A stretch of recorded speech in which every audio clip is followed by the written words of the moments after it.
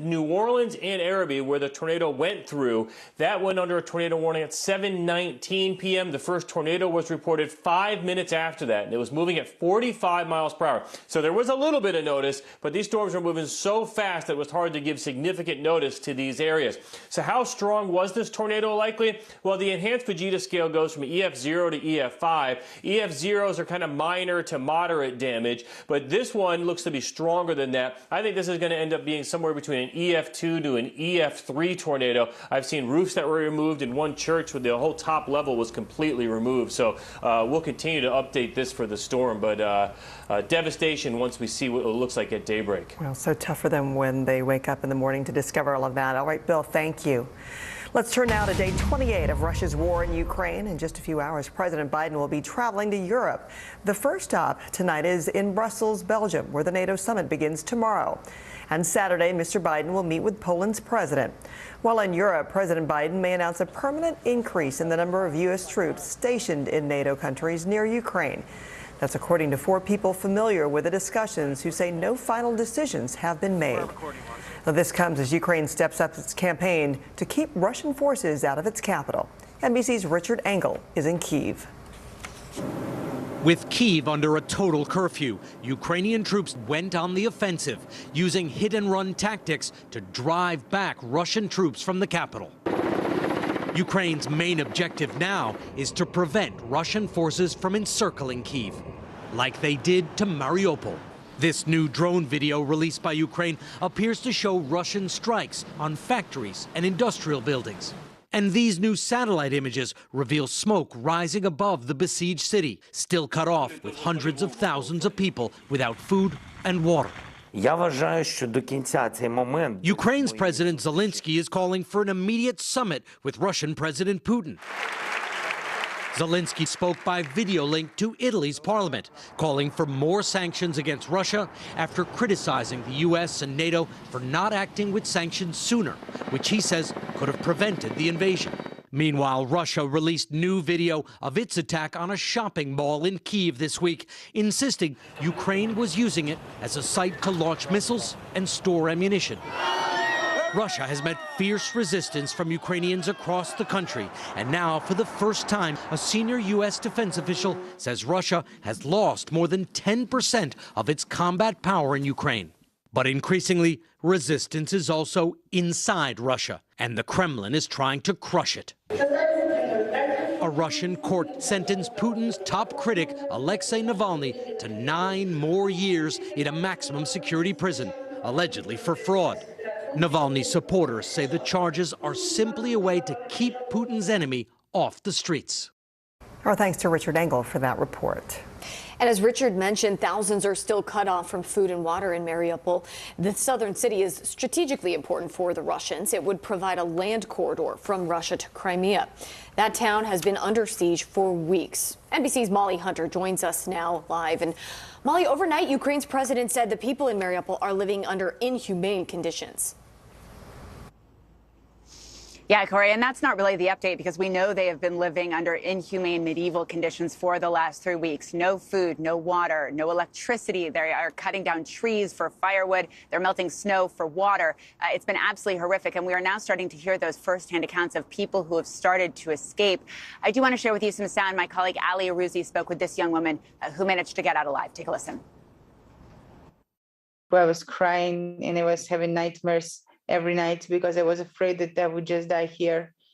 We were even discussing it with my family, hoping that if we die, it would be fast and not painful. We hoped not to die from hunger, because it would be, it would be much easier to die immediately. My sister told me that if we run out of food, we will commit suicide together.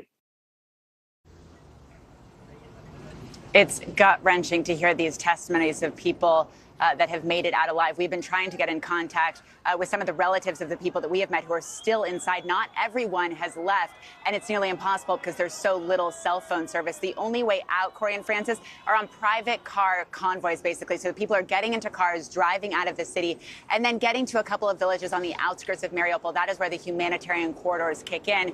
According to President Zelensky, 100,000 people still trapped inside. 7,000 people got out yesterday, and today we've just heard from the Deputy Prime Minister that those humanitarian corridors are open once again. So here's hoping a lot more people get out to safety. I'll send it back to you.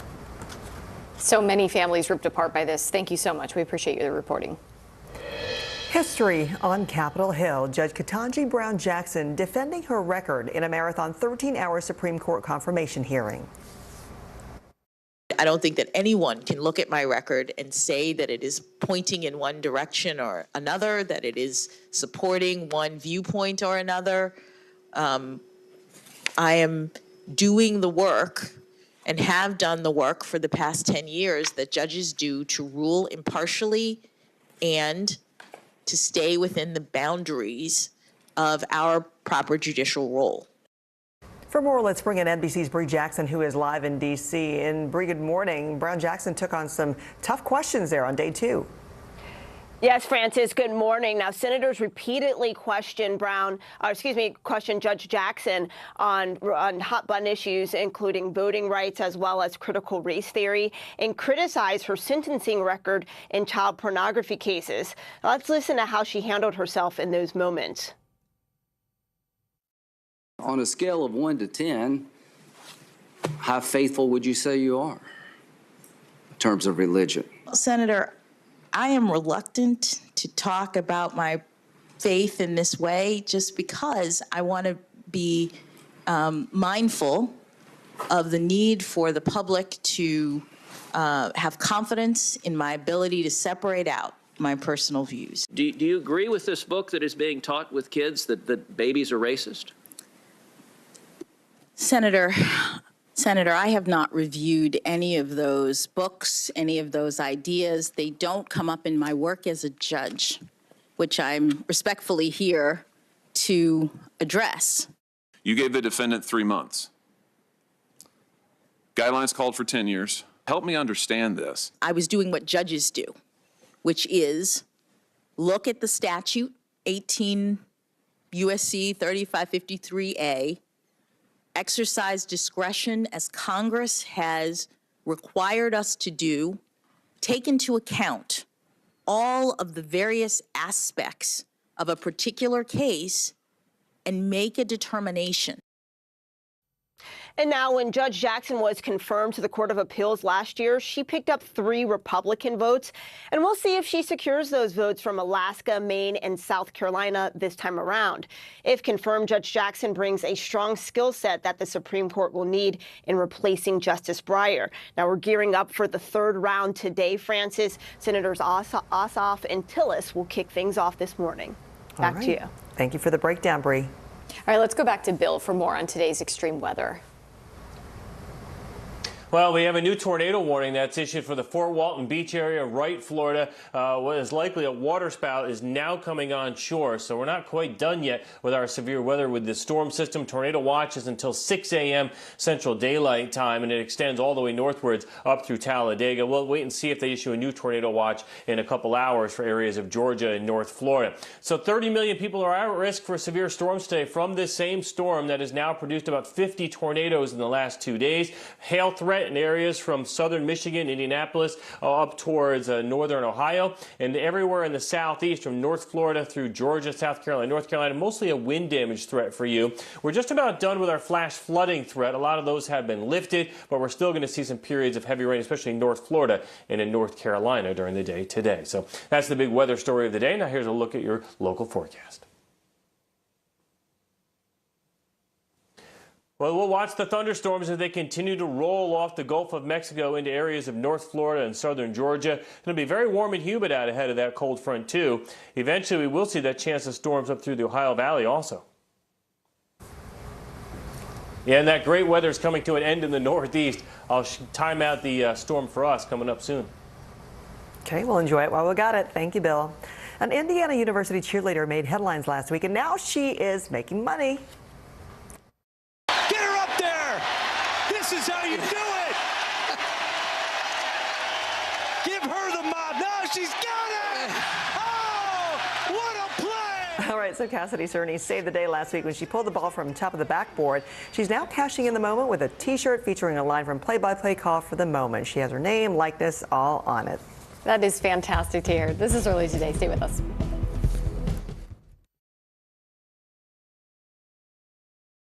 Top Story with Tom Llamas is your news playlist on NBC News Now.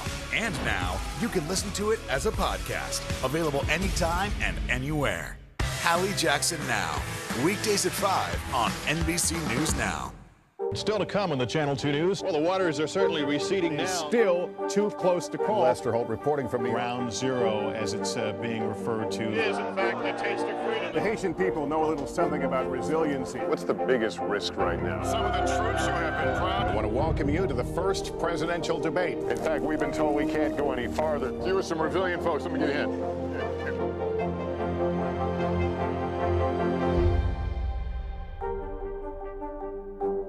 Hallie Jackson Now. Weekdays at 5 on NBC News Now. Hold on to your seats. The Thing About Pam is the chart-topping podcast series from Dateline and Keith Morrison. A strange story and a career of strange stories. All episodes are available now, wherever you get your podcasts. Hallie Jackson Now. Weekdays at 5 on NBC News Now. The fire has grown leaps and bounds. What you see behind me is typical. How you doing? Pretty bad. News is happening now. Look at what's making headlines around the world. We're coming on the air with breaking news. This is a significant moment. Whenever it happens, wherever you are, NBC News, streaming free now. We'll meet Ukrainians who are defending their country one block at a time. When you were still in Kiev, could you hear the bombing? My name is Lester. Who's this? Now Tonight with Joshua Johnson. Streaming weeknights at 8 on NBC News Now.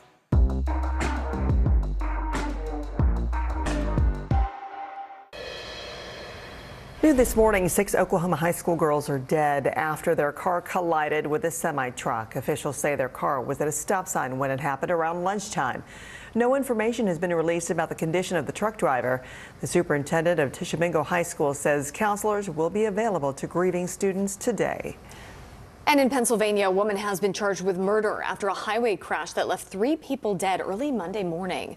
A car plowed into 2 state troopers and a man in distress. They were trying to help off the road. Deanna Durante with our Philadelphia station has the story. Escorted by troopers who graduated the academy with troopers Brandon Siska and Martin Mack, 21-year-old Janaea Tanae Webb keeps her head down. State police have said very little about her, but we have learned now she's been charged with multiple crimes, including third-degree murder and multiple counts of manslaughter. She was taken from the state police barracks to the Philadelphia Police Department. Sources say that was to enter her into the preliminary arraignment system. Police say it was just before 1 Monday morning when the incident happened. Sources say the troopers had begun a traffic stop when they were called to a man wandering in traffic in the southbound lanes of I-95. They left the traffic stop to assist the pedestrian, and it was as they were getting him off the road, a car at a high rate of speed came down the shoulder, striking and killing all 3. The troopers and pedestrian they were trying to help. As for the woman, she said nothing to us as she was placed in the state trooper's car before being taken to the Philadelphia Police Department. Our thanks to Deanna Durante for that report. A pair of high-profile Democrats are battling COVID this morning. Former Secretary of State Hillary Clinton says she tested positive and is feeling fine despite some mild symptoms. And White House Press Secretary Jen Psaki also tested positive for COVID, sidelining her on the president's trip abroad. This is her second case of COVID. She previously caught it in the fall. Still to come here on Early Today, from the White House to Sesame Street. First Lady Dr. Jill Biden teaches a lesson in kindness on the Classic Kids show. Plus, red, white, and feeling blue, where America ranks on the list of happiest countries in the world.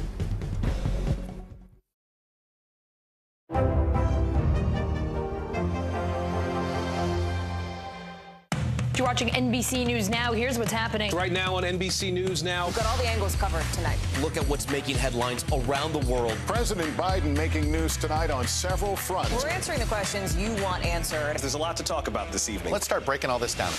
We begin with breaking news. Now to an NBC News exclusive interview. We'll get right to that breaking news, the desperate search and rescue. Our team is live all across the path of destruction tonight. Nearly 200 firefighters responded to the scene. What you see on the tablet here is what we see in real life on the street. You know I got your back, right? Keep going. 2022 midterms, the battle for Congress and the fight for control of state housing. In our special County to County series, we're checking out key battlegrounds ahead of the midterms. We are talking elections. I'm in a battleground state. Meet the Press Election Night special. It is a big night. Let's take a look at what else is making news around the world. Our NBC News crew heard explosions in the capital city of Kyiv. People here are terrified. Russia is picking off Ukraine's military facilities. Let's zoom out a bit to our changing climate. What do we think that the new normal is going to be? We begin with the pandemic today. Have you seen a demand for mental health services increase among Latinos? Raise your hand if you have had enough of COVID. A piece of space junk is on a collision course with the moon. It does matter. It is significant. Why? We're here to try to start conversation. A lot to talk about as we continue our rolling coverage. We're coming on the air with the news NBC Scoop. To bring in the news to you is not only a job, it's an honor. Now Tonight with Joshua Johnson, streaming weeknights at 8 on NBC News Now. Live from Ukraine, from Mayfield, Kentucky, from Waukesha, Wisconsin. To cover the news, you have to be in it. This is how so many towns and cities are protecting themselves. You can actually see they're pushing the gates open. I also want to get home. You'll get home. You'll get home. Do you remember any tornado as bad as this one? You look at this and you're thinking, we're not going to have power for weeks, if not months. Exactly. Every night, it's your news playlist. Top Story with Tom Llamas, weeknights at 7 on NBC News Now. These days, it feels like the news never stops. So let's get into it. What's happening right now, what it all means for you for an hour every day. It can be hard to keep up, so let's get started together. Hallie Jackson Now, weekdays at 5 on NBC News Now. To cover the news, you have to be in it. This is how so many towns and cities are protecting themselves. You can actually see they're pushing the gates open every night. It's your news playlist. Top Story with Tom Llamas, weeknights at 7 on NBC News Now. NBC News, streaming free now.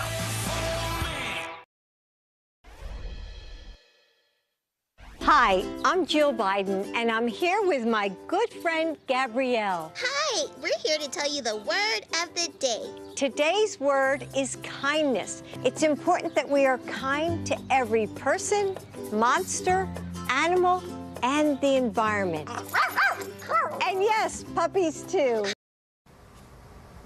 First Lady Dr. Jill Biden took a trip to Sesame Street this week to teach about kindness. She posted the video on her official Twitter account. And I love that message there. It's so basic, so simple, but hugely important for everybody. We somehow still need a reminder about this on a daily basis.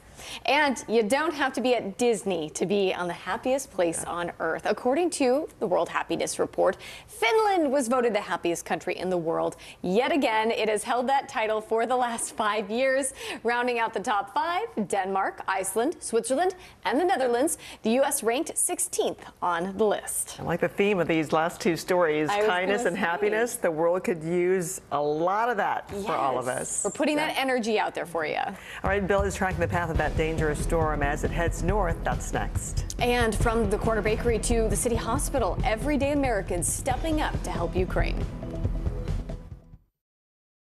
Live from Ukraine, from Mayfield, Kentucky, from Waukesha, Wisconsin. To cover the news, you have to be in it.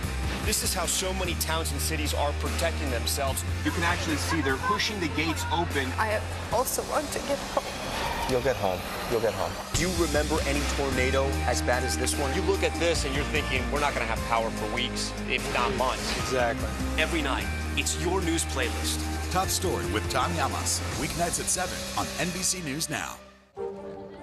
Let's go. This is a critical choke point for this fire.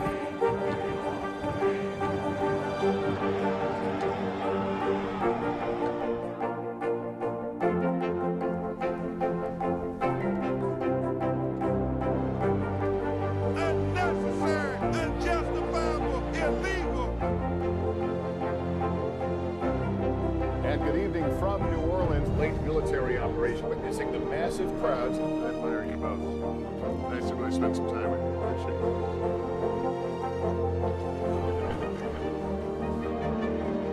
At any moment now.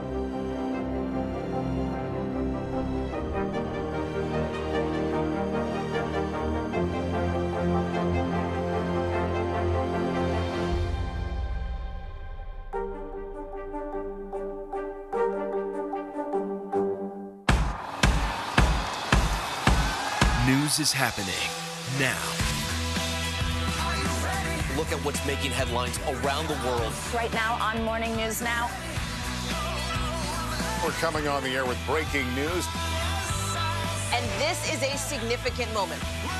Whenever it happens, wherever you are, NBC News, streaming free now. The fire has grown leaps and bounds. What you see behind me is typical. How you doing? Pretty bad. Top Story with Tom Llamas. Weeknights at 7 on NBC News Now. Now Tonight with Joshua Johnson. Streaming weeknights at 8 on NBC News Now. Top Story with Tom Llamas. Weeknights at 7 on NBC News Now.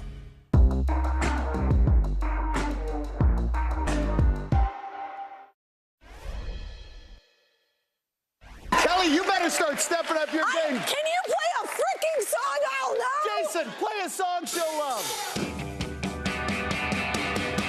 Since you've been gone,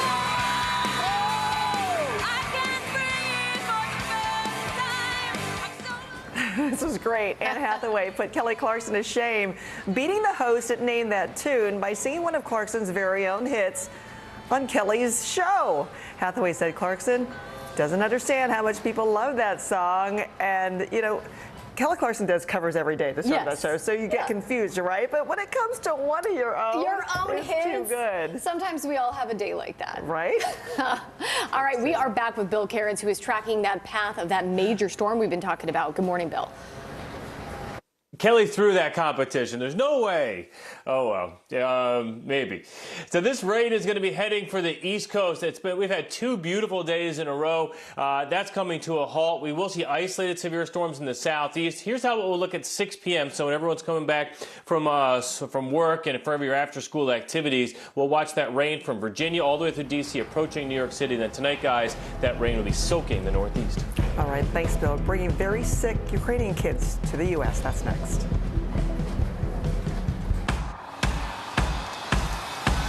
News is happening now. Look at what's making headlines around the world. Right now on Morning News Now. We're coming on the air with breaking news. And this is a significant moment. Whenever it happens, wherever you are, NBC News, streaming free now.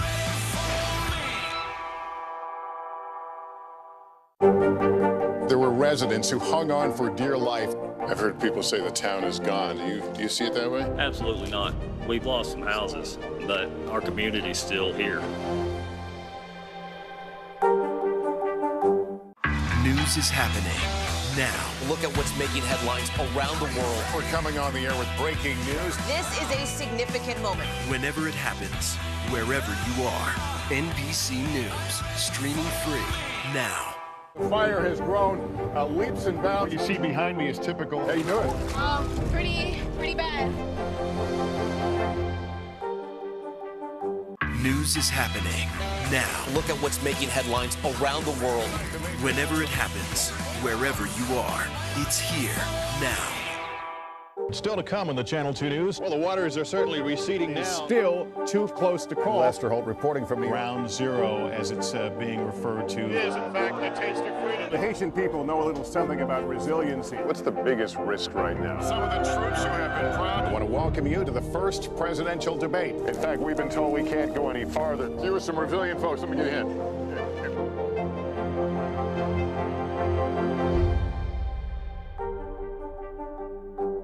News is happening now. Look at what's making headlines around the world. Whenever it happens, wherever you are, it's here now. The European Union is taking steps to lessen its dependency on Russian natural gas as the war in Ukraine nears the 1-month mark. Officials said there is support for the EU to move toward the joint purchase of natural gas among its member states. Earlier this month, the EU said it will phase out the use of Russian fossil fuels by 2027. Russian journalist Dmitry Muratov said that he will auction off his 2021 Nobel Peace Prize medal, with proceeds going to the Ukrainian Refugee Fund. And back in the U.S., a Pennsylvania bakery is selling a special blue and yellow ice cream cone with sales going to UNICEF. Sugar Whipped Bakery says that ice cream will be available through tomorrow. They've raised over $500 so far for Ukraine. And a Vermont hospital is teaming up with a local business to send medical supplies to Ukraine. Gifford Medical Center says it's donating surgical gloves, hospital gowns, IV bags, and more to humanitarian agencies in Ukraine. For some Ukrainian children, the best hope of surviving war and cancer was here in the United States. Our Carrie Sanders with a life-saving mission. Ukrainian children who escaped the bombs and bullets, but not what threatened their lives before Putin attacked. 2 boys, 2 girls, as young as 18 months, as old as 8 years, each with advanced cancers, with expedited help from the U.S. State Department at St. Jude's Research Children's Hospital in Memphis. A cancer diagnosis for a family is already a life-changing thing. And then a war hits. And then a war hits, exactly. Dr. Asaya Agulnik says it was a fast-paced 72 hours. She arrived in Poland, worked with local doctors to identify child cancer patients strong enough to handle the long trip to the U.S. Nobody can promise a child or a family that they're going to survive this cancer, but what are their likelihoods now versus what they were facing? Well, for sure, if they had remained in Ukraine where they could not continue cancer-directed therapy, they would have died from their disease. So this is, at the very least, a hope for a different outcome. Doctors at St. Jude say the 4 who arrived here are now being monitored closely for infections, a problem made more likely in a war zone. There have been some delays in treatment as these children left their hospitals during the war to try to find a place for safety. Do you think that cost them? I hope not. I hope not. As these children arrive fighting cancer, do you think that Putin has any idea what he's doing? I would bet not. St. Jude says for the 4 children now here, the race away from a war zone is over. Now the marathon battle against cancer resumes. Kerry Sanders, NBC News, Memphis. And we are rooting hard for them. Thanks for waking up with Early today. I'm Frances Rivera. And I'm Corey Coffin. We hope you have a great Wednesday out there and be safe. Thanks for joining us this morning.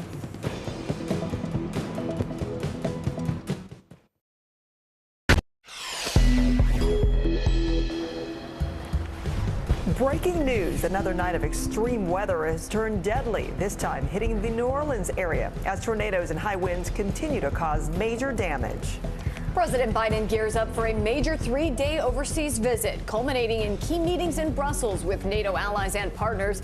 As Ukraine's president says, 100,000 people are still trapped in Mariupol under, quote, inhumane conditions. A full day of Q&A for Judge Ketanji Brown Jackson as she faced tough questioning that often veered into political posturing by some senators. Our Bree Jackson has the highlights.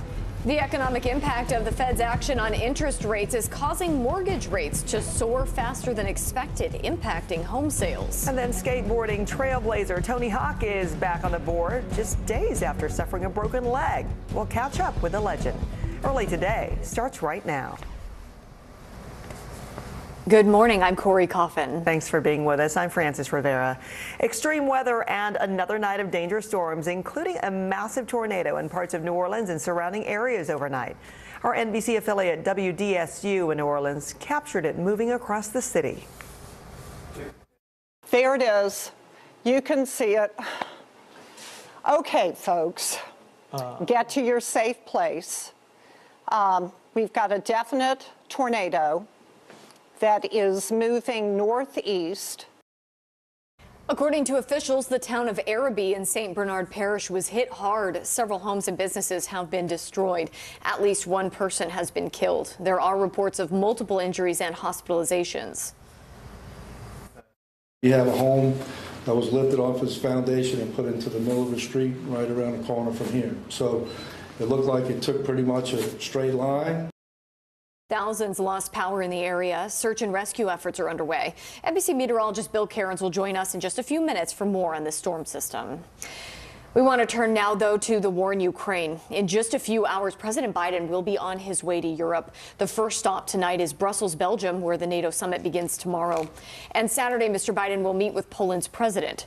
While in Europe, President Biden may announce a permanent increase in the number of U.S. troops stationed in NATO countries near Ukraine. That's according to 4 people familiar with those discussions who say no final decisions have been made. 3 sources also tell NBC News that the White House is preparing to expedite the resettlement of some Ukrainian refugees in the United States. The plan would apply to Ukrainians with U.S.-based family members and vulnerable groups like activists and journalists. Let's get a live update now from NBC's Molly Hunter, who is in western Ukraine. Molly, good morning. We are hearing more reports of humanitarian catastrophes in towns that Russians have targeted. Francis, that's right. It is continues to be very, very dire in the city of Mariupol in the southeast of the country, which has been blockaded, besieged by Russian forces for the last 3 weeks. We got an update from President Zelensky overnight who says 100,000 people remain trapped inside. 7,000 people got out yesterday. And we understand the humanitarian corridors are back up and running as of this morning out of that city. The way it works, though, is not buses going into the city like the plan is in many other parts of the east where humanitarian corridors are starting to operate. But you have to get into a private car, go through a dozen or so checkpoints, even more, according to some reports. And then you get to 2 villages outside of Mariupol. That is where buses will then take people to further west to even more safety. But the conditions inside are dire. We're also hearing about the conditions in Kherson. That's the city that Russians occupied first. 300,000 people still there, running out of food and water as well. And let's talk about the efforts by Ukrainians to push back on Russian forces. How is that going? Yeah, it's very hard to kind of give a full picture just because there are so many different fronts, and Russians have been advancing and Ukrainians have been successfully defending in certain areas better than others. We did get an update from UK defense officials this morning, and they say across northern Ukraine, the battlefield remains largely static, with Russian forces likely conducting a period of reorganization before resuming large-scale offensive operations. They also say Russian forces are still attempting to circumvent Mykolaiv as they drive west towards Odessa. Mykolaiv is between Mariupol and Odessa, kind of on either side of that really strategic Black Sea belt that the Russians have been going for. We did hear, though, overnight that Ukrainian forces were able to retake one of the strategic suburbs outside of Kyiv. So that's good news as Russian forces continue to advance on the capital. And it's still the anxiety of what's to come for so many of the people still there. Molly, thank you. As more than 3.5 million Ukrainians have escaped their war-torn country, Poland continues to offer refuge. Many of these refugees continue on to cities like Warsaw. NBC's Jay Gray is en route to the capital now. Jay, what can Ukrainians expect when they reach the city? Yeah, and look, Corey, when they get to Warsaw, they're going to find crowds there. It is pushed to its limits, according to the mayor. We can't pretend to understand what those escaping war feel like when they make this trip, but we can show you some of what they're seeing, what they're going through. And if they look out the window of a bus, a van like this one, or a train, they'll see a terrain they're not used to. They'll see areas that are unfamiliar to them. They can't read the road signs or the business signs. They don't really know the language. As they continue down the road, what they see is their future, but uncertain of where it may be, and they know that that road's taking them further and further away from their home. So it's a very difficult journey for so many millions that have made the trip thus far, and we know that there are at least 6.5 million still displaced, still with no home in Ukraine, that will ultimately have to make a trip just like this. So it's a very tough go, and one that is just repeated over and over, day after day, for those trying to survive. Jay Gray en route to Warsaw, Poland. Thank you so much for your live reporting, Jay, and that interesting perspective. We appreciate it. It was a marathon second day of confirmation hearings for Judge Ketanji Brown Jackson. We are witnessing history on Capitol Hill as she vies to become the first black woman on the nation's highest court. NBC's Bree Jackson joins us live from D.C. Bree, good morning. Good morning, Francis. Well, during her 13-hour testimony, Judge Ketanji Brown Jackson faced at times contentious questions about hot-button issues that are expected to come before the court. In your understanding, what does critical race theory mean? What is it? It doesn't come up in my work as a judge. It views every conflict as a racial conflict. Do you think that's an accurate way of viewing society and the world we live in? Senator, I don't think so, but I've never studied critical race theory and I've never used it. It doesn't come up in the work that I do as a judge. Judge Jackson also addressed criticism that her sentences in child pornography possession cases have been too lenient. We're hearing the charges that your implementation of this law, sentencing, endangered children. Could you tell us what was going through your mind at that point? Thank you, Senator. As a mother and a judge who has had to deal with these cases, I was thinking that nothing could be further from the truth.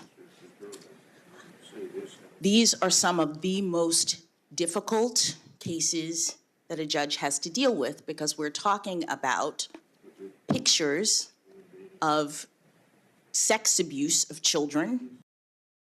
And was asked about her faith by Senator Lindsey Graham. On a scale of 1 to 10, how faithful would you say you are in terms of religion? Senator, I am reluctant to talk about my faith in this way just because I want to be mindful of the need for the public to have confidence in my ability to separate out my personal views. Jackson has received bipartisan praise for her experience as a federal public defender. Today, we get ready for round 3, where Senators Ossoff and Tillis will kick things off. All right, Bree, thank you for filling us in. What we can expect. All right, we want to turn now to NBC meteorologist Bill Cairns tracking that extreme weather for us. Good morning, Bill. Yeah, good morning. So let's review what happened in New Orleans first. So as the sun was setting, the line of storms was approaching. At around 6 p.m., we knew the line would go through sometime right around 7 to 7:30. The first tornado warning was issued for the storm that eventually hit the New Orleans area at 7 p.m. Now, that storm didn't actually produce a tornado until a little bit later. The tornado warning for the area that got hit from New Orleans downtown eastwards towards Tarrytown and Robbie, that went at 7:19. The first tornado was reported 5 minutes after that. So there wasn't a lot of lead time for the areas, for the residents there, but there was some. And the actual tornado first was reported around Tarrytown. And then, of course, we've seen all the damage pictures around Arabi. That was the hardest hit location. So how strong was that tornado? Likely maybe like EF2 minimal, maybe even an EF3 with winds maybe 120 to 150 miles per hour. In all, it wasn't just New Orleans either. We had 26 reports of tornadoes yesterday. We still do have a tornado watch. A funnel cloud was just reported by the Fort Walton Beach area as a thunderstorm went on shore, and there's still a couple other strong storms that'll be heading towards Panama City. And later on today, we'll watch additional severe weather for 30 million people in the southeast to the Ohio Valley. That's a look at your national forecast. Now here's a look at the weather outside your window.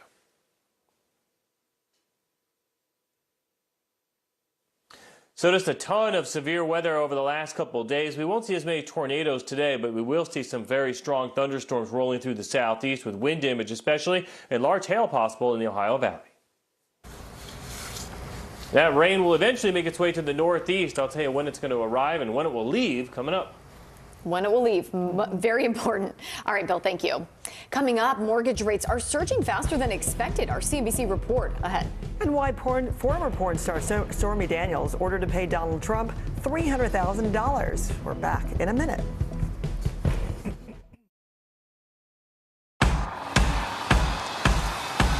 News is happening now. Look at what's making headlines around the world. Right now on Morning News Now. We're coming on the air with breaking news. And this is a significant moment. Whenever it happens, wherever you are, NBC News, streaming free now. Now Tonight with Joshua Johnson, streaming weeknights at 8 on NBC News Now. What are you doing for teachers who feel that they're being stretched too thin? Did you understand how prevalent hunger was in your own community?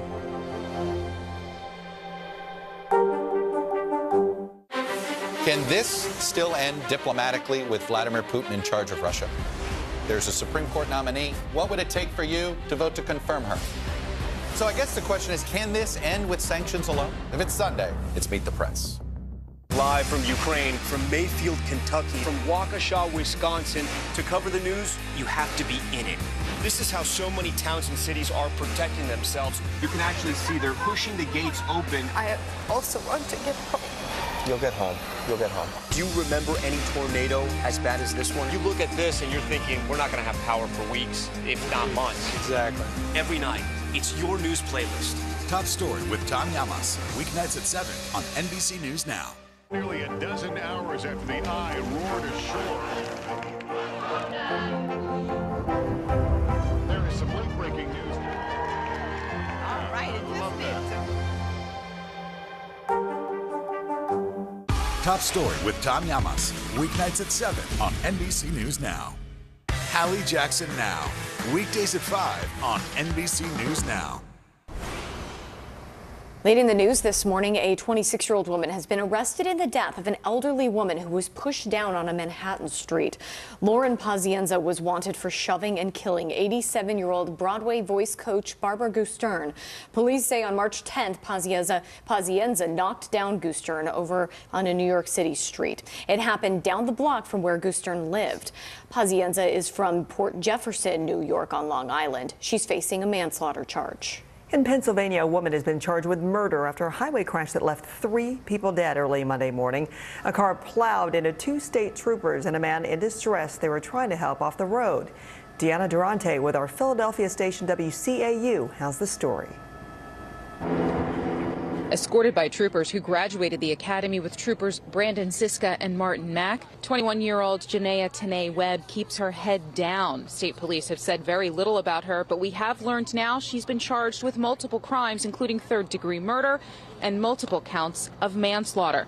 She was taken from the state police barracks to the Philadelphia Police Department. Sources say that was to enter her into the preliminary arraignment system.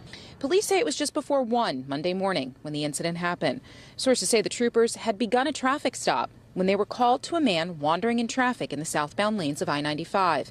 They left the traffic stop to assist the pedestrian, and it was as they were getting him off the road, a car at a high rate of speed came down the shoulder, striking and killing all 3. The troopers and pedestrian they were trying to help. As for the woman, she said nothing to us as she was placed in the state trooper's car before being taken to the Philadelphia Police Department. And our thanks to Deanna Durante for that report.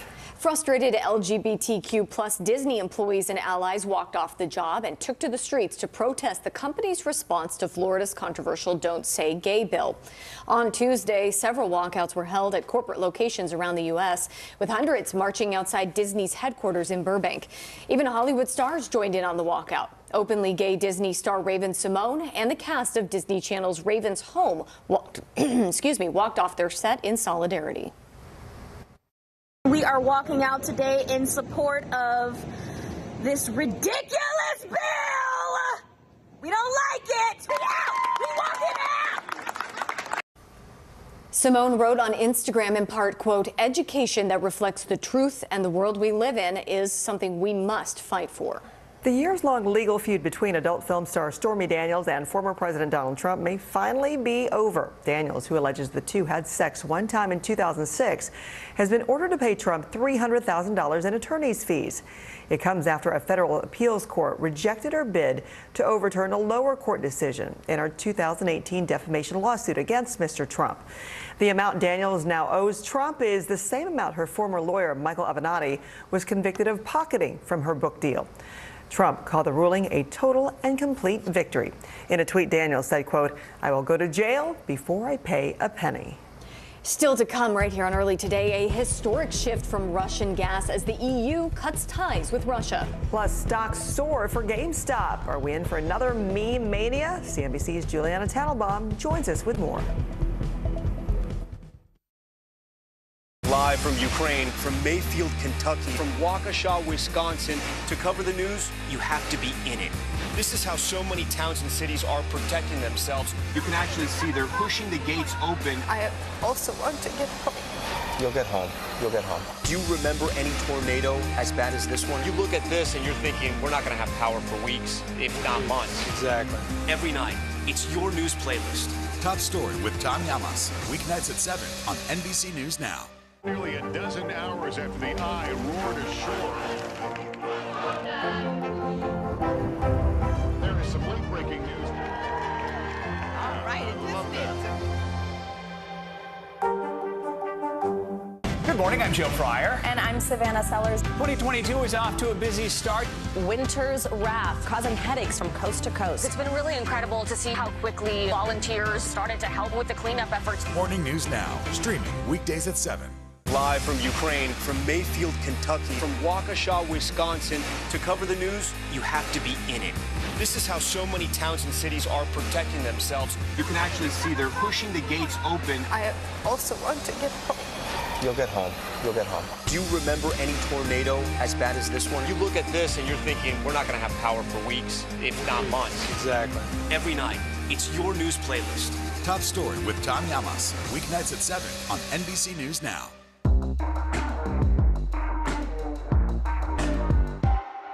Live from Ukraine, from Mayfield, Kentucky, from Waukesha, Wisconsin. To cover the news, you have to be in it. This is how so many towns and cities are protecting themselves. You can actually see they're pushing the gates open. I also want to get home. You'll get home. You'll get home. Do you remember any tornado as bad as this one? You look at this and you're thinking, we're not going to have power for weeks, if not months. Exactly. Every night, it's your news playlist. Top Story with Tom Llamas, weeknights at 7 on NBC News Now. News is happening now. Look at what's making headlines around the world. Right now on Morning News Now. We're coming on the air with breaking news. And this is a significant moment. Whenever it happens, wherever you are, NBC News, streaming free now. Sometimes the news can be difficult and overwhelming for kids to understand, so we've created a newscast just for them. We hope your family will watch Nightly News Kids Edition.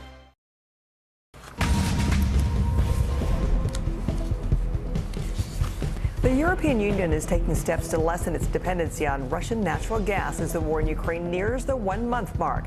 Officials said there is support for the EU to move toward the joint purchase of natural gas among its member states.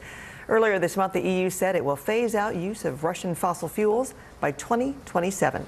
Russian journalist Dmitry Muratov said that he will auction off his 2021 Nobel Peace Prize medal with proceeds put toward the Ukrainian Refugee Fund. And back in the U.S., a Pennsylvania bakery is selling a special blue and yellow ice cream cone with sales going to UNICEF. Sugar Whip Bakery says the ice cream will be available through tomorrow, and they've raised over $500 for Ukraine so far. And a Vermont hospital is teaming up with a local business to send medical supplies to Ukraine. Gifford Medical Center says it's donating surgical gloves, hospital gowns, IV bags, and more to Ukrainian aid agencies in Ukraine. Now to Wall Street, where mortgage rates were expected to creep up, but nowhere near as fast as they're surging right now. Plus, GameStop stock is soaring yet again, as much as 20% after hours. Here to make sense of it all is CNBC's Juliana Tatelbaum. Juliana, good morning. Francis, good morning. Well, this mortgage story is certainly getting a lot of attention. Mortgage rates rising much faster than many had anticipated. The average rate on the 30-year fixed mortgage, which is, of course, a very popular one in the U.S., hit 4.72% yesterday.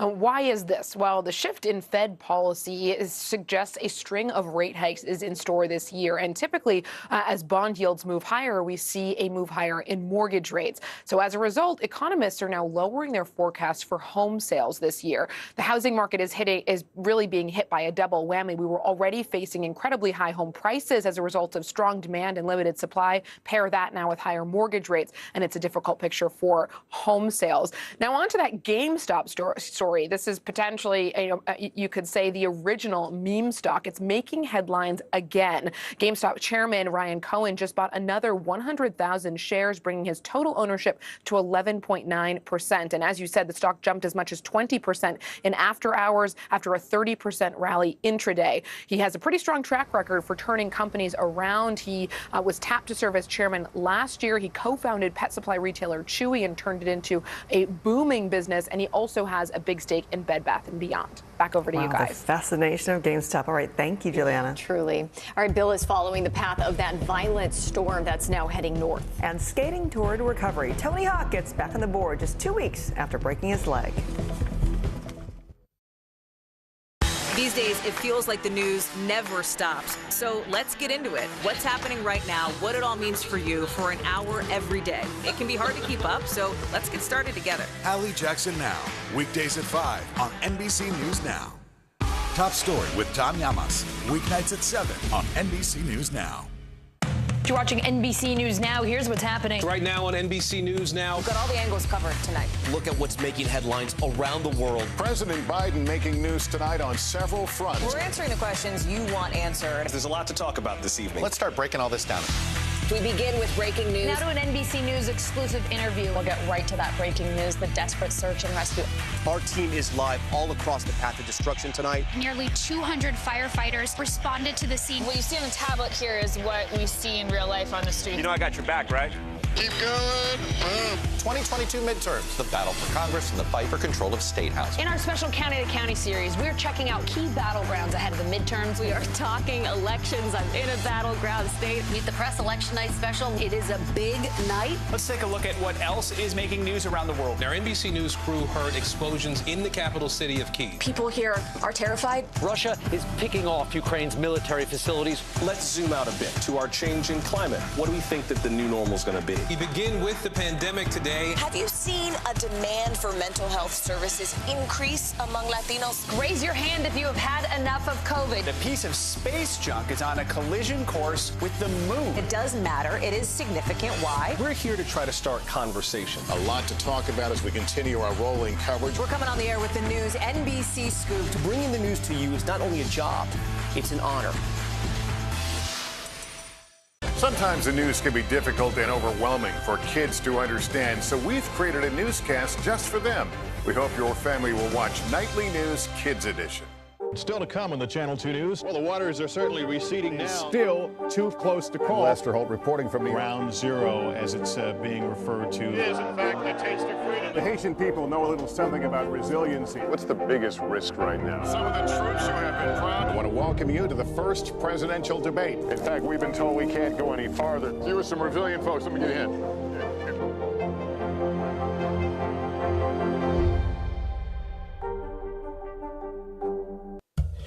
Welcome back to Early Today. We're going to continue to watch the storm system moving through the southeast with potential of some severe weather. That rain arrives in D.C. this afternoon and New York City for your Wednesday evening. Be prepared for more nasty travel conditions. We'll be right back on Early Today. The fire has grown leaps and bounds. What you see behind me is typical. How you doing? Pretty bad.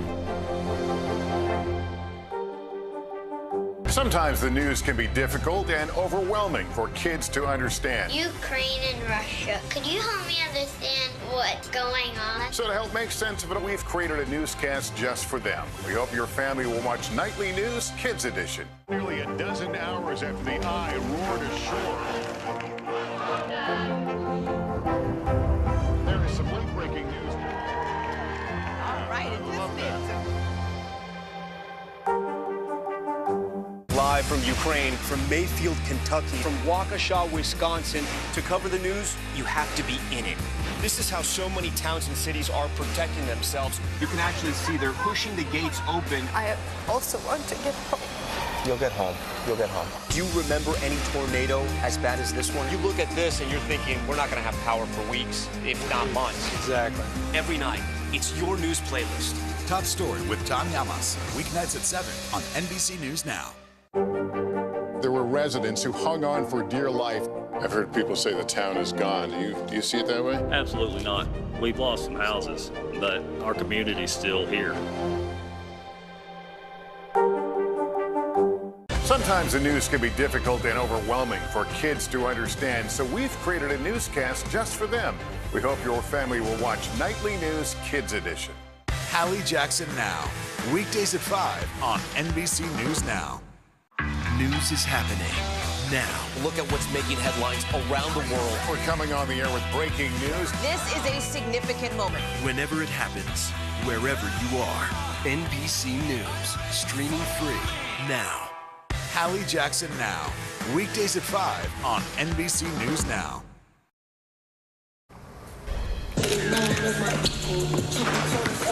Wow, as Zion Williamson rehabs an injured foot, the former #1 pick posted this shot of the day to his Instagram story. Williamson was known for his flashy dunks in college, and here he is with a between-the-legs slam at the Pelicans practice facility. He hasn't suited up for the Pelicans so far this season, though, but he's looking good. He's clearly ready. Well, the greatest skateboarder of all time is already back to the grind as well. Tony Hawk returning from a potentially life-changing injury in record time. Here's Tom Yamas. I'm now going to skate away from this area. Tony Hawk, right where he belongs, bouncing back from a bone-crushing wipeout. Riding a skateboard exactly 2 weeks after breaking his leg and even returning to the half pipe where it happened. This is right where I slammed, right here. Yeah. This is where I discovered my leg was broken. On March 7th, the 53-year-old had been doing McTwists, a move he knows well, when he came crashing down. My first couple of attempts doing it from the tail drop, one, I missed the grab a little bit. The other, I didn't really pull out enough. Hawk suffering a broken femur, sharing this x-ray on Instagram and writing, "I've said many times that I won't stop skating until I am physically unable. A broken leg with plenty of hardware will probably be the biggest test of that creed." My foot feels like I think it's this way, and it's actually this way. Wait, so your leg's twisted? Yeah. A setback physically and mentally.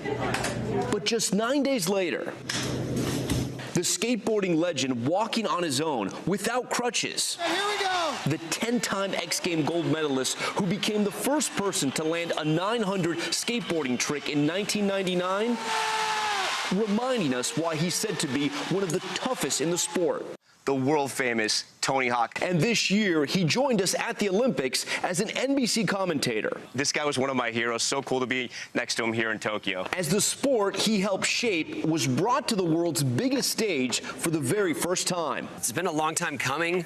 I think that there was interest in skateboarding in the Olympics early on, and the skate industry wasn't organized enough, didn't meet all the criteria to actually qualify, and now here we are. Hawk hoping to walk across the stage when he presents at the Oscars this Sunday and says he does plan to skate at his Weekend Jam event in Vegas in May. But for now, I'll try this at home. He's just grateful to be back on the board. Our thanks to Tom Yamas for that report. My question is how? It's only been 2 weeks. He is superhuman. I mean, he's going sky high with his jumps and also recovery. We're going to see if he's going to be at the Oscars this weekend. That's phenomenal. Thanks for kick-flipping your way into your Wednesday with Early Today. I'm Corey Collins. And I'm Frances Rivera. Have a great day. See you back here tomorrow.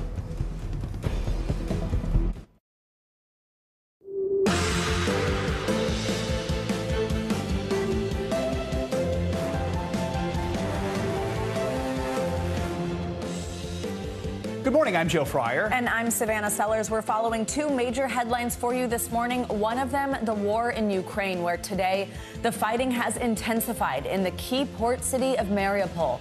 U.S. defense officials say Russia is now firing from ships. While all of this is happening, Ukraine's president says about 100,000 civilians are still trapped in the besieged city without food, water, or electricity. At the same time, each side is gaining some ground. The Russian forces are inching closer to the center of Kyiv, but Ukraine says its counterattacks have worked to take back territory just west of the capital. All of this, though, coming at a terrible cost. Ukraine officials claim that 15,000 Russian troops have been killed in the fighting so far. This is not the war between Ukraine and Russia. This is the war between light and darkness, between goodness and evil. We are determined to protect our land. Today, President Biden is set to leave for Brussels to meet with NATO leaders in a high-stakes emergency summit. The president is expected to announce new sanctions against Russia, and several sources tell NBC News the president could also announce more U.S. troop increases in NATO territory. Now to the other big story we're following this morning in Washington, where day 3 of the historic Supreme Court confirmation hearings is set to get underway. Judge Ketanji Brown Jackson will be back in the hot seat, vying to become the first black woman on the nation's highest court. Yesterday, Judge Jackson defended her record during the first round of questioning, which at times turned contentious.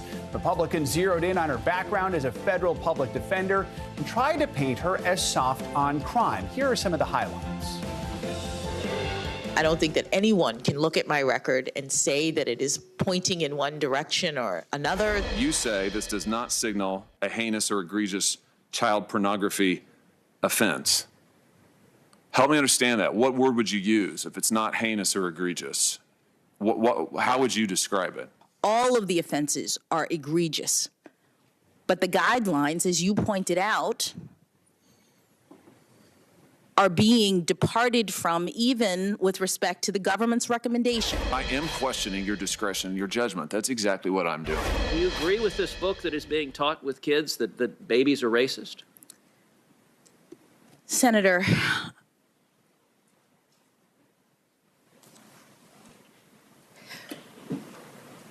I do not believe that any child should be made to feel as though they are racist or though they are not valued or though they are less than, that they are victims, that they are oppressors. Do you agree with Justice Kavanaugh that Roe v. Wade is settled as a precedent? Roe and Casey are the settled law of the Supreme Court concerning the right to terminate a woman's pregnancy. I believe that judges are not policymakers, that we have a constitutional duty to decide only cases and controversies that are presented before us.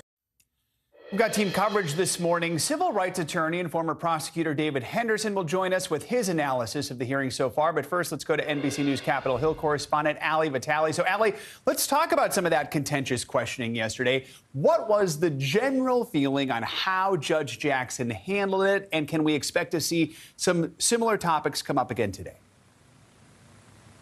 Well, look, I was talking to her team, the team from the White House that's leading her through this process throughout the day yesterday, Joe. They feel like it went well. And look, she held her own over hours and hours of questioning. What you heard from Republicans was a lot of what we thought we were going to hear. Attacks around crime, attacks around judicial activism. And what the judge did was continue to blunt them. We'll get into how she did that. But I think the larger theme there, as someone who covers both this hearing, but then also the larger political climate on Capitol Hill, is the narrative that Republicans have been trying to use nationally ahead of the midterms is that Democrats and Biden are soft on crime. This was a really micro example of that. These hearings, because really all of the senators who walked into that room as yeses on Ketanji Brown Jackson are walking out as yeses, and most of the people who walked in as noes are probably walking out as noes. What this really was both sides pretty entrenched, and each of them going by their own permission structures to score the points that they needed to score. For Democrats, it was largely blocking and tackling for the nominee. Some of them did get into some of their more pet issues, for example, dark money, antitrust issues. We did hear them run the gamut as they were talking with her yesterday. But for Republicans, there is a little bit of a different game being played here, which is that they are questioning and pressing a Democratic nominated person to the Supreme Court in the same way we watch Democrats try to score those points in the Trump era. That is sort of what's happening here for Republicans. So that national narrative of soft on crime being applied here in the same way that we heard them talking about culture wars and a lot of the other things that we see playing out on the national stage. I will say, though, guys, as I was in the room yesterday, I was in there when Lindsey Graham was questioning Judge Jackson. It came at a moment where there had sort of been a lull. We had been at this for a little while, and anyone who was maybe zoning out or looking down, their heads immediately snapped to attention when Lindsey Graham went through this line of questioning early on, asking Judge Jackson if she could rate how faithful she was on a scale of 1 to 10. It was just one example of one of those more tense moments in that hearing. You saw it in a lot of the clips that you played, Ted Cruz as well. And I would point out, that's really one moment where they went to Harvard together. They served on the Harvard Law Review together. Ted Cruz referenced that at the start of his questioning, and it was really the only moment that you saw Judge Jackson seem palpably frustrated throughout those hours and hours of questioning. So, Allie, quickly, we heard a lot from Judge Jackson yesterday talking about impartiality, and Republican senators pressed her on some of those policy issues that resonate with the base, critical race theory, transgender rights. Quickly, how did she respond to some of those questions? Yeah, it was the same refrain over and over again, and I'll let her say it so you guys can hear it. I believe that judges are not policymakers, that we have a constitutional duty to decide only cases and controversies that are presented before us, and within that framework, judges exercise their authority to interpret the law and not make the law.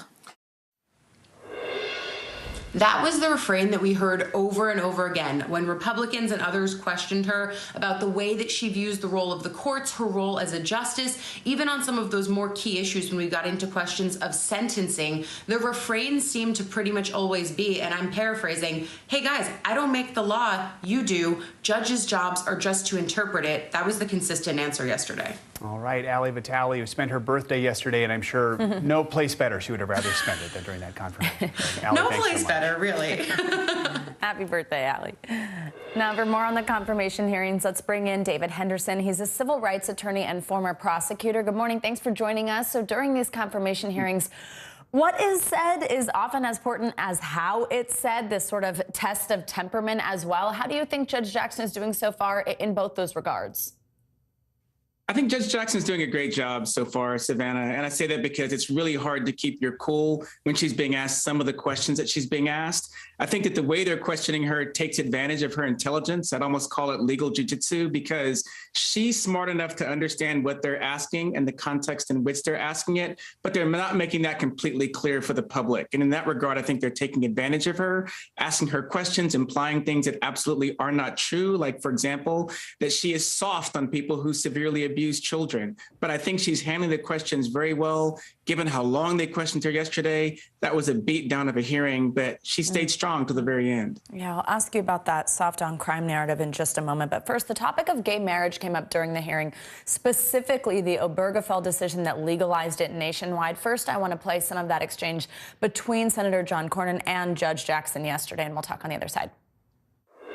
Isn't it apparent that when the Supreme Court decides that something that is not even in the Constitution is a fundamental right, and no state can pass any law that conflicts with the Supreme Court's edict, particularly in an area where people have sincerely held religious beliefs, doesn't that necessarily create a conflict between what people may believe is a matter of their religious doctrine or faith and what the federal government says is the law of the land? Well, Senator, that is the nature of a right, that when there is a right, it means that there are limitations on regulation, even if people are regulating pursuant to their sincerely held religious beliefs. You agree with marriage is not mentioned in the Constitution, is it? It is not mentioned directly, no. And religious freedom and is mentioned in the First Amendment explicitly, correct? It is. So walk us through what you see in this back and forth here, the argument here, and how this might apply to future decisions by the court. Absolutely. It's important to keep in mind how we got to this point. And Senator Cornyn began by asking about the Dred Scott decision. That was a decision where the Supreme Court said, you know what, you're a slave, you were freed, but you know what, you don't have any rights. Literally, this is the quote, Black people have no rights, which white people are bound to observe. And therefore, he was determined to still be a slave. That led to Plessy v. Ferguson, where it's determined that separate but equal is lawful. Then you get this interesting pivot to Obergefell, whereas normally it would be to Brown v. Board of Education. The case, it reversed this finding that separate but equal is lawful. And so what they're really doing is attacking the Fourth Amendment, which says no one can be deprived of life, liberty, or property without due process of law. And the question becomes, what does due process mean? Are you talking about procedure or people's fundamental rights, like the right to marry the person whom they choose? And in this regard, we hear this attack over and over again. And that's part of what Senator Coyne is getting at. Quickly, I do want to go back to that point I mentioned a second ago. We just have a few seconds here, but one of the big criticisms, as you mentioned, from Republicans on Judge Jackson is that she's soft on crime. Walk us through what questions looked like on that point and how she handled them. Well, for the most part, these questions related to sentencing on cases involving child pornography. Mm-hmm. And what the judge made clear is that she actually listens to victims on these cases. She carefully considers all the information that's presented to her, and she tries to make intelligent decisions about how people should be punished in regard to these crimes. That's what judges should do. I know, because I used to prosecute crimes against children. Most judges won't do it. What she demonstrated is that she does, which means that she's not only wise, but she's also a compassionate, caring person when she's on the bench. David, thank you so much for your time and analysis this morning. Let's now focus on our other top story, the war in Ukraine. This morning, Ukraine's deputy prime minister says 9 civilian evacuation routes have opened, with the humanitarian situation in the besieged city of Mariupol front and center. NBC News foreign correspondent Molly Hunter is in Lviv for us this morning. So, Molly, President Zelensky said about 7,000 people managed to get out of Mariupol yesterday, but 100,000 civilians still remain there. Zelensky also accused Russia of capturing a humanitarian aid convoy west of the city. What more can you tell us about that, and just how desperate is the situation there right now? Joe, good morning. That's right. That was President Zelensky claim. We don't have additional independent information about that convoy coming out of the city. But the big picture is that the worse and the more frustrated the Russian troops get on the ground, the more stalled they get, the more frustrated they are with their lack of progress, the worse it's going to get for civilians inside city centers. And nowhere is more dire. Nowhere is getting hammered harder than the center of Mariupol. So President Zelensky says about 100,000 people are inside. As you mentioned, 7,000 out yesterday. And we do know that there are humanitarian corridors operating today. They operate in Mariupol slightly differently. In order to get out of the city, you have to get in a private car. You have to get in a friend's, relative's private car in a convoy. The idea is safety in numbers. To get to villages on the outskirts of Mariupol, that is where then buses, as part of a greater humanitarian corridor, will pick people up, take them to Berdyansk, which is another strategic town on the coast as well, and up to Zaporizhia. Zaporizhia, you guys, is where people can board trains to the west. But it's a really long kind of journey out, lots of checkpoints and dangerous checkpoints on that way out of Mariupol. So, Molly, this time yesterday, we talked about those protests in the city of Kherson, which was captured by Russian forces. Now we're hearing from Ukrainian officials that people are starting to run out of food, run out of medical supplies. Just how concerned are they about a potential humanitarian disaster there? Very. So this was the first city that Russian troops occupied. As we've been discussing, the problem is that Russia doesn't have the troops to hold it. So it is between, you guys, Mariupol and Odessa. It is on that Black Sea belt that Russia wants to capture. And they have not been able to move on from Mariupol. They have not been able to put the troops that they need into Mykolaiv, into Kherson, to actually hold it. So what's happening in Kherson is that people are protesting almost every single day. And the way that the Russian troops there on the ground are reacting, like we saw yesterday, are attacking those crowds, are spraying those crowds with ammunition. And we do know that, according to the city officials there, they are running out of water, out of food, out of medical supplies, and now out of fuel. And, Molly, Ukraine's government says that forces have regained control of a Kyiv suburb, Makariv. The Pentagon said it was not in position to confirm that claim. But are we seeing a change in military strategy from Ukrainians right now? Yeah, and part of it is that the Russian troops are stalled, are failing at their original objectives. But part of the story and part of the really strong narrative here is that Ukrainian troops are doing well. They have recaptured a suburb to the west of Kyiv. It's called Makariv. It is between Kyiv and Zhytomyr. It is on the strategic route west out of the capital city. Guys, according to UK defense officials this morning, they say this is not They say that Russians are in a regrouping pause before launching a bigger offensive. So maybe this is a moment, this brief moment where Ukrainian troops can see some real success. But part of the narrative is that they are, capturing an airport in Kherson. They are holding off Russian troops in Mykolaiv, and they are capturing strategic suburbs out of the capital. The Pentagon saying troops going more on offense. Molly, Hunter, thank you so much for your reporting. National security expert Jason Beardsley joins us now for more on this situation in Ukraine. He's the National Executive Director at the Association of the U.S. Navy. Jason, good morning. Thanks for being with us. So let's start with that situation in Mariupol. Ukrainians have been, of course, intent on maintaining control of the city, even as Russian forces essentially reduce it to rubble, like we said earlier, shooting from ships now.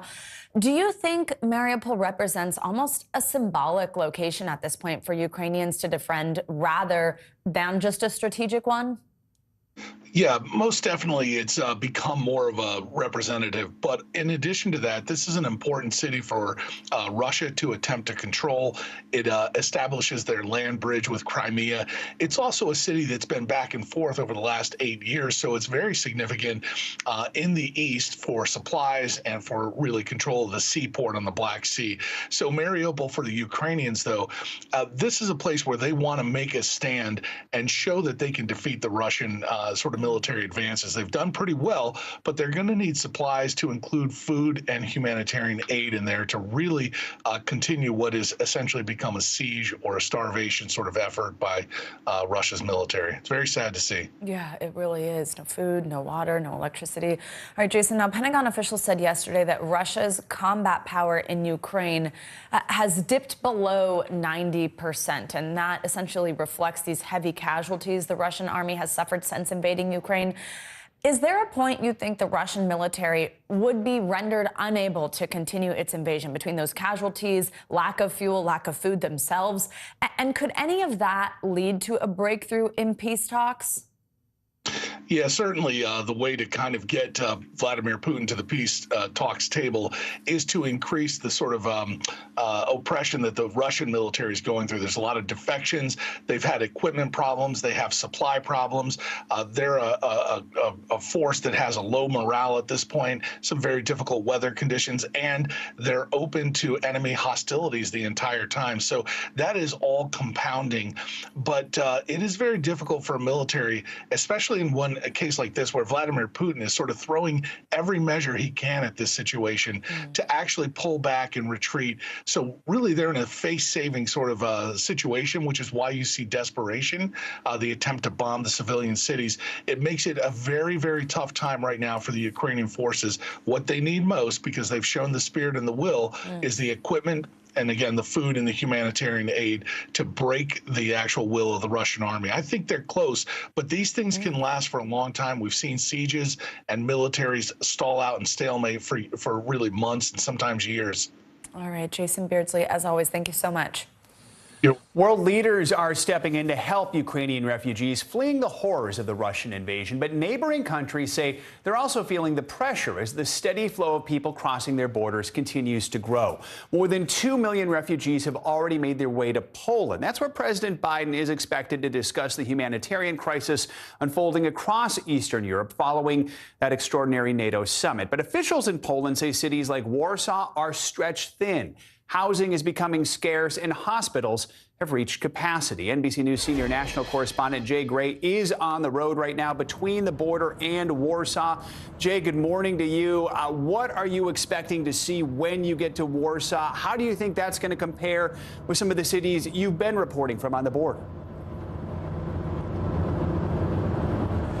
Yeah, I think it'll be a much different scenario, Joe. Good to talk to you this morning. I think we'll see more organization. The border towns are small and they're overrun by hundreds of thousands a week trying to get from Ukraine into parts of Poland like Warsaw. So we know that they've been stretched to their limits and that it's going to be very difficult for more people to stay permanently, but they do have setups where people can come and get a couple of nights rest and move on. I want to show you just for a second, and we can't pretend to know what these families feel as they're making this escape from war into Poland, but we can at least show you what they're seeing on this trip.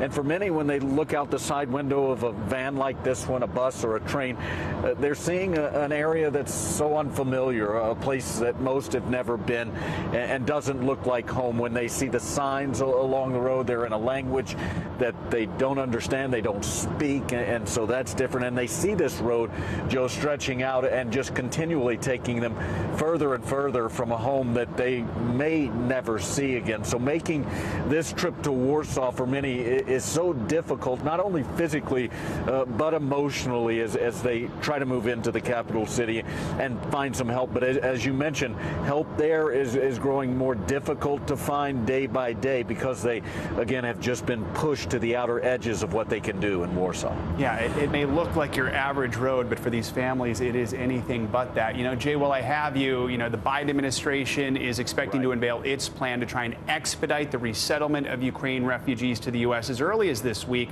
White House National Security Advisor Jake Sullivan had this to say about that. Yeah. He will announce further American contributions to a coordinated humanitarian response, to ease the suffering of civilians inside Ukraine, and to respond to the growing flow of refugees. So, Jay, do we know who is expected to qualify for this resettlement plan? Yeah, I think he's going to make it easier for those who have family members in Poland to bring them back into the States to stay with them. We're also talking about those that are most vulnerable in Poland, and specifically, the White House has said activists, journalists, and members of the LGBTQ community to get them into a place where they are safe. It's going to be a difficult road.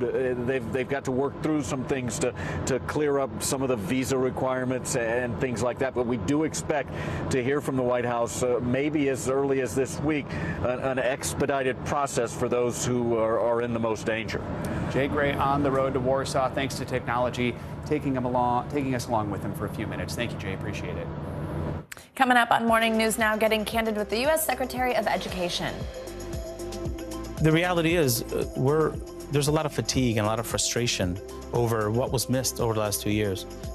But I really do believe schools are places that bring people together. When we come back, my conversation with Miguel Cardona about a myriad of controversies in the classroom, including mask mandates, critical race theory, and the so-called Don't Say Gay bill. Plus, a staggering spike during the height of the pandemic, what researchers are saying about an increase in alcohol-related deaths. That and more medical headlines in our weekly checkup. Sometimes the news can be difficult and overwhelming for kids to understand, so we've created a newscast just for them. We hope your family will watch Nightly News Kids Edition.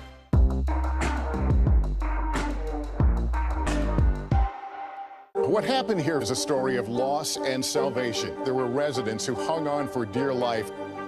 This is where you took shelter, in this closet. I took shelter right in this closet right here. Rioters banged down one of the doors. Have you found a way to reconcile it a year later? It really hurt to see this place that I love so much treated with such disrespect. Was it an act of cleaning or an act of healing?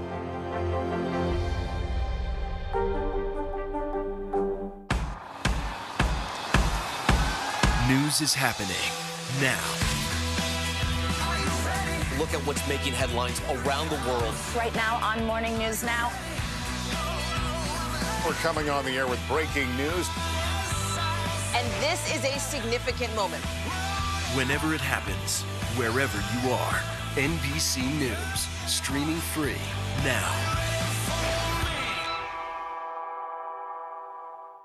Top Story with Tom Llamas, weeknights at 7 on NBC News Now.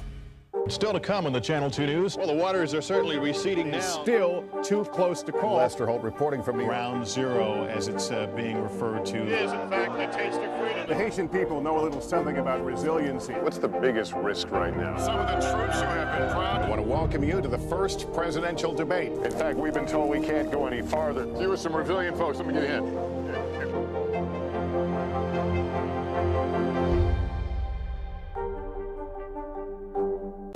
Top Story with Tom Llamas is your news playlist on NBC News Now. And now, you can listen to it as a podcast. Available anytime and anywhere.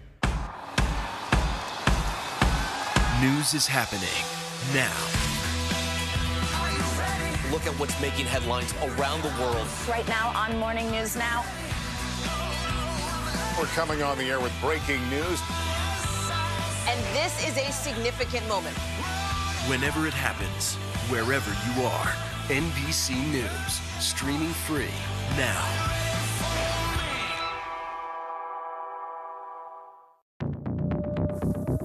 Welcome back. More of our coverage on the war in Ukraine coming up, including the U.S. troops taking part in the biggest NATO military training exercise since the end of the Cold War. But first, here are some of the other stories making news this morning right now. At least one person is dead this morning after a tornado touched down in southern Louisiana last night. New Orleans took a direct hit from the storm, which tore through the same neighborhoods devastated by Hurricane Katrina in 2005. Officials are now surveying the damage, hoping to find survivors. NBC News correspondent Sam Brock joins us from Arabi, where they are just beginning to assess the damage left behind by this storm. Sam, good morning. Joe, good morning. Right now, we're about 15 minutes south of downtown New Orleans. You mentioned Katrina in 2005. Certainly less than 7 months ago, Hurricane Ida also sweeping through this area. As you look behind me, that used to be a church. Joe, there were homes back here. Obviously, those are wiped out. Cars flipped over, power lines mangled. So many people this morning waking up with no power. We talked to a 46-year-old man who used his body as a shield as bricks were flying to guard his wife and his son. Just one of the many survival stories we're learning about this morning. It is huge. With streets in shambles. I heard like a wind I've never heard before. This morning, darkness blanketing blocks as New Orleans once again staring into the face of a deadly natural disaster. There it is. You can see it. Okay, folks, get to your safe place. Our affiliate WDSU warning residents to take cover as a terrifying black funnel cloud formed over the city on live television. For more than 5 minutes, the twister tearing through the lower 9th Ward in nearby Arabi. Those who survived the ordeal, just grateful. My husband was laying on top of me and my son, and I just kept thinking, just get us through this. The damage going for as far as the eye can see, with lives completely upended in just minutes. Neighbors desperately search the streets for a missing pet as search and rescue teams go door to door and car to car. Just checking on you. Checking on this community that has already endured the wrath of Katrina in 2005, Hurricane Ida last year, and now another tornado. The storm's sheer force enough to yank this home off its foundation. I'm going to say anywhere approximately 50 to 60 feet. It comes one day after nearly 30 twisters terrorized Texas, ripping the roof right off of a school where hundreds of kids hunkered for safety, claiming a life and injuring dozens. More tornadoes popping up in Alabama, Mississippi, and of course here in Louisiana, where in hard-hit Arabi, Tony Vitale did whatever he could to protect his family. We laid down right there. The 46-year-old has insulation hanging from a bedroom and bricks everywhere, but he says nothing was going to happen to his wife and son. I grabbed my wife and my kid and we laid on the floor, waited for it to pass over. Just let us make it through this. That's the only thing that was going through my mind. Once that tornado passed, Tony picked himself up. He put his boots back on, went outside, got a neighbor and his son out from debris, then went to the next house, rescued another neighbor as well. Guys, as you look around me right now, it's not just the church, the homes, that sort of infrastructure, power lines as well. This is a light dangling right above me. It looks very much like a scene might be after a hurricane as well. That's how strong the powerful winds were. We know there are survey teams that are going to be out here this morning looking at the damage. We should have an update pretty soon. The governor of Louisiana is also here. I'm told that they're taking a flyover this morning. As soon as we have more information on what they see, we'll bring that to you. Back to you guys. Sam Brock, thank you so much. That's a look at what happened. Let's look ahead and get a check on your Morning News Now weather. Which means Bill Cairns joins us now with the latest updates. Hey, Bill, good morning. Yeah, good morning. Just a nightmare scenario with a strong tornado going through a highly densely populated area at 45 miles per hour at sunset. I mean, it's just a horrible combination. And, the fact that we had live tower cameras like this one just showing that it looked like a multiple vortex tornado. You had the main tornado in the middle there, and then on the right was kind of another spin off the side of it. It looks to be somewhere in the range of maybe 120 to maybe 150 mile per hour winds. When the sun comes up, we'll see exactly how bad it was. So let me go and show you the timeline of all of this. So we knew that this storm was coming through. We knew we had the chance for some significant tornadoes. New Orleans at about 6 p.m., the storm started to head into the area. Downtown was not under a tornado warning originally. At 7 o'clock, the storm that did produce the tornado was to the south of New Orleans, around Jean Lafayette. It was at 7 o'clock that the first tornado warning was issued. And again, moving at 45 miles per hour. Then at about 7:19, the tornado warning was officially issued for New Orleans downtown to Arabi, Tarrytown. And then 5 minutes later, that storm produced the tornado. So the tornado sirens were going off, the alerts were going off on people's phones 5 minutes before the tornado hit. So they didn't have a lot of notice, but they had enough notice to get to their safe rooms. And in the enhanced Vegeta scale, I believe this will be somewhere between an EF2 or EF3. If you have an EF0 or an EF1, typically you get some shingles, some roof damage, you get some bark that's maybe stripped from a tree, and that's the extent of it. But if you get an EF2, like it looks like we had in New Orleans, that's when you get roofs torn off and walls blown away and trees uprooted. And as far as totals go, 26 tornado reports yesterday. It wasn't just the New Orleans area, a bunch of tornadoes in central Mississippi. Thankfully, we have no more tornado watches. We still have a couple strong storms around Panama City and Tallahassee to Albany, Georgia, Jamaica, but no tornado watches. But later on this afternoon, guys, we still have 30 million people at risk, mostly in the southeast from wind damage, isolated tornadoes, and in the Ohio Valley, we will see a chance of some hail. But we will not have a tornado outbreak today like we've had the last 2 days. All right. That's a little bit of good news. Bill Cairns, thank you so much. Now, students in grades K through 12 have gone through a lot over the past couple years between COVID restrictions, ever-changing mask mandates, debates now over critical race theory, and the newly introduced Don't Say Gay bill in Florida. All these heavy topics are impacting students' mental health. I sat down for a one-on-one with Secretary of Education Miguel Cardona to discuss all this and more. Here's what he had to say. I think we still don't know, of course, the full impact of COVID in so many facets of life, including in the classroom. But I mean, some indications so far are not good. Several new studies show that about a third of children in the youngest grades have fallen severely behind in reading. First and second graders are needing to relearn kindergarten curriculum. Right. How concerned should we be about this? And is it possible to make that up? Well, it's clear that the impact of the pandemic, we're going to still see effects of it for years to come. We need to make sure that we're building our schools back better than they were before. The American Rescue Plan, $130 billion, they're out there now. Every state has their money. How are we making sure that those students have additional hours for school or good summer programming or smaller class sizes so that they can get that attention that they need? But I also want to focus on the social emotional piece too, right? Oh, yeah. Students were behind a laptop for a year, and it prevented their ability to engage with one another. So as we're thinking about catching students up, we should also be thinking about how to make sure that those interpersonal skills are being developed appropriately and that they have opportunities to engage with one another. For parents who watched up close what they felt their child was or maybe wasn't learning, maybe they felt that burden on themselves to essentially act as teacher and felt they don't know if they did a good job or not. How would you reassure them about their child's education moving forward? Parents were like miracle workers over the last 2 years. I've had conversations with parents in my visits to different states. They had to work full time. They had to help their children, especially the younger ones, with school because they needed that support. So parents have the right to ask a lot of questions and to be engaged in what schools look like. We need to do a better job making sure that the parents' voice is part of how we're thinking about spending these funds to improve schools. You've condemned the Don't Say Gay bill, and you said schools receiving federal funding must allow federal civil rights law, including Title IX's protections against discrimination based on sexual orientation and gender identity. Given that you said that, do you believe this bill breaks the law? Where do you think we're at? I had a chance to talk to Florida students, parents, and teachers. And one parent, Jennifer, said it best: stop using my child as a political pawn. But everyone on the call, and these are Floridians, said the intent here is to pick on and marginalize an already vulnerable group. And it's bullying. I heard a teacher tell me, a teacher who is gay, I can't even put up a family picture in my classroom now for fear that my children will be targeted because they have two moms.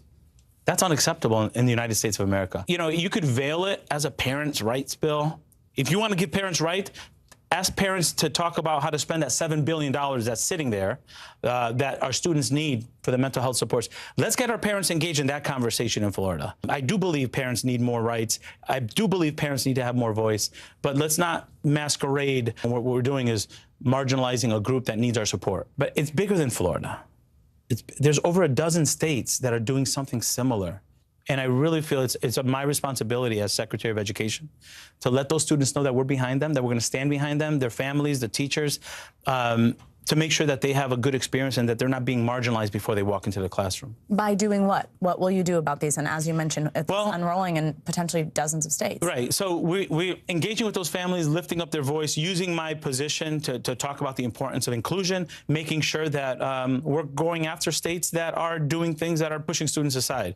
We do have the Office of Civil Rights, but we also have an opportunity to reach out to them publicly, challenge what they're doing, reach out to their state leaders, legislative leaders, and work with our allies across the country to make sure we're bringing attention to support students. Let's talk about critical race theory in classrooms. Critical race theory, CRT, has become this buzzword across the country. What do you think about the approach to race in the classroom and the particular lightning rod that this theory has become? It's my opinion that these are generated to be the boogeymen, to create division in our schools. So to me, those are fabricated to try to detract from the conversation about how our schools are open, how we have more money to support our students. I want the perspectives of people that don't agree with me. That's what makes a better school, and that's what makes a better community, when all people feel heard. But at the end of the day, we're going to fight for what's right for our students, and that includes, in this case, making sure that they're learning about the history of our country and that they see people that look like them in the materials that they're reading. What do you think about the extremities that this has gone to in some places, the total politicization of school board races even? Yeah. I mean, parents funding races like super PACs. What do you think when you see that in our education system right now? I think as a country, we've experienced trauma together, and you're not seeing, not only in board meetings are you seeing it, the reality is there's a lot of fatigue and a lot of frustration over what was missed over the last 2 years. But I really do believe schools are places that bring people together. I believe that parents should have a right to go to a board meeting and express how they feel. Civility must prevail, but democracy is that. It's coming together with different ideas. And I think that's such an important principle in this country that we must preserve it, even when it's under attack in some places. Let's talk just quickly about masking in classrooms. How do you feel about where we are at with the latest CDC guidance? I'm happy that we're off-ramping carefully. We can't be paralyzed by the pandemic. We can't, especially because the disproportionality of impact. We have to keep our schools open. We have to make sure we're catching our students up and giving them more opportunities. So for me, it's really important. But at the same time, in the same breath, I'm going to tell you, we're not out of the woods. There are some students who are immunocompromised, students with disabilities that maybe are very fragile, that we must continue to protect. We've just talked about a lot of heavy stuff, learning loss. Yeah. Don't say gay bill, critical race theory, the pandemic. All of this has just hit all of us so hard, and all indications are that students are not doing well. What are we going to do about the mental health of students after years of being apart, after years of missing life milestones? For the last 2 years, I was worried about COVID. For the next 2 years, I'm worried about complacency. We can't go back to what it was before, where we weren't building our schools with enough mental health supports. We didn't have the funding. Right now, we do have more funds to get this going, but it's going to require more than American Rescue Plan funds to make sure that we sustain the mental health supports that we know our students need. In that same vein, I also asked the secretary about the fact that college enrollment rates are dropping. He said they are, that's true, and he's concerned about it. He said what he wants to do is evolve high schools and do so quickly so that there's more career opportunities, more college experience exposure earlier on in that time period. So he thinks there is a solution to that? Yeah, and he actually says that for him, it's going to be reimagining education as a whole. And I said, well, how? And are you really going to do that? He said, yes, I'm talking internships and high school, really bringing that exposure right away. And he says he has a plan where that's what he's really going to be doing. And it's a huge focus for him right now. All right, something to keep an eye on. Thanks, Savannah. Exactly. appreciate that. Good interview. Yeah, all right, it's time now for our weekly checkup. NBC News Senior Medical. We put the word medical in many times in the intro here because you are the expert. John Torres is here with some of the health headlines you might have missed. So first up, if someone's having a heart attack, we think of chest pain, right? But there are two other symptoms I guess we should be keeping an eye out Right, that's the most common thing people think about with a heart attack is chest pain. And it's important to understand symptoms because time is muscle, as we say. The quicker you get taken care of, the better your heart's going to be. But we're finding out two other symptoms are more important, perhaps, especially for survival: shortness of breath and fatigue. These people typically don't think about when it comes to heart attacks. Yeah. And what we found out, too, is those symptoms tend to be more common in women than in men. And what they found out is that people who had those symptoms ended up having less survival from their heart attacks than people who didn't have the symptoms. So what are doctor's orders? So doctor's orders are simply to understand that heart attacks are more than just chest pain. This fatigue, the shortness of breath, those are important things as well. You know your body. And what I always tell patients is, if you think something is wrong, get it checked out. I would much rather you come in and tell me you everything's fine, we all wasted our time, than you not come in, you have a heart attack, and your heart's never going to be good again. I'm a morning show anchor with asthma, so shortness of breath and fatigue is. I could see myself asking my doctor. But you know your body. You know what it's true. like. Yeah, and if it's different, that's when you get it checked. Yeah, okay, that's true. All right, one for you on the pandemic. Of course, it was stressful for everybody, but now we have this new study. People started drinking more than usual. I think we know that. We've talked about that quite a bit, but there's this troubling new stat that shows the rise in alcohol consumption during the first year of the pandemic. What can you tell us about this and what it means? So these alcohol-related deaths ended up spiking 25% during the pandemic. And if you look at the graph, it's pretty dramatic. It goes up March of 2020 when the pandemic started, and you can see it going up. Unfortunately, that increase was highest in those 35 to 44-year-olds. And the reason behind these deaths were a couple. One were alcohol liver disease, which we know happens, but also alcohol-related opioid overdose. In other words, they ended up overdosing on opioids at the same time they were taking alcohol. So what are doctor's orders? Well, doctor's orders are essentially, especially as we've been living through the pandemic, assess and reassess your own drinking. Look at your drinking to see what's going on and if you need to cut back on that. And know the guidelines. The guidelines are right there. Two drinks or less a day for men, one for women, and that's not an average. That's a daily amount. So you can't say, I'm going to save those 2 drinks and on the weekend binge. That will not do it. They're talking a daily average, so just be careful. It's good to keep in mind because some people might be thinking, oh, I'm banking these for later. You cannot do that with alcohol. Do not do that. All right. So the good news is it is spring. The bad news is sometimes some critters come out during spring, including ticks, worries, diseases like the Heartland virus. What are the ticks you should be keeping an eye out? What should you be most worried So this about? is the Lone Star ticks, and there's a lot of ticks we know about, Lyme disease and other ticks, but the Lone Star tick in particular is the one they're worried about. And they found them, Emory University looked, and they found them in these 6 states you can see right there. And the problem is with Heartland virus, it is a serious virus. It's rare, but it sometimes can be deadly, and that's the big concern. So what do you do? What are doctor's orders? Well, realize that springtime is tick time. This is when the ticks come out and they flourish, and so you want to be careful. So check yourself, check your whole family for ticks. Anytime you're outside, even if you're out in the yard, just come back in and check yourselves. But check your family pets, too, because they can bring ticks in the house as well. Oof. Just be careful. Yeah. And there is actually a tick encounter center you can go to, and you can just Google tick encounter center. If you get a tick, you can take a picture of it, fill out a little survey as to how long it's been and where you think you got it, and they'll tell you whether it's dangerous, what you need to do. And they're pretty easy to remove, right? I mean... Yes, you have to remove them carefully, but they're easy to remove. You just have to go down to the bottom and pull them out. Don't squish the body part because that's not good. All right, not good. You heard it there. I got a tick once, and I immediately went to somewhere to have it removed for me because I was worried about it. You could do that. All right. Dr. Torres, as always, thank you so much. Good to see you. Thank you. Great to have you with us. All right, coming up on Morning News Now, investigating a tragedy. After the break, new developments on that deadly plane crash in China as crews recover one of the plane's black boxes. Also, there's some of the most vulnerable victims of the war in Ukraine. The life-saving mission for children with cancer now being cared for here in America.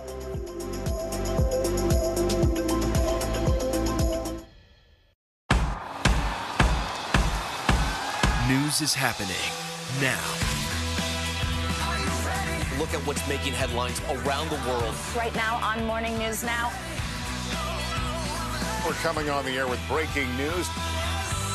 And this is a significant moment. Whenever it happens, wherever you are, NBC News, streaming free now. What happened here is a story of loss and salvation. There were residents who hung on for dear life. This is where you took shelter, in this closet. I took shelter right in this closet right here. Rioters banged down one of the doors. Have you found a way to reconcile it a year later? It really hurt to see this place that I love so much treated with such disrespect. Was it an act of cleaning or an act of healing?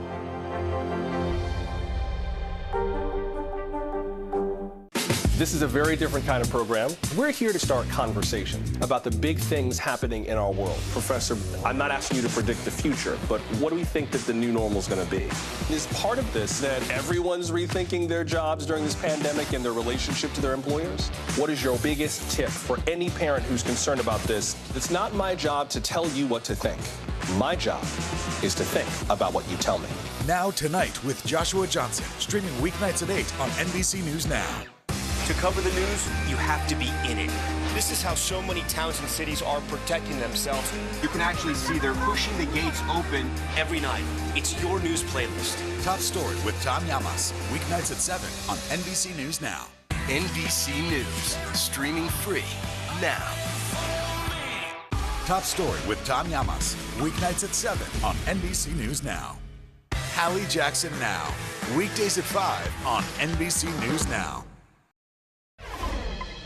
Welcome back. Investigators in China looking into Monday's fatal plane crash say they have now recovered one of the aircraft's black boxes as they try and figure out how and why one of the world's safest planes went down.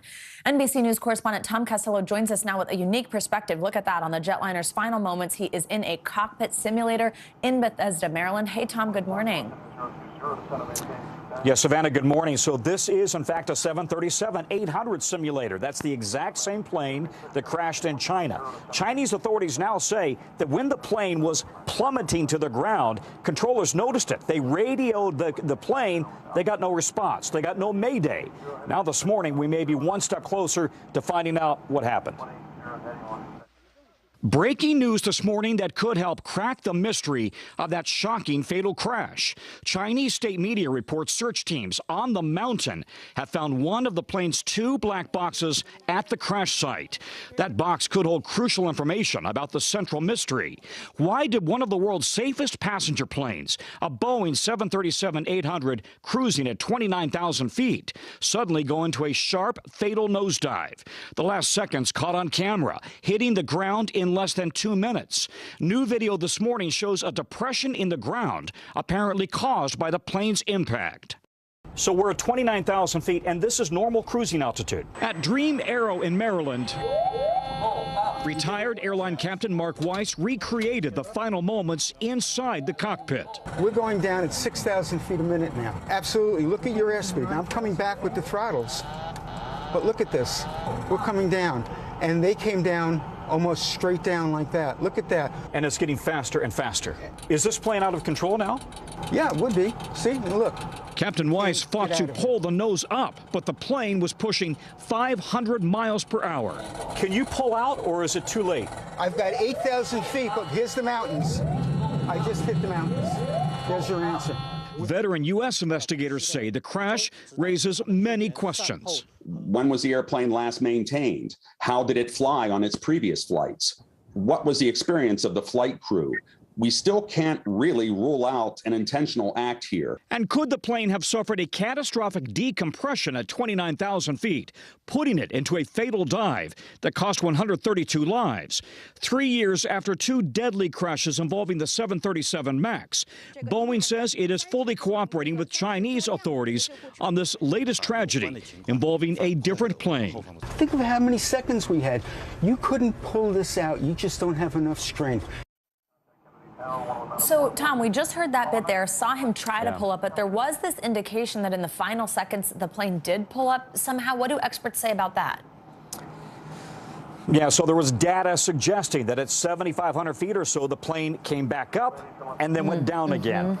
A lot of experts, including Captain Weiss, are a little skeptical about that data because you saw he couldn't pull the nose up on this plane. Yeah. The G-forces would have been just horrendous to try to pull up. So a lot of people are skeptical about that data. But, you know, really, there's also a question about whether somebody might have intentionally crashed this plane. We simply don't know. Too many questions, and those black boxes are going to be critical. Too many questions, and of course, a lot of families that want answers. Tom Costello, thank you so much. Yeah. A knife-wielding man killed several people in southern Israel before he was killed by an armed bystander. NBC News foreign correspondent Janice Mackey-Freyer joins us now with more on that and the other stories making headlines across the globe this morning. Hey, Janice. Hey, good morning. 3 people are dead, 2 are seriously wounded after a knife attack in the southern Israeli city of Beersheba. Police say that it was a terror attack motivated by nationalism. They say a man careened his car into a cyclist, then stabbed 4 people.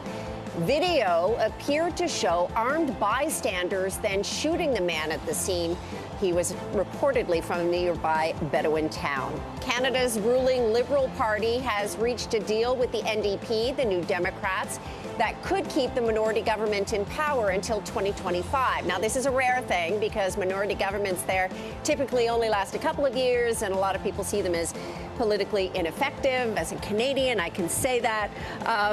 The deal between Justin Trudeau and Jasmeet Singh does agree on things like dental care for low-income Canadians, which is seen as a good thing, and phasing out financing for fossil fuels. And finally, the royals have arrived in Jamaica. The Duke and Duchess of Cambridge are continuing their tour of Central America and the Caribbean. It isn't without some controversy, though. There were protesters in the capital city of Kingston who were voicing their opposition to retaining ties to the British Crown. Now, William and Kate will spend 2 days in Jamaica, and they're expected to tour Trenchtown, which is where reggae legend Bob Marley grew up. And that is a look at your morning headlines. Thank you so much, Janice. At the NATO summit in Brussels tomorrow, President Biden could announce a plan to permanently keep U.S. troops deployed to countries around Ukraine. America is already taking part in the largest NATO military training exercise since the end of the Cold War. NBC News correspondent Courtney Kuby has this exclusive report from Norway. Troops from NATO countries are descending across Europe. 30,000 are now in a remote coastal corner of Norway, nearly 200 miles above the Arctic Circle. Today's scenario, Norway being attacked by another nation. NATO responds, invoking Article 5 of the 1949 treaty, stating an attack on one of NATO's 30 members is an attack on all. The first and only time it was ever invoked was 9/11. On hand for today's exercises, troops from 27 countries. Simulated attacks coming from air, land, and sea. This is Cold Response 22, a military exercise where NATO partners must work together in frigid conditions. In the continental, 48 states, weather's not as extreme as here in the high north, so giving us that exposure is really nice because there's a lot to learn, that's for sure. Today's drills were planned months before Russia's invasion of Ukraine. It's naive to think that it's not on people's minds, so absolutely, they're tracking it, and so are we, but the exercise is completely separate. The dangers of operating in this type of harsh environment evident last week when an Osprey crashed during a training exercise, killing the 4 U.S. Marines on board. They know their best friends or remains are on their way back to the U.S. and their families are grieving. Here, the challenge, as always, is to stay focused on the training, on the mission at hand. A mission preparing them for real-world scenarios. And as the war unfolds in Europe, the stakes feel even higher. Courtney Kuby, NBC News, Bardufoss, Norway. Now, for some Ukrainian children, the best hope of surviving both the war and cancer is here in the U.S. St. Jude Children's Research Hospital says some 600 children with cancer have escaped the war in Ukraine. NBC News senior national correspondent Carrie Sanders has a look at the life-saving mission. It's estimated more than 600 children with cancer have now escaped war-torn Ukraine, 4 of them arriving here at St. Jude Children's Research Hospital in Memphis, Tennessee. Ukrainian children who escaped the bombs and bullets, but not what threatened their lives before Putin attacked. 2 boys, 2 girls, as young as 18 months, as old as 8 years, each with advanced cancers, with expedited help from the U.S. State Department at St. Jude's Research Children's Hospital in Memphis. A cancer diagnosis for a family is already a life-changing thing. And then a war hits. And then a war hits, exactly. Dr. Asaya Agulnik says it was a fast-paced 72 hours. She arrived in Poland, worked with local doctors to identify child cancer patients strong enough to handle the long trip to the U.S. Nobody can promise a child or a family that they're going to survive this cancer, but what are their What are their likelihoods now versus what they were facing? Well, for sure, if they had remained in Ukraine where they could not continue cancer-directed therapy, they would have died from their disease. So this is, at the very least, a hope for a different outcome. Doctors at St. Jude say the 4 who arrived here are now being monitored closely for infections, a problem made more likely in a war zone. There have been some delays in treatment as these children left their hospitals during the war to try to find a place. Do you think for that safety. cost them? I hope not. I hope not. As these children arrive fighting cancer, do you think that Putin has any idea what he's doing? I would bet not. St. Jude says for the 4 children now here, the race away from a war zone is over. Now the marathon battle against cancer resumes. Of the 4 children who escaped and are now here, they're with their mothers, their siblings. Only 1 was able to come with their father. The other 3 fathers required to stay behind to fight for Ukraine against Russia. All right, Carrie Sanders, thank you so much. Coming up, skateboarding legend Tony Hawk once again proving his GOAT status. He's back on the board just 2 weeks after breaking his leg. More on his incredible recovery next on Morning News Now. Now Tonight with Joshua Johnson, streaming weeknights at 8 on NBC News Now. NBC News, streaming free now.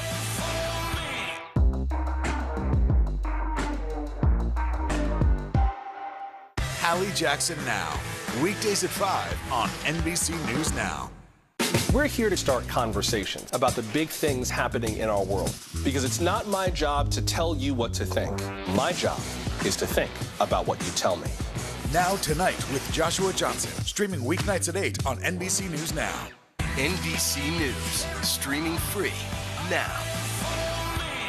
Hallie Jackson Now, weekdays at 5 on NBC News Now. Sometimes the news can be difficult and overwhelming for kids to understand. Ukraine and Russia. Could you help me understand what's going on? So to help make sense of it, we've created a newscast just for them. We hope your family will watch Nightly News Kids Edition. News is happening now. Look at what's making headlines around the world. We're coming on the air with breaking news. This is a significant moment. Whenever it happens, wherever you are, NBC News, streaming free now. Hold on to your seats. The Thing About Pam is the chart-topping podcast series from Dateline and Keith Morrison. A strange story and a career of strange stories. All episodes are available now, wherever you get your podcasts. Tony Hawk is proving why to many he's the greatest skateboarder of all time. Yeah, he's just come back from a potentially life-changing injury in record time. NBC News Now anchor Tom Yamas has the story. I'm now going to skate away from this area. Tony Hawk, right where he belongs, bouncing back from a bone-crushing wipeout. Riding a skateboard exactly 2 weeks after breaking his leg and even returning to the halfpipe where it happened. This is right where I slammed, right here. Yeah. This is where I discovered my leg was broken. On March 7th, the 53-year-old had been doing McTwists, a move he knows well, when he came crashing down. My first couple of attempts doing it from the tail drop, one, I missed the grab a little bit.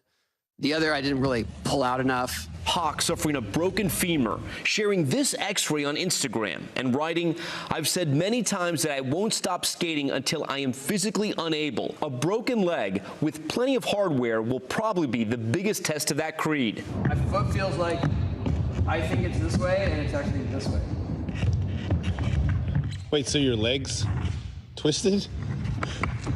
Yeah. A setback physically and mentally.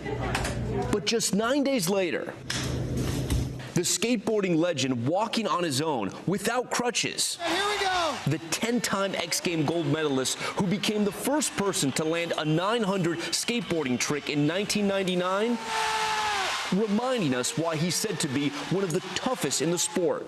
The world famous Tony Hawk. He joined us at the Olympics as an NBC commentator. This guy was one of my heroes. So cool to be next to him here in Tokyo. As the sport he helped shape was brought to the world's biggest stage for the very first time. It's been a long time coming. I think that there was interest in skateboarding in the Olympics early on, and the skate industry wasn't organized enough, didn't meet all the criteria to actually qualify, and now here we are. Hawk hoping to walk across the stage when he presents at the Oscars this Sunday and says he does plan to skate at his Weekend Jam event in Vegas in May. But for now, I'll try this at home. He's just grateful to be back on the board. Our thanks to Tom Yamas for that report. That does it for this hour of Morning News Now. But the news continues right now.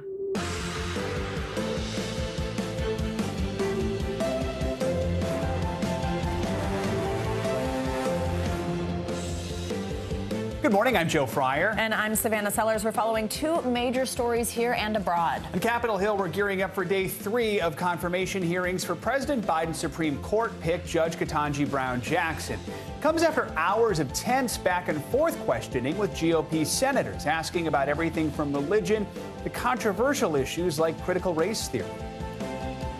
Do you agree with this book that is being taught with kids that babies are racist? Senator, I have not reviewed any of those books, any of those ideas. They don't come up in my work as a judge.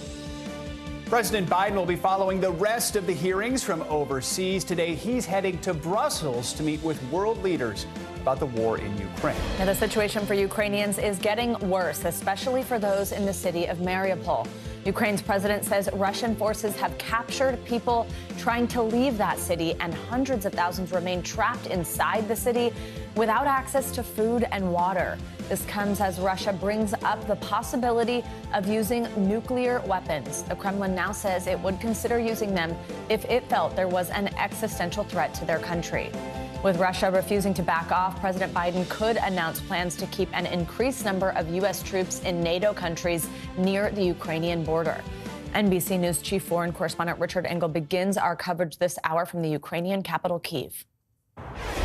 Despite more Russian attacks overnight, including here in Kyiv, the Russian military advance is not progressing. And U.S. officials say that Russian forces are confused, they are poorly equipped, and lack everything from clothing to ammunition.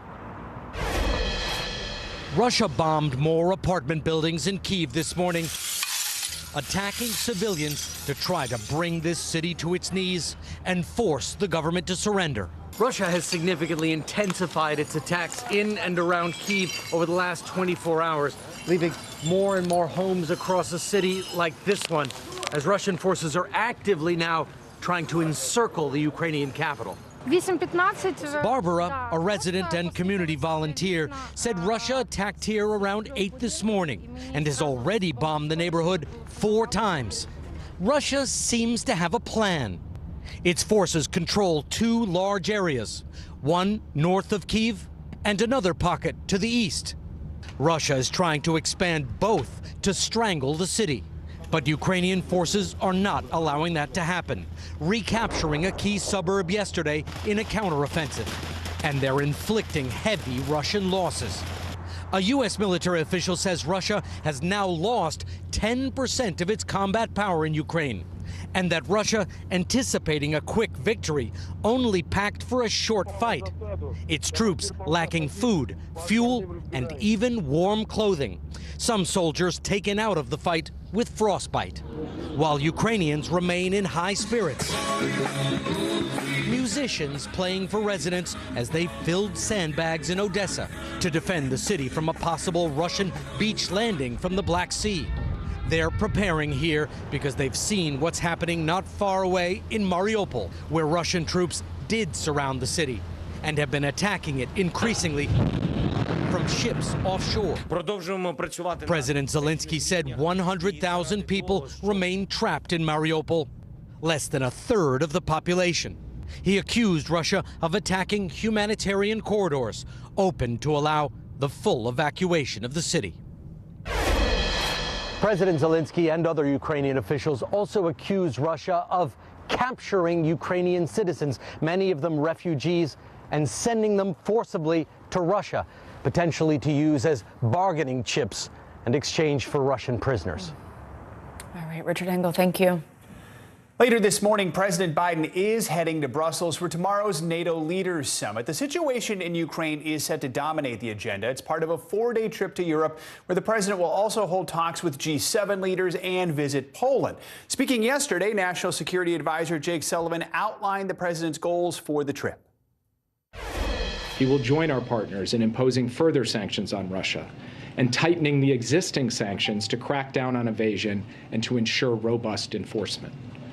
He will work with allies on longer-term adjustments to NATO force posture on the eastern flank. He will announce joint action on enhancing European energy security and reducing Europe's dependence on Russian gas at long last. NBC News Chief White House correspondent Kristen Welker joins us now from Brussels. Kristen, good to see you, my friend. So we just heard there from Jake Sullivan about the president's broad aims for the trip. Top of that list appears to be new sanctions on Russia and more military assistance to Ukraine. So what can we expect from these upcoming meetings, and just how important are these next few days for President Biden?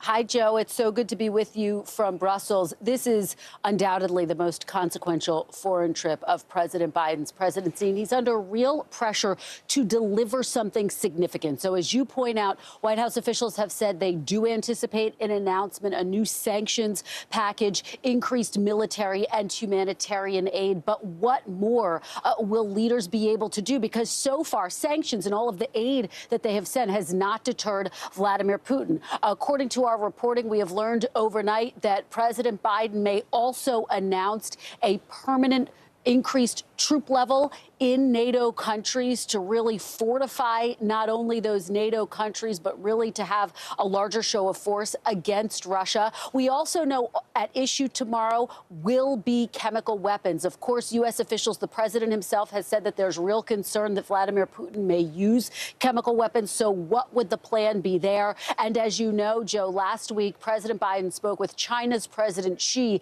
in an attempt to really pressure him not to help Russia. So was that call effective? What steps have they seen, if any? So far, U.S. officials have said there isn't any evidence either way. So that will be a key issue, I anticipate, as well tomorrow. And then President Biden will head to Poland, where he will meet with the president there. He will also meet with NATO forces who are stationed there and really thank the president for what he has done to shelter, to house the millions of refugees who have fled Ukraine. So this is a really important trip for President Biden. It's high stakes, Joe. Kristen, we know Ukraine has been pushing hard for that no-fly zone over its country. NATO has repeatedly rejected those demands, fearing it would lead to a direct conflict with Russia. There's also been talk of a Polish-led plan to send NATO peacekeepers to Ukraine. Now, this morning, Russia's foreign minister said that could lead to a direct confrontation.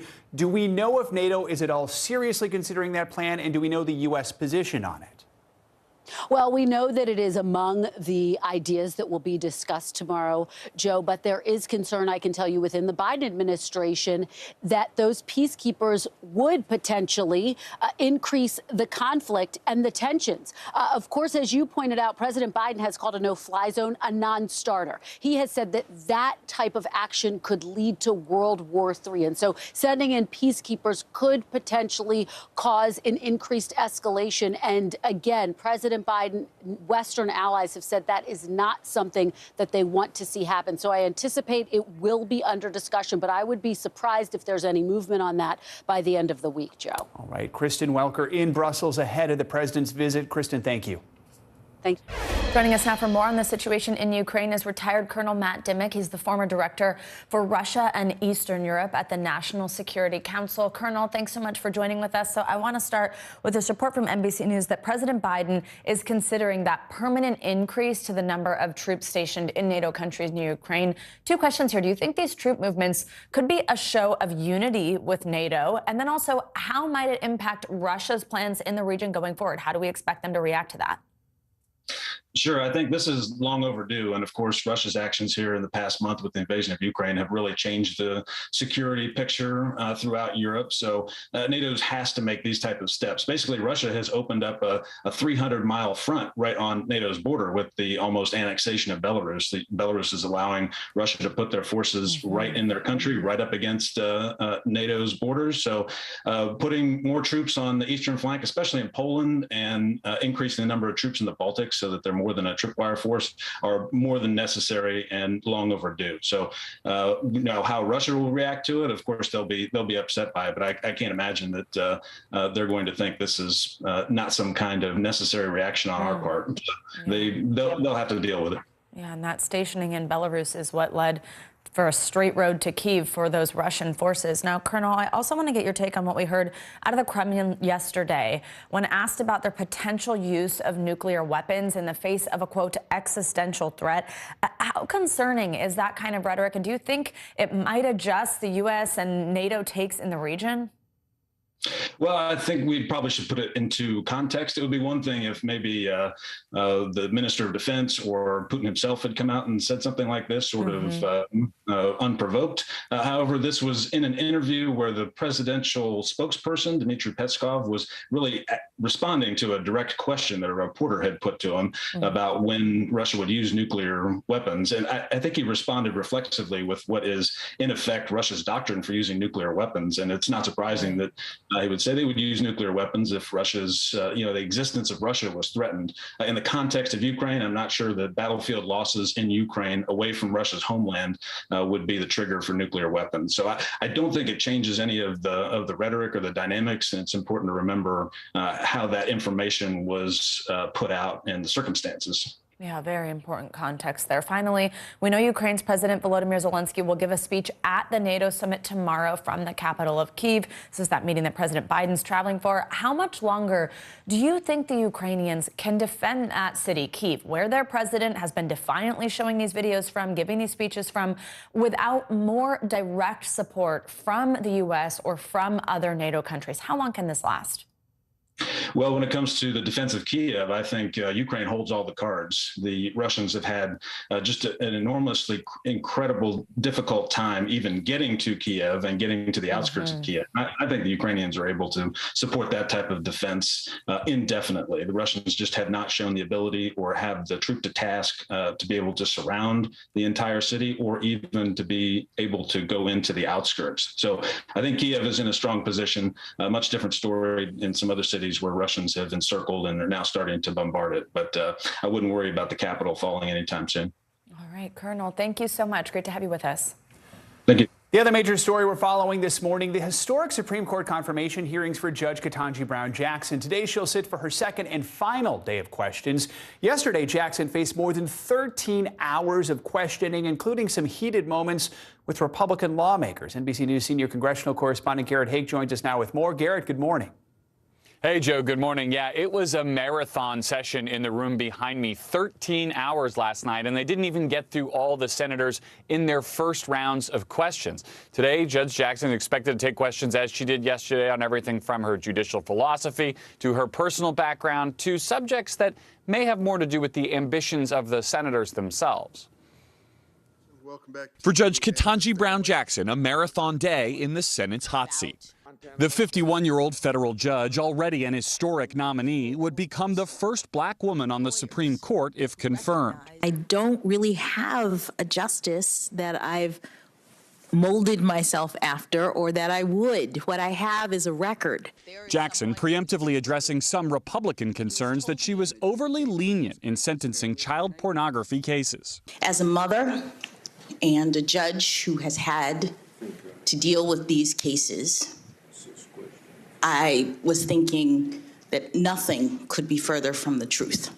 Defending herself when pressed. But you had discretion, Judge. You admit that, right? I just want to be clear. Senator, sentencing is a discretionary act of a judge, but it's not a numbers game.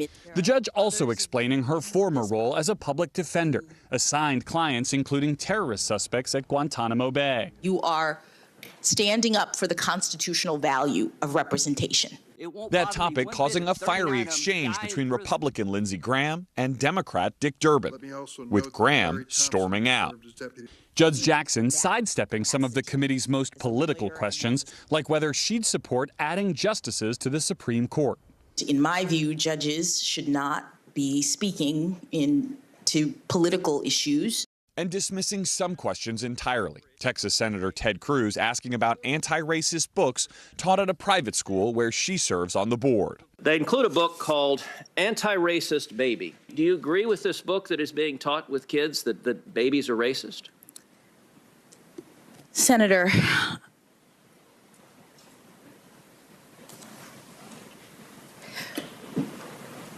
I do not believe that any child should be made to feel as though they are racist.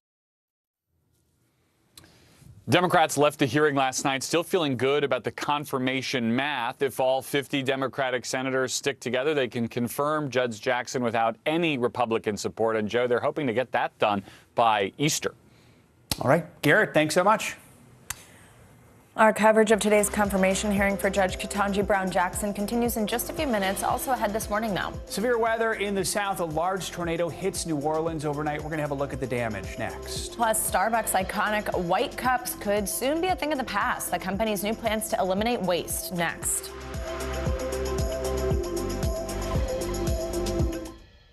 News is happening now. Look at what's making headlines around the world.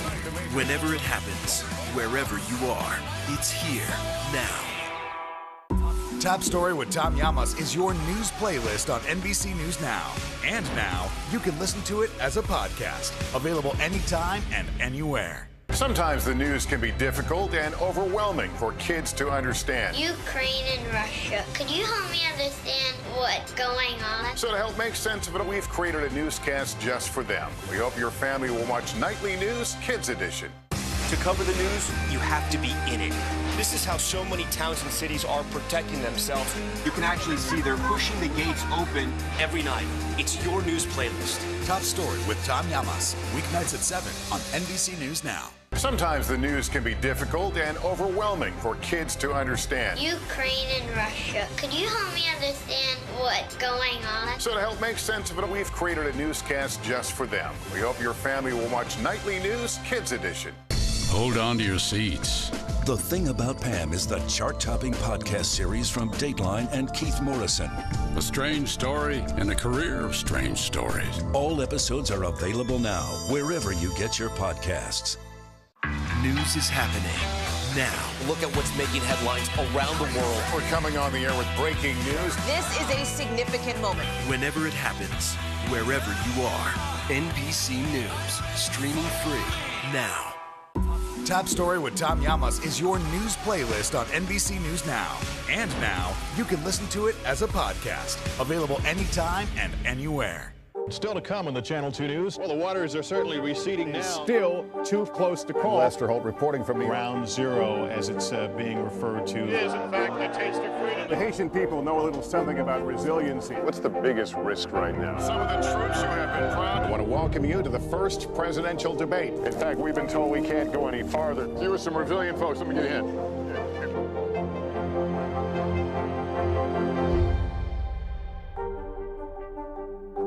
We'll meet Ukrainians who are defending their country one block at a time. When you were still in Kiev, could you hear the bombing? My name is Lester. Who's this?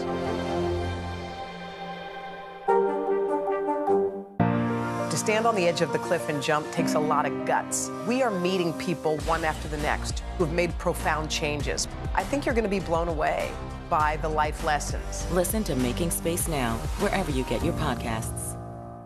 Hallie Jackson Now, weekdays at 5 on NBC News Now. Now Tonight with Joshua Johnson, streaming weeknights at 8 on NBC News Now. Hallie Jackson Now, weekdays at 5 on NBC News Now. Welcome back. In a few minutes, we will begin our coverage of Day 3 of the Ketanji Brown Jackson confirmation hearing. But first, here are some of the other stories making news this morning.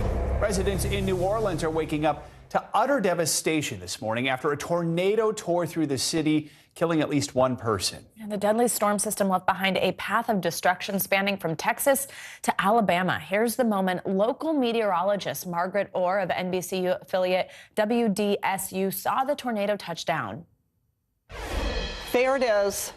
You can see it. Okay, folks, get to your safe place. We've got a definite tornado that is moving northeast. Stunning video to watch there. And this morning, while Louisiana officials focus on search and rescue efforts, some locals are worried the damage is so severe it could complicate the operation. He had a home that was lifted off its foundation and put into the middle of the street right around the corner from here. So it looked like it took pretty much a straight line. NBC News correspondent Sam Brock joins us now from Arabi, Louisiana, with the latest on the damage. Hey, Sam, good morning. So what are you seeing on the ground there this morning? And are there any updates from search and rescue teams about potential survivors? Savannah, good morning. To your second question there, search and rescue efforts did go on overnight. I spoke with the parish president here in St. Bernard just a few minutes ago. He said at this point they don't believe that there's anyone that's unaccounted for. There are no reports of missing people. At the moment, incredibly, despite what you're looking at behind me, it's one confirmed fatality, and he said 7 people who showed up at the hospital injured. Right now, as I take you behind the scenes here, look at this. That used to be a church. That's wiped out. You have pieces of building lying on the ground here next to me. That, of course, is a car that's upturned. Above me, there is a traffic light that is dangling by a thread from the post. This looks an awful lot like what it might be after a hurricane, which is something people here have experienced so extensively in their time in New Orleans. I am standing right now, guys, in a town of Arabi that is about 15 minutes south of downtown New Orleans. Most of the damage actually occurred right here along one track of this street. That tornado, you showed the video of Margaret Orr watching this happen in real time last night. It almost hit an elementary school, took out all these homes, jumped right along this track, and then left. The lower 9th Ward, which of course is synonymous with Hurricane Katrina, is blocks away from where I'm standing west. According to the mayor of New Orleans, it is relatively unscathed, as here in Arabi, total devastation. Yeah, Sam, I wanted to ask you more about the lower 9th Ward. We got to know that neighborhood very well during Hurricane Katrina back in 2005 because it was so devastated. They could rebuild the levees there, but levees don't protect you against a tornado. I mean, just what are you hearing from residents there and throughout the area about the impact these natural disasters that keep happening over and over again are happening on their homes, their neighborhoods, and their lives? What I'm hearing is that they are still recovering right now to this day, Joe, from Hurricane Katrina.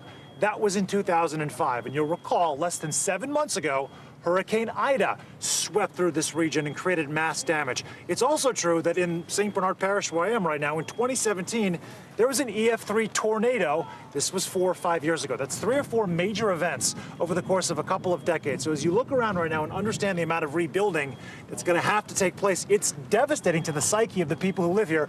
But New Orleans strong is not just words. You talk to folks here and all of them express a degree of confidence that they're just lucky to be alive because they know on the scale of the experiences they could be having right now, the fact that they're walking and talking, given what just happened around me, is a miracle in its own right. And there's just an incredible sense of appreciation for people who are right now at one of the lowest points of their lives. Yeah, what a perspective. I mean, yeah, I went to New Orleans in 2007 to help with cleanup for Hurricane Katrina and went to a house that hadn't been touched since the hurricane hit in 2005. So to hear that they're still recovering from that is just incredible. So yeah, it's heartbreaking, in fact. All right, Sam Brock, thank you so much. Let's get a check on your morning news now weather. Which means Bill Cairns joins us again. Hey, Bill. Yeah, and you have to remember, all of those homes that you're looking at are damaged by that tornado. You know, they're hurricane proof. You know, they're meant to withstand like strong hurricanes. So, you know, for a tornado wind damage to do some significant stuff, especially to the roofs and to the structures, you know it was a strong tornado just because of the building and the safety codes. This is also video from Mississippi. I mentioned that, you know, there wasn't just New Orleans that got hit. There was about 20 tornadoes reported in the central portion of Mississippi near the Jackson area. There was a lot of cleanup to be done today. In all of the last 2 days, 59 reported tornadoes from our 2-day tornado outbreak. It will not be like this today, but we will still see some problems. So let me take you through the timing of the events today as our storm system will be on the move. We are seeing snow, by the way, in northern Wisconsin and northern Michigan. We'll see a good rainstorm for Virginia into Washington, D.C. this afternoon. New York City, some light rain by the evening commute also. If we get any isolated severe storms, it would be in the Ohio Valley and along the southeast coast. By tomorrow morning, a rain event for New York City to Philadelphia. Not severe weather, just plain old rain, but a little bit of icy conditions possible in areas of northern New England. Eventually, that'll move on out. And kind of an ugly Thursday in the Northeast with travel delays likely, but no severe weather, just kind of raw and kind of damp and chilly. So for today, severe weather threat from the Ohio Valley to the southeast. We will end our 3-day severe weather outbreak this afternoon. All right, Bill, thank you so much. The iconic Starbucks White Cup could soon be a thing of the past. The coffee giant recently announced new plans to introduce reusable cups. NBC News business and technology correspondent Jolene Kent got a sneak peek inside Starbucks testing lab and joins us with more on this. Joe, good morning. Hey, Joe, good morning. You know Seattle so well, and of course, everyone all across the country, that you know your Starbucks cup. This has become a status symbol, but about 7 billion of them wind up in landfills every single year. So now Starbucks says they want to change that, promising to eventually replace it with this new reusable one. This is what it looks like. But the company has made a lot of environmental promises over the years. So the big question for us was, can Starbucks really deliver on this one? Their white cups are iconic. And now Starbucks is brewing up lofty new promises for change, pledging to reduce the company's waste by 50% and eliminate all single-use packaging like paper cups and cardboard sleeves by 2030. Is this where all the secretive stuff happens? This is where we do all of our innovation. We went inside the testing lab at Starbucks headquarters with Chief Sustainability Officer Michael Kabori, where the company developed these new plastic cups they say can be reused up to 100 times each before they're recycled into new ones. We're trying to use our collective strength and power to create a better waste and recycling infrastructure throughout the country. To reuse the cup, Starbucks is testing a new kiosk like this all around the world. You take the reusable cup, you scan it, and then you return it. And then it's taken away to be cleaned and eventually reused. So far, the cups are being tested in a few select locations. In the meantime, Starbucks plans to encourage customers in the U.S. to bring their own cups by 2023 and eventually wash them in store. Anything you can put in a dishwasher, you can put in here. Starbucks Chief Marketing Officer Brady Brewer says they don't want to sacrifice convenience. A lot of people are wondering, what about my mobile order? What about my drive-through order when you've got a reusable cup? How will that work? We're figuring that out right now. Probably in the next 5 years, we'll figure out the solution, then it's about scaling. But Starbucks has made many environmental promises over the years. Back in 2008, Starbucks announced a goal of 100% of cups being recyclable by 2015. That didn't exactly happen. So is this a goal that you think you can reach? Absolutely. Our customers are much more aware of and passionate about sustainability. Our baristas as well. Some environmental advocates are urging Starbucks to also improve how they handle the recycling bins you see inside cafes first.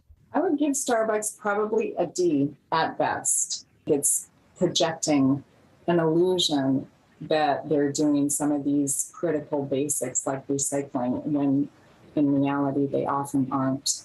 Fast forward to 2030, what does the Starbucks experience look like in terms of these cups?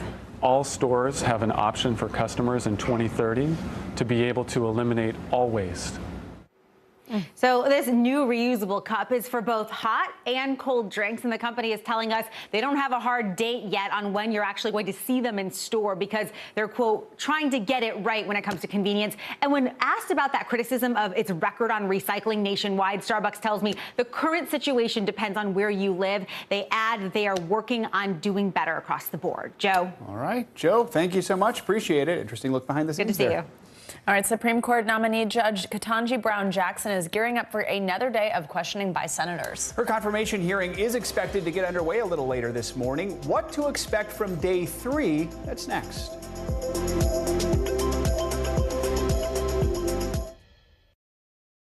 Top Story with Tom Llamas, weeknights at 7 on NBC News Now. We'll meet Ukrainians who are defending their country one block at a time. When you were still in Kiev, could you hear the bombing? My name is Lester. Who's this? To cover the news, you have to be in it. This is how so many towns and cities are protecting themselves. You can actually see they're pushing the gates open every night. It's your news playlist. Top Story with Tom Llamas. Weeknights at 7 on NBC News Now. We'll meet Ukrainians who are defending their country one block at a time. When you were still in Kiev, could you hear the bombing? My name is Lester. And who's this? Top Story with Tom Llamas is your news playlist on NBC News Now. And now, you can listen to it as a podcast. Available anytime and anywhere. What are you doing for teachers who feel that they're being stretched too thin? Did you understand how prevalent hunger was in your own community?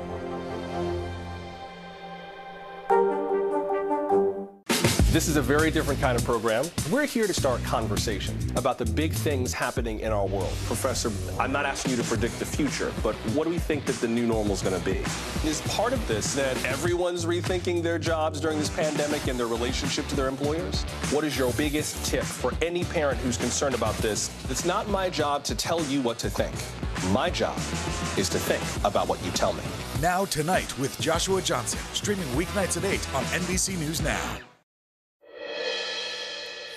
Welcome back. The third day of confirmation hearings for Supreme Court nominee Judge Ketanji Brown Jackson will begin shortly. Judge Jackson will face a second round of questioning from the Senate Judiciary Committee following yesterday's grueling 13-hour hearing. Republican senators pressed Judge Jackson on her views on major social issues as well as her history on child pornography cases.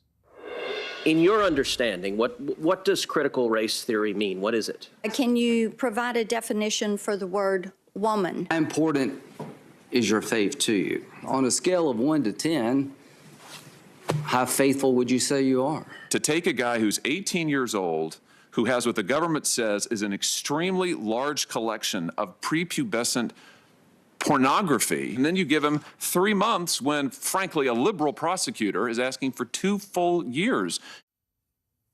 Judge Jackson avoided directly answering questions about policy, instead emphasizing her commitment to impartiality. When I get a case, I ensure that I am proceeding from a position of neutrality.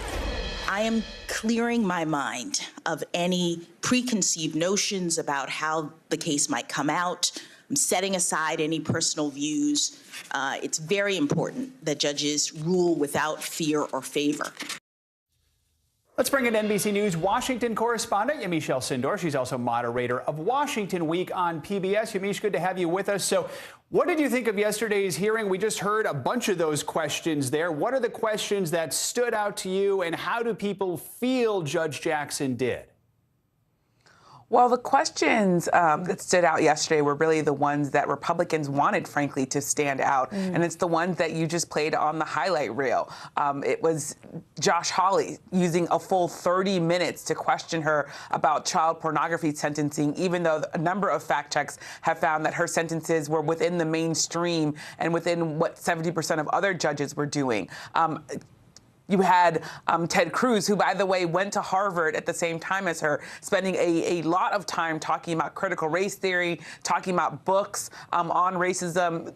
Judge Jackson multiple times said that does not connect to her work as a judge. And finally, at some point, she looked sort of exasperated and said, I'm here to talk about things that connect with my work as a judge. I also think it was really interesting that you had Judge Jackson questioned by some Democrats, including Senator Feinstein, talking about hot button issues like abortion. Judge Jackson saying that she believes it's settled law. Overall, what I saw was a Judge Jackson that a lot of her friends described to me in many conversations with them. They said that she was someone who has been preparing for this her whole life, someone who has wanted to make sure that she was poised, make sure that she was unemotional, make sure that she was answering the questions directly. And that's what we saw yesterday. A judge who was answering questions largely directly, even as we saw a lot of GOP 2024 hopefuls really asking some questions that I think made Democrats shake their heads. One other thing, I was talking to a White House official just last night, and that person told me that they believe that she did a good job and that a lot of the questions from the GOP were, quote, distractions. Yeah, Yamiche, I've loved hearing your reporting directly from the people who know her very well. I think it adds such important context. Now, Now, if we could also just kind of take a step back. I mean, it's hard to overstate the magnitude of this moment. If confirmed, Judge Jackson, of course, would be the first black woman on the Supreme Court and actually only the 6th woman ever. First, let's listen to what she said about this when she spoke about it in yesterday's hearing.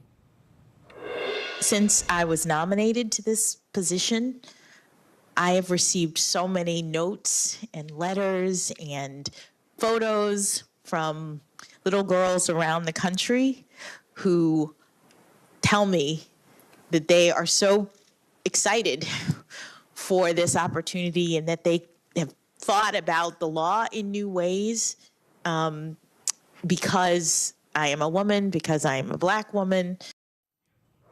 Of not only that representation that she just mentioned there, hearing from little girls, but also just what this means to have that presence on the court. 233 years it took for a black woman to be nominated to the Supreme Court. It is not a coincidence that African-American women were not on the Supreme Court. They were largely locked out of having that job. We heard Judge Jackson herself talk about a woman named Constance Baker Motley, who was the first African-American woman to be a federal judge, but she essentially could not get past that double glass ceiling that black women face, being both, of course, African-American and women. This is a moment that for the country to really reflect on what representation looks like. I talked to a number of black women who say that it means so much to them to have a black woman in this position, to show that while the country is still dealing with so many things when it comes to racism and systemic discrimination across all sorts of industries and aspects of society, that to have her sitting there means something to so many people. I will also say that one of her friends, Antoinette Coakley, she told me that she had actually predicted that her friend, when they were college students at Harvard, that she would be the first black woman to be a Supreme Court nominee. And she said that because, one, she saw her friend as someone who was just so dedicated to the work, so dedicated to wanting to be a judge, but also she was someone who was reaching across and talking to different students. Of course, there's a close-knit black community at Harvard, but Judge Jackson in particular was reaching out and joining dance troops and joining a cappella groups and convening study groups in her Harvard dorm room. And that made her friends feel like she was someone who could really go way farther than all the other students around her. So that's really something that I think her friends are, while they're really touched,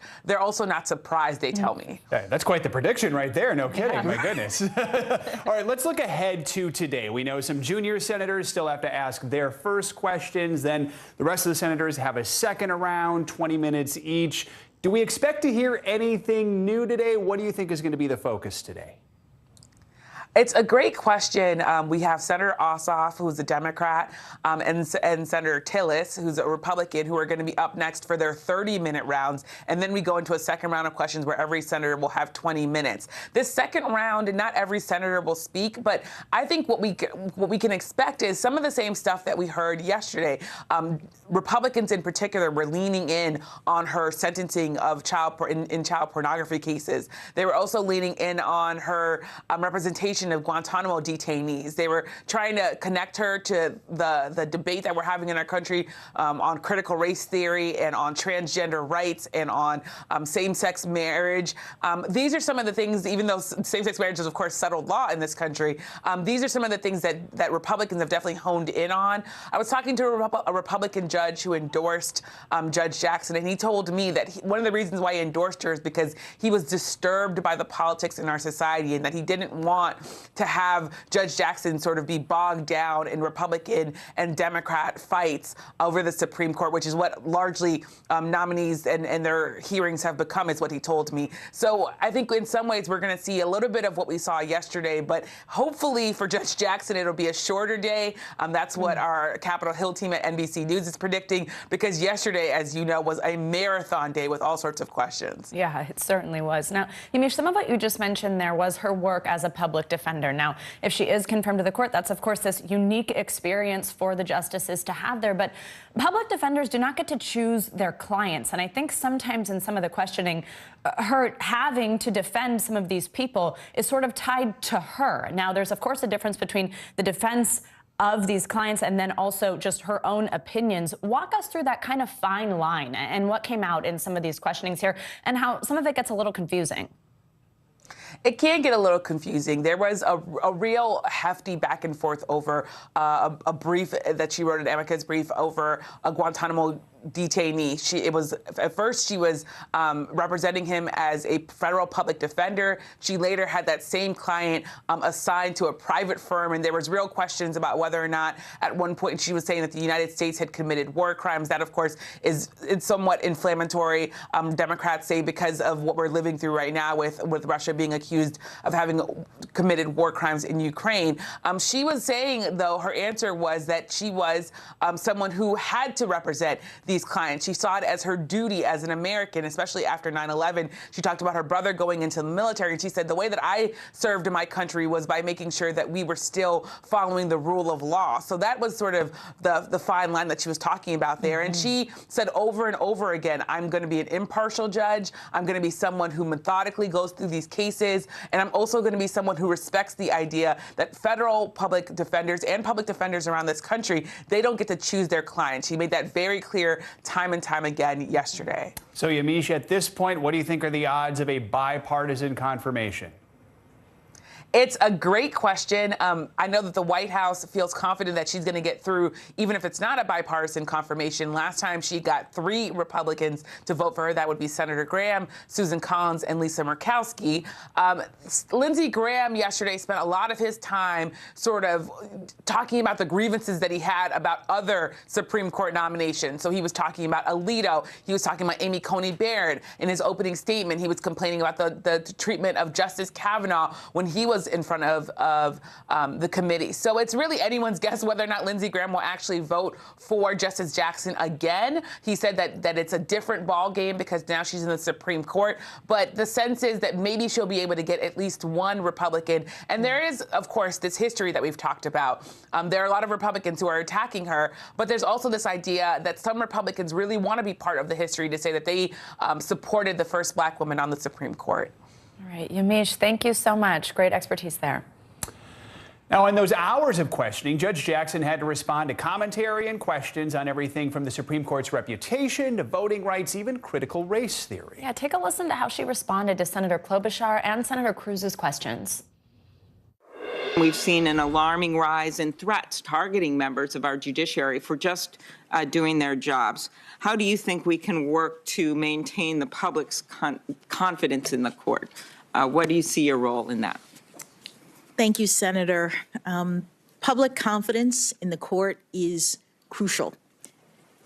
As has been said here earlier, the court doesn't have anything else, that is the key to our legitimacy in our democratic system. And I am honored to accept the president's nomination in part because I know it means so much to so many people. Do you agree that the right to vote is fundamental? Senator, the Supreme Court has said that the right to vote is the basis of our democracy, that it is the right upon which all other rights are essentially founded. Because in a democracy, there is one person, one vote, and there are constitutional amendments that relate directly to the right to vote. So it is a fundamental right in our democracy. Critical race theory, as you know, originated at your and my alma mater at the Harvard Law School. In your understanding, what does critical race theory mean? What is it?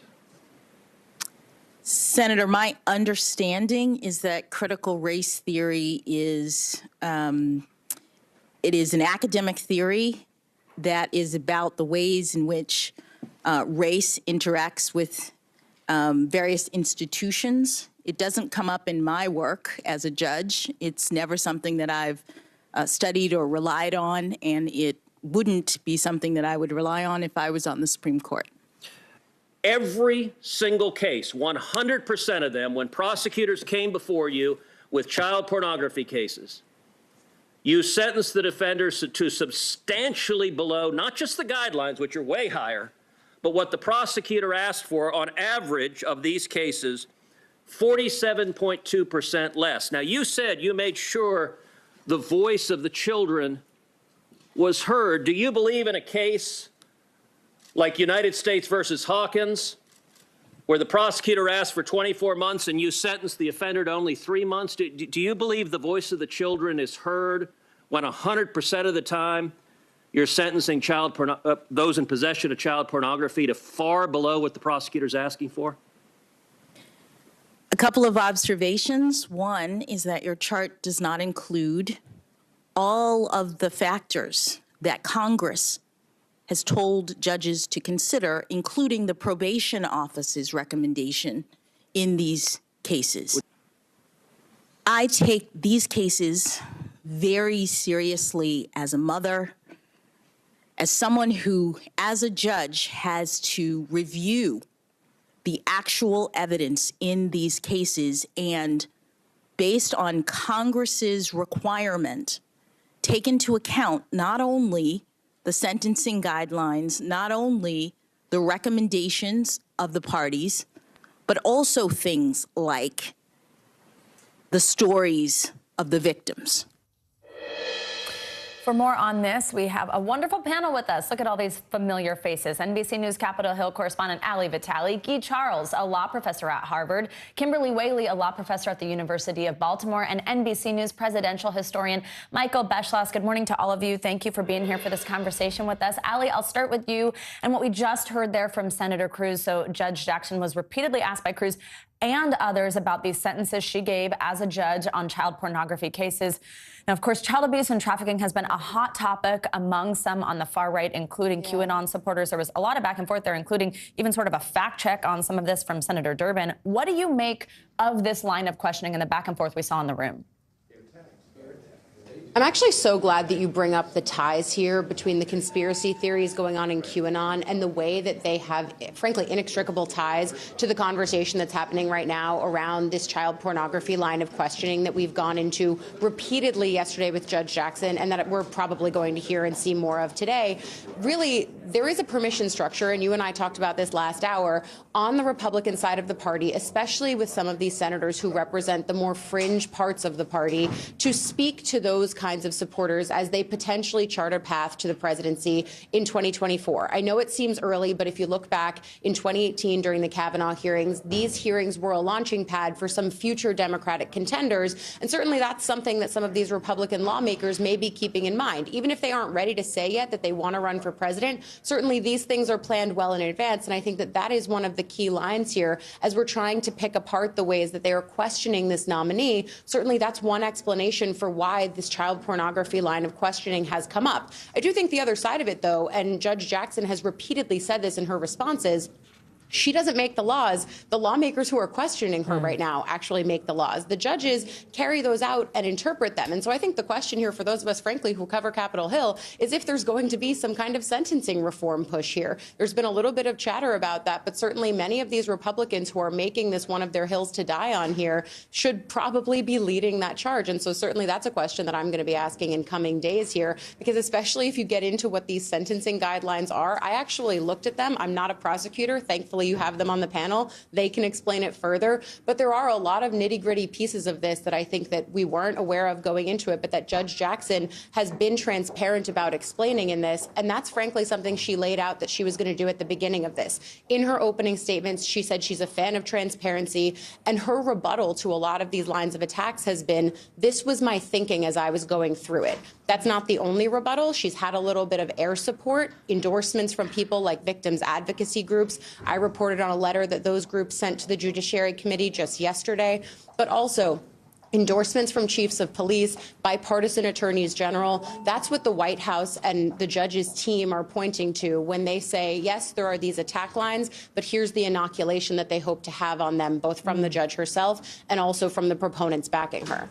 Taking a live look right now in the committee hearing room where the next round of questioning is expected to begin around the top of the hour. Professor Charles, I want to bring you in here. It wasn't just Senator Cruz. Senator Hawley also really tried to press Judge Jackson on what he described as these lenient sentences in child pornography cases. Let's play a little of her response. And the point, Senator, is that you said before, the probation office is making recommendations and they do so on a case-by-case basis. That is what Congress requires. This is not done at the level of But you had discretion, Judge. You admit that, right? I just want to be clear. Senator, sentencing is a discretionary act of a judge, but it's not a numbers game. And as Yamiche noted, the fact checkers have noted that her sentences were within the mainstream. So, Professor Charles, walk us through the law on these kinds of cases, and what are the factors that a judge takes into account during sentencing? Look, there are a number of different things that the judge has to take into account: the prosecutor's recommendation, the recommendations from the probation officers, the guidelines that Congress has provided. And what you're seeing here is, as Judge Jackson very ably and wonderfully really defended herself in her sentencing, there's no justification that she is at the top or the maximum of the guidelines at all times. There's no reason for her to be so. And of course, the argument here is not that she is doing something wrong. That's not the argument that the Republicans are pressing. The argument they're pressing is that she is not always either at the maximum of the guidelines or where the prosecutors are recommending. And there's no reason why she has to be at the maximum, nor is there a reason that she has to be all the time where the prosecutors are recommending. And given the fact that she is within the mainstream of what judges are doing within the types of cases that are before her, then even some of the deviations that she has from the maximum or from the prosecutor's recommendation tells us that she is applying her discretion within the bounds that Congress has provided for her. Professor Whaley, I want to bring you in here and talk about Judge Jackson's work as a public defender and the questions that she was asked about that, specifically representing terrorism suspects in Guantanamo Bay. First, I want to play some of what Senator Lindsey Graham said. These were 5 people that we had in our control that are now helping the Taliban run the country. As an American, does that bother you? Well, obviously, Senator, any repeated criminal behavior or repeated attacks, acts of war, bother me as an American. Well, it bothers me. While I will not hold it against you, nor should I, the fact that you represent Gitmo detainees, I think it's time to look at this system new, folks. So I want to ask you a little bit of the conversation that we were having with Yamiche a moment ago, Professor Whaley, which is this point that, of course, public defenders don't choose their clients, but if she is confirmed, she will be the first justice to have this experience. Talk about this unique background, but then also how some of this is kind of being used in the hearings. Well, it's important to keep in mind no one has a right to be on the Supreme Court. This is really a job interview. And so her record is really important. Just like any of us apply for a job, our experience matters. And we have a criminal justice system, and it's what's at stake in the criminal justice system is liberty. Well, the government puts people in jail and even executes people. So the fact that she's represented people on the defense side in that regard gives her a tremendous insight into the very sobering role of judges. At the Supreme Court level, of course, nobody's sentencing criminals or people convicted, I should say. At the Supreme Court level, however, the court is construing the 4th, the 5th, the 6th Amendments, these constitutional rights that keep government from bullying people in the criminal justice system in theory. Also, on the Supreme Court, she's going to decide about the president's power. This gets into the concept of terrorism. These are big, broad constitutional issues. A totally fair game. I think, arguably, on the Republican side, as Ali mentioned, this is more of a political an attempt to sort of run for office in the fall or in 2024. And I say that because the criminal justice system is extremely complicated. There are many factors that come to bear. It's not a one note. It's not soft on crime, hard on crime, like maybe a politician would approach it. And so I think in a way, those lines of questioning are misleading and arguably are getting to questions around maybe QAnon or Black Lives Matter or these kind of these stereotypes around the criminal justice system, when we have to remember, as Cory Booker mentioned, it's a black male that is more likely to be murdered in America than anyone else, any other demographic. So the fact that she has this experience representing in the public interest, right? She doesn't choose her client as a federal public defender, that she does this for the public. She serves the public, and she has personal experience in her family around the criminal justice system. I think it's a vital sort of not in her favor as someone that really does belong in the Supreme Court in this moment. And when we talk about public defenders, we should note President Biden also served as a public defender and has made it a point to nominate judges with that background to the lower court. So Michael Beschloss, appointing a justice to the Supreme Court, we know is among the most important decisions any president can make. It's something that lives on long after their term. In your view, how much of President Biden's legacy is riding on Judge Jackson being confirmed? Oh, a big part, Joe and Savannah. You know, here we are this week. All of our friends who are watching this morning, I would suggest watch this week extremely carefully because, you know, you're absolutely right. Today and this week, President Biden is making big decisions about war and peace that could affect democracy in Ukraine, possibly jeopardize a third world war. At the same time, he has sent a justice to the Supreme Court. Big decision by a president. Andrew Jackson appointed Roger Taney, who brought slavery decisions to the Supreme Court. Dwight Eisenhower appointed Earl Warren, who almost without Eisenhower thinking about it, was responsible for the progressive court of the 50s and 60s and early 1970s. 1/3 of the Supreme Court this morning was appointed by Donald Trump. 3 justices. Had Trump not become president in 2017, the court would look very different. Absolutely. Professor Charles, I want to go back to you here and talk about, as we're just moments away now from getting underway, anything else that you're looking for specifically to be questioned here? We've talked through the public defender line of questioning. We had these questions, of course, about Guantanamo Bay, these child pornography charges. What are you looking for today? My guess is that one of the things that, as Ali mentioned, you're going to see a recurrence of the last couple of days, but probably they will continue to push on asking about Judge Jackson's judicial philosophy. That's one of the places that they really have not gotten any headway, and trying to pin her down. How are you going to approach the task of judging when you're on the Supreme Court, where now you're no longer bound by a court, the higher court. You are now the highest court in the land. You are the part of the highest judges in the land, most respected. So what is the approach that you're going to have to deciding really tough questions? So my guess we'll see, in addition to the things that we've seen the last couple of days, probably more along those lines of questioning, because they have not been much headway and pinning her down on precisely where she stands on these interpretive questions. And she's been eclectic. So she said, look, I believe in the text. I believe in originalism. I believe in trying to get it right. I believe, I'm going to chart my own path. I'm going to stay in my lane. So she's been really smart, really thoughtful in approaching these questions. And my sense is that the senators might try to push, especially on the Republican side, to try to pin her down a little bit more. Ali, what should we expect as day 2 of questioning gets underway? Could we be surprised by anything at all, or have we pretty much heard everything? Well, look, I'm going to borrow a phrase that we use a lot, but this is why we watch, because we are going to see if there's anything new that we haven't quite heard yet. But at the same time, I do think a lot of the key lines of questioning have already happened. Not all senators have to use their second round of 20 minutes that will come after we hear the last 2 senators do their 30-minute rounds of questions this morning. It means that the process could kick off a little bit more quickly. At the same time, yesterday, just the stunning amount of hours of questions that Judge Jackson answered and responded to, 13 hours of them. I watched most of them. I know you did too. Today may be a little bit less heavy of a day.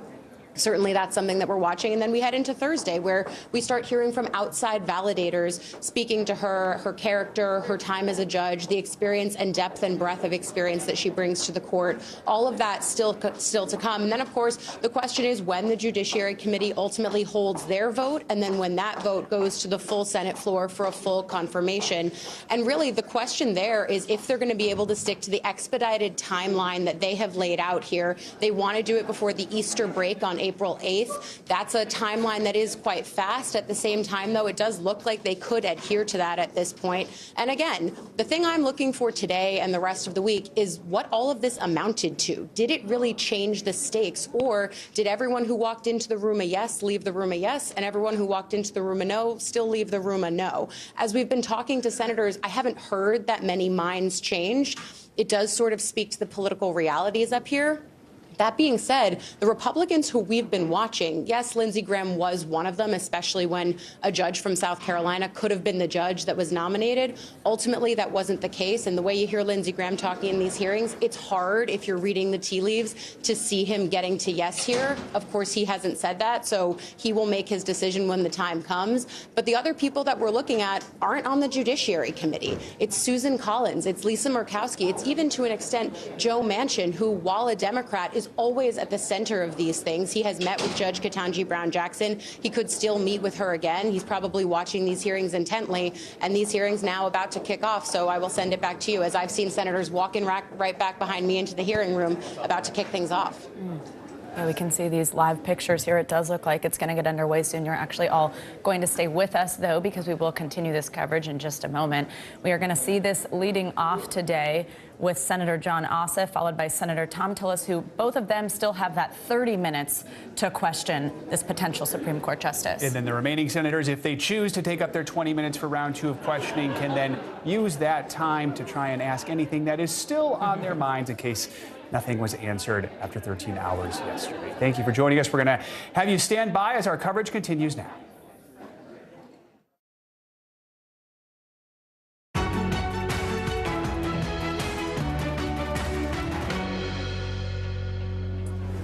Good morning. I'm Savannah Sellers. And I'm Joe Fryer. Good to have you with us on day 3 of the Senate confirmation hearing of Judge Ketanji Brown Jackson, who is looking to become the next Supreme Court justice. Yeah, we're going to see this beginning in just a few moments, and we have a team with us to talk about this. Until then, NBC News Capitol Hill correspondent Ali Vitale, Guy Charles, a law professor at Harvard, and Kimberly Whaley, a law professor at the University of Baltimore. Good morning to all of you. And Ali, I'm going to go to you first and just ask if there's anything specific that you're expecting to hear from either of these two senators that still have their first round of questioning before them. Their 30 minutes. That's Senator Ossoff and Senator Tillis. Anything that you're expecting from either of them? Well, look, I think that the permission structures are different here for both of them. Ossoff, the youngest member on the Democratic side on this committee, 35 years old. He brings an interesting perspective as someone who was a journalist. He has an interest in things like the Stock Act. He has sort of been leading that anti-corruption charge up here on the Hill. I'm interested in seeing if any of those issues end up trickling in. I mean, yesterday, for example, while many of the questions were sort of on the news cycle, there were some interesting detours that some of the senators took. Sheldon Whitehouse, for example, had a line of questioning about dark money. That's something that he has been focused on over his years in the Senate. Senator Amy Klobuchar, while she did ask about things like cameras in the courtroom and other key issues, she had a line of questioning about antitrust. So I'm interested to see if either of these two senators can bring in any of those external policy views to this conversation with the judge. And I imagine they're going to face some similar answers to what those other senators got, which is Judge Jackson repeatedly reminding that she does not make policy, that she is the one to interpret it, and that she is constrained by the laws and by precedents that have already been in the ether. She was very careful yesterday to talk about staying in her lane as a judge. I imagine that's more of what we're going to hear today. But as I stand here in this hallway, you can sort of feel the excitement of the day kicking off as people are heading into the room. Senators, some of them bringing props and posters. I think Thom Tillis has some, and we saw that yesterday from people like Whitehouse and Cruz. So certainly a little bit of what we saw yesterday, but again, watching to see if anything new were to come up as these hearings continue. Professor Whaley, is there a question you did not hear yesterday that you do hope you hear today? Well, I'd like to hear more about what her view is on the role of the court as compared to the other two branches of government, because what really constrains the Supreme Court is their own ethics and character. They're not people that can be voted out of office. And this 6-3 majority, maybe 5-4 majority, if you don't count Chief Justice Roberts, on a number of fronts is poised to really transform the Constitution. When the Supreme Court reads or interprets the Constitution, and it's old, it's vague, everybody does it, regardless of political predilections. They're basically amending it without the people weighing in. And so I'd like her to emphasize more, her judicial restraint, her really more conservative approach than some of these so-called conservatives, the 3 Trump appointees recently that have taken very radical stands around established law, and we're going to continue to see that. And the second piece, I thought it was really moving when Senator Cory Booker talked to her about her family, about herself as a person, because that's really what matters at the end of the day over many decades, because there's so much power in these 5 to 9 people, that probably more than a president, more than any single member of Congress.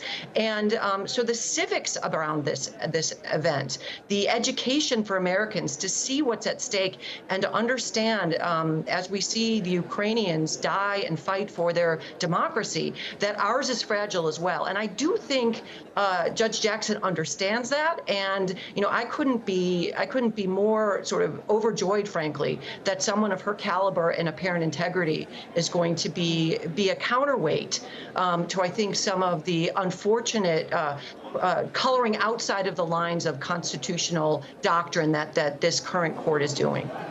Absolutely. You're looking at live pictures here again of the room where this is getting underway in just minutes, and we'll be bringing that to you live and let you know as soon as we see the judge enter the room for these questionings. There's, of course, Senator Cory Booker. Professor Charles, I want to go back to you now and ask you a question that Joe had asked of one of our guests earlier about the potential here for bipartisan confirmation. Now, Democrats have the vote between senators and, of course, the vice president to confirm her.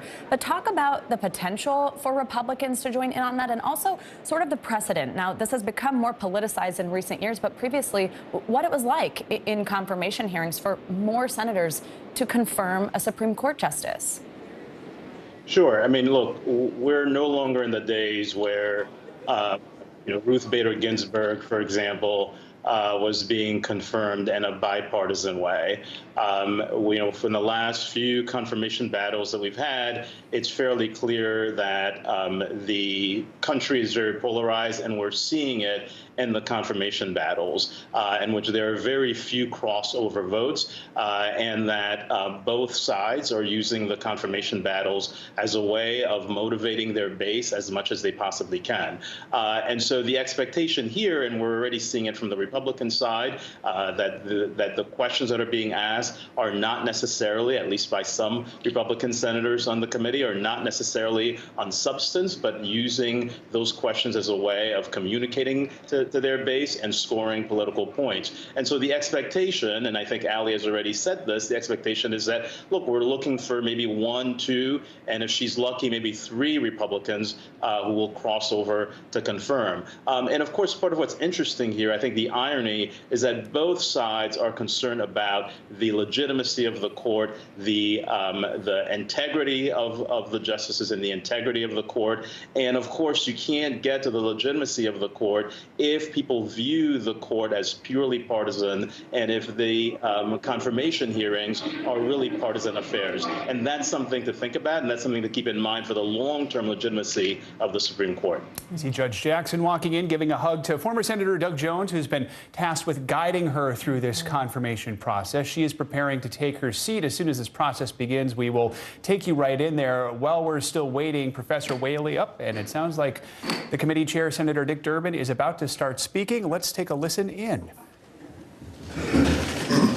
Senate Judiciary Committee will come to order. We have 2 senators, Senator Ossoff of Georgia, Senator Tillis of North Carolina, who will do their 30 minutes of questioning to complete the agenda from yesterday. And then each senator will be allowed 20 minutes to ask questions if they wish, but the chair is more than anxious to entertain efforts to yield back your time. I'm sure that the witness, Judge Jackson, would appreciate it as much as all of us in that respect. I'm going to make an opening statement. Senator Grassley is going to do the same, and then we will proceed with the questions by the 2 senators. First, I would say, Judge Jackson, that I thought that President Biden got it right yesterday. He tuned in and watched the proceedings and said you showed both grace and dignity. I've used the phrase grace under pressure, and it's been referred to by many people. This is a tough assignment, and many have risen to the challenge, but none as well as you did yesterday. Thank you for doing it so much. I would just say this, much of what we heard from a handful of senators yesterday has to be put in context. The overwhelming majority of senators on both sides, I thought, were asking appropriate questions and positive in their approach and respectful of the nominee before us. But for many of senators, yesterday was an opportunity to showcase talking points for the November election. For example, all Democrats are soft on crime, therefore this nominee must be soft on crime. Well, you've made a mess of their stereotype. The endorsement of the Fraternal Order of Police, the International Association of Chiefs of Police, just doesn't fit with their stereotype of a Harvard grad, black woman who is aspiring to the highest court in the land. But you earned it. Law enforcement is on your side because you've been on their side at critical moments. And your family has dedicated a big part of their lives to law enforcement, and you obviously believe it at your core. You said that over and over again. So the soft on crime charge, which leads all others, falls on its face. The second thing is that you are somehow out of the mainstream when it comes to child pornography cases. And of course, that gets down to the question of sentencing and your choices in sentencing. It is difficult, if not impossible, for each of us to put ourselves in your place when you are facing all the totality of facts concerning a certain defendant, then looking at your requirements under the law as enacted by Congress and trying to do the right thing to keep America safe, but to meet justice. You are in the same place as 80% of federal judges when it comes to sentencing on child pornography cases. 80%. And of course, Congress is not without fault. We have failed to pick up the responsibility that was assigned to us some 17 years ago when the Supreme Court decided that the basic guidelines would not be mandatory on judges. We should have stepped in at that point. But it's a tough, hard, controversial subject, and we've stayed away from it. And what has happened is the judges have tried to make do with a fractured situation where they have guidelines that are advisory, they have opinions coming to them about sentencing from the government, as well as from probation office and others. So I would say that the bottom line is this. You have done what 80% of the judges have done. You're in the mainstream of sentencing when it comes to child pornography cases. I also think it's ironic that the senator from Missouri who unleashed this discredited attack refuses to acknowledge that his own choice for federal judge in the Eastern District of Missouri has done exactly what you did. You also have been criticized as having been wrong to be a public defender or even to be in a law firm representing a Guantanamo detainee. It's interesting that Republican judges, very conservative ones, don't see this as a blemish on your character. They understand, as we do, that the Sixth Amendment creates a responsibility that people have a right to counsel. You have exercised that responsibility in your professional life.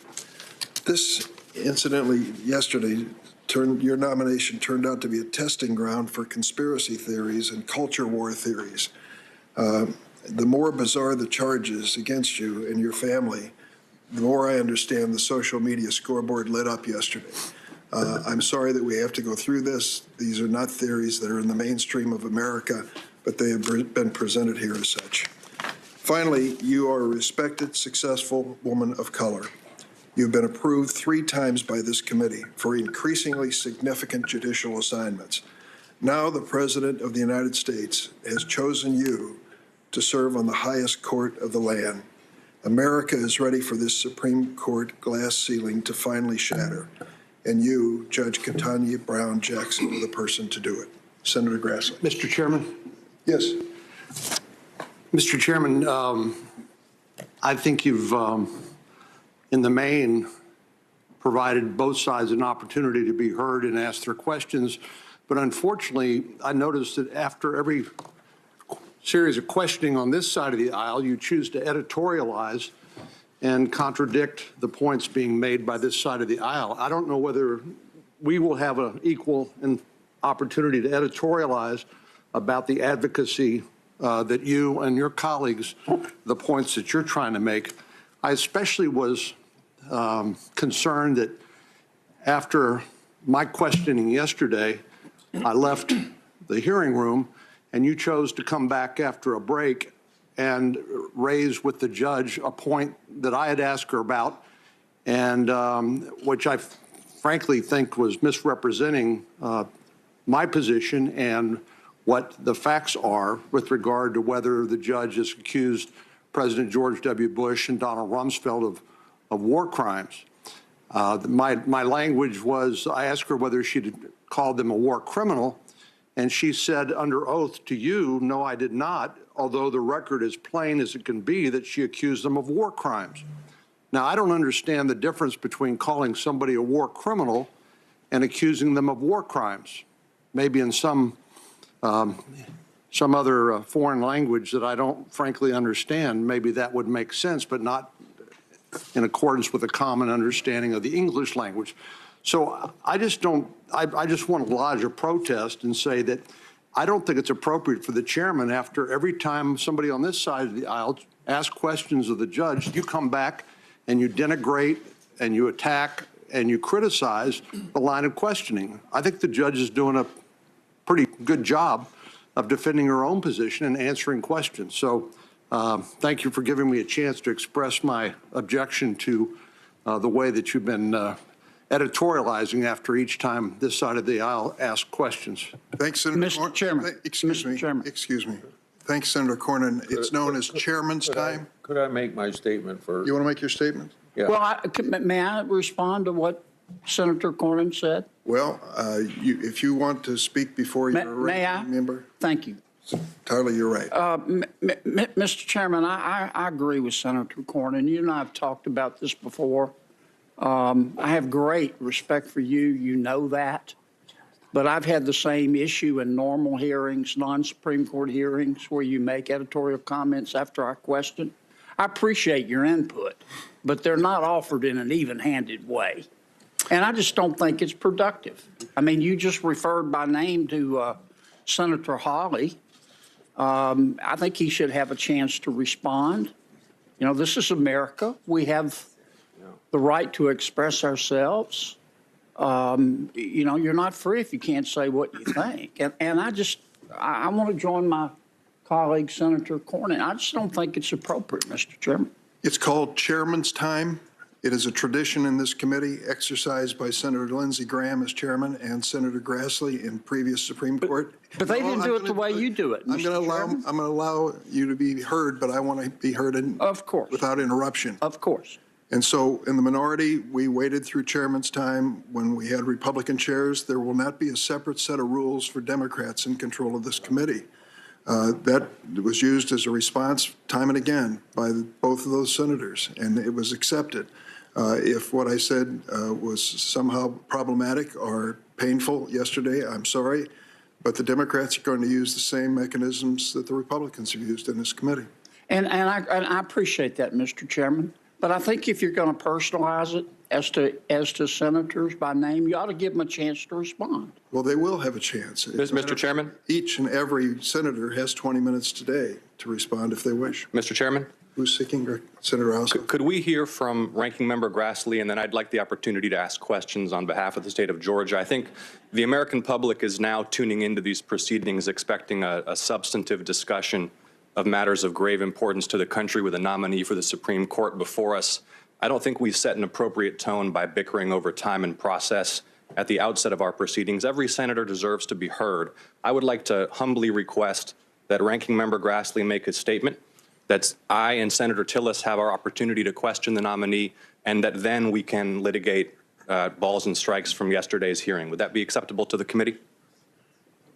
I think in the name of your humility, we should do that. Thank you, Mr. Chairman. Senator Grassley? Yeah. Senator Ossoff, my statement doesn't quite fit in with what you asked, but I feel like I have to say it anyway because of the conflict that happened late last night. But before I do, I want to, somewhat tongue-in-cheek, but with some seriousness as well, when the chairman quoted Biden as saying that Justice Jackson, or Judge Jackson, handled herself with grace and dignity. I want to compliment the Democrats on this committee for using grace and dignity, unlike it was during the Kavanaugh hearings. Thank you all very much for making this. I've heard a lot of compliments about how this is a way a hearing ought to be held. So I want to address that issue that was raised yesterday about records. Senator Cruz raised a very legitimate question about data related to U.S. probation officer recommendations. The White House and members of this committee use that information to attempt to discredit information raised by Senator Hawley and others about the nominee's sentencing record as a district judge. No one on our side of the aisle had access to this information. In fact, before this past week, I'm not sure anyone but the probation office and the court had access to this information. My understanding is that the probation office recommendations aren't part of any public record. The specific sentencing recommendations aren't always shared with prosecutors or defendants. Somehow it appears that the White House obtained this information. It was leaked in pieces to media outlets in order to cast doubt on legitimate members' questions, and then it was provided to only Democratic members of this committee without any of the underlying documentation. I'd like to add my name to the letters that are requesting at least, well, this is Senator Lee's letter, request for at least the probation office recommendations so that we can be sure of the data handed out by Democratic staff last night. I'd also like to add my name and have added my name to Senator Cruz's follow-up request for access to any other data that might be shared with our colleagues on the other side. One last thing to suggest that all that we have to do is ask for information doesn't pass muster. You can't ask for information you don't know if it exists. I've asked for non-public records related to the judge's tenure on the Sentencing Commission. Those have not been produced, just like 48,000 pages of records withheld by the White House. How is the United States Senate supposed to review a record that we don't have? This process might be timely, but it's neither thorough nor fair to the American public, and I hope we can rectify that. I yield. Thank you, Senator Grassley. Senator Ossoff. Thank you, Mr. Chairman, Ranking Member Grassley. And Judge, good morning. Good morning, Senator. Welcome back. Thank you. We had a late night doing our job as senators and you as a nominee, and we're off to a morning start. I was considering asking you if you were a coffee or a tea drinker, but I thought that might be too personal and immaterial to the question of your nomination. I want to begin inspired by the presence of my brother, Senator Reverend Warnock, who's joined us this morning, in a spirit of national unity, offering thanks for these proceedings, for our Constitution, for this opportunity to air in public before the American people a vital grappling with ideas core to our republic, questions of the role of branches of government, questions of the proper role of judges in our society, questions that keep the peace and ensure that this remains a nation of laws. As I noted in my opening statement a couple of days ago, democracy is the exception and not the norm in history or around the world, and this public exercise is a vital one. And so I'm thankful for it. I'm thankful that the American people have the opportunity to observe it. And I'm thankful for your presence, Judge, for your service to the country throughout your life as a district judge, as an appellate judge, as a member of the U.S. Sentencing Commission, as a nominee for the court. So thank you for being here. Thank you for subjecting yourself and your family to an intrusive, at times cruel and unfair, but on the whole necessary and proper process of scrutiny as you are considered for this appointment. The American people who are now tuning in for the second day of these proceedings are hearing about your approach to the law, to your role as a judge and as a potential Supreme Court justice, and they're also getting to know you personally. And we've had the opportunity to hear a bit about your family, your background. I think it's also appropriate that the American public hear a bit more about your brother's story. As I understand it, served the Baltimore Police Department, served in the U.S. Army. Before we turn to matters of law, will you please help introduce yourself and your family to the American public as you seek this lifetime appointment? Tell us a bit about him and his story. Thank you, Senator.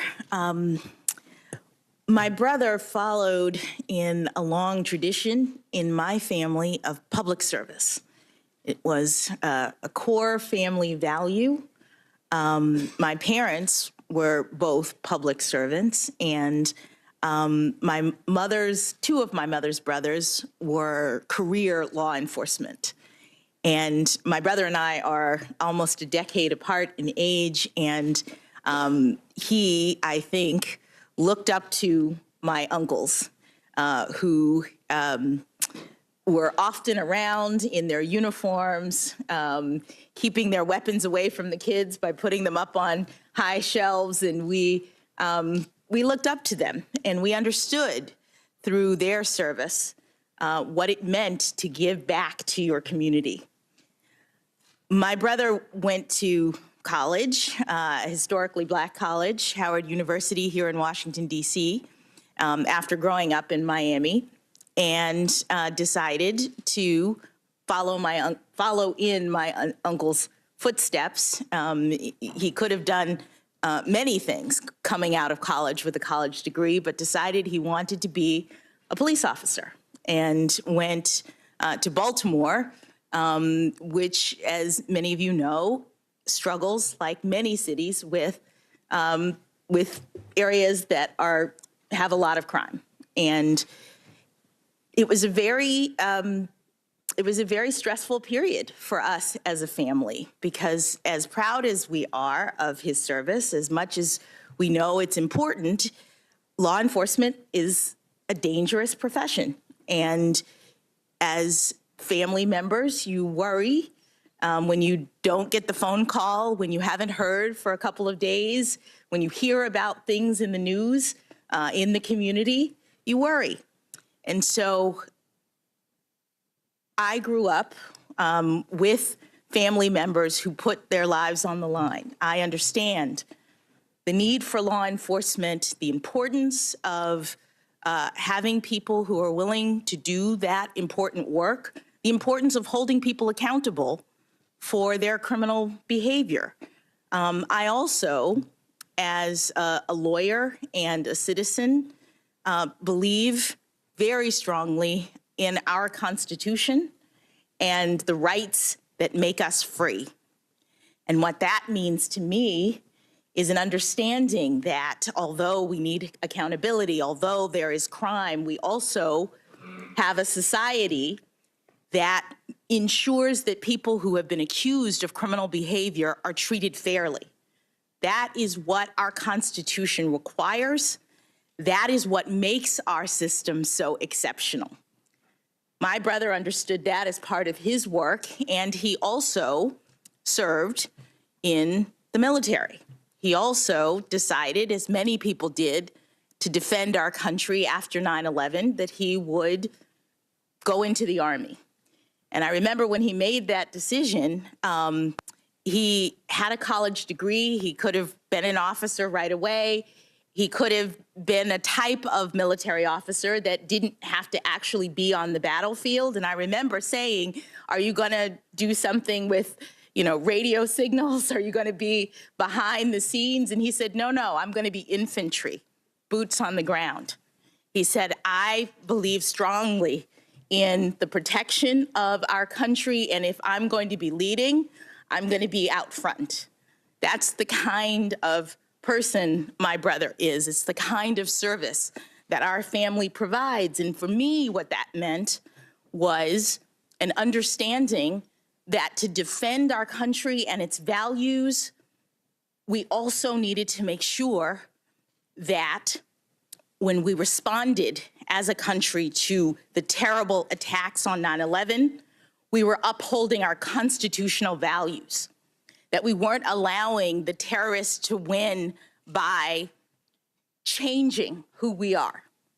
And so I joined with many lawyers during that time who were helping the courts figure out the limits of executive authority, consistent with what the framers have told us is important, the limitations on government.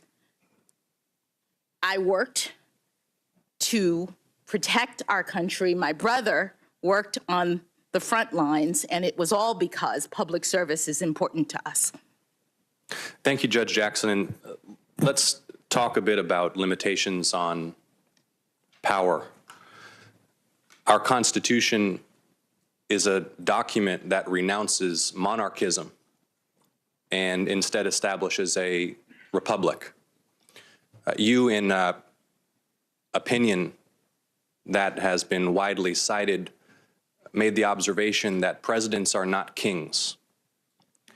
What does that mean, and what are some of the most important bulwarks in our constitutional system against the abuse of executive power, against tyranny? Thank you, Senator. Our constitutional scheme, the design of our government, is erected to prevent tyranny.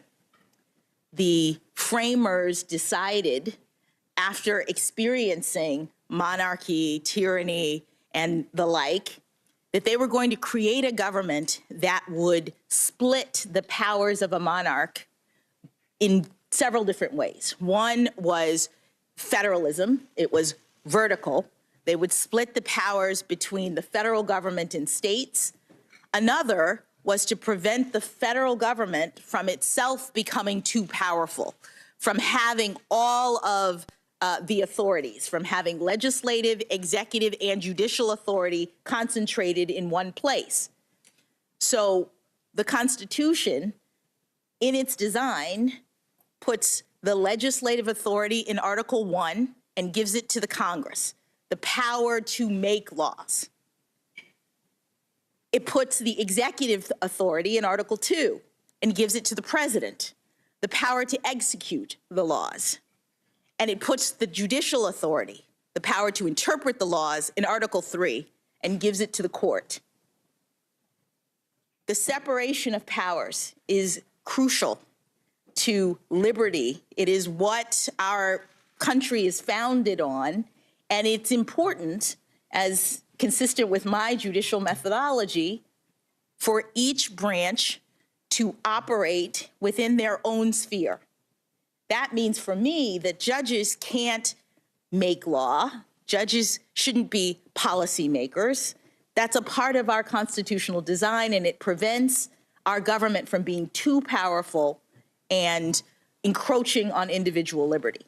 Thank you, Judge. I mentioned in my opening remarks that the court has played a vital role, constrained within its proper constitutional boundaries, in the national process of making America in real life what America is in text. And reflecting on your experience as a public defender, a vital role in our justice system, let's talk a little bit about the Sixth Amendment and the role that the court played in ensuring that the Sixth Amendment is real in practice in the Gideon v. Wainwright decision. Can you help all those who are tuned in right now to reflect upon that decision, what it means, what it says about the role of the court? Yes, Senator. Prior to Gideon versus Wainwright, people who could not afford lawyers were not entitled to lawyers under our system. So a person could be accused by the government of criminal behavior and would have to fend for themselves in court. They would have to make their own arguments. Someone who is not a lawyer would still be responsible for defending him or herself in front of a judge if the government brought charges. Earl Gideon was a criminal defendant from Florida, my home state, who had a handwritten petition. He complained that it wasn't fair under our constitutional scheme that protects and requires people to be tried. He said, I need help. I'm not a lawyer. I can't make these arguments. I think it's important for the protection of liberty to ensure that people are able to have counsel. And that handwritten petition made its way to the Supreme Court. And the justices read it, and they determined to take his case, and in the end decided that the protections of the Sixth Amendment, the right to trial, includes the right to appointed counsel, so that everybody who is accused of criminal behavior now has the right to an attorney. And that's very important. I mean, one of the things that I see or saw as a trial judge is that it was crucial for our justice system to have representation from both sides. It was the only way that it is the only way that a judge can really make fair determinations. And in cases, we've heard a lot about my criminal cases. In every case, I'm getting, as a judge, arguments from the prosecution. I'm getting arguments from the defense counsel. I'm getting arguments or statements from probation in these criminal cases. And the work of a judge is to look at the facts and circumstances, hear the arguments of the parties, apply the law, and make a fair determination. And so having lawyers for criminal defendants aids in that process and benefits us all in our criminal justice system. I would just take the opportunity to note at this time, Judge Jackson, that it so happens that the Southern District of Georgia is one of just 3 federal districts without a federal defender's office, and I've offered legislation to establish one, and I'll be seeking support from my Republican colleagues to try to make that bipartisan to ensure there is access to counsel for defendants in my state. Let's talk a bit about the First Amendment, freedoms of speech, publication, assembly. There's a well-known Supreme Court case, Brandenburg v. Ohio, which establishes a certain test to ensure that the government is constrained in any effort that may be made to punish speech. And the impulse to censorship is something that can emerge from time to time across the ideological and political spectrum, particularly in times of great controversy or in times of national security crisis.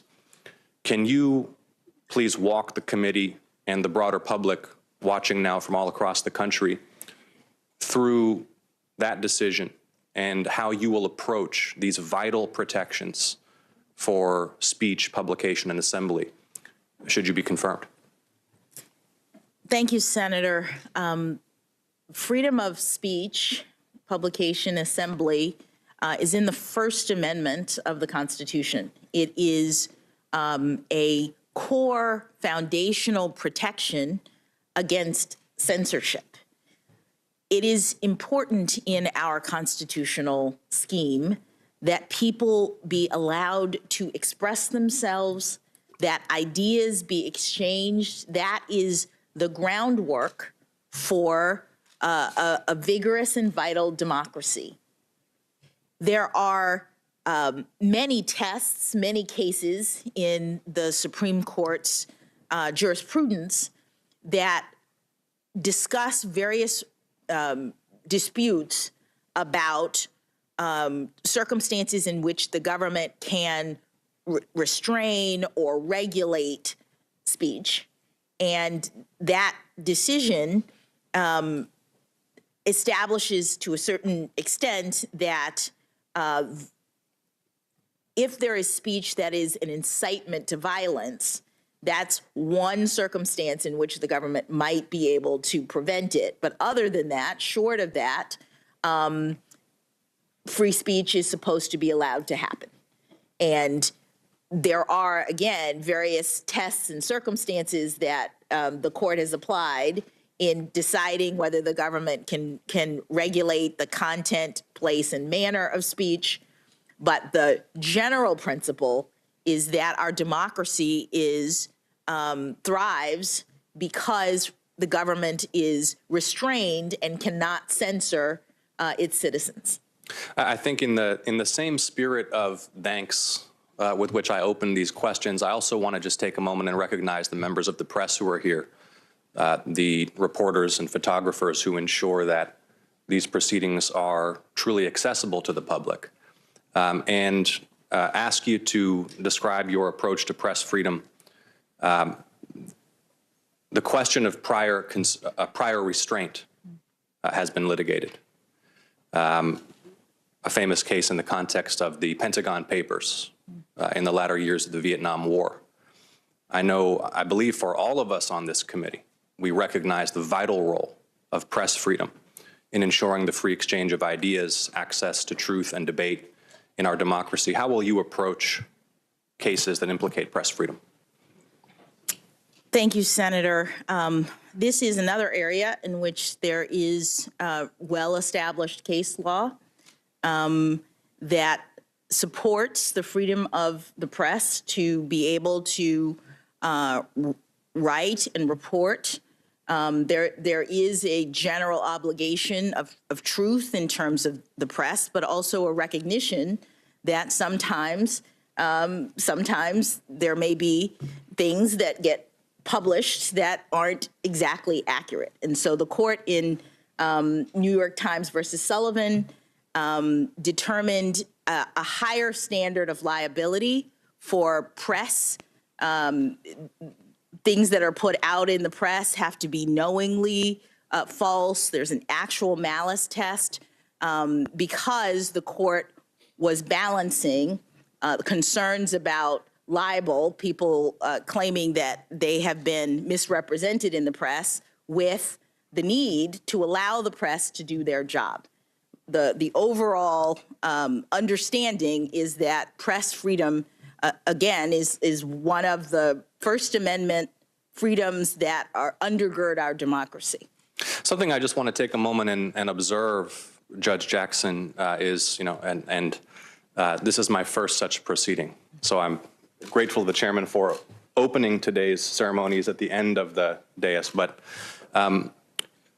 something that I've studied and am aware of is that there's been a range over time of how willing nominees are to candidly and openly and forthrightly discuss these core matters of constitutional principle in proceedings like this one, and a tendency over time to allow less and discuss less, a more restrictive approach. And I want to thank you because while you have prudently and in a disciplined way refrained from commenting inappropriately on potential pending case law, you have been willing to engage in a forthright and expansive discussion of these vital principles in a way that I think stands out among some recent nominees. That's not a criticism of any recent nominees. It's an observation about your performance. And I think that having an open and honest and forthright dialogue about these matters of national significance is part of the vital role that these proceedings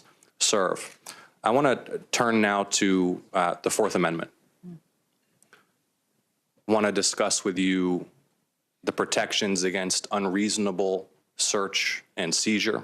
We discussed how the Constitution was a renunciation of monarchism and tyranny. It establishes core civil liberties, one of which is the protection against unreasonable search and seizure.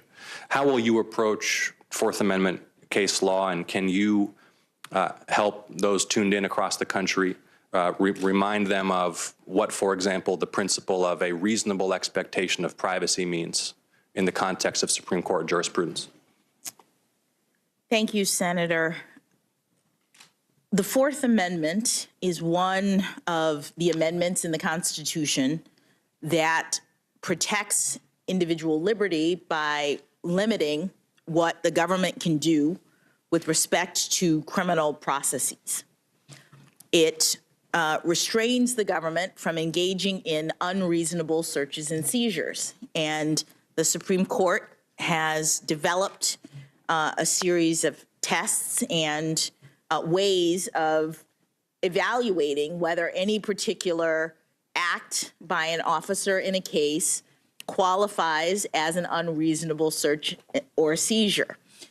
Let me just say that this is the kind of area of Supreme Court and judicial review that is very fact specific, because courts, in order to stay in our appropriate role, can't make policy about police behavior writ large.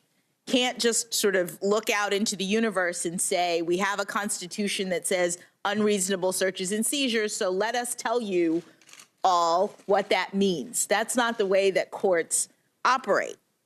Under Article 3, courts can only hear individual cases and controversies and decide them.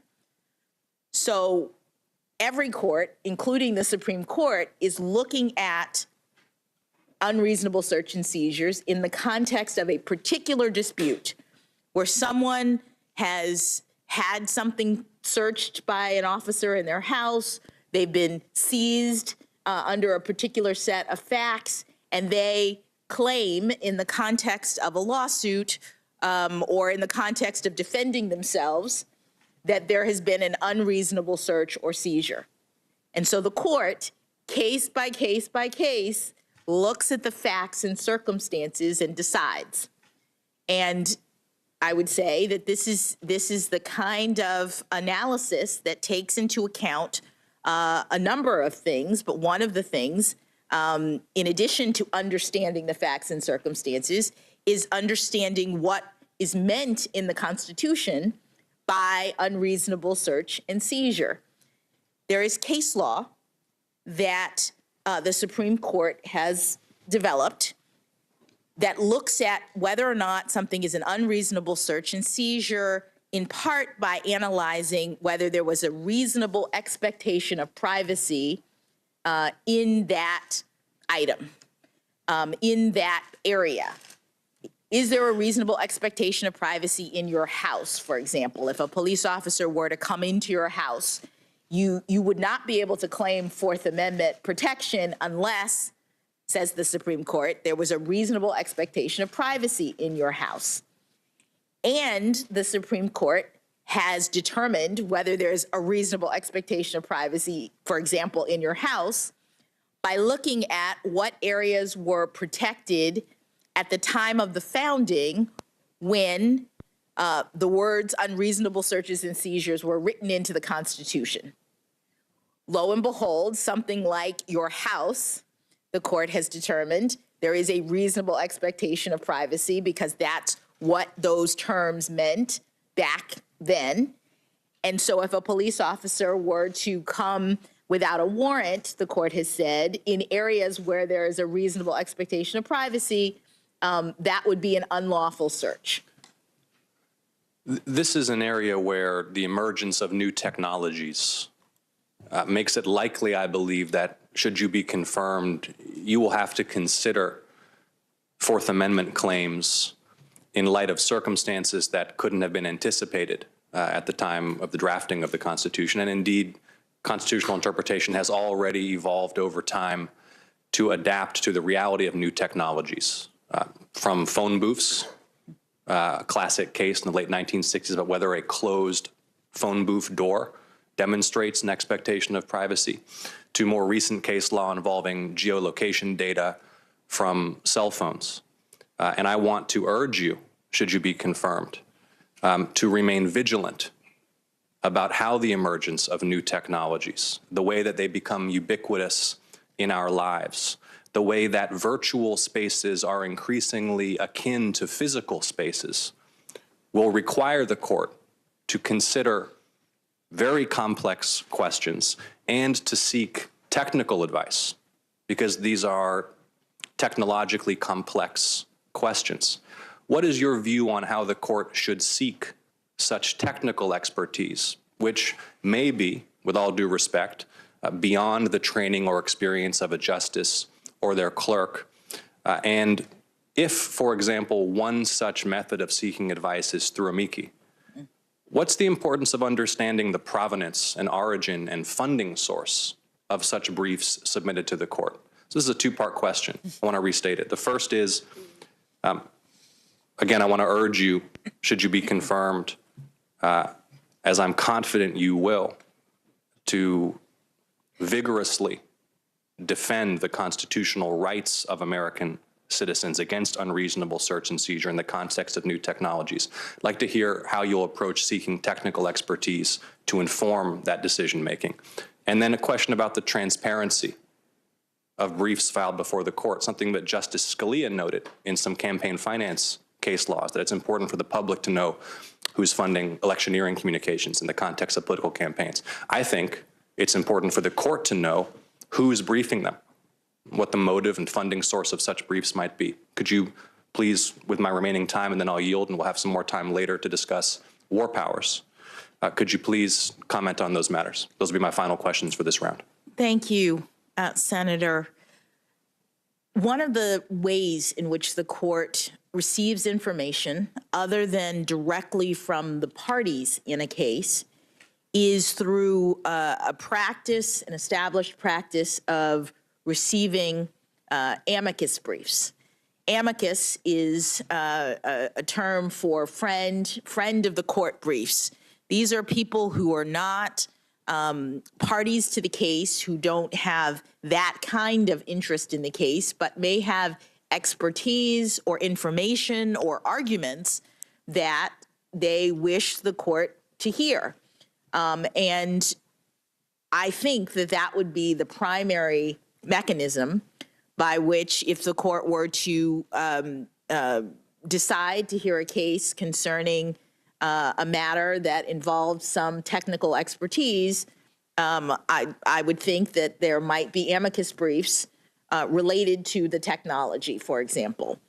I have not looked at the court's rules. I would certainly want to discuss with the courts, other justices, the ways in which determinations are made about which amicus briefs are received and what disclosures are related to them.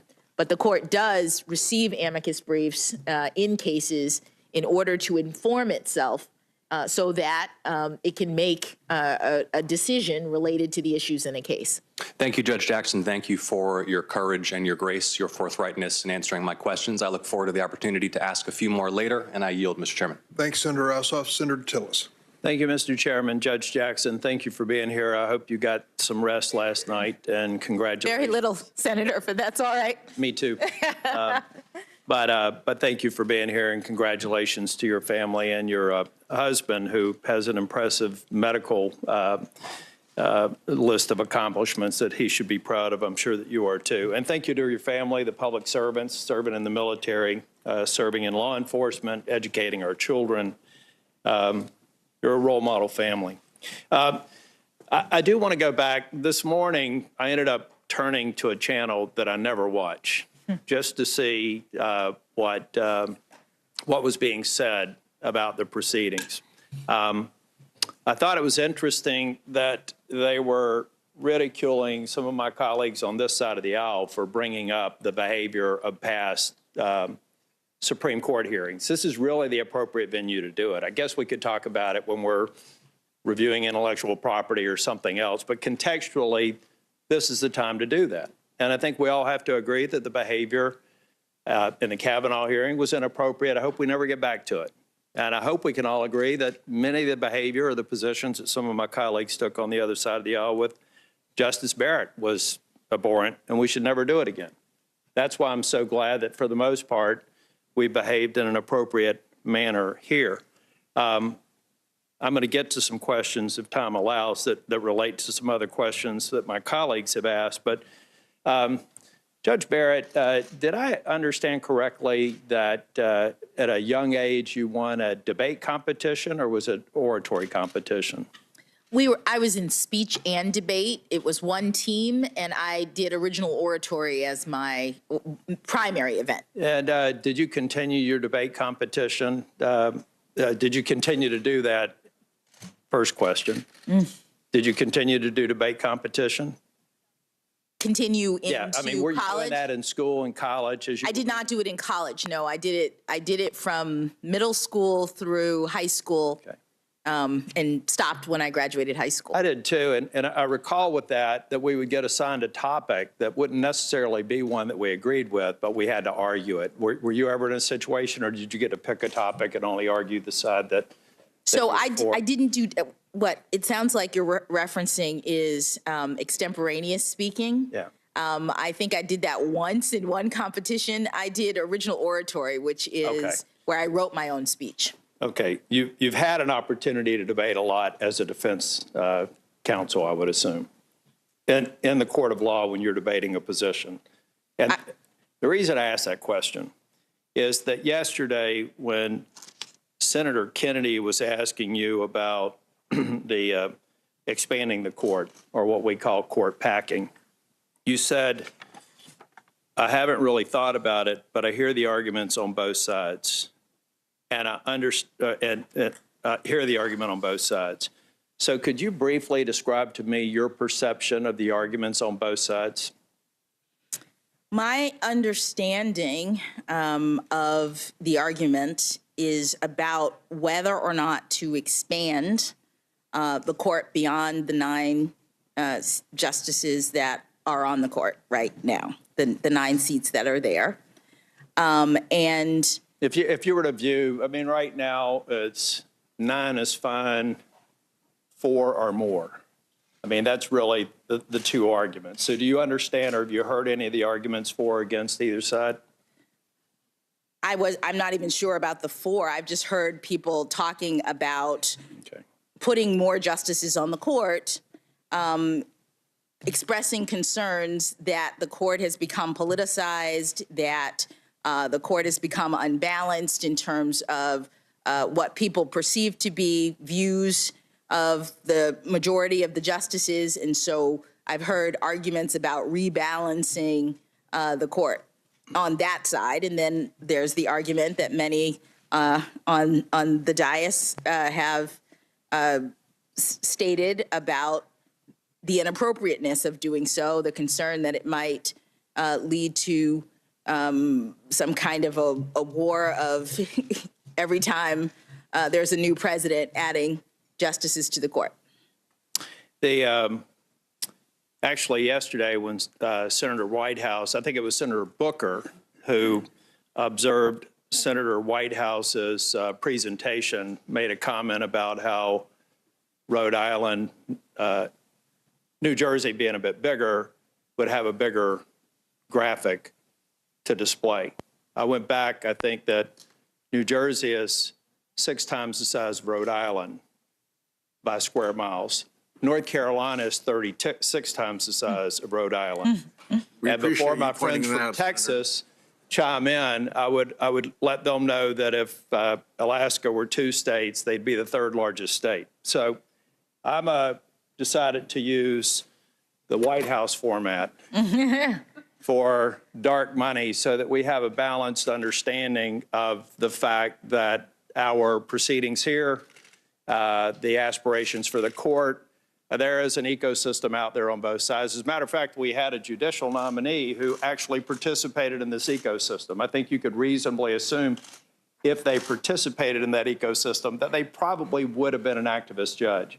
The point that I make here is that we've seen this ecosystem mobilized to support you, and I think, Judge Jackson, you said you haven't had any encounter with demand justice. I don't know if you've had any encounter with some of these that are abbreviated, or I'm sorry, either acronyms or abbreviated, so I wouldn't expect you to. It would be interesting if we could, for the record, determine if you have had any interactions, but with respect— I have not, Senator. I've never seen most of those That's good enough for me. I wouldn't expect you to be honest, sitting on the bench. But they are out there, and they have a specific plan.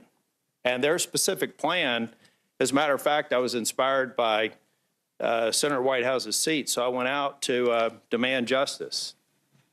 They have a specific plan. Step one, 4 seats on the Supreme Court. We must add 4 seats on the Supreme Court to restore balance, which by their opinion is a majority with their view and their judicial philosophy. They're thrilled that President Biden has promised to appoint a commission. In fact, they're so thrilled that they want to make sure that they can influence the outside of the commission by endorsing their 4-seat strategy. They want to recruit 25,000 volunteers. This is on their website, their strategy, to influence the commission's recommendation. And then they want to nuke the filibuster. 51 votes to make a decision that could ultimately be to pack the courts. This is their stated goal. They're proud of it. Senator Whitehouse was talking about how the prior president was influenced by an organization. I would say that Senator Jackson and almost everybody that the president vetted before, Judge Jackson, are on this list. So I think it's intellectually dishonest to say that the administration, that my colleagues on the other side of the aisle are not influenced by this organization. We've tracked some of the fundraising and support in re-elections. They're engaged and they're influenced by it. But let me tell you what I'm really worried about with the court packing risk that we have today. We're talking about the ultimate destruction of 2 institutions. Back in January, Senator Schumer laid a vote down on the floor that ultimately would have reduced the majority of 60, the filibuster limit of 60 to 51. He was doing it as a way to pass a single bill, but we all know what happened when Senator Reid nuked the executive calendar for circuit court judges. It led to you only being subject to 51 votes to be confirmed. That nuked the executive calendar. In January, Senator Schumer was laying the groundwork for the same thing. Now, I worry that's the destruction of the Senate institution as far as I'm concerned. I think we have to be a consensus-based organization. We don't need to be a 100-member House of Representatives. And that vote happened. What disappointed me most about that vote is back when President Trump was calling on us and pressuring us to nuke the filibuster when we had control of Congress. I signed on to a letter with more than 60 members to say that I would never do that in the face of a Republican president whose policies I supported. I did that to send a very clear message. I respect this institution, and I respect the court, which almost certainly would have been, we would have had pressure from our side of the aisle to pack the court a little bit more. Now, every member who was here back when we signed that letter, who's on this committee, changed their position and voted to potentially nuke the filibuster just 2 months ago. So I hope you can understand my concern about the political winds and the potential damage that it could do to the Senate and do to the Supreme Court. I think it was Federalist Paper 78, where Hamilton talked about the vulnerability, or I think the feebleness. Now, he was arguing, I think, the case for lifetime appointments. But I do think that the Supreme Court is a fragile institution. And I do believe that if we think it's politicized now, think about how it would be if we destroy the institution of the Senate so that a strict party line partisan vote, we expand the court. That's why court packing is important, and that's why we ask a question that I know you're not going to answer, but I know that Justice Breyer and Justice Ginsburg did. And if there's any Supreme Court justice listening right now, I wish that they would speak up, because I think your institution is in peril, and accelerating it to a truly political body is only one successful nuking of the filibuster vote away in the U.S. Senate. This is serious stuff. I was at Price Waterhouse. I was a partner at Price Waterhouse back during the Arthur Anderson Enron scandal. I saw about a 100-year-old top-tier Big Five consulting firm cease to exist because their reputation suffered. If we pack the court, the only thing that you all have, that the Supreme Court has, is its integrity and the esteem that the American people and the trust that they put into it. Packing the court could cause the Supreme Court to lose the trust of the American people. And I think if we want to expand the court, let's do it for the only valid reasons. Maybe the justices come to us and the Chief Justice come to us and say, the workload is too great.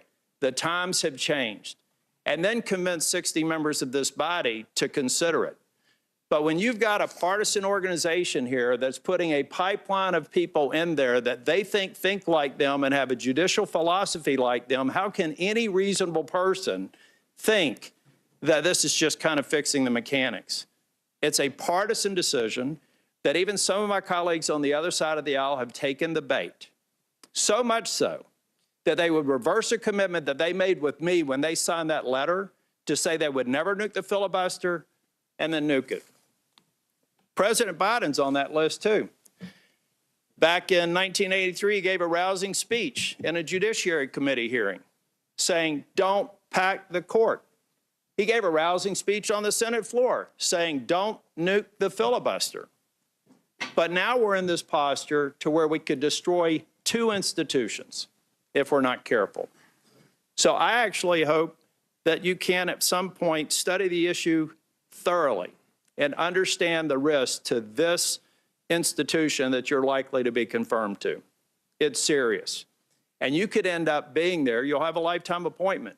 You could actually be there and witness its demise real time if we allow the court to be packed.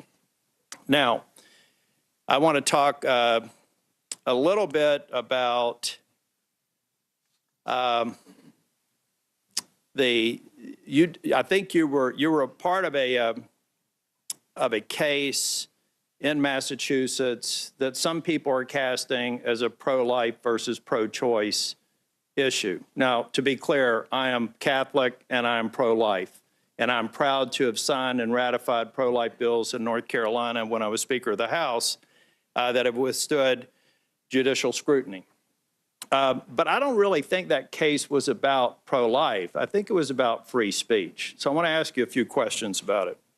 And maybe you could describe it to me if your memory serves you. But it seems to me that the argument that you were a part of, I think that you joined with a couple of others, it seemed as if the argument was because the pro-life protesters were threatening and dangerous to women, attempting to enter the clinic. I'm not necessarily saying you put those words in the brief, but they were in there, and they were a hostile, noisy crowd in the face of protesters. Now, am I correct that a part of the argument was because they were noisy, in-your-face protesters, they needed to be a little bit further away than people who were pro-choice advocates?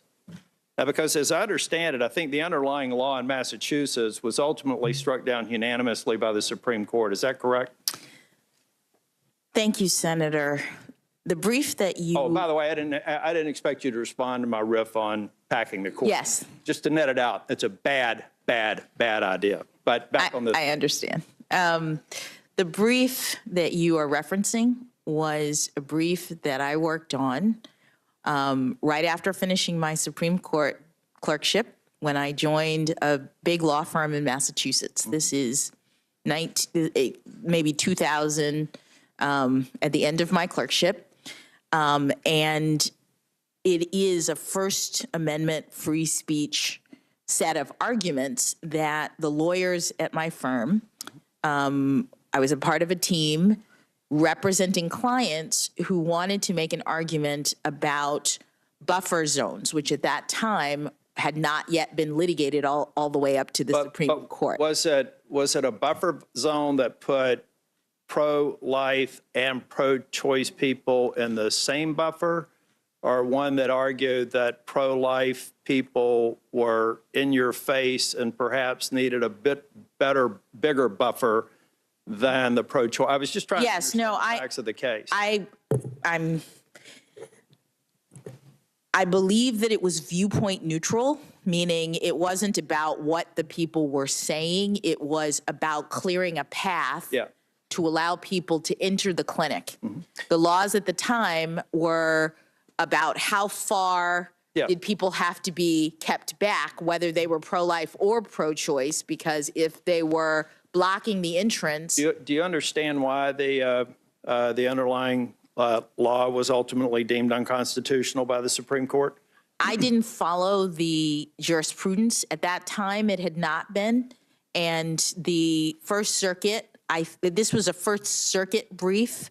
I don't remember what happened in the district court, but my clients wanted to argue in the First Circuit that the laws that allowed for the clearing of the path so that people could enter the clinic and have people stand back were constitutional and important, and the First Circuit agreed. I think ultimately, I don't know exactly, but I think ultimately, as you say, there was some litigation that went all the way to the Supreme Court, and the court had other jurisprudence about the extent to which buffer zones are constitutional. Yeah, well, it looked at, I'm not an attorney. I watch Law and Order from time to time, and I'm not going to get into a debate, but on its face, it almost looked as if there was this notion that there was bad speech and good speech, that somehow,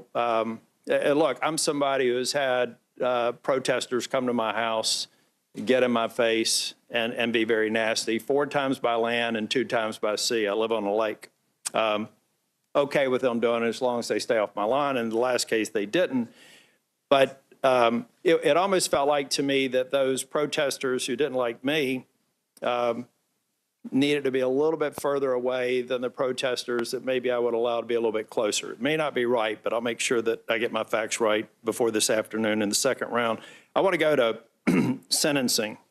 I'm not going to cover any of the ground that my colleagues have. I'm sympathetic to some of it, not necessarily all of it, because I think the details are something that we don't have possession of. I'm sure we're going to talk a little bit more about that. But I want to talk more about a pattern. I know, and I was really impacted by your description of family dinners and your uncles coming in uniforms and putting their guns up on the cupboard and having a sense of pride that you had family that served in law enforcement. There are a couple of cases. I'm very focused on law enforcement and backing the blue. I think that law enforcement, I talk with a lot of them, their morale is low. They feel like defund the police and some of these other efforts are already making a very difficult and dangerous job more difficult, more dangerous.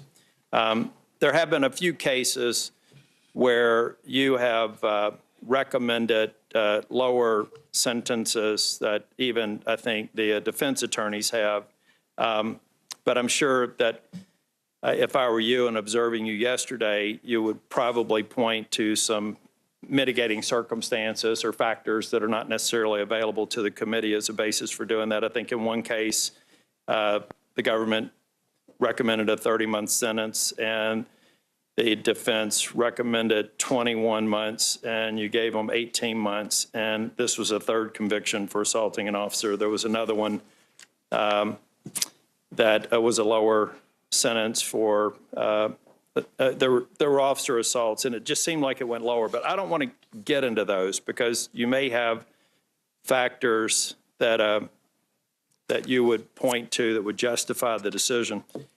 I've got a question about, now, see, that's at an atomic level. I mean, you're looking at the facts of the case, you're looking at the defendant, and as you've described in some of the other cases here, you made a judgment that you thought was fair and that was in bounds with your peer group. But back at the beginning of the COVID pandemic, I believe you made this statement, and I'll give you time to provide context if it's out of context, but in the interest of time, I'm only going to read the most striking. You said the obvious increased risk of harm that the COVID-19 pandemic poses to individuals who have been detained in the districts, that's the District of Columbia's correctional facilities, reasonably suggests that each and every, and I think that means everyone, every defendant who is currently in the D.C.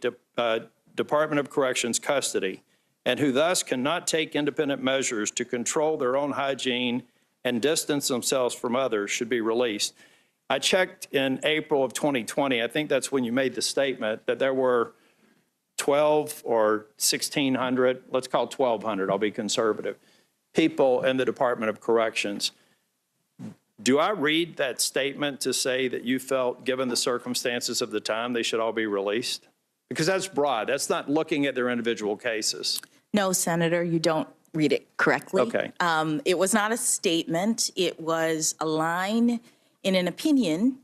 And the beginning of the COVID-19 pandemic was a really, obviously, horrible and difficult time for all of us. Yeah. And what was happening at the beginning in the prisons, which was part of the criminal justice system that as judges we were involved in. I tracked it quick. Because I do not want to go over. I don't go over. But let me just give you a little bit more context. I've actually written letters to the Department of Justice encouraging the release of nonviolent offenders in North Carolina at a federal correctional facility. I've also supported early release programs. I voted and supported the First Step Act. I, as Speaker of the House, was the first speaker in probably 2 decades that actually did the Justice Reinvestment Act early release of nonviolent prisoners. But how can I not read this to say that perhaps they should be released irrespective of the crime for which they've been charged? Senator, if you read 2 more sentences down, that is precisely what I focus on. This is a case, United States versus Wiggins, where I was setting up my analysis as to why I would not be releasing Mr. Wiggins in this case. He was arguing essentially what I said in that statement. He was arguing that the circumstances of COVID-19, which at that point was rampant in the prisons, we had not had a vaccine. There were very difficult circumstances for prisoners who could not be separated from each other in the context of our jails. And as I say at the beginning of that opinion, at that point, COVID was ravaging the jail. And the question for courts under the statute that Congress has enacted for compassionate release was whether COVID-19, a pandemic in the jail, was an extraordinary and exceptional circumstance or extraordinary and compelling circumstance that should warrant release. What I said in that statement that you read was it would seem as though something like a deadly pandemic rampant in the jails would justify releasing everyone. But I go on to say in that very opinion, Congress has indicated that we have to take each case individually. We have to look at the harm to the community that might be caused by the release of individual people. We can't just release everybody, I said in that opinion. And so I wanted to give you, and I'm sorry to interrupt you, but I'm on, that's all right. On 4 minutes. But I feel like I also had my staff provided me this morning in very, very small type recidivism and federal sentencing outcomes. I've said, I'm on record as saying that I want people out. I want them to have them an opportunity to reenter society, become productive members, and I've got a track record for ratifying bills to that effect and supporting similar measures since I've been here in the Senate. I'm going to continue to work on it. But tell me why the numbers that I'm looking here, we have recidivism rate, the most recent one that I have before me, and I'd be happy to share it. I'll ask with to have this submitted to the record. But I think an 8-year look back says that 49% of the people incarcerated are rearrested within 8 years.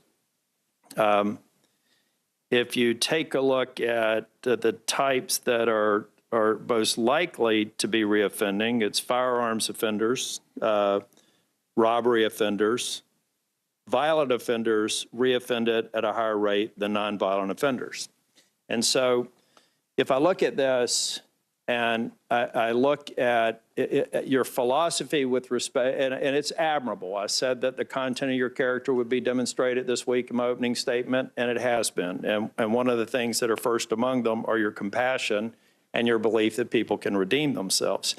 But if you look at some of the cases that my colleagues have brought up, and if you look at even with the context that you provided on the last statement about the Department of Corrections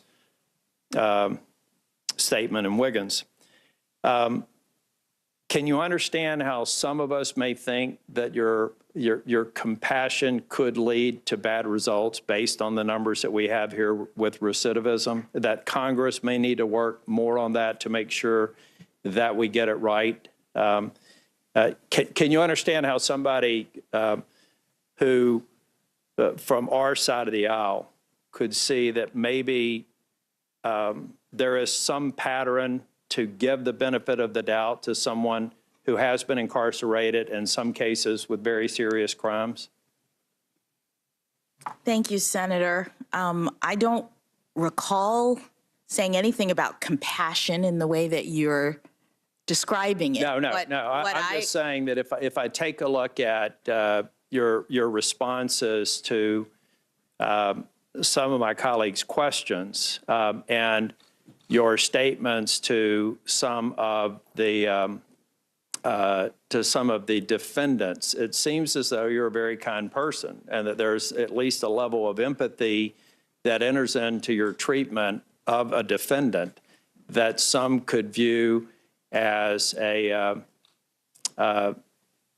maybe beyond what some of us would be comfortable with respect to administering justice. Thank you for letting me clarify. The statements that I made about my practices as a trial judge, which I'm no longer a trial judge, but were intended to explain how trial judges operate and how they impose sentences within the framework that Congress has provided.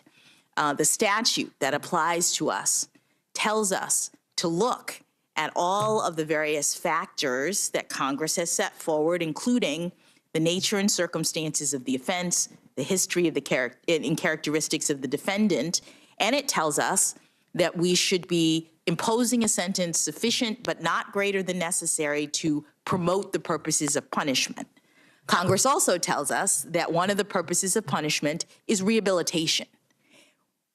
My attempts to communicate directly with defendants is about public safety, because most of the people who are incarcerated via the federal system and even via the state system will come out, will be a part of our communities again. And so it is to our entire benefit, as Congress has recognized, to ensure that people who come out stop committing crimes.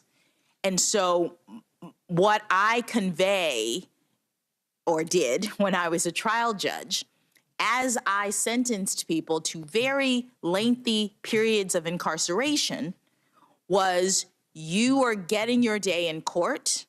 You are able to say what you want to say, but you have to sit here and listen to my reading into the record the victim statements in this case. You have to go away understanding that I am imposing consequences for your decision to engage in criminal behavior. And the reason why I did that, I've said, is because I recognized as a defender that there were lots of people in our system who, instead of taking responsibility for what they had done and then ultimately understanding the harm and potentially not doing it again, instead of that, those people were bitter, they were angry, they were feeling victimized because they didn't get a chance to say what they wanted to say, because nobody explained to them that drug crimes are really serious crimes. Nobody said to them, do you understand that there are children who will never have normal lives because you sold crack to their parents and now they're in a vortex of addiction? Do you understand that, Mr. Defendant? I was the one in my sentencing practices who explained those things in an interest of furthering Congress's direction that we're supposed to be sentencing people so that they can ultimately be rehabilitated to the benefit of society as a whole.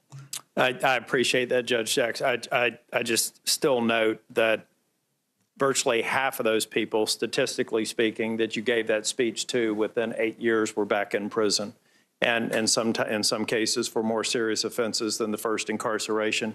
Thank you, Mr. Chair.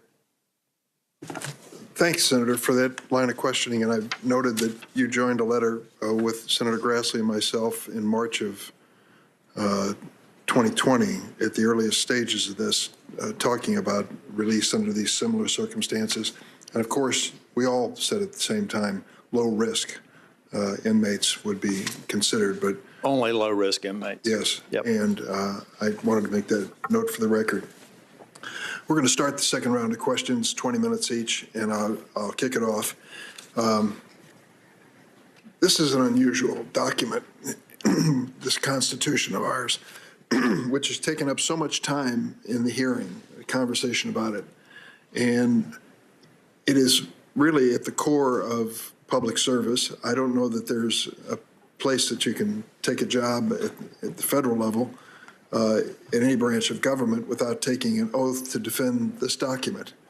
I don't know about other countries and the oaths that might be required, but we even within the Constitution spell out the oath to be taken by the President of the United States, and it's to uphold and defend this document. And there's great debate about just what this document means in today's context. We understand the wisdom, the inherent wisdom of the document, and the fact that we're still here some 230 years later with the design of a government that has endured longer than virtually any other democracy, which of course speaks to the wisdom of the founding fathers and their plan for this nation. But we also understand, taking an honest look at it, that you barely get into this document, Article 1, Section 2, then you run into a problem.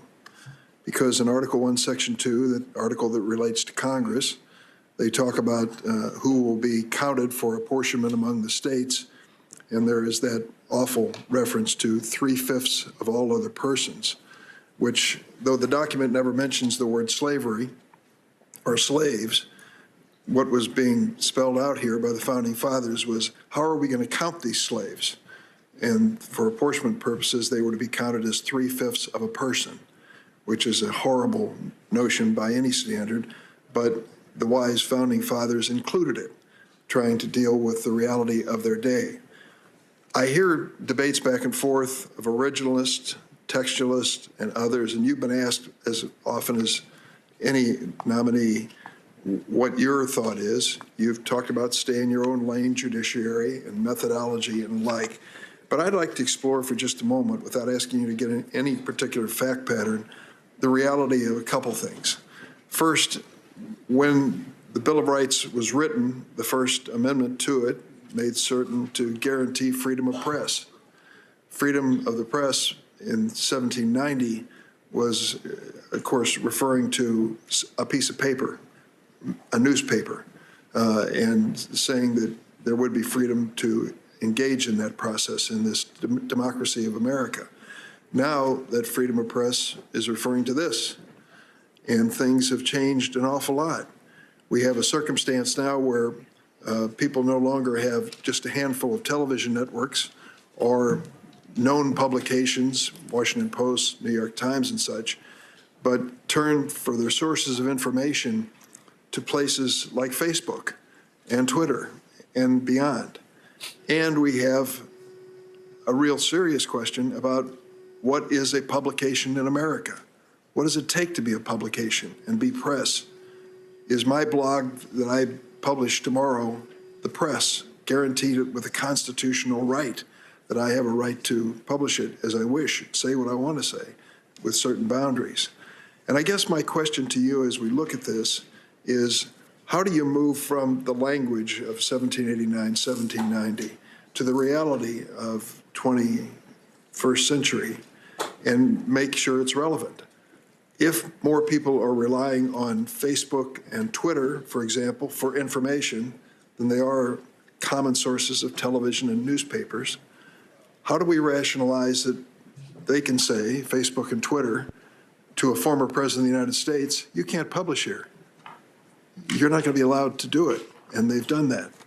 So how do you reconcile that conflict of the changing times, the dramatic changes in technology, what the Founding Fathers envisioned and what we face today? Thank you, Senator. The challenges that you identify are the types of things that the Supreme Court is now dealing with.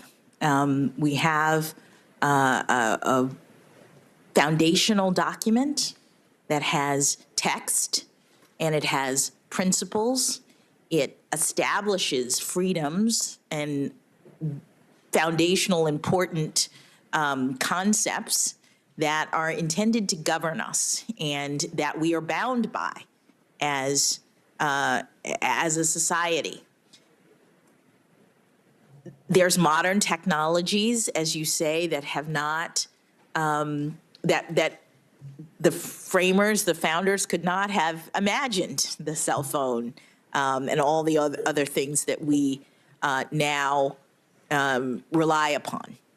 And as I mentioned earlier, the Supreme Court and every court deals with individual cases, disputes about issues, and when the court gets an issue that requires constitutional interpretation, it looks at the facts and circumstances of the particular case and the text and principles of the Constitution in light of the times in which they were written and analogizes to present day.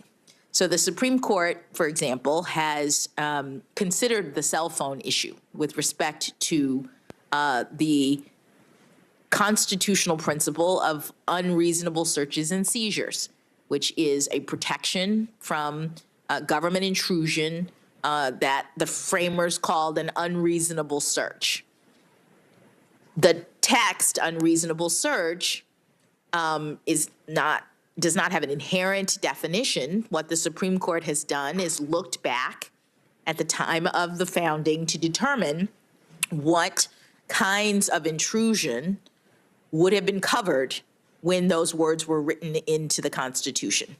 And to the extent that at the time of the founding, those words covered things like police officer intruding into your home and looking into your papers and affairs, then the Supreme Court analogizes that circumstance to the modern day circumstance of a cell phone, which now is in all respects, says the court, like rifling through your papers and affairs.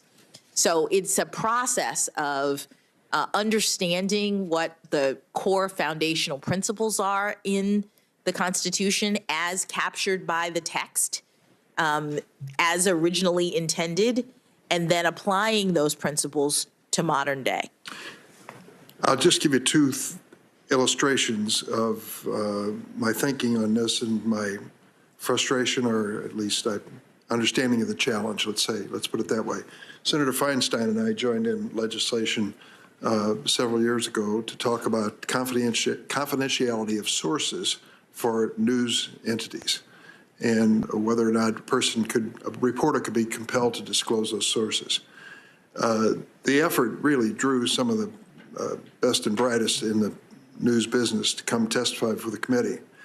the effort failed and faltered over what is a publication, who is a publisher, who is in the business of dispensing news. Does it involve money has to pass between them for this to be an official publication? Or can I just put up on my blog what I wish and resist any efforts to discover my sources? That was one of the serious issues that we faced. We also took a look, I take a look at where this is going in terms of the future and our entities that we rely on for news so often. And I'm going to leave it at that because I think you've addressed the general and don't want to get into more specifics, nor should you.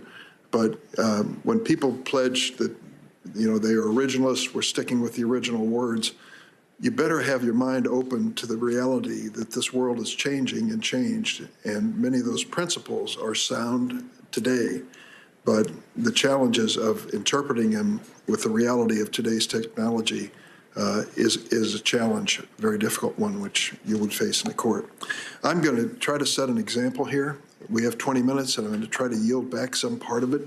I see that Senator Cornyn is here, and I'm glad he is, because I'm going to address an issue which he raised yesterday and again this morning. And I wanted to do it while he was physically present so that when he gets his turn, he can address it. I'm sure he will. Yesterday, Senator Graham said that you had gone too far in calling the government, quote, a war criminal in pursuing charges against a terrorist. Later, Senator Cornyn asked Judge Jackson, I quote, you referred to the Secretary of Defense and President of the United States as war criminals. Why would you do something like that?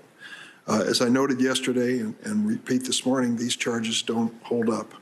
CNN fact check said, quote, both Graham and Cornyn left out important context. Specifically, neither mentioned that Jackson's allegation of war crimes was about torture. Also, Jackson didn't explicitly use the phrase war criminal. The New York Times noted that the allegation, quote, is a distortion and lacks context. The New York Times went on to say, Judge Jackson did not specifically call the former president and defense secretary war criminals.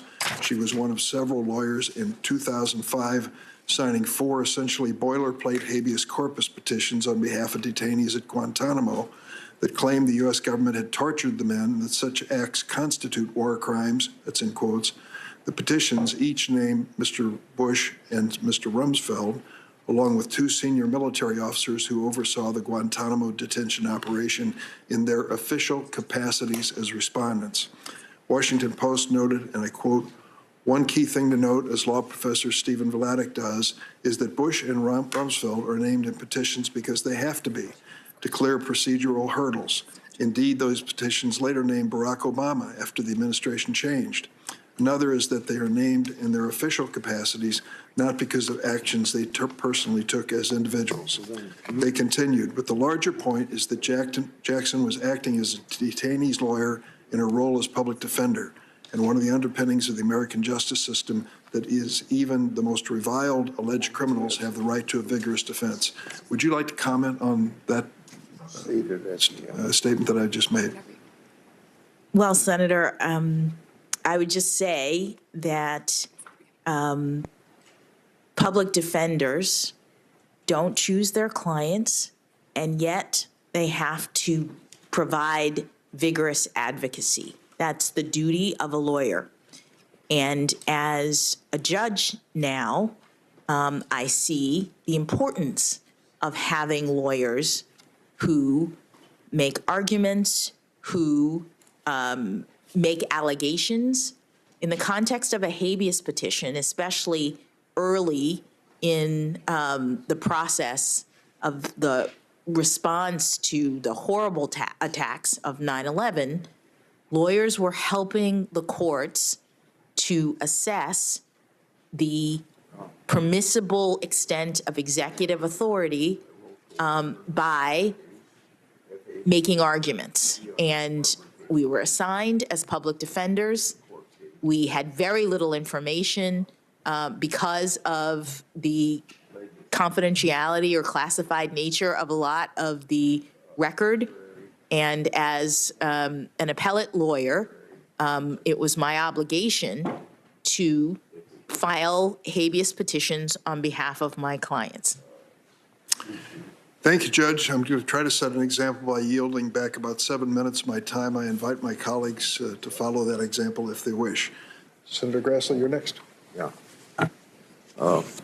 Before I start, I'd like to make a brief point. Yesterday, Senator Durbin referenced Congress's effort to stop child pornography and the exploitation of minors. I've worked on this issue for decades. In 1983, I supported the Protection of Children Against Sexual Exploitation Act. In 2012, I sent a letter to the Sentencing Commission while Judge Jackson was vice chair. In the letter, I encouraged the Sentencing Commission not to lower sentences for child pornography. I said that, quote, it would be a disservice to the American people to have the commission issue a report that advocates for the reduction in sentencing for a class of criminals who cause profound and lasting damage to their victims, end of quote. I'd like to have that put in the record. Without objection. Yesterday, you referred to your record of decisions as the best thing to look at when explaining and evaluating your nomination. But you also said that you haven't had enough cases involving constitutional law to develop a judicial philosophy. If you haven't had to develop a philosophy for deciding cases yet, what else do you think would be helpful for us to look at? So respectfully, Senator, I do have a philosophy. The philosophy is my methodology. It is a philosophy that I have developed from practice. Unlike some judges who come to appellate work from academia and who have some overarching theory of the law, I approach cases from experience, from practice, and consistent with my constitutional obligations. So my philosophy is one in which I look at cases impartially, consistent with my independence as a judicial officer. I understand my limited role in the constitutional scheme and therefore take very seriously all of the constraints on the exercise of my authority that exist in our system. What that means is that at the beginning of every case, I am setting aside my personal views. That's the 3 steps you gave us. Yes, sir. Yes. So you don't have to go into that. Let me go on then. Should the Supreme Court overrule a precedent when it is clear to the justices that the precedent was wrongly decided? Thank you, Senator. Stare decisis, which is the principle that the Supreme Court uses at the outset. It's the sort of background rule of judicial maintenance of precedents in order to have predictability, stability in the law, is the kind of principle that the court begins with when it is asked to overrule or revisit a precedent. And the court has developed certain factors that it looks at before it actually undertakes to reverse a precedent. One of those factors is the view that the precedent it's reconsidering is wrong, but that's not the only factor. The court also determines, in addition to whether or not the prior precedent was egregiously wrong, the court has said, the court looks at whether there's been reliance on that prior precedent, whether the precedent is workable or has proven workable over time, whether the cases in the area of the precedent have shifted such that the precedent itself is no longer on firm foundation, and whether there have been either new facts or a new understanding of the facts that give rise to a need to revisit the precedent. So it's not just a look at whether or not it's wrong, and it's important that the court take into account all of those factors because stare decisis, meaning letting the precedent stand, is a very important pillar of the rule of law. When is it appropriate for a judge to impose a sentence enhancement under the guidelines? Thank you, Senator. The federal sentencing guidelines are crafted to assist courts in making sentencing determinations within the broad range that Congress prescribes for cases, for crimes. So in the typical case, a defendant is convicted of some crime.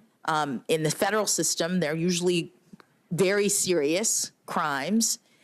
And Congress will say, Judge, you can give that person a sentence anywhere between 0 and 20 years, for example. The sentencing guidelines are designed to set out a series of factors that judges should be looking at when they decide what they're going to sentence that particular person to. And those factors will be things like, if this is a violent crime, does the person have a weapon? If this is a violent crime, was there any injury? And so the judge is looking at these facts, in many cases horrible facts, and calculating the guidelines based on what we call enhancements. Each one of those different characteristics or conditions is an enhancement. So you ask, when is it important when it's appropriate? Well, the judge has to calculate the guidelines in every case. That's how we start the process.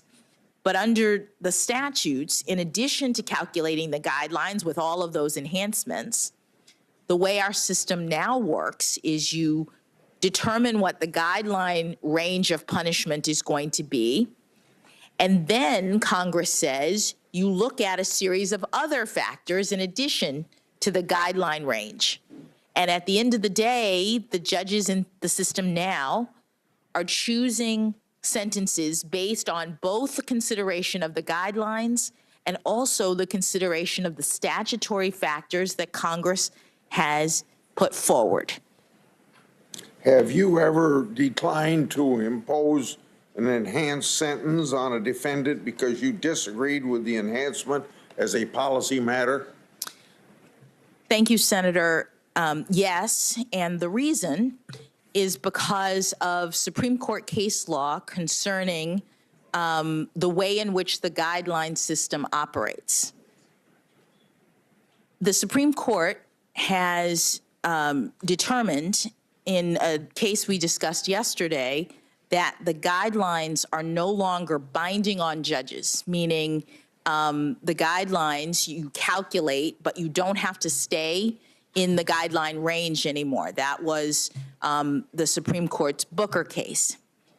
And I can't remember if it's in that case or in subsequent case law, but the Supreme Court has also made clear that when you are calculating the guideline range in the new system that we're in right now, judges are free, the Supreme Court has said, to decide in particular cases whether as a quote unquote policy matter, they disagree with a particular enhancement. That is the state of the law. That is what the Supreme Court has said judges are permitted to do in cases. And so I have, in certain cases, given the way in which the guidelines are operating, the disparities that are created in cases, I have at times identified various enhancements that I have disagreed with as a policy matter because the Supreme Court has said that that's the authority of a sentencing judge in our system. Are nationwide injunctions constitutional? Well, Senator, you vetoed them. thank you for letting me address that circumstance. The reason why I paused is because what I have issued is not technically a nationwide injunction. People call it that, but in a particular set of cases, administrative agency cases that are brought under the Administrative Procedure Act, these are challenges to agency actions, like agency rules that they have promulgated.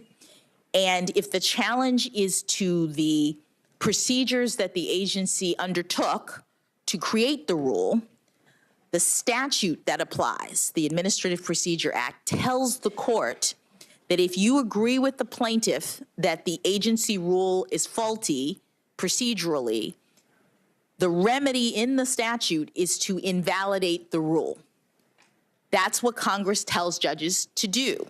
Now, technically, that's not a nationwide injunction. That is invalidating a rule that the agency has enacted. It may have nationwide effects because the agency may have implemented its rule nationwide. But what the court is doing is not reaching out and touching everyone in the country. The court is directing the government that has promulgated that rule that the rule is invalid. And that's what the statute tells us we have to do in those cases. That's different than a nationwide injunction, because a nationwide injunction would be a situation in which we're not dealing with the rule, we're not dealing with the Administrative Procedure Act, we're dealing with a particular case in which something has happened between the plaintiff and the defendant, and the court says, based on what happened in this case, I'm going to tell everybody in the country that you can't, the defendant, you can't operate in this way anymore. I'm going to find on the basis of this particular case, and I'm going to enjoin everyone in the country not to do that anymore. That's a nationwide injunction, which is not what I've done in, I think, the cases that you're talking about. How can the judiciary address concerns about forum shopping, given the rise of nationwide injunctions? Well, forum shopping is a concern that arises when litigants seek to go to different places in the country where they think that they may get a better result. And it's something that Congress can address, because Congress has the power to determine various aspects of judicial process. Explain the political question doctrine, and then what standards would you apply to determine whether a claim before you implicates a political question? So the political question doctrine is a doctrine that relates to the jurisdiction of the court. As I mentioned, the courts are in a particular branch of government, the judicial branch, that is limited in its power. The courts can't make policy. They can't reach out into the world and decide that certain things are good or bad and then address them. They have to wait for cases to come and decide them. And when a case comes, it has to be presenting a question of law for the court to answer it. If a person comes to the court and they ask the court to answer something that is properly in the province of Congress, if they ask a political question, then the court has to say, I'm sorry, that's not my role. So I had, for example, a case that involved Yemeni citizens who, I'm trying to get the facts exactly right, but they had relatives. I think they were resident in the United States, and they had relatives in Yemen, a war-torn area. This is a few years ago. And they came to the court, me, asking if I could direct the administration to extract their relatives from Yemen, that they wanted me to order the executive branch to send in troops and get their relatives out, because it was obviously dangerous for their relatives to be in that country. And what I said in that circumstance is essentially, I don't have jurisdiction to do that, because what you're asking me to do is a political question. That the question of when and where troops can be sent and who can be extracted from foreign governments belongs with the executive branch. And so you have to ask them. And so I said I have no jurisdiction. That's a political question doctrine, and it's well established in our law. Yesterday, in response to a question from Senator Durbin, you said that as a judge, you are, quote, trying in every case to stay in your lane, and end of quote. That's the same time you gave us the 3 steps you go through as you work yourself through a case. You also described the text of law as a constraint on your authority. But in several cases, I'll list Make the Road New York, AFL-CIO versus Trump, Watervale Marine Companies, and others, the D.C. Circuit reversed your decision or criticized your reasoning for failing to follow a clear and unambiguous text. Why didn't the clear text of the law constrain your authority in these cases? Thank you, Senator. You mentioned 3 cases. Certainly with respect to the second one, the D.C. Circuit didn't say that the text was clear. And in fact, that's what happens in cases, that judges at the trial level do their best to make interpretations. In that case, it involved a channeling provision. This is AFG versus Trump. It involved a provision, a statute that was designed to channel the judicial authority into an agency. And I interpreted the statute, and I thought that the arguments that were being made, the claims that were being made, were not ones that Congress had intended to channel. And I went through the analysis, and I explained my reasoning as to why I thought I still had jurisdiction, and I went on to address the merits, which is the duty of the judge if they determine they do have jurisdiction. The D.C. Circuit disagreed. They wrote an opinion that interpreted the statute differently with respect to those claims, but it was a case of first impression as to what those claims meant and whether they were supposed to be channeled or not, and that happens. The district judges do their best, and sometimes the Court of Appeals and the Supreme Court haven't spoken to the issue, and the parties disagree.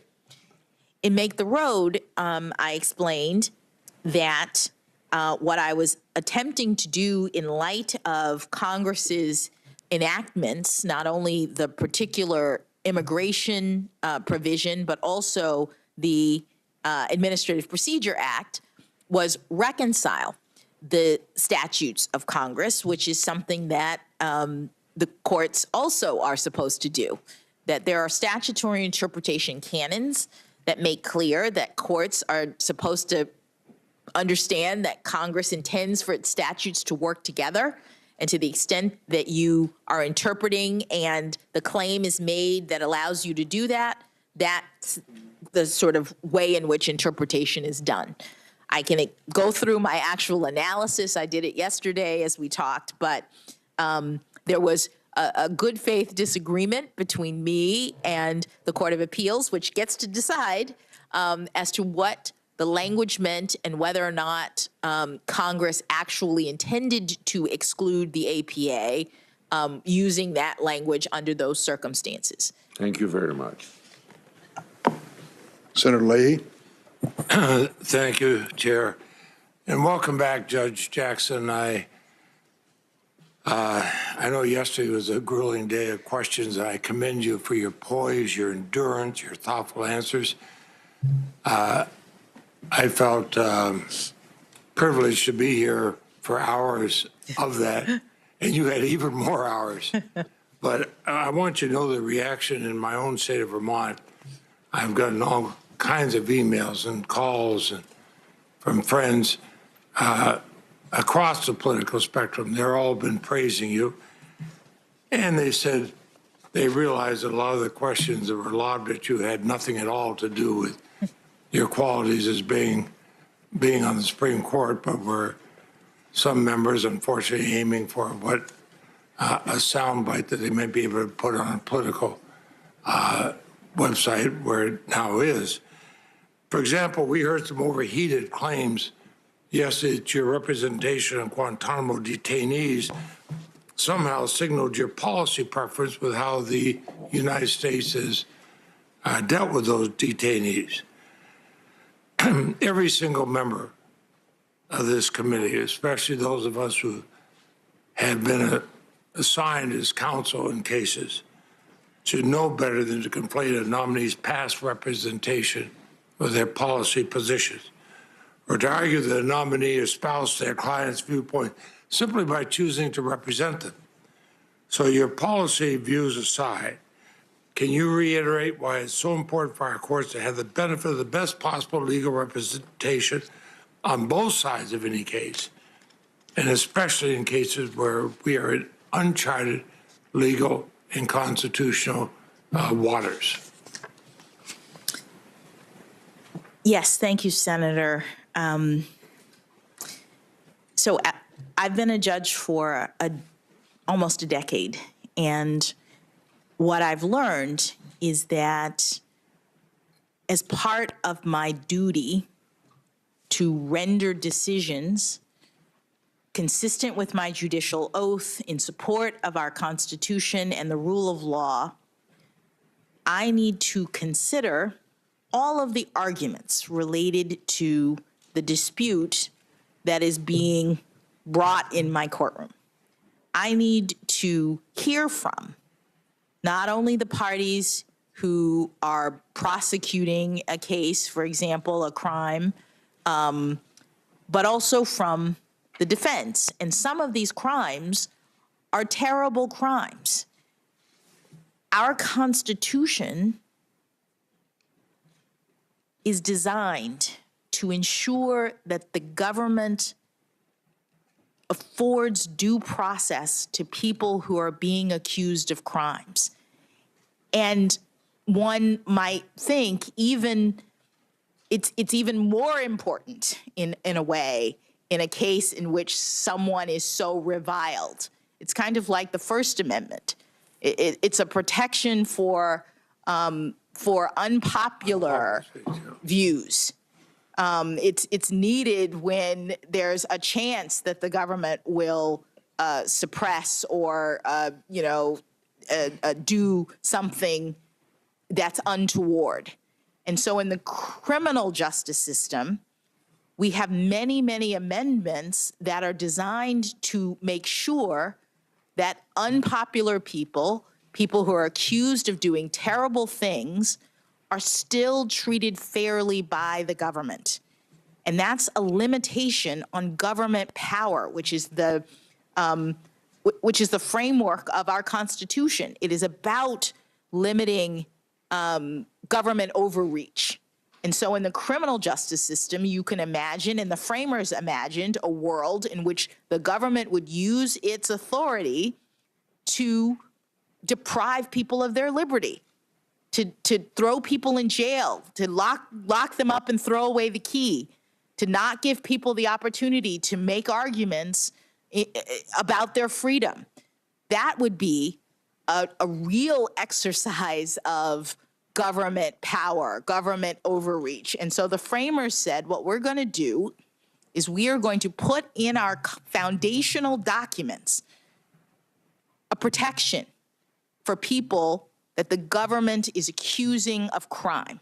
And that's not to say that the people are innocent. That's not to say that they haven't done terrible things. What it's about is ensuring that the government does what is required in order to ensure all of our liberty. It protects all of us because there might be someone who is innocent, and if the government is able to just do whatever it wants in criminal process, we are all at risk. Well, and I think we've all seen cases where that happened. I mentioned to you yesterday that I spent nearly a decade as a prosecutor. And especially when I had serious cases, I wanted the best defense attorney possible on the other side. I wanted a case that if I won, it usually went up on appeal automatically if it carried a heavy penalty.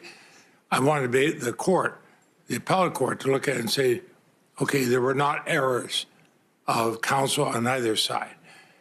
But I also, as a strong proponent of our Constitution, I think what you're saying is something I totally agree with. We have to have the individual's rights protected. It doesn't mean the defense counsel is in favor of murder or rape or armed robbery, but the rights have to be protected. And let me tell you about another area. I've authored and I've long championed the bipartisan John Lewis Voting Rights Advancement Act. I think it would help curtail the growing wave of voter suppression sweeping across our country. Again, something we don't have to worry about in Vermont, but unfortunately do in other states. I'm passionate about this legislation. I've always believed that our democracy is stronger when we expand, not shrink, the ranks of our citizens who fully participated. I believe our democracy goes stronger with your historic nomination and your presence before us today. And I've told you privately how my family members feel about that. Why is it important for our democracy's institutions, courts and all others, to reflect the rich diversity of our nation's citizenry? Thank you, Senator. One of the things we've been talking about is the difference between the judicial branch and the other branches of government. We have 3 branches in our federal system, and the legislative branch has certain powers and it can do certain things to ensure that its prerogatives are achieved. And the executive branch has the power of might. The president controls the military. The judicial branch, its force in our system is the protection of the rule of law, which can only be done by essentially the consent of the governed. It can only be done if people in our society believe, decide, and agree that they're going to follow what it is that courts decide.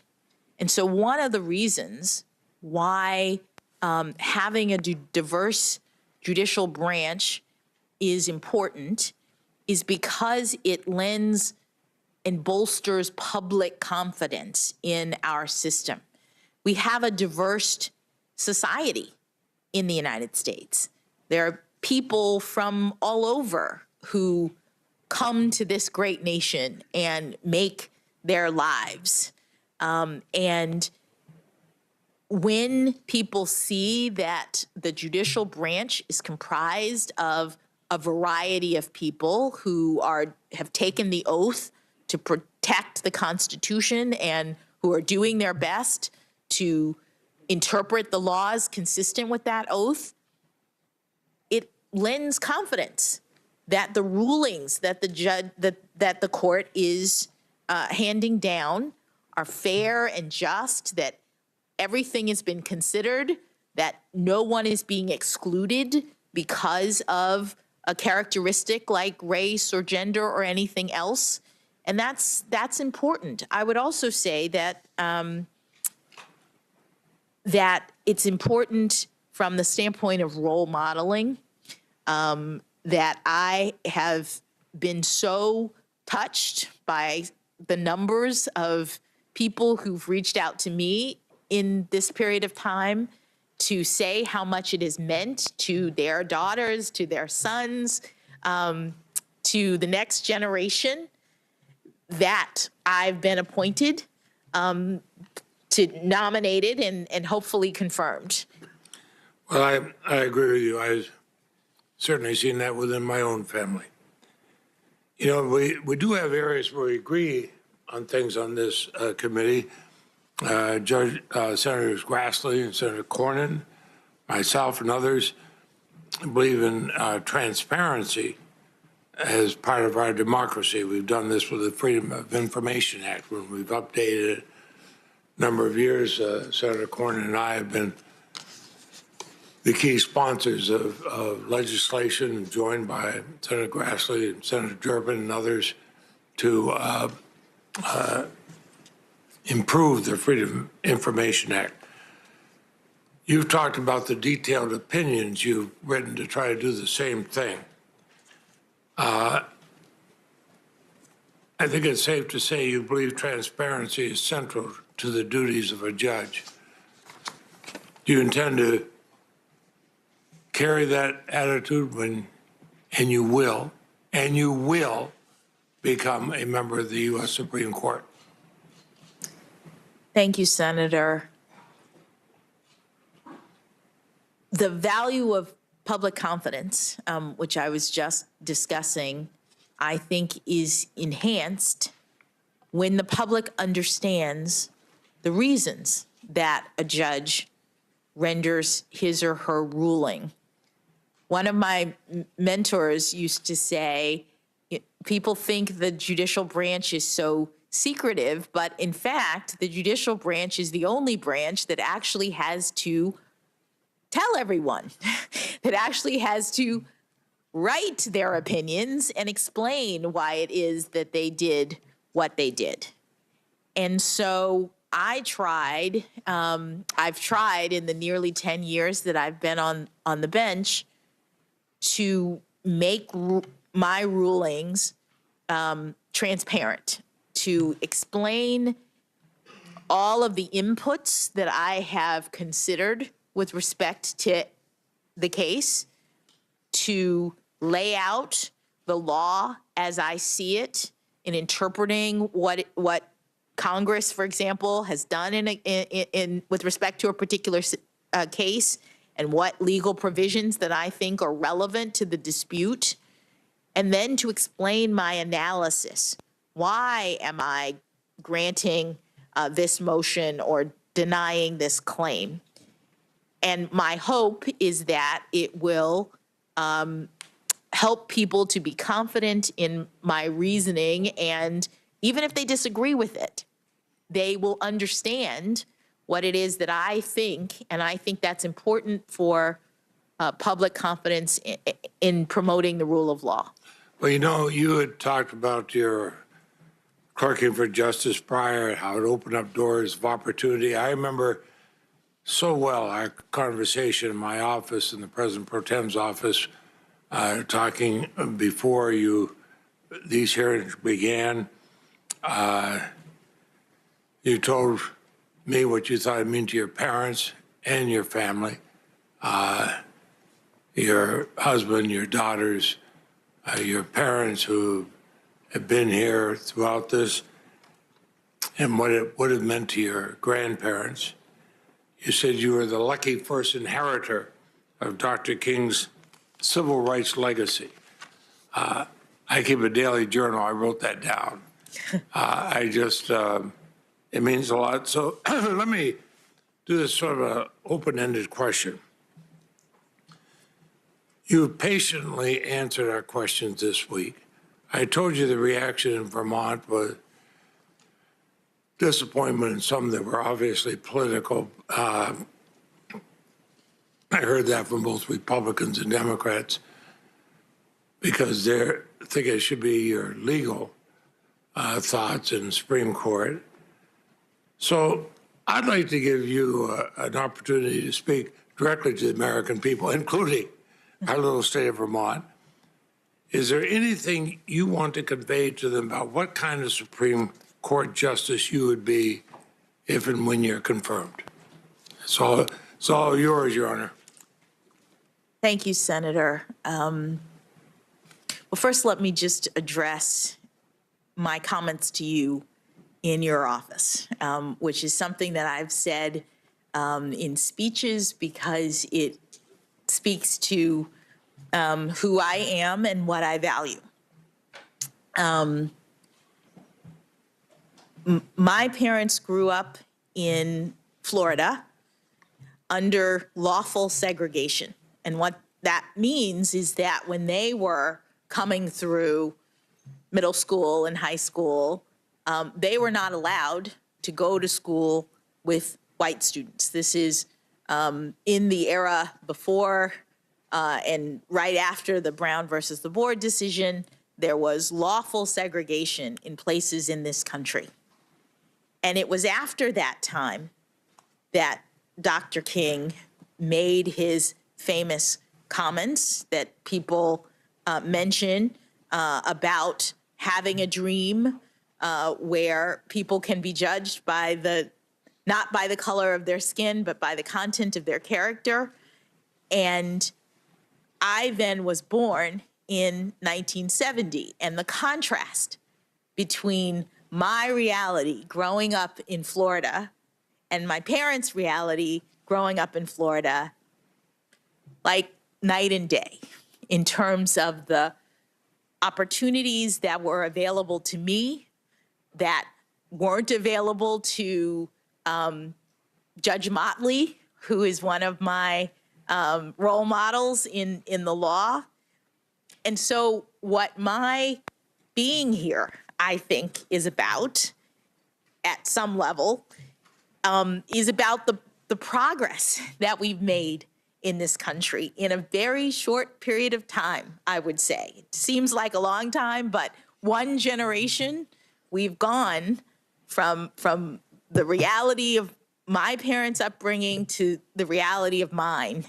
And I do consider myself, having been born in 1970, to be the first generation to benefit from the civil rights movement, from the legacy of all of the work of so many people that went into changing the laws in this country so that people like me could have an opportunity to be sitting here before you today.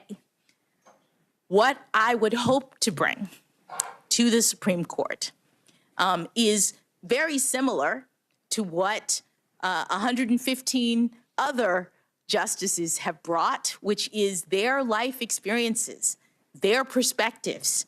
And mine include being a trial judge, being an appellate judge, being a public defender, being a member of the Sentencing Commission, in addition to my being a Black woman, lucky inheritor of the civil rights dream. And in my capacity as a justice, I would do what I've done for the past decade, which is to rule from a position of neutrality, to look carefully at the facts and the circumstances of every case without any agendas, without any attempt to push the law in one direction or the other, to look only at the facts and the circumstances, interpreting the law consistent with the Constitution and precedents, and to render rulings that I believe and that I hope that people would have confidence in. Thank you. And Chair Durbin, I've had the opportunity to be here. The first justice I got to vote on was John Paul Stevens, nominated by President Gerald Ford. Proud to vote for him.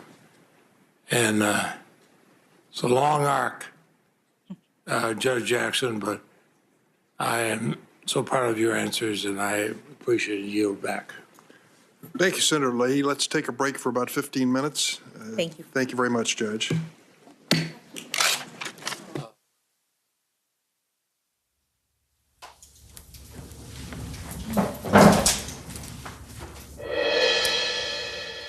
Good Wednesday, everybody. I'm Aaron Gilchrist. And I'm Morgan Radford. Thank you so much for joining us. You've been watching the third day of confirmation hearings for Judge Ketanji Brown Jackson, during which Judge Jackson has been taking questions for 2 days from various senators on the Judiciary Committee. As you just heard, senators are taking a short break now. We expect it to be 10 to 15 minutes long here as we watch again live pictures inside the hearing room. You see the parents of Judge Ketanji Brown Jackson moving through the room, the camera following them as they exit for this short break. We're going to return to the hearing as soon as it begins again.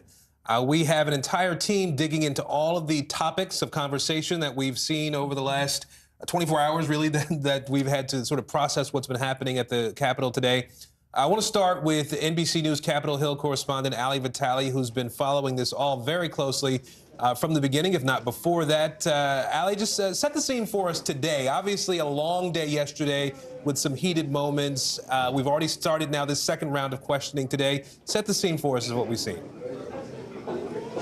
Yeah, 13 hours yesterday. This break now, and you'll see some people, some familiar faces coming out of the hearing room next to me and flooding behind me over the course of the next few minutes as they head to this break period. But look, 13 hours yesterday, several more hours to go today. What we're about to finish up, or what we're about to continue heading into, is the second round of questioning for many of these senators, 20 minutes each. Some of them not going to take all of that time. Chairman Durbin trying to set that precedent early, using just a small portion of the minutes that he was allotted to ask some extra questions of Judge Jackson before moving on to the ranking member, Chuck Grassley. That's not necessarily going to be true for all of the folks that we're going to hear from. I was just talking, for example, with Senator John Cornyn, who said he plans to use all of his 20 minutes and more if he can get it, because he still has questions for her around her judicial philosophy.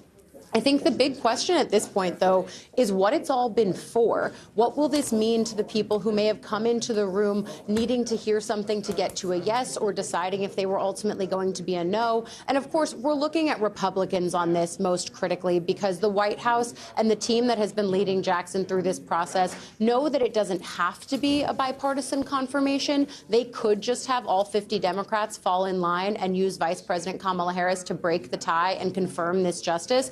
They don't want to do that, though. They would like to see this be a bipartisan confirmation. But in talking to some of the Republicans who may have shown a little bit of an openness, either in their line of questioning or the tone that they took in their opening statements, those senators don't seem to be coming around. Specifically, I'm thinking about Tom Tillis of North Carolina, who the tone of his opening statement a few days ago seems very different than the tone that he took today during his line of questioning. He says at this point that he is a lean no. The same thing from Republican Senator John Cornyn, who, as I said, I just caught up with. He said he's open to voting for the judge at this point, but that if he's being honest, he's also leaning in the no direction. If he hears certain things from her about judicial philosophy, he wants her to further expand on the idea that judges should stay in their lane. He wants to hear what that would practically mean on some key issues. Maybe he could get to yes, but really it does seem like at this point, Republicans who walked into the room a no are probably still walking out of the room a no, and Democrats who walked in a yes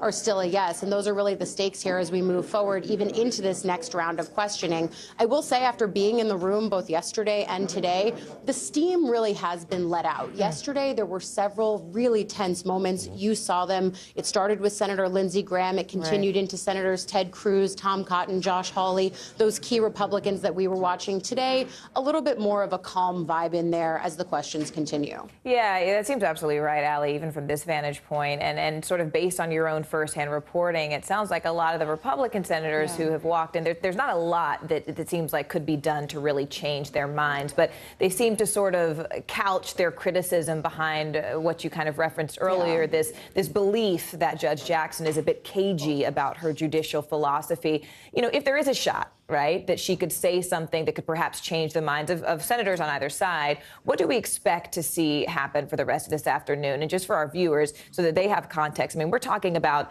hours and hours of questioning, right? This is the third day of the hearings, but 2 days where she has gone in this room and had all of these senators question her for hours about everything from critical race theory to, you know, her judicial philosophy. What do we expect to see in the hours ahead that are left, Allie? Look, at this point, Morgan, it's kind of a game of stamina. A lot of the themes that we're going to hear about are things that are rehashings of things that happened yesterday, of remarks that the judge has given in the past over the course of the last 13 hours that she just went through, in addition to the hours that she's already endured this morning. It's kind of why the prep is so important. And of course, someone at this caliber and this level did extensive amounts of prep for this. But I think the key is actually the mock hearings that she did, led by the White House counsel's office. There were several of them, I was told by my sources. That's where this really does come into play. And so, of course, you continue watching, you wait to see if the answers change at all. But really what we've heard from her is a very disciplined set of responses. And it's why the White House continues to feel good about where they are in this, even amid the tense moments yesterday. There's still a feeling and a confidence here that this has gone very well for them and the way that they wanted it to go, frankly.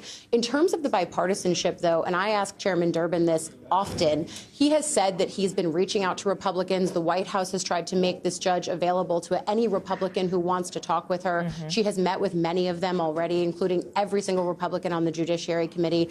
And as Chairman Durbin has said repeatedly, hope springs eternal for bipartisanship. So we'll see if that hope spring actually yields anything when it does come time to vote. Allie, we are so glad to have you there reporting on the ground, and we know that you'll stick around with us for the rest of the afternoon. Let's turn to our next guest here. Cynthia Alsney is with us as well today, a former federal prosecutor and NBC News legal analyst. Cynthia, I want to ask you first about the judge has been pressed on her judicial philosophy a lot over the last several hours, obviously, and she keeps going back to this notion that her philosophy is a methodology, really, that she looks at every case that comes before her and has a very specific way that she analyzes and steps through decision-making in these cases. Is that the sort of a response that that you would expect to hear from a judge, that you would expect and want to hear from a Supreme Court justice as she's trying to move into that position? Right. I mean, it's the safe position, right? And it's a very practical position, and it does seem that it's genuinely held by her. She seems to be a very cautious, methodical person, and so she says she has these 3 steps, and I think she's convinced everybody that she is that methodical, careful, cautious person, and that's exactly how she handles it. You know, yesterday Ben Sass had a pretty interesting conversation about judicial philosophy, which I think was illuminating. On one hand, on the other, it doesn't really matter because they have the votes to go ahead and move her onto the floor for a full vote. And judicial philosophy is interesting intellectually, but in practice, what you find is, you have a whole school of people who say judges should never legislate until it's not convenient and you want to strike down the ACA. And judges should never, change what's happening in the executive until, they want the vaccine mandate struck down. So it's interesting intellectually for eggheads, but in the practical world, it's not that important. And she lives in the practical world, and she's been very impressive on her methodology. I want to ask you, Cynthia, this morning, Senator Jon Ossoff of Georgia asked Judge Jackson about her family's background in service. And I want to take a listen first to what she had to say, and let's talk on the other side of that. I grew up with family members who put their lives on the line. I understand the need for law enforcement, the importance of having people who are willing to do that important work, the importance of holding people accountable for their criminal behavior. I also, as a lawyer and a citizen, believe very strongly in our Constitution and the rights that make us free. And what that means to me is an understanding that although we need accountability, although there is crime, we also have a society that ensures that people who have been accused of criminal behavior are treated fairly. That is what our Constitution requires. That is what makes our system so exceptional. The Fraternal Order of Police has voiced its support of Judge Jackson, which is typically not something they would do if they believed that a candidate or a nominee was soft on crime. But yet, we heard Republican senators like Josh Hawley of Missouri who have said, spent his entire time painting this picture that this particular judge was soft on crime. Do you think that any of those arguments landed? I mean, what do you make of the judge's stance on criminal prosecution and really how she voiced that she approaches it? Well, two things about that. One is the best prosecutions are ones that have the best defense attorneys. And I think Senator Leahy said that, because when you're the prosecutor, you're up your game when you have a better defense attorney. So I'm of the view that somebody like her on the other side would improve the quality of the prosecution, number one. Number two, the Republicans went after her being soft on crime. And I have to say, I felt like maybe yesterday Hawley was starting to get a little purchase, and then Hirono came in afterwards and went through all of the details of all these other judges that have done the exact same thing that she's done, all of those judges that he supported.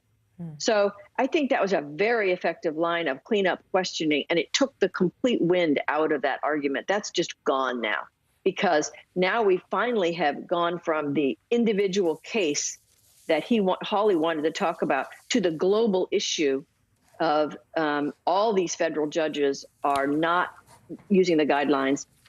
They're departing downward. And I can tell you, as someone who's been a sex crimes prosecutor, this is a big issue in the legal discussion about how are we really going to handle sentencing in sex crimes. Because now you can be, barely paying attention and you have porn on your computer. And so that's one type of sex crime. The other is the person who's producing and disseminating and abusing the minors. And so we're looking for a way to do that. That's what's happening in the law. And judges are trying to react to that. Hawley wants to knee-jerk it so he can run for re-election. That's fine. We're all happy for him. But she's having a serious discussion and is part of that legal, intellectual discussion, which I think Hirono brought home and did the cleanup for her. Well, when you talk about sort of the global issues and these knee-jerk responses, political responses really to these intellectual theories, we also saw some pretty tense exchanges around topics such as critical race theory, right? We understand that this is actually an intellectual theory that has been politicized, right, by a lot of Republican senators in this space. How do you think the judge has handled those lines of questioning thus far, specifically thinking about that moment with Senator Cruz talking about baby books? I mean, how do you think she's responded to that? Well, I think she's been outstanding. And in fact, probably her sigh and reaction to Cruz will turn out to be an international meme. I mean, when he started asking her about, what do you think about this book that's taught at the Georgetown Day School, where, by the way, your children don't go anymore. And by the way, it's in 4th grade. And when she just looked at him and sighed and went, I really don't use that in my business, in my judicial philosophy. And with all due respect, Senator, I'm here to discuss my judicial philosophy and how I would be. I just thought that was very effective, and it kind of closed the issue. I mean, clearly, she is not advocating criminal race theory. She is, if nothing else, she has drilled home to these senators this methodology that she does. I try to be neutral. I look at the arguments by the counsel. I look at the facts. I look at the law, and then I write the longest opinion anybody's ever written because I believe in transparency. She has communicated that, and critical race theory is not a factor, and that's been very effective. Cynthia Oxney, thank you so much. We appreciate your analysis. Well, we'll ask you to hang with us here, Cynthia, and bring in NBC News legal analyst Charles Coleman Jr. as well. He's a former New York City prosecutor. Charles, Judge Jackson's sentencing obviously has been a really big focus of the Republicans in particular who've been questioning her. I want to play the end of her answer. This was to Senator Tillis, his remark saying that the judge had been maybe too empathetic for defendants that she's seen. Take a listen to this. I recognized as a defender that there were lots of people in our system who, instead of taking responsibility for what they had done and then ultimately understanding the harm and potentially not doing it again, instead of that, those people were bitter, They were angry. They were feeling victimized because they didn't get a chance to say what they wanted to say, because nobody explained to them that drug crimes are really serious crimes. Nobody said to them, do you understand that there are children who will never have normal lives because you sold crack to their parents and now they're in a vortex of addiction? Do you understand that, Mr. Defendant? I was the one in my sentencing practices who explained those things in an interest of furthering Congress's direction that we're supposed to be sentencing people so that they can ultimately be rehabilitated to the benefit of society as a whole. So on this issue of empathy, not sympathy, but empathy in this case, what's your take on the judge's response there in talking about what she has to do from the bench when she deals with people who come before her? Well, I think, Aaron, one of the things that she basically shines a light on is just how the process works and just some of the inequities and inefficiencies around the process, in order to explain that a lot of people who come into contact with the judicial system are not familiar with some of the actual ramifications of their actions in the ways that judges, lawyers, and other people who are professionals in that system are. And so she took it upon herself to make this clear and explain these things to people who would have otherwise not had that information. And so she is shining a light on some of the inefficiencies of the judicial system overall. I think in a larger context, however, it's worth noting that a lot of the characterization around her empathetic, compassionate nature, those have an underpinning of sexism. And I think that that's not something that people would automatically pick up. That is an attempt to sort of lean in on the judge as a woman, as someone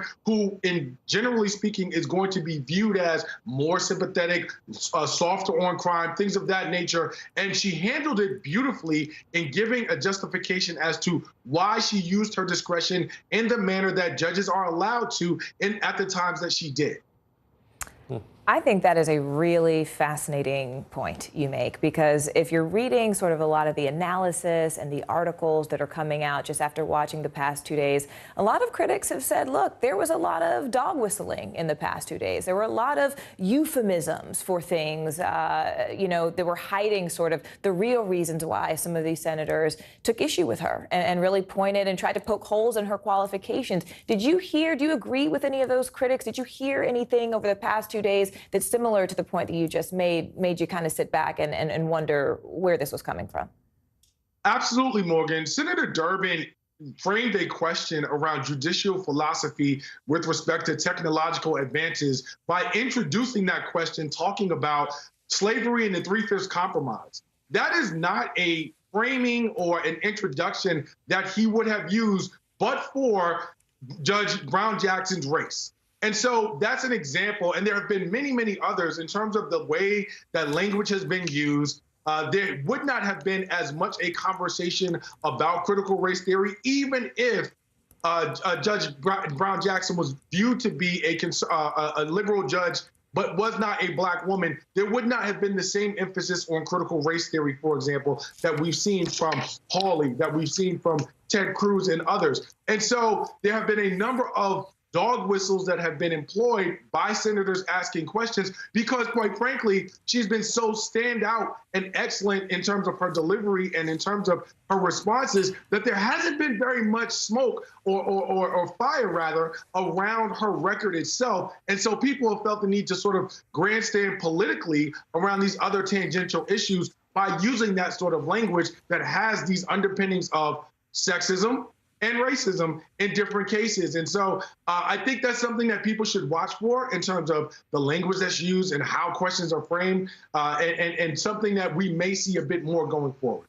I want to, just for the benefit of our viewers, note that Chairman Durbin has returned to the room. We're just waiting now for the judge to come back in, and then the questioning will resume here. But Charles, I would like to stay with you while we wait, because I think you made some really interesting points. I mean, the line of questioning to this particular judge, who happened to be Black, was interesting. I mean, when I was just looking at my notes from yesterday, we heard several references to Dred Scott case, 3/5 of a human in the Constitution, baby books regarding critical race theory. We even heard Odysseus. I mean, these were things that I hadn't heard or seen when Judge, Amy Coney Barrett was up, or Kavanaugh, for example. But for this black judge, these were topics that were top of mind for a lot of these senators, which I found very interesting. In fact, the official GOP Twitter account posted a message crossing out her initials, KBJ, and they replaced them with CRT. How do you think Judge Jackson has been handling those questions that seem very tailored to her in ways that we haven't really seen before? She's been absolutely unflappable, and her delivery and poise has been commendable and brilliant.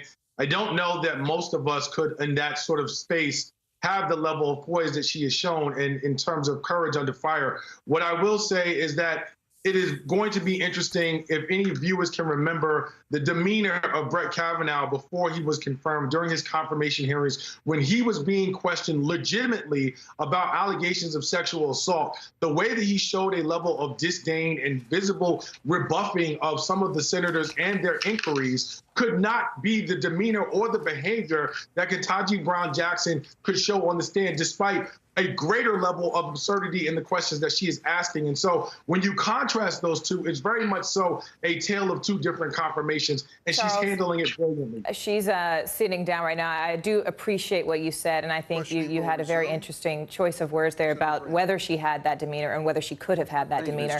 Let's go ahead and listen in. They're gaveling in. Sorry. Good morning, Senator.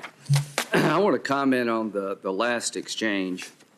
And Judge, this is not of your making, so it's really not about you, but Representative Green, who's a fine man, came up and said he thought the exchange between you and Senator Leahy at the end about the arc of time and how far we've come as a nation was powerful. I agree. And I guess here's my point I'm trying to make to the American people, to my Democratic colleagues. I wish you had that same attitude when an African-American conservative is appointed to high office in the judiciary. So what happened with Janice Rogers Brown? In 2003, she was an African-American nominee for the D.C. District Court, 54 years old, a little bit older than you, but pretty close. She was a daughter and granddaughter of sharecroppers, a childhood in Alabama under Jim Crow. She was a single mother, a member of the California Supreme Court. Instead of celebrating how far we've come, my Democratic colleagues filibustered her ascension to the D.C. Circuit Court. Because it's well known on our side that we were very much considering her to be the first African-American woman on the Supreme Court. So rather than this wonderful exchange, which was wonderful, Representative Green, where were you and others when there was a wholesale assault on her nomination? Nowhere to be found. The filibuster was used for 2 years to stop her nomination, and we eventually did the Gang of 14, of which I was a part, so that she could make it through after 2 years of waiting. This is what the current president said when he was in the Senate, Joe Biden, asking about her, Janice Rogers Brown, being on the Supreme Court. I can assure you that would be a very, very, very difficult fight, and she probably would be filibustered. That's what he said about an African-American conservative nominee by President Bush who had served 5 years on the California Supreme Court. We're not going to live in America like that any longer. To my Democratic colleagues, if you're a person of color, a woman supported by liberals, it's pretty easy sailing. But if you're Miguel Estrada, Janice Rogers Brown, Amy Coney Barrett, on and on and on, your life gets turned upside down. You had nothing to do with that. I just make this observation that when you come up to me and talk about how moving the exchange was, I agree. And I just want to remind you there was somebody else of color, a woman of color, that was picked for the D.C. Circuit, one of the highest courts in the land, that did not meet the same fate. And those days should be over. Do you believe illegal immigrants should be allowed to vote, Judge Jackson? Thank you, Senator. Under our laws, you have to be a citizen of the United States in order to vote. So the answer would be no. It's not consistent with our laws, so the answer is no. Okay, why do they do that in New York? Senator, I'm not aware of the Okay, circumstances. all right, well, that's a good answer. The answer is no. Can an unborn child feel pain at 20 weeks in the birthing process? Senator, I don't know. Are you aware of the fact that anesthesia is provided to the unborn child at that time period if there's an operation to save the baby's life because they can in fact feel pain? Are you aware of that? I am not aware of that. Well, that may come before you one day, so just keep an open mind. That's the only thing I ask you to do. You said just a bit ago that you apply the law and the facts and call them as you see them. Is that right? That is correct, Senator. Okay, and you look at the statute as the way it's written, and you try to apply it in its plain meaning. Is that correct? That is correct, Senator. Have you heard of a case called Make the Road versus McAleen? Make the Road New York, yes. Yeah, okay. Make the Road in New York, who are they? Make the Road New York is a nonprofit that represents various individuals in the sort of immigration law field. Right. They're a nonprofit advocacy group for immigration issues. Did you know they received large donations from the Arabella Network and from George Soros's Open Society Foundation Network? No. Okay. Well, they did. Now, in that case, what was the issue? The issue in that case was a challenge to a change in administration policy concerning expedited removal, which is a policy that Congress enacted in order to expedite certain removals in the immigration system. Ordinarily, before expedited removal. Asylum cases do not fall in this category, right? Well, trust me on that because the statute says it doesn't. If a person who could otherwise be subject to expedited removal makes and has a credible fear of torture in their country, they can be and can they make that determined. They can be determined right to qualify for regular removal rather than expedited removal. So expedited removal is a creature of Congress, folks. And if you've been here 2 years or less, the statute, the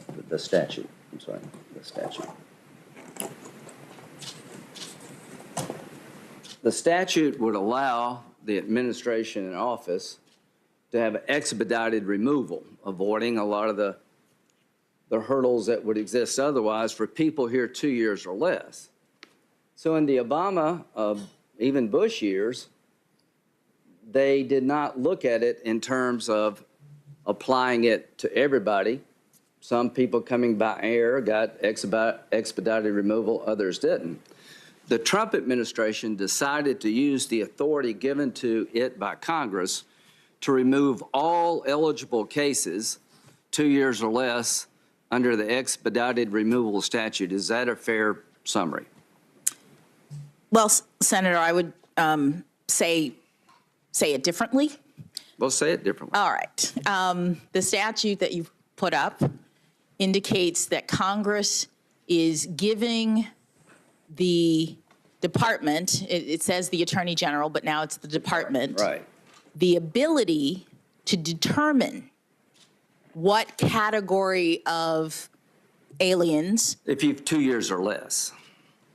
Yeah, but importantly, the authority was, it was not Congress saying 2 years or less. What Congress said is you, agency, have the authority to determine what category of persons who have been here between 0 and 24 months. Which is 2 years, yeah.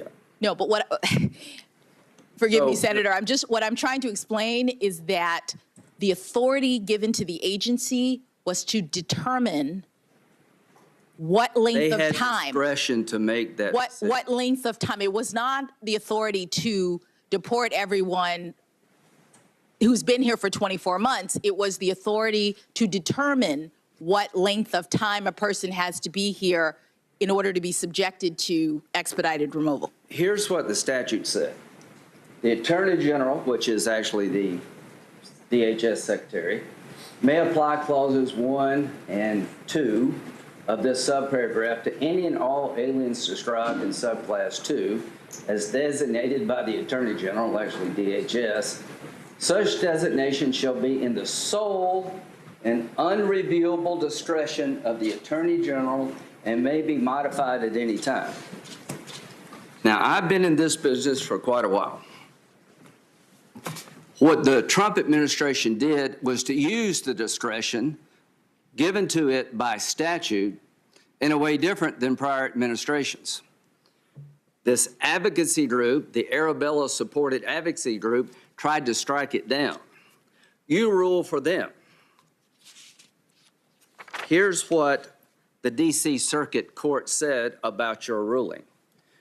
There could hardly be a more definitive expression of congressional intent to leave the decision about the scope of expanded removal within statutory bounds to the Secretary's independent judgment.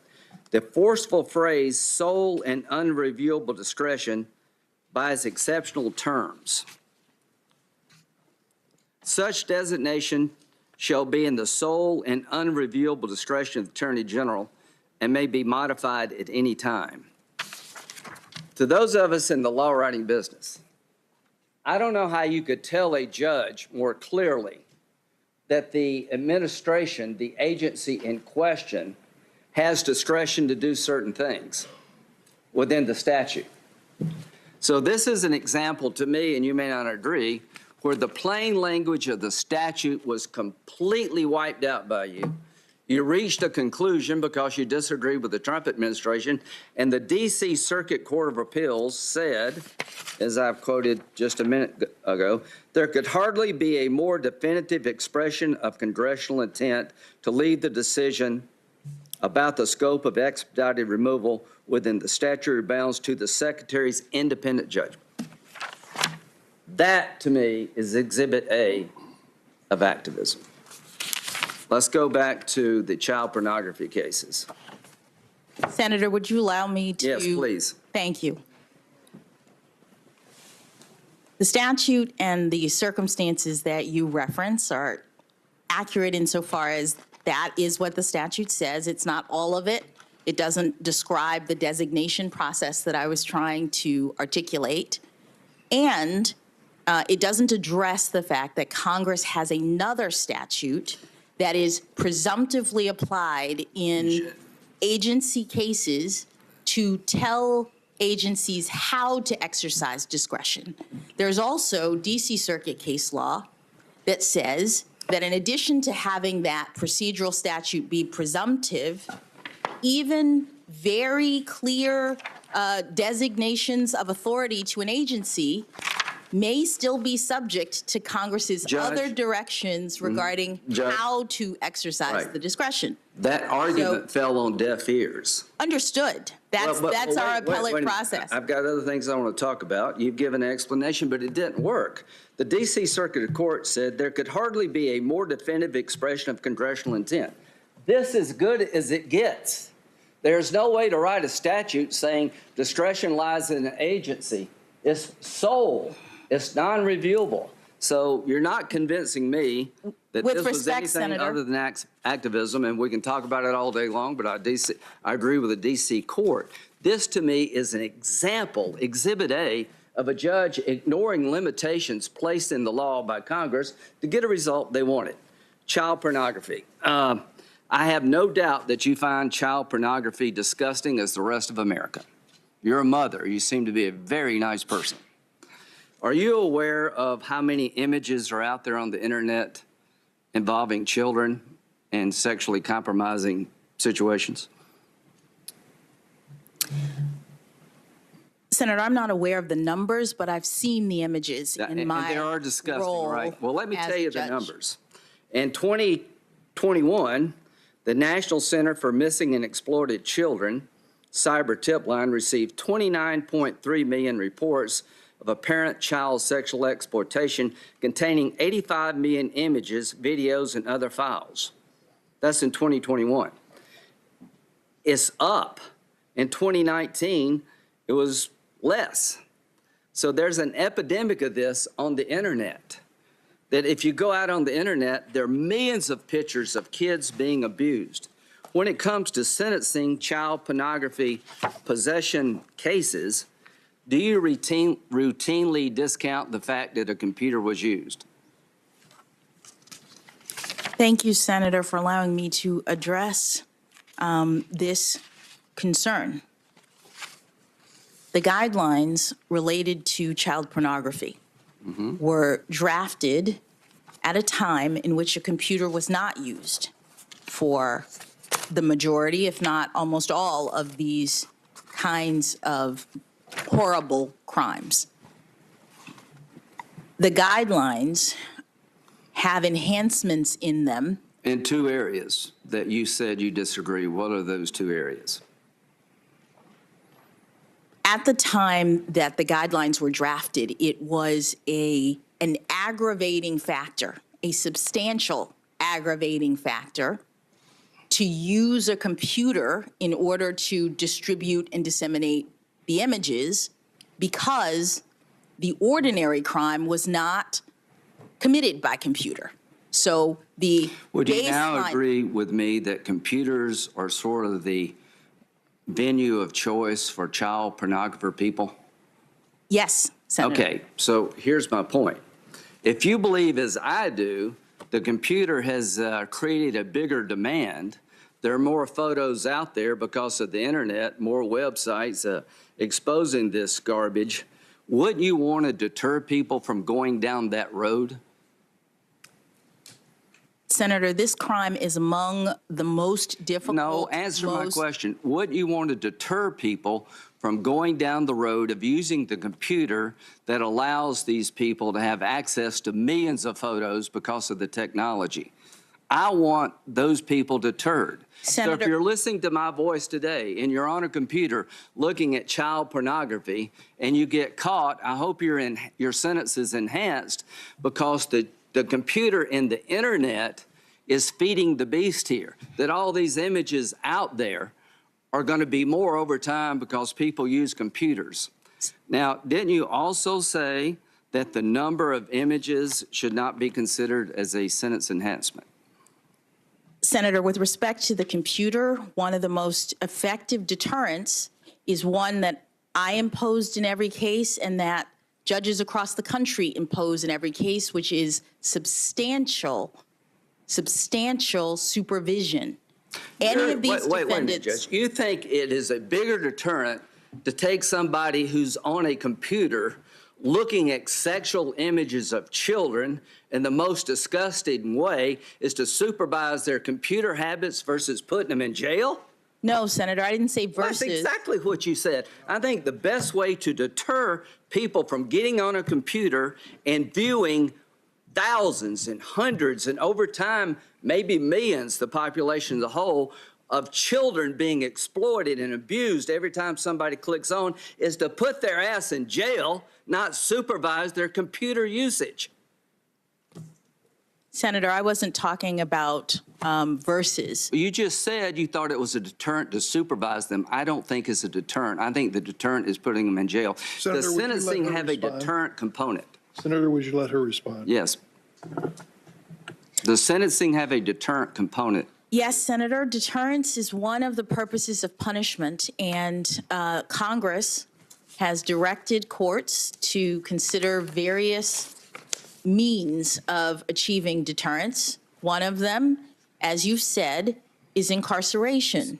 Another, as I tried to mention, was substantial periods of supervision once the person— So if I could, may ask you, in your view, it's more of a deterrent to have somebody substantially supervised in terms of their computer use who's looking at child pornography than it is to put them in jail. Senator, I'm not saying it's more or That's less. exactly what you're saying. What I'd like to point out is that if we're going to,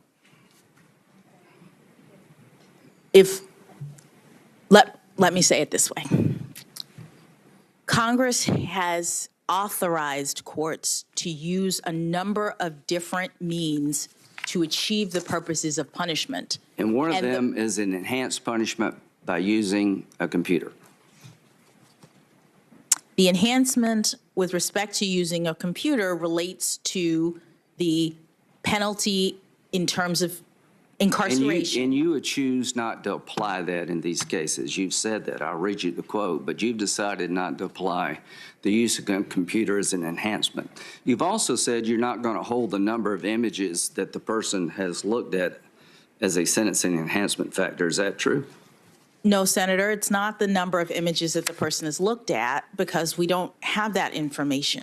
Well, it is the number of images that they've either received or distributed that are. We don't know if they looked at them, but you're not going to hold it against them that they received 10,000 images versus 100.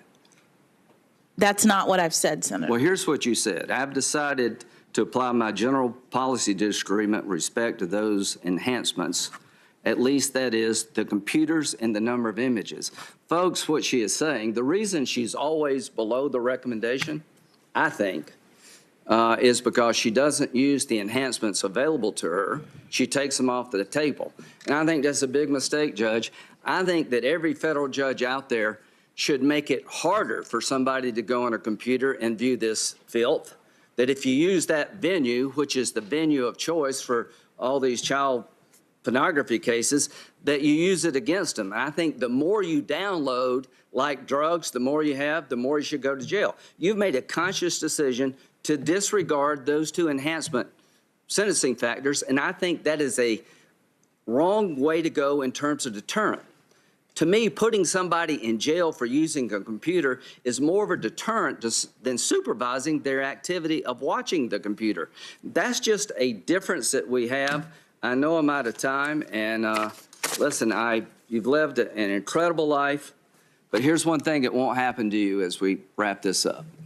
How would you feel that if I'd had a letter from somebody accusing you of something, a crime or misconduct, for weeks, and I give it to Senator Durbin just before this hearing's over, and not allow you to comment on the accusation? How would you feel about that? Senator, I'm not sure. I don't understand the context of the question. Well, did you watch the Kavanaugh hearings? No, sir. Are you familiar with what happened in the Kavanaugh hearings? Generally. Senator, your time is. Well, please, Mr. Chairman. So to be honest, it's a minute and 47 seconds. She filibustered every question I had, and she has a right to give an answer, but I'm trying to make a point in 20 minutes. You were here for Kavanaugh. If she's confused about what happened, some people on the other side had an accusation against Judge Kavanaugh that during high school, he sexually assaulted somebody. And the rest is history. That was known to the people on the other side and never revealed during the meetings they had with Judge Kavanaugh. It was literally ambushed. He was ambushed. How would you feel if we did that to you? Senator, I've appreciated the kindness that each of you has shown me to see me in your offices, to talk with me about my approach. But my question is, what if during our 15-minute exchange, it was very pleasant. You're a very nice person. You have a lot to be proud of. I would never do that to you. If I had some information that's sketchy at best, that somehow you've done something wrong, I promise you, just from human decency, I would share it with you. I would not disclose it at the last minute of the last day of the hearing, and I've already given it to a newspaper so the whole country can read about it before you ever said a word. Senator, she's had nothing to do with the cause. No, but I'm asking her about how she may feel about what y'all did. Senator, your time has expired, and I'm going to give her an opportunity to finally complete an answer. So if I could just address, answer the question. Senator, I don't have any comment on what procedures took place in this body regarding What'd you think about Justice the Kavanaugh hearing? Kavanaugh. What I'd like to answer is your points about my sentencings in child pornography cases. The point of the guidelines is to assist judges in determining what punishment to provide in cases. And there are horrible cases, but the idea is that between the range of punishment that Congress has prescribed, judges are supposed to be providing proportional punishment based on what a person has done. The sentencing scheme doesn't place everybody at the same level. The point of judging and the guidelines is to look at what has happened in a case, compare defendants to each other in terms of what they've done, and give proportional penalties based— Mr. Chairman, this is she has said, Mr. Chairman, she does not use sentence enhancements in the area of somebody using a computer for everybody. Can I explain why, sir? I'm going to give the witness an opportunity to respond to you, Senator. Finally. At Why? the time that the guidelines were created for child pornography, this crime was primarily being committed by people who were literally mailing 1, 2, 5, 10, 100 photos at a time. How's it being committed now? Would she please Go let ahead. her complete her answer? Go ahead. As a result, the commission determined in the guidelines that it was a substantial aggravating factor if the facts of the case demonstrated that someone had been distributing hundreds of images, because what that meant was over this long, maybe it was a long period of time, they had collected one photo at a time, they had amassed it, they had potentially mailed one at a time, and that showed really aggravated, terrible conduct. I'm not saying as a baseline it's not terrible, it's all terrible. But what we're doing is we're differentiating among defendants. So in a world in which the mail is used for the purpose of distribution, it really matters whether the person has distributed 1 or 5 or 1,000. And so the guideline says, you know what? We are going to treat a person who's distributed 1,000 a lot worse, because that shows that this person is really engaged in this really horrible behavior. In comes the internet. On the internet, with one click, you can receive, you can distribute tens of thousands. You can be doing this for 15 minutes, and all of a sudden, you are looking at 30, 40, 50 years in prison. Good. Good. I understand. Absolutely Senator, good. I hope you are. to do Good. Allow her to finish, please. I hope you go to jail for 50 years if you're on the internet trolling for images of children and sexual exploitation. See, you don't think that's a bad thing. I think that's a horrible That's thing. not what the witness said, and she should be allowed to answer this question once and for all. Senator, all I'm trying to explain is that our sentencing system, the system that Congress has created, the system that the Sentencing Commission is the steward of, is a rational one. It's a system that is designed to help judges do justice in these terrible circumstances by eliminating unwarranted disparities, by ensuring that the most serious defendants get the longest periods of time. And when modes of commission of the crime change, such that in 2 seconds, someone can receive or distribute thousands of images, that's no longer and this is what the commission found in their studies, an indicator of a person who, relative to other people, has committed this crime in a more aggravated way. Well, and so what we're trying to do is be rational in our dealing with some of the most horrible kinds of behavior. This is what our justice system is about. It's about judges making determinations in meting out penalties to people who have done terrible things. It is not rational to take the venue of choice of child pornographers, the computer that have 85 million images on it, and not consider that feeding the beast. We're trying to get people to stop this crap. So when you troll on the internet and you pull down thousands of images of children from the internet, I want you to stop that. I want people to go to jail who do that, because you're feeding the beast. We have a bill here, the Earn It Act, that would allow the victims who are on the internet over and over again to sue the media companies that provide these images. We have a fundamental differences of how you deter crime. I think the best way you deter crime when it comes to child pornography is you lower the boom on anybody who goes onto the internet and pulls out these images for their pleasure. Senator, every person in all of these charts and documents I sent to jail because I know how serious this crime is. Every person, I discussed the harm of these terrible, terrible images to the victims who are portrayed in them. I talked about what this crime does to the children who are being abused in these photos, and on the other side of their terms of imprisonment, I ensured that they were facing lengthy periods of supervision and restrictions on their computer use so they could not do this sort of thing again. That's what Congress has required of judges, and that's what I did in every case. You always were under the recommendation of the prosecutor, many times the parole people. And to be honest with you, Judge, a 32-year-old man who sent an image of his own 10-year-old daughter, you substantially reduced the not only the guidelines, but the recommendation.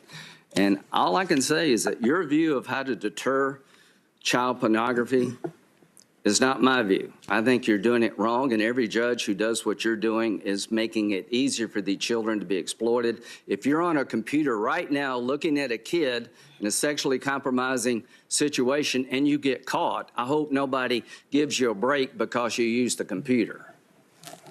The conduct that's been described is reprehensible, and I think everyone in this room agrees. And the fact of the matter is that I'm co-sponsor of your bill, the Earn It Act, and I believe that we should be doing our job here. But part of our job, we have failed in responding to the changing circumstances that face this crime. What has it been, 15 or 16 years? She is currently not an outlier in sentencing. 70% of the federal judges face the same dilemma and wonder why Congress has failed to act and when it will act. This is our fault? Partially it is, Senator. To be honest with you, it is. We have to upgrade these guidelines and decide whether we're going to stick with the Supreme Court decision that they're not mandatory. Senator Feinstein. Thank you very much, Mr. Chairman. I would like to compliment the witness. You've been answering, I think, close to 15 hours worth of questions. And I know how difficult this is and hard it is. But I just want you to say in this senator, know that in this senator's eyes, you've handled it very, very well.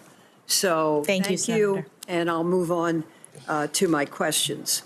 Congress has recognized how important it is for crime victims to participate in the legal process. And one example is the Crime Victims' Rights Act, which I authored with Senator John Kyle in 2004. That law provides certain rights for victims at critical stages of the legal process. The right to be notified, to be present, to be heard, among others. And I understand that in your 8 years as a district court judge, you would carefully consider victim impact statements when imposing criminal sentences. Could you tell us a little bit about this and how you considered crime victims in making your sentencing decisions as a judge? Thank you, Senator. As you say, the law provides for victims to have an opportunity to address the judge, to address the court, to explain the harms that happen as a result of criminal behavior. And in the time that I was a trial judge, I found it to be a very important part of our criminal justice process, because my sentencings were about handing down consequences for the behavior that defendants had engaged in, and making sure that the defendants who received those consequences understood that they were getting those consequences because of the harm that they had caused. And so what I felt was important for promoting the purposes of punishment, which is what Congress has required of judges to do, is to ensure that the harms were made clear to the defendant in every case. So I had, for example, a case involving robbery. There were two, it was a single defendant who committed two robberies, one in April and one in September, of the same small pharmacy in DuPont Circle, which is not far from here. It's a small independent pharmacy selling pharmaceuticals, and this person decided that he was going to rob the pharmacy of their oxycodone and other kinds of prescription drugs for sale. That's a sort of standard scenario that we see in the federal system, but what was so particularly egregious in this case is that this defendant was so bold in his robberies. He came in April with a gun. He held the employees hostage, essentially, forcing them to open the safe with the drugs in it at gunpoint, stole the drugs. Not masked, not hiding his identity. And this is pre-COVID, so we're not talking about having to have a mask. He was a robber, plain and simple, with no fear of people identifying him. And then, in the period between April and September, he would come back to the pharmacy. He would loiter outside on the street. This is according to the victims. They would see him looking in the window. Once or twice, he came inside, looking like he was going to buy something and staring them down. And they knew who he was, and they called the police, and they weren't able to apprehend him because he hadn't really done anything at that point. And the people who worked in the pharmacy were terrified, and they were terrified by that behavior, the menacing nature of it. By the time we get to September, he actually comes in, and they think maybe this is another time when he's just loitering, but no, he pulls out a gun, he hops over the counter, he assaults one of the people who are working there and steals the drugs again. And that time they were able to call the police in enough time for them to come and apprehend him. So at his trial, he did not try. He didn't go to trial. You're the judge? I'm the judge. He pled guilty to this behavior, which was well documented. There was no defense that it wasn't him. But the guidelines in the case and the statutes that applied said because he used the gun, he was supposed to get something like 7 years. And I used the victim statements to, first of all, explain to him how he had terrorized the people. Their statements said things. One woman said, "I can't work at the pharmacy anymore because I am so fearful that this guy will come back. It's changed my whole life." It was a whole set of really horrible circumstances that I read to him at his sentencing so that he could understand what he'd actually done. And then I sentenced him above the requirement of the law because I thought it was warranted to make clear to him that this was a terrible, terrible thing that he had done to these people. So the victim statements were really important because they explained to me and to him the consequences of his behavior, but beyond just how many drugs he stole or the fact that he used a gun. They were the real life circumstances that resulted from his behavior, and it was important for him to understand that. I've listened to most all of this testimony, which I think now you've gone on for over 15 hours. And I just want to say that I think you have a stamina and a very good brain and a real sense of empathy has been communicated to me in these 15 hours. And I want you to know that. One of the things that I'm concerned about is that the public perception of the Supreme Court has turned increasingly negative over the last few years. A recent Pew Research survey found that 44% of adults have an unfavorable view of the Supreme Court. Less than 3 years ago, that number was 30% of adults that held that view. And I understand that as a judge on the DC bench, you have frequently accepted invitations to speak at public events in the hopes of giving the public more information about the judicial process and more confidence in the outcome. So here's the question. Why do you think there's been a decline in the public's perception of the court? And if you are confirmed, how would you strive to improve the public's confidence in the court and its decisions? Thank you, Senator. I think that public confidence in the court is very important. It is, it's crucial to the rule of law that the public believe in the judicial process and therefore choose to accept the rulings of the courts, not just the Supreme Court, but all of the courts. It's part of the way our process works. And I think that I have taken that to mean, in terms of my role as a judge, that outreach to the public to explain what it is that we do, to inspire, hopefully, law school students and high school students, young lawyers in law firms and elsewhere, to think about careers in the judicial branch or think about careers in law as one of the ways that I have attempted to try to shore up public confidence. And if I'm confirmed, I would plan to continue as best as I can to do that kind of thing, because as you say, it's very important for the public to understand the work of the court and to follow its pronouncements concerning the law.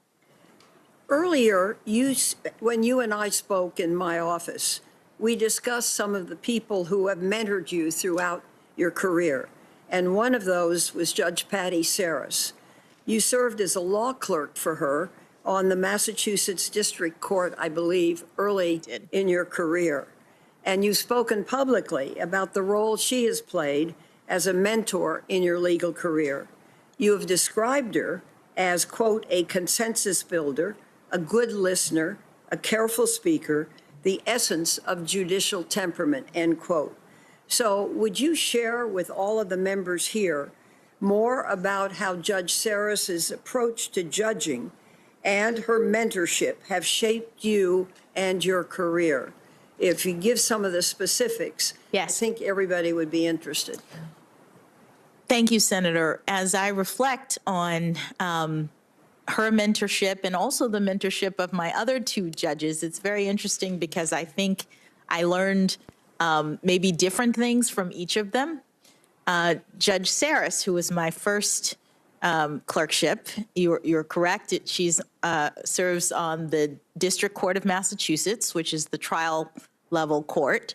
I learned how to look at the facts in a case from Judge Saris. That's part of what the trial court level does. We, as trial judges, develop the record in a case, take testimony, have trials, and she is extraordinary at developing a record and making sure that all of the relevant facts are adduced from the witnesses and considered in the context of her trial and record responsibilities. And so that, I think, is something that I learned from her in terms of the law, and her warmth and care for her law clerks meant that she has been a lifelong mentor to me.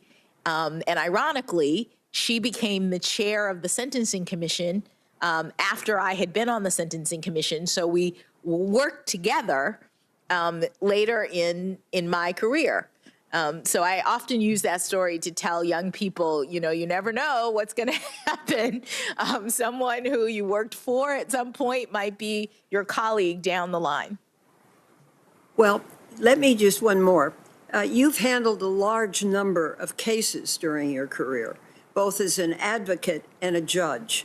As an advocate, you've worked on a very wide variety of cases, from work for corporate clients during your time in private practice to your work for low-income clients during your service as a federal public defender.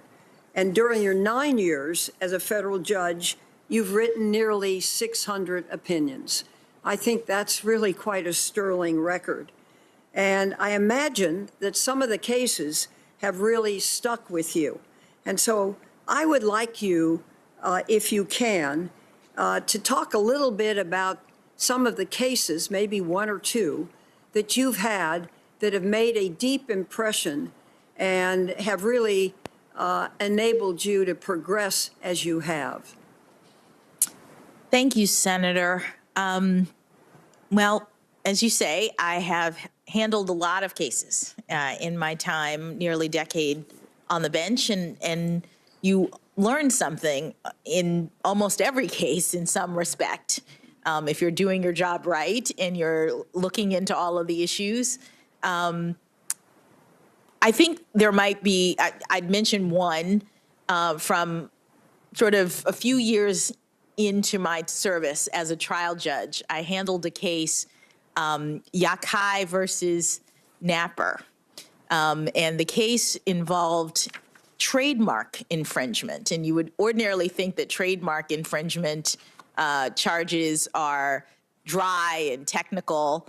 And what I learned from this case is that even areas of the law that you might think apply only to businesses impact real people at times. So this case involved a small community, a cultural community of people who believe in vegan lifestyles. They call themselves the African Hebrew Israelites, but it's not a religious community. It's a cultural community around healthy living. And they have created a restaurant and a series of restaurants here in the Washington, D.C. area with menus involving really, I'm told, terrific vegan foods. And in this community, there was a member who was the one who created the recipes and who was responsible for the restaurant. The whole community had other aspects to it. He ended up falling out with the community, and the dispute involved his actions essentially taking over the restaurant and reopening it by himself using the same name. The restaurant was called Everlasting Life, which was a important phrase for this community. And he essentially ejected the other members because he was the leaseholder, or he had signed the lease on behalf of the community. And he kicked them out for a day, and then he reopened the restaurant using the same name. And so the question was, under the Lanham Act, which is the statute for trademark violations, the question is whether there is a potential for confusion in that sort of circumstance. But ordinarily, I see Senator Coons nodding, ordinarily, when you have a trademark infringement, you're talking about two different businesses who have very similar products. And the question is, you know, are they similar enough to cause confusion? Because the idea of the law is that people should be able to have products that are identified with them, and you shouldn't be confused. And in this case, we had a bench trial about it, but it was pretty clear. I was the fact finder as the judge. It was pretty clear that when you open the same business with the same name, using the same recipes and food, that you have created this kind of problem that is a trademark violation. But what was so interesting to me about the case, in addition to the fact that I got to be the fact finder, it was a bench trial, was that we had witnesses come in who testified about the circumstances. This was a very small community, and they all knew each other, and the testimony about what it meant to them to have one of their members ejected in this way and then have him turn on them was very, very moving in the courtroom. So even though we were talking about this kind of arcane area of the law, it was real circumstances that were happening. Well, stop for a minute, because I think you're a very important addition to the court. And what I'm trying to fathom out from the hearing is, what kind of judge will she be? How will we look at her in 5 or 6 years? And so what I really want to ascertain is what kind of a judge you will be. What will be the principles you hold dear, and how will you function in this capacity? If you could just answer that one question. I've been waiting for it for about 15 hours, so I'd appreciate it. Thank you. Well, I would hope to be the kind of judge that I have been during this last decade. I have been the kind of judge who understands that it's my responsibility to rule neutrally, to not have any agenda when I'm looking at a case. I've been the kind of judge who understands that facts matter, facts like the ones that I was just describing, and that it's important for a judge to take into account and be able to understand the arguments of all of the different parties and participants.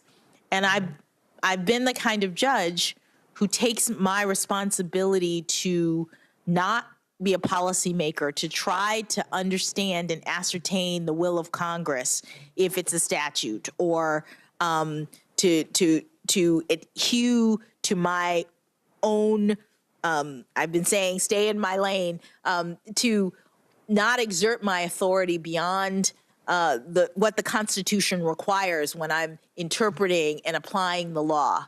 I think I've been the kind of judge who lives up to the oath in terms of being fair and impartial, ruling without fear or favor, and ruling consistent with Article 3. Thank you. Thank you, Mr. Chairman. Thank you, Senator Feinstein. Senator Cornyn? Good afternoon, Judge. I understand I'm the last one, maybe before lunch, so if your blood sugar is getting a little low, you can think about having a little break. But just because the chairman keeps bringing this topic up, let me just ask you one question. When you accuse somebody of a crime, are you calling them a criminal? Oh, Senator, I haven't accused anybody of a crime. That's not my question. When in common understanding and in plain English, if you accuse someone of a crime, are you accusing them of being a criminal? It depends on the context. It depends on what else you say about them. It depends on the circumstances. It depends on the circumstances. Yes. So you put this in the same category as defining what a biological woman is? No, You're really not sure. I didn't say I wasn't sure. I said it depends on the circumstances. So you are sure? No, I said it depends on the circumstances that you're positing as to whether or not you're calling someone a criminal. I just don't think that's credible, Judge. Let me ask you another question. You talk about the public confidence in the courts, in our institutions, which I agree are very, very important, that the public has confidence in our judiciary. Would you agree with me that to the extent that people perceive that judges, unelected, lifetime tenured judges, are making policy pronouncements or political decisions, that it undermines public confidence? I do. Thank you. Yesterday, we talked a little bit about precedent. And I know Senator Feinstein, as she does in these hearings, talked about super precedent, and in particular, Roe versus Wade. And I want to talk a little bit about that. But first, let me just ask you, do you think there's any good reason for the Supreme Court not to overrule a previous decision when they've concluded that that decision was wrong? Thank you, Senator. Again, it's hard for me to answer that question in the abstract. What I'll say is that the Supreme Court has laid out factors beyond just the precedent being wrong as a reason to overturn it. Well, we talked a little bit about this yesterday. The Supreme Court revisited the issue of separate but equal, which was the law, the constitutional interpretation of the Supreme Court under Plessy versus Ferguson, and overruled that precedent because it concluded it was wrong, right? I haven't looked carefully at whether all of the different factors that the Supreme Court now uses to overturn were discussed in the opinion. But now the Supreme Court's precedent is to overturn on the basis of a number of different factors and not just whether or not it's wrong. So are you suggesting that the Supreme Court could not or would not overrule a precedent that it determined was wrongly decided? No, I'm suggesting that the Supreme Court's case law indicates that it looks at multiple factors. No, I understand. You go through the stare decisis analysis, right? Yes. But if it's wrong, that's one of the factors that you consider, right? Yes, but it's not the only one. So are you suggesting that there may be circumstances under which the court determines its previous decision is wrong, but it will not overrule it?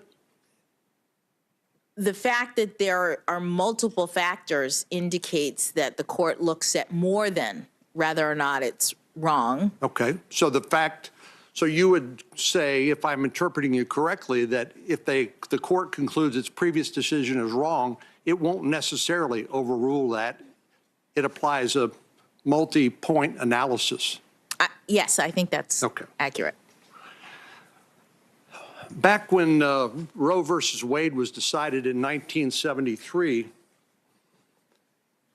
generally speaking, the court said that the states may not limit access to abortion pre-viability, but post-viability, there could be some restriction on the right to abortion. Is that generally the? As a general matter, yes. Okay, thank you. Okay. Well, and then I think it's since 1973, the question of viability has risen again, what that actually means, because now viability was around 28 weeks. That is, the fetus could live outside the womb. But today, because of the advances in medical science, the fetus can live outside the womb after about 23 weeks. Is that your understanding? Senator, I haven't studied this, so I don't know a number of weeks in the way that you're saying. Well, let's talk a little bit about viability. The line that was drawn for pre-viability and post-viability analysis by the courts. What does viability mean when it comes to an unborn child, in your understanding?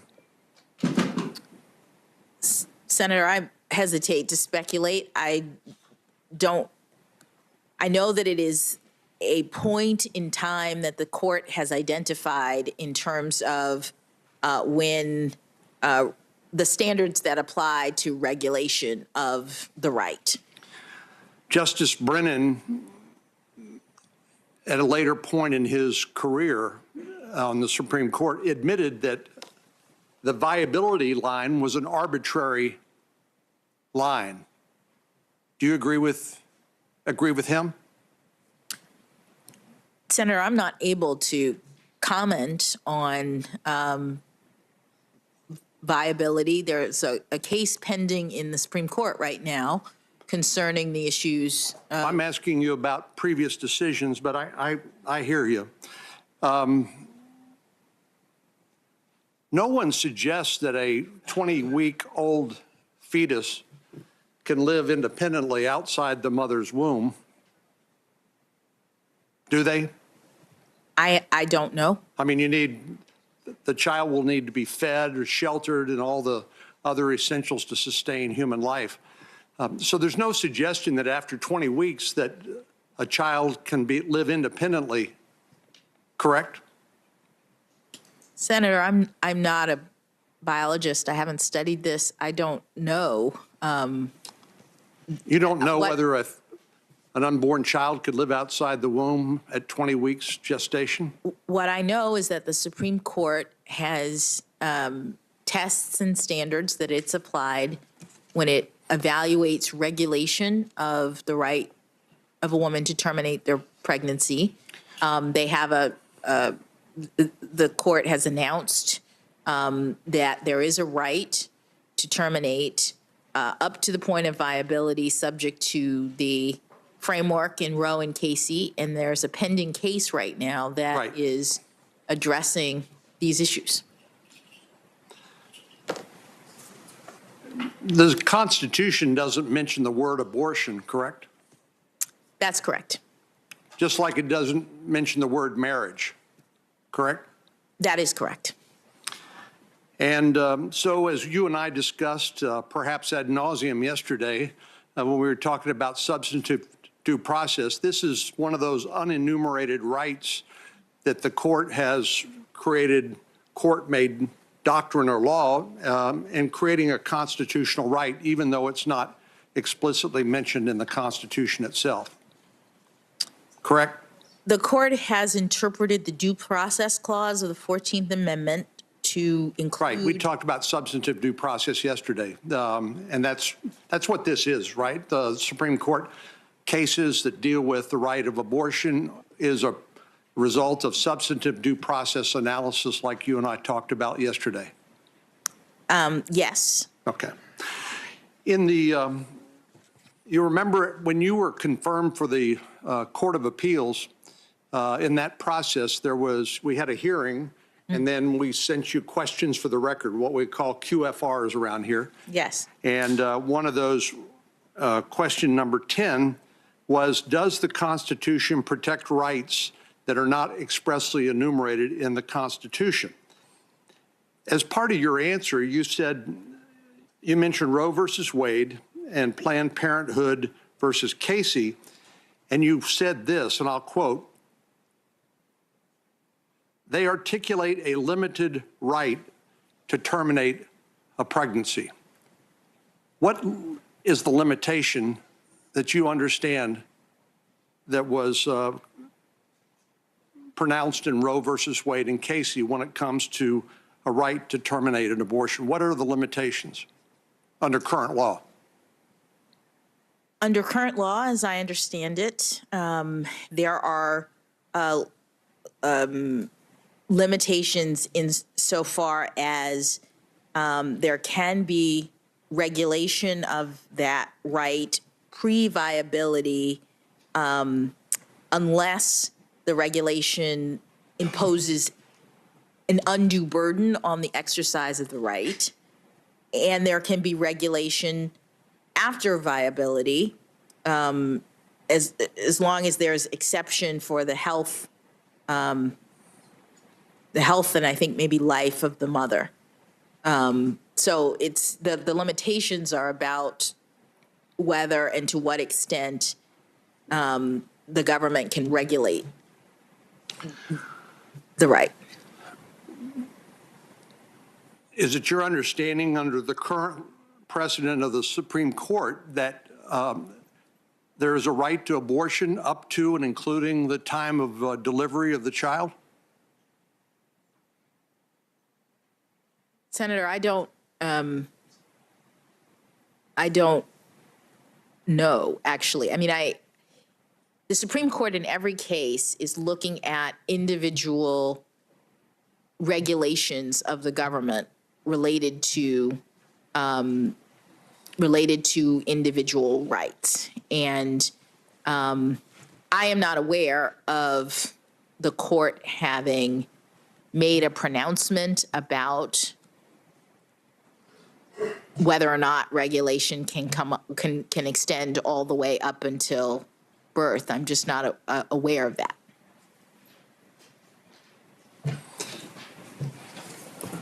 And that it's because the court is looking at individual cases and making its rulings in the context of individual cases and not making sort of pronouncements in general. So you are suggesting that in some individual case, the right to abortion could extend through the entire pregnancy up until the time the child is delivered? No, Senator, I'm suggesting that I'm not aware of any case that's handled the issue.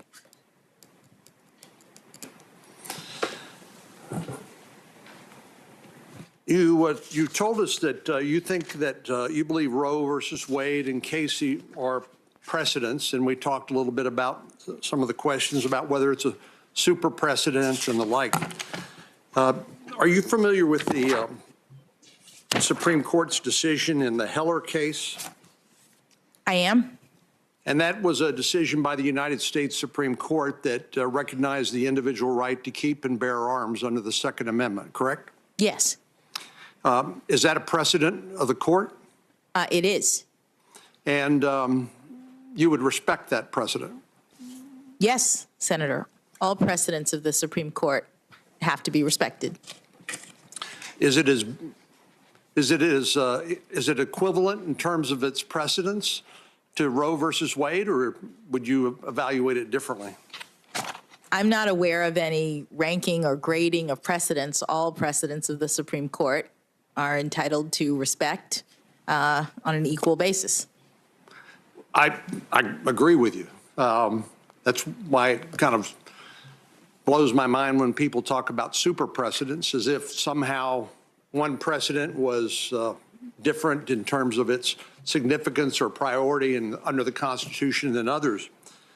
In the short period of time I have remaining, let me just revisit with you some of the questions we talked about yesterday with regard to free exercise of religion. And of course, that's recognized explicitly under the United States Constitution, the First Amendment, correct? Yes. Okay. Are you familiar with the cases that have been litigated before the Supreme Court of the United States involving the Little Sisters of the Poor with regard to the Affordable Care Act mandate on contraception coverage? Yes. Okay. Now, the Little Sisters of the Poor are a benevolent group of nuns. I think there are about 300 of them that take care of elderly and infirm individuals. And of course, as a matter of their religious beliefs, as documented in the court's opinions, they don't believe in either contraception or abortion. Do you agree with that? I believe that was described in the case that you're talking about. I think that's right, too. Yes. Yeah. And so when the Affordable Care Act mandated that every health insurance policy contain coverage for contraception or chemically induced abortions, they objected and said that this violated their conscience and their free exercise of religion rights under the First Amendment, right? I believe so, yes. Well, after the Obama administration, during the Trump administration expanded the regulations to allow not only churches, but also religious organizations like the Little Sisters of the Poor, a waiver from that contraception and an abortion-inducing drug mandate. Do you recall that? Yes. Are you familiar with the fact that President Biden has said he would restore the previous regulation and that was promulgated under the Obama administration and exclude organizations like the Little Sisters of the Poor from that waiver potential for abortion drugs or contraception coverage? I am not aware of that, Senator. Okay.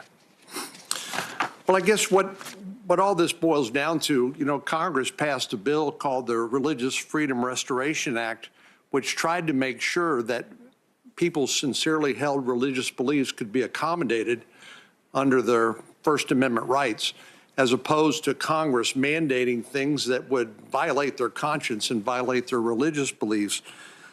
Do you agree with me that it's important to accommodate the sincerely held religious beliefs of all Americans when it comes to legislation that the Congress may pass? Thank you, Senator. Religious freedom is a core foundational constitutional right. It's in the First Amendment of the Constitution and reflects the Founding Fathers' understanding of this country as being one that is based on, in large part, the idea of pluralism, the idea that people can come and have sincerely held religious beliefs and practice them without persecution. That's part of the foundational foundation of our government and the amendment that you're discussing. And as a result, that right is protected in many ways. You mentioned the Religious Freedom Restoration Act. Right. Congress has enacted a statute that, when it comes to federal regulation, if there's a substantial burden placed on religion, then the strict scrutiny standard applies. I agree. I have 1 minute, so I have one more question. I agree with what you just said. Yes. So since I have asked this question or made this point of some of your predecessors who sat in the same chair and expressed my concern about some of the court's establishment law, establishment jurisprudence, I don't want to leave you out of that concern. When I was Attorney General of Texas, I had a chance to argue a case in front of the United States Supreme Court and called it Santa Fe Independent School District versus Doe. This was a lawsuit brought by the ACLU, which sought to enjoin or prevent a student-led prayer before football games at the Santa Fe Independent School District right outside of Houston. In the end, 5 judges said that that violated the Establishment Clause of the Constitution, causing Chief Justice Rehnquist to write in his dissent that the Constitution mandates neutrality toward religion, not hostility, but that the court's decision evidenced hostility towards religious expression, leaving me to conclude that the public square, we can talk about everything from violence to misogyny to sex, you name it, but we can't talk about sincerely held religious beliefs.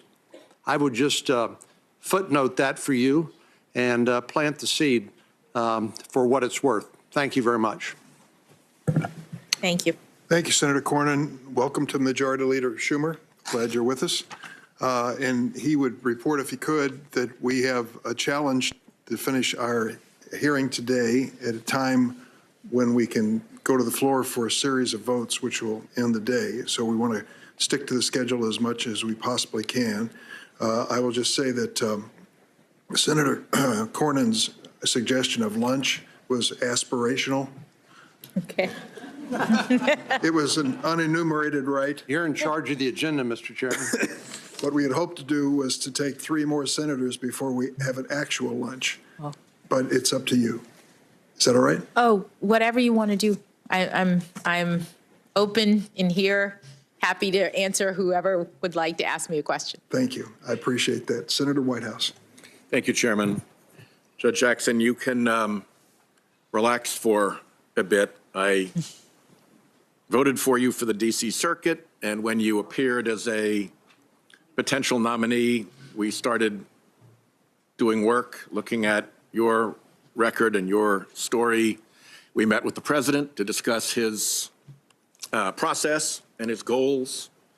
When your nomination was announced, we obviously brought the work on your record more into focus, and now I've had the chance over, 15, 16 hours to see your performance in this hearing, which I think sets the gold standard for patience and courtesy.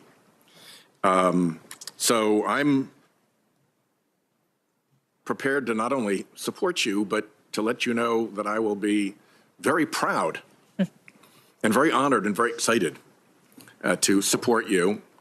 There are 2 things that have come up during the course of the hearing, Mr. Chairman, that I'd like to take my time to have a chance to respond to. And the first has been a question, I've been through a bunch of these now. I don't think I've ever heard it come up so much. Questions about the nominee's judicial philosophy. I didn't know you needed to have one.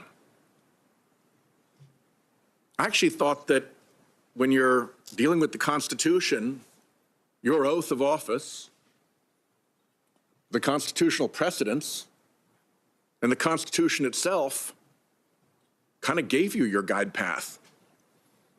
And when you're construing statutes, the law and the conventions of the language and your logic gave you that path. So the fact that Judge Jackson has said, I don't have a judicial philosophy, I've got a judicial methodology, doesn't bother me a bit. In fact, it kind of bothers me, the expectation that a nominee to the Supreme Court should have a judicial philosophy. Because a judicial philosophy can be a screen for a predisposition that judges, frankly, should not have, but that folks in powers and interests influential in the process may very well want them to have. So, when I think about judicial philosophy, one of them that's come up a lot has been originalism. And one of the problems with the judicial philosophy is occasional adherence, selective adherence, which in my mind makes it less of a judicial philosophy and more of a doctrine of convenience to be trotted out when it helps the people that you want to help. And originalism strikes me as being that kind of a doctrine. And the place where I think we have the biggest gap between philosophy and practice in all of this has been with respect to what I've witnessed with respect to corporate power in our democracy in the time that I have been in the Senate. If you go back to the founding days, there was no expectation that corporations would have any role in American democracy. Nil. Doesn't turn up in the constitutional debates, doesn't turn up in the arguments leading up to the approval of the Constitution. It's only when corporations became big and powerful many decades later that they began to intrude in our politics, and they corrupted our politics in a terrible way, history shows. And that led to the movement by muckrakers, whose probably best leader was Teddy Roosevelt, to knock down the grasping political power of corporations and rein them in. And we had some real victories at that time, but ambitions of those of great wealth and power do not go away, and they have continually crept forward. It's an age-old story. And right now, we have corporate power controlling this Congress in a way that is really remarkable. We have a complete inability to address the climate havoc that fossil fuel emissions are creating, because half of Congress has been disarmed and disabled by political influence of the fossil fuel industry. We can't even have a reasonable and sensible discussion on it because the power of that industry is so great. And we've seen that manifested first with Republican justices on the Supreme Court letting corporations into politics. That was an interesting invention. And then once they were in, they let them spend money in politics. And then once they let them spend money in politics, they let them spend unlimited money in politics. And now we are looking at a court whose majority is in the process of building a right for corporations, the biggest and most powerful corporations that we have, to not only get into politics, spend money in politics, and spend unlimited money in politics, but to spend unlimited money in politics anonymously, to hide from the real voters, the we the people, who they actually are when they're intervening in our politics, and to play this game through phony front groups with ridiculous names.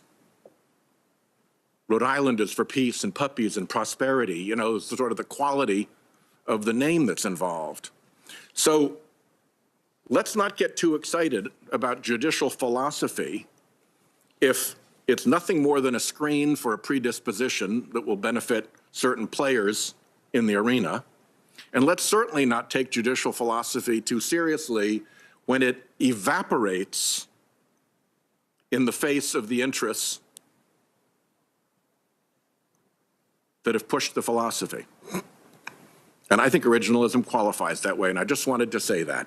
I don't think you have to have a judicial philosophy. I think you have to have integrity. I think you have to have a judicial temperament. But a philosophy? Where has that come from? The second thing I want to say has to do with the question of court packing and the integrity of the court. And I have a position on this, and I just want to say it so it's all clear and nobody's reading things into it that I don't believe, and I've had a chance to make my point here. And that is that court packing can be done by adding new seats to the court. I haven't proposed that. I think there's only one member in the Senate that has proposed that. It's gotten a lot of attention here, but I don't think it's been proposed here. But you can also pack a court by picking the justices. And in fact, there is a long, unpleasant American tradition of agencies being taken over by virtue of picking the members. It's called agency capture or regulatory capture. It goes back a long way. There is an abundant literature, both in economics and in administrative law, about capture. And there's nothing that makes a court immune to capture. That is why when I talked about this in my initial remarks, I said that the folks that have tried to capture the court have treated it no different than a 19th century railroad commission, because they were legendary for having been captured by picking the members who would rule for the railroad. And there are many others. Go back to MMS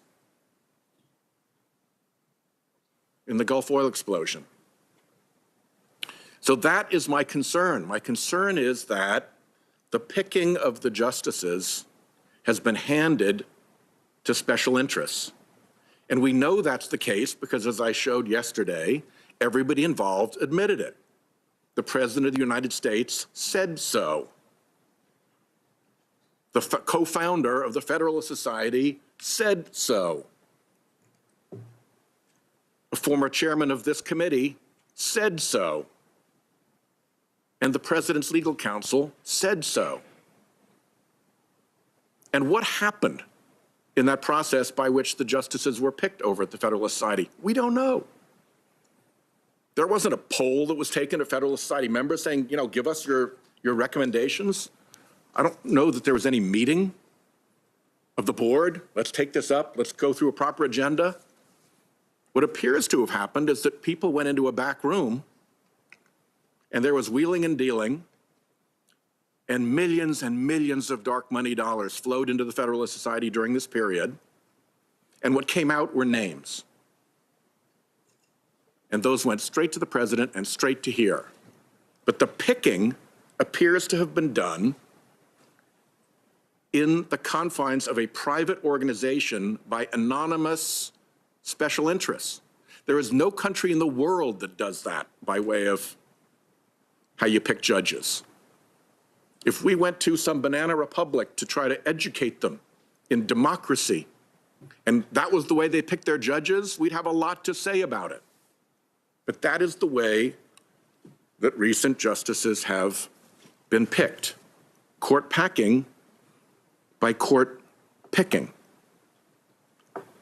And deputizing this to the Federalist Society is very unusual. Them having no process, no public process for implementing that deputization is very unusual. The provenance of these mysterious lists that were produced and how people got on and off them, that is very unusual, unprecedented in our history.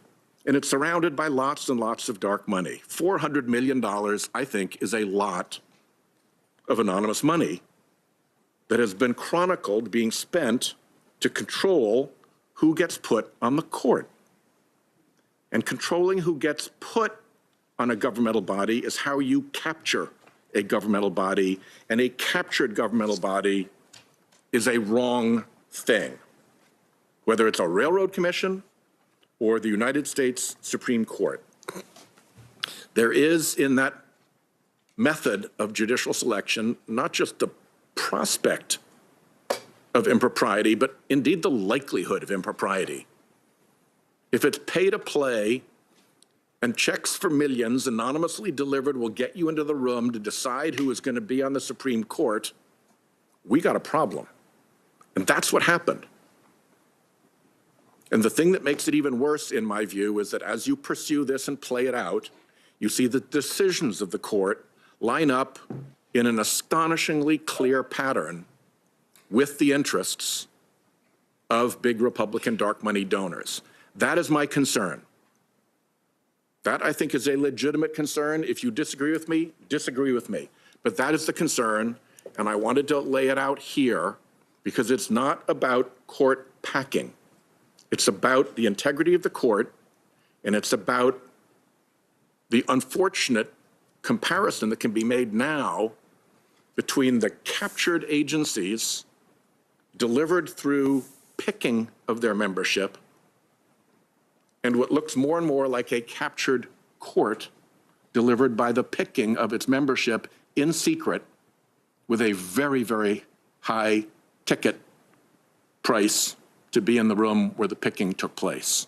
So, like I said, colleagues can agree, colleagues can disagree with, we all have our shots to make our cases. Because this has come up tangentially in multiple different ways, I wanted to take this moment and lay out what my case is and explain it as clearly and simply as I can. And I thank the chairman for allowing me that opportunity. And I yield back my remaining 7 minutes. And I congratulate, Your Honor, you for the patience that you've shown with all of us. It's not over, but it's close. Thank you, Senator. Thank you, Senator Whitehouse. And of course, you've joined the Hall of Fame, yielding back 7 minutes. Senator Lee. Thank you, Mr. Chairman. Thank you, Judge. I want to talk next a little bit about a case that you were involved in, a case called Coal River Mountain Watch versus United States Department of the Interior. It was decided a ruling that you issued in 2015 while in the federal district court. I know you've handled a lot of cases. I have. I can't imagine that by merely triggering the case name that would necessarily bring it back. But this case involved a challenge to an administrative action within the Department of Interior on some issues bearing on coal mining within the state of West Virginia. There were 2 parallel challenges brought against that administrative action.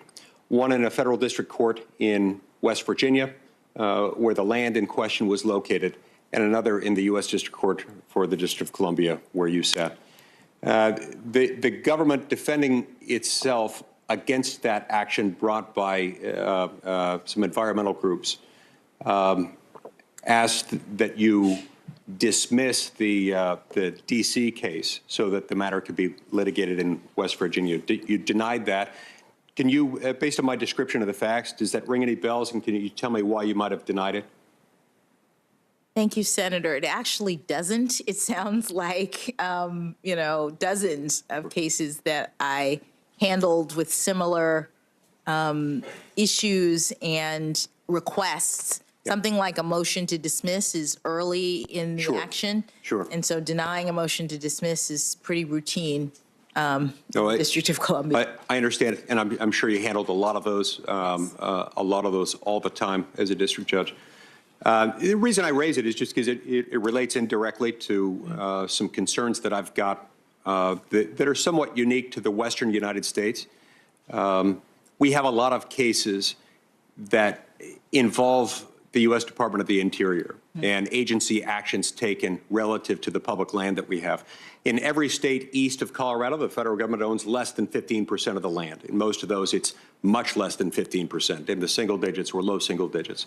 In every state, Colorado and west of Colorado, the federal government owns more than 15% of the land, and most of the time, it's a lot more. In my state, it happens to be about 2/3 of the land that's owned by the federal government. As a result, it complicates our ability to do just about everything we do, whether it's recreation, construction, oil and gas development, whether it's just accessing people's farms and ranches, or even something as simple as trying to fund local fire, police, search and rescue operations. All these things are affected by the excessive ownership of federal land by the federal government and the way it's often managed.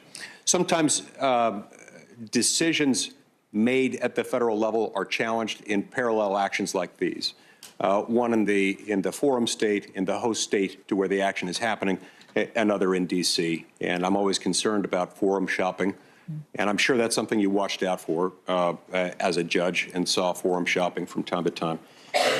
It's also something that, touches on an issue that involves statutory interpretation.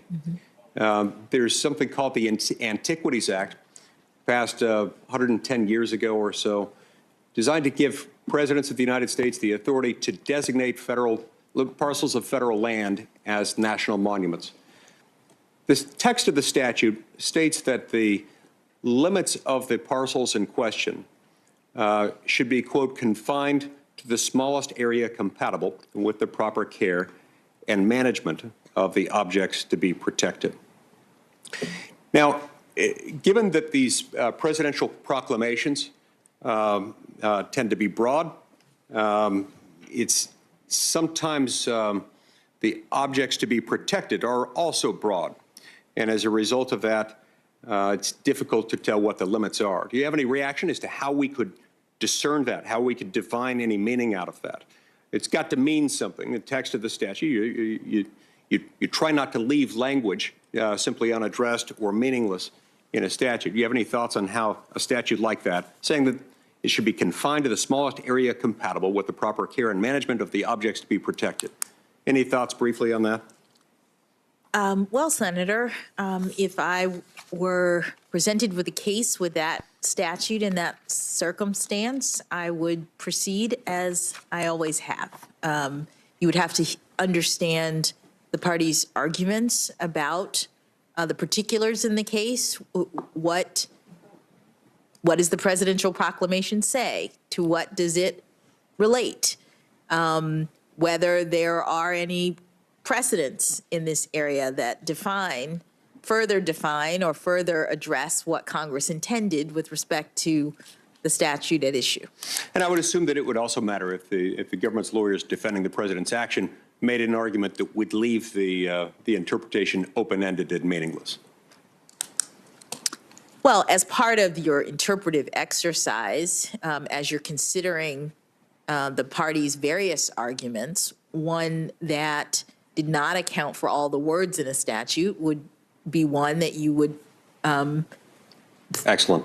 Excellent. Not might not agree with. No, I get it. And this is one of the things that I've appreciated about what you've told us in these hearings. I really like the way you've described the fact it's important to construe the text that you're asked to interpret. And in interpreting that, you look at the language and you're endeavoring to figure out the original public meaning. And I think that is a very helpful thing. All right, let's move to a different issue a moment ago. Now, you clerked on the U.S. Supreme Court for Justice Breyer in October term 1999, is that right? That is right. That was the same, and you clerked for Justice Breyer. I did. And that was the same year that the Supreme Court issued its decision in a case called Stenberg versus Carhart. This is the case where the Supreme Court of the United States struck down a Nebraska law prohibiting partial birth abortion in the absence of circumstances where the baby posed a threat to the life of the mother.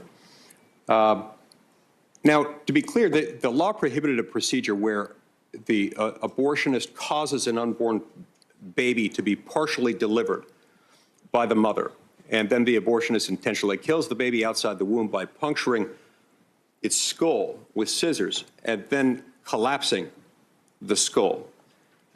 This is gruesome, and I don't like having to quote this, but it is relevant to the topic we're covering here. Justice Kennedy described it this way in chilling terms when in his dissent, when he describes the fact that when scissors are inserted into the back of the head, the fetus's body, wholly outside the woman's body and alive, reacts as though startled and then goes limp. Justice Scalia, in his great eloquence, lamented the ruling, but also expressed optimism for the fact that future courts would get it right, saying, quote, "I'm optimistic enough to believe that one day Stenberg versus Carhart will be assigned to its rightful place in the history of this court's jurisprudence beside Korematsu and Dred Scott. This method of killing a human child, one cannot even accurately say an entirely unborn human child, prescribed by this statute is so horrible that the most clinical description of it evokes a shudder of revulsion." We then saw a few years later the Supreme Court of the United States issue a different ruling. The Supreme Court issued a different ruling in a case called Gonzalez v. Carhart. Gonzalez v. Carhart upheld a different statute. This one was federal rather than state, but it was a different federal statute that also prohibited partial birth abortion. Judge Jackson, can you distinguish these cases for me? What was the difference between Gonzalez v. Carhart, where the partial birth abortion ban in question was upheld, whereas in Stenberg v. Carhart, it was invalidated? Thank you, Senator. I don't have the opinions in front of me. I think it had to do with the method of extraction, the fact-finding related to the procedure. In one case, the district court had made some findings and the court felt bound by them. In another, there was considerations beyond those that were previously relied upon. So there were distinctions that the court looked at and considered in the cases, but yes. Let's talk about court packing for a minute.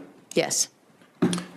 One of the reasons court packing concerns me, one of the many reasons, is because it's not prohibited in the first instance. It's not prohibited by the Constitution. There's nothing in the Constitution that says that Congress may not change the size of the Supreme Court. There's no limitation on that.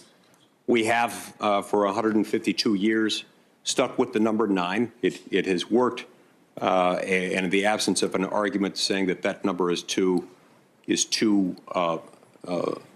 low, that the court is too small, that from a workforce standpoint, we need to expand it.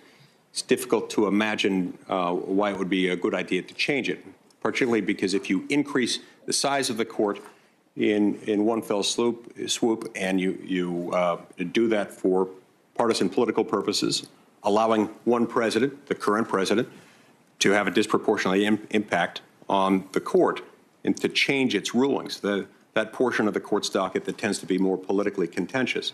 It can turn the court into a political football of sorts.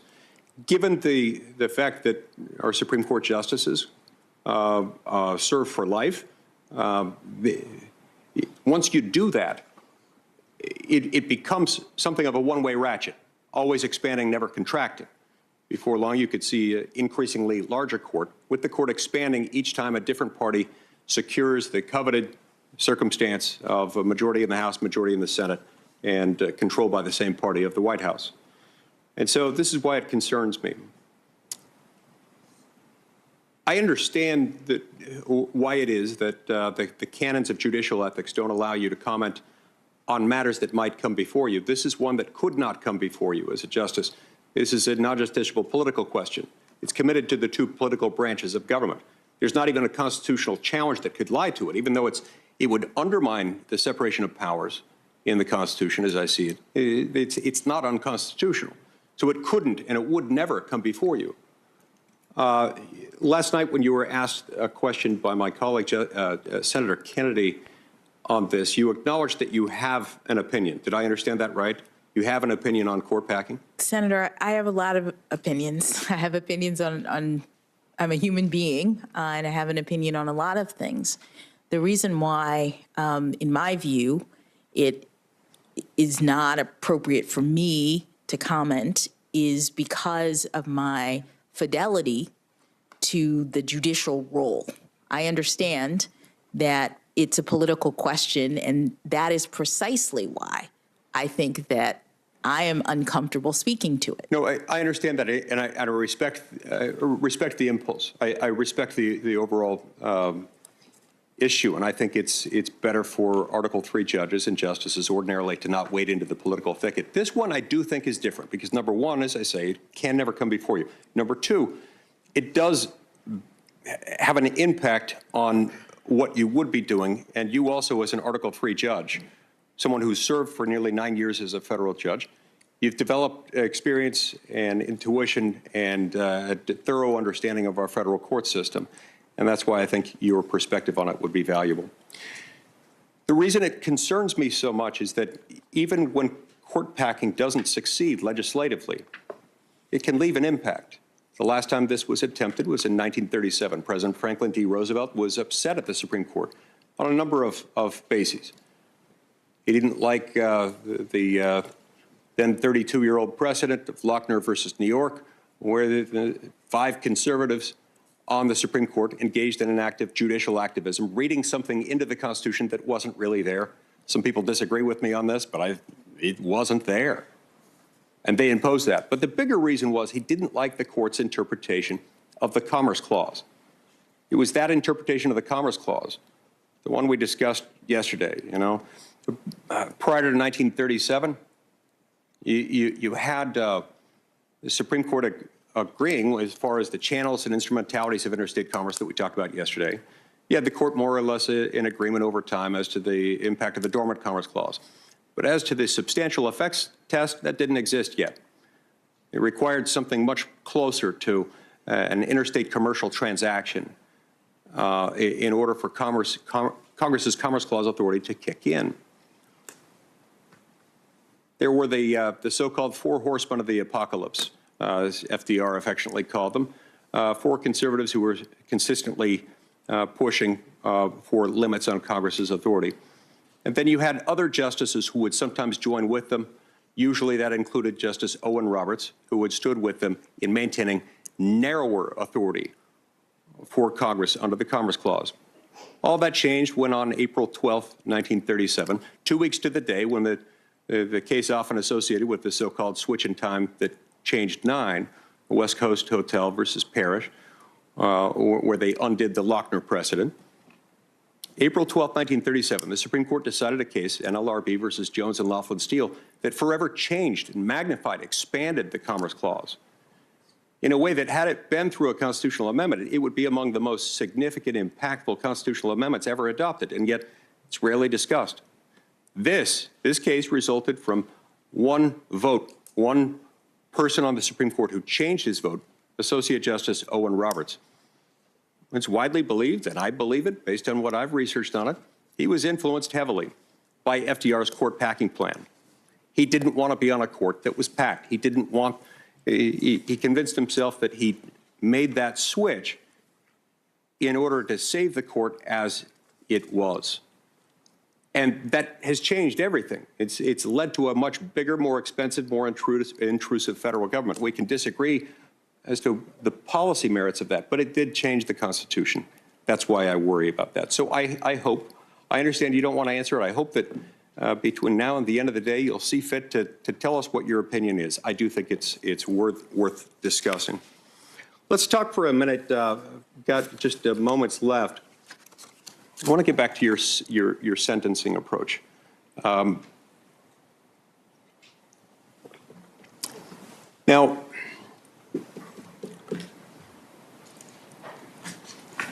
when you approach these child pornography cases, what you're describing in many circumstances is an overall concern that you've got with the sentencing guidelines, and particularly that portion of the sentencing guidelines that deals with child pornography cases.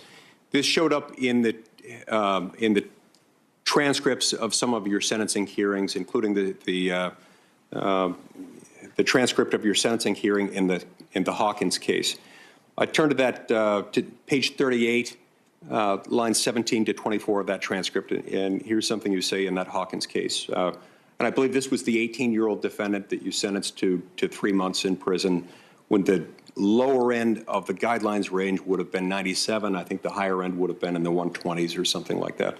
You said, and in your case, this is you speaking to Mr. Hawkins, in your case in particular, I don't feel that it is appropriate necessarily to increase the penalty on the basis of your use of a computer or the number of images or prepubescent victims, as the guidelines require, because these circumstances exist in many cases, if not most, and don't signal an especially heinous or egregious child pornography offense. I've got a couple of questions about that. Were those, you start out that paragraph sounding like you're making a determination as to him, but then the observations you make in that paragraph seem to apply broadly. Is that right? So that, Senator, I don't have the transcript of Mr. Hawkins' case. I recall that I found that case, like all child pornography cases, to be difficult, really difficult. And his case, I recall, was in many ways an outlier in terms of the various considerations that Congress required me to take into account. But there were prepubescent victims that were at stake in that. I don't remember how many. I don't remember the circumstances of his actual crime. What I will say is that, consistent with Supreme Court case law and Congress's statute in this area, judges have to take into account a number of factors and the guidelines, which are no longer, I won't say not mandatory. You have to calculate the guidelines. They're no longer binding. And the Supreme Court has said that under the statutory scheme, judges have discretion. But I'm almost out of time. Yes. Here. I want to make the point. Yes. Hawkins, as I recall, and as Senator Hawley discussed yesterday, he specifically asked for images of 11 to 17-year-olds. So I don't understand how that can be an instance where that shouldn't matter, and where the fact that he did it with a computer hardly atones for what he was doing, hardly offsets the fact that he was seeking and obtained prepubescent child pornography images, nor does the fact that the images become easier over time to transmit and receive and store because of computers. I actually think it cuts in precisely the opposite direction that you described. It makes it more severe, not less. I see this as an aggravating factor, and that is of great concern to me. I see I've exceeded my time. Thank you. You may respond. Senator, as in every child pornography case that I sentenced, I considered all of the evidence, all of the relevant factors. It is not the same exercise to look at a transcript, to think about guidelines, to not have in front of you the individuals, the victims, the pictures, the circumstances that trial judges have to review in these cases or any cases. I understand, Senator, that there are some questions about records, et cetera. Courts have all of the evidence, and courts have all of the recommendations of various parties, and courts have, under Congress's authority, the responsibility of using our judgment to make determinations that are sufficient but not greater than necessary to comply with the purposes or promote the purposes of punishment, taking into account things like unwarranted sentencing disparities. And it may seem like an easy exercise. It may seem in retrospect, when you look back at a few pieces of data, that courts have not done what it is that they are supposed to do. But what I can assure you is that I took every one of these cases seriously in my duty and responsibility as a judge, and I made my determinations in light of the seriousness of the offense, the nature and circumstances of the offense, the history and characteristics of the defendant, the need for the sentence imposed to promote various purposes of punishment, and all of the other factors that Congress prescribed. Okay, but you keep resetting that standard, and yet you specifically excluded from consideration the fact that he had requested and obtained images, prepubescent child pornography images. Senator, I didn't exclude it. I didn't exclude it. What I did was I looked at the guidelines, which is what the Supreme Court requires, and I was making policy determinations as the Supreme Court says that judges are to do. Look at page 38 of your transcript. It looks to me like you excluded it, and your action sentencing him to 3 months for one of the most heinous offenses imaginable. Keep in mind, because these are transmitted Senator, electronically, they're there for years. They re-victimize these victims the rest of their lives. We're asking everyone to try to stick with the 20 minutes, please. Next is Senator Klobuchar, but before recognizing her, I'd like to ask consent to enter into the record a support letter for Judge Jackson from 48 former federal prosecutors in South Florida. Without objection, Senator Klobuchar. Thank you very much, Chairman Durbin. Welcome back, Judge Jackson. Yesterday, you and I discussed the court's increasing reliance on issuing unsigned orders on its shadow docket. And less than an hour ago, the court once again used the shadow docket to throw out Wisconsin's redistricting maps. And because this decision just came out, I don't expect you to have immediately reviewed it. But I just want to make this point that in her dissent, Justice Sotomayor, joined by Justice Kagan, called the court's move unprecedented.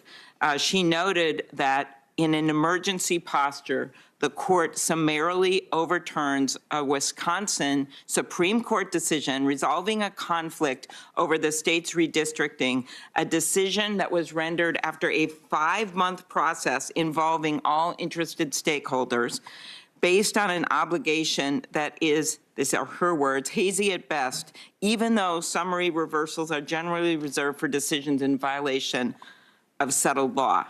And again, I don't expect you to be familiar with this case, but I do want to point out that this underscores the point that I made yesterday, that the court's increasing practice of using the shadow docket to decide cases that have grave consequences for our democracy, including the right to vote, that you and many other nominees have said is fundamental, is incredibly troubling. You had in the other case I mentioned yesterday where Justice Roberts dissented, the Texas abortion bounty hunter case, that should not have been done on the shadow docket. And while I'm not going to ask you about this because you couldn't possibly have read it, just your record of writing decisions that are thorough and listening to litigants in cases.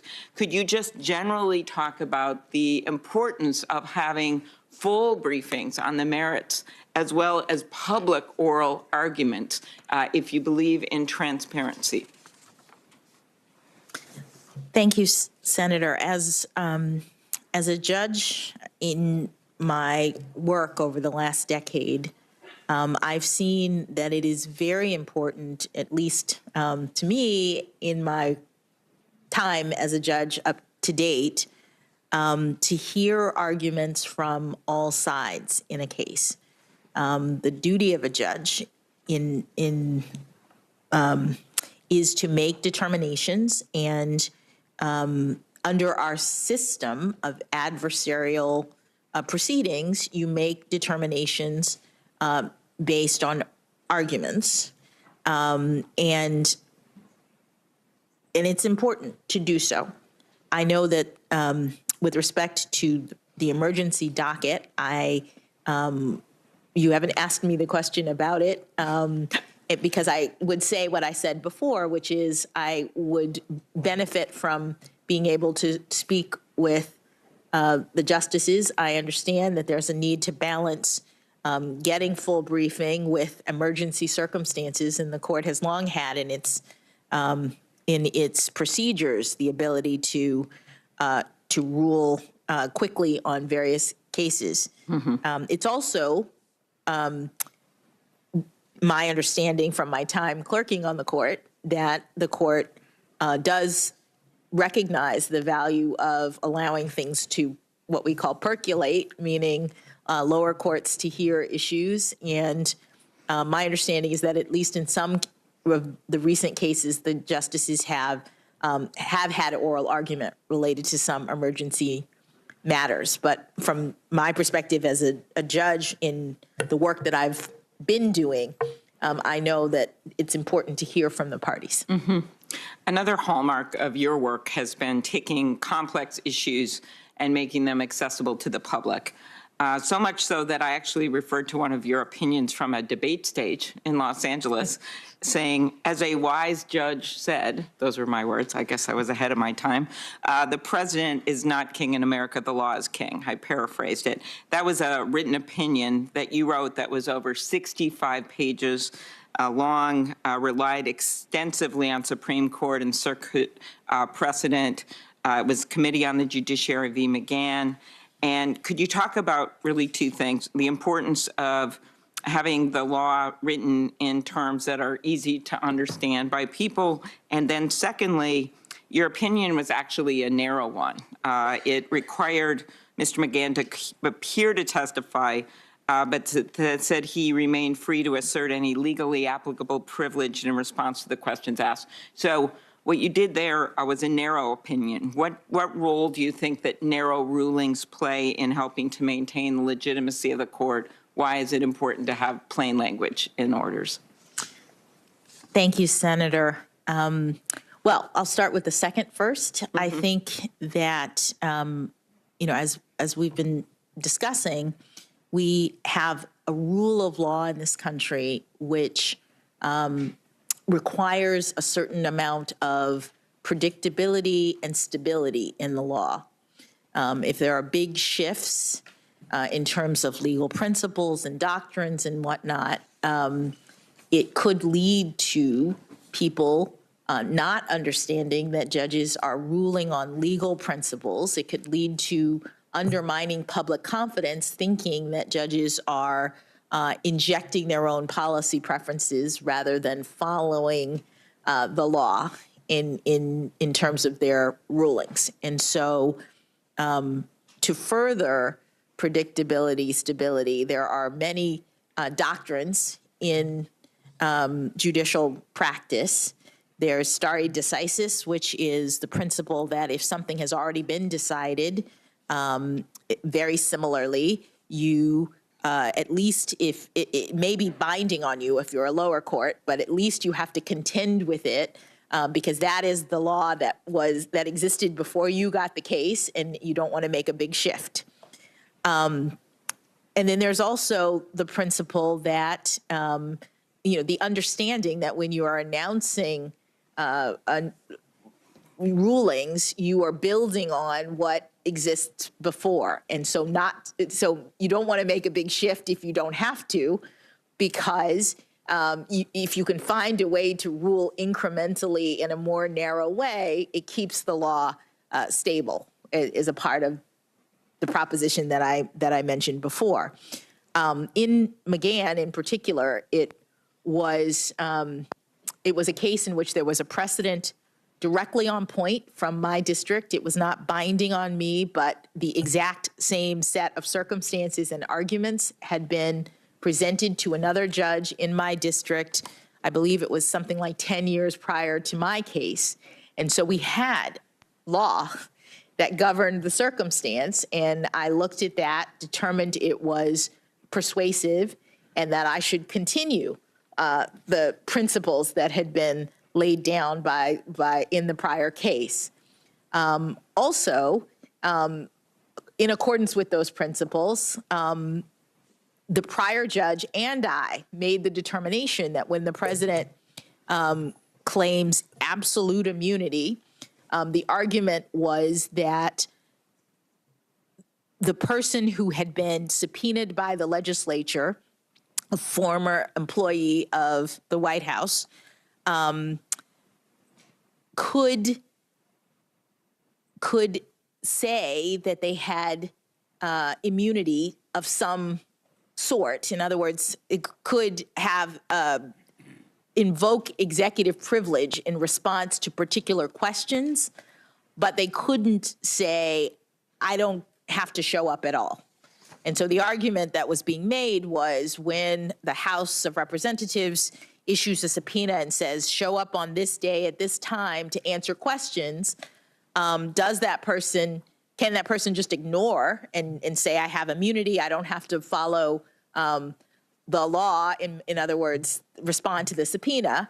Or do I have to show up and sit there and listen to the questions? And if there are things that I believe I can't answer because they're privileged, then you invoke the privilege. And the prior case had said in this narrow way, you have to show up.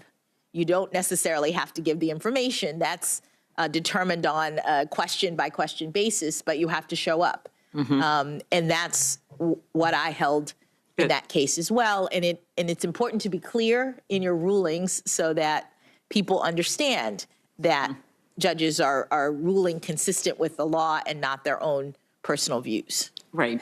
And speaking of being clear and being careful in your rulings, some of my colleagues have, I think, given not a necessarily true view of your whole record, because when it comes to your rulings being upheld, the numbers show that out of over 550 cases, your district court cases, you were reversed less than 3% of the time. And in some of the instances, you were reversed only to have your decision later upheld. I noticed one case, Territory of Guam v. United States, in which you were initially reversed, but then a unanimous Supreme Court reversed that decision, then siding with you in an opinion written by Justice Thomas and aligned with your view. Do you want to quickly talk about that case? Well, that case is kind of legally complicated. It was a CERCLA case, which is a Superfund cleanup kind of case where the country of Guam, which has a dump site on it that was used by both the citizens of Guam and the United States before the 1950s, when the United States was stationed there. Military operations happened out of Guam, and there was a lot of dumping into this site. And over time, the site got contaminated, and Guam was charged with having to clean it up, which is millions and millions of dollars. And there are statutes, very complicated statutes, about the circumstances under which you can seek contribution, under which a country like that can ask for the United States to pay some of that cost or other countries to pay some of that cost. And that was sort of the nature of the dispute, and I did a statutory interpretation about whether or not Guam's action could proceed.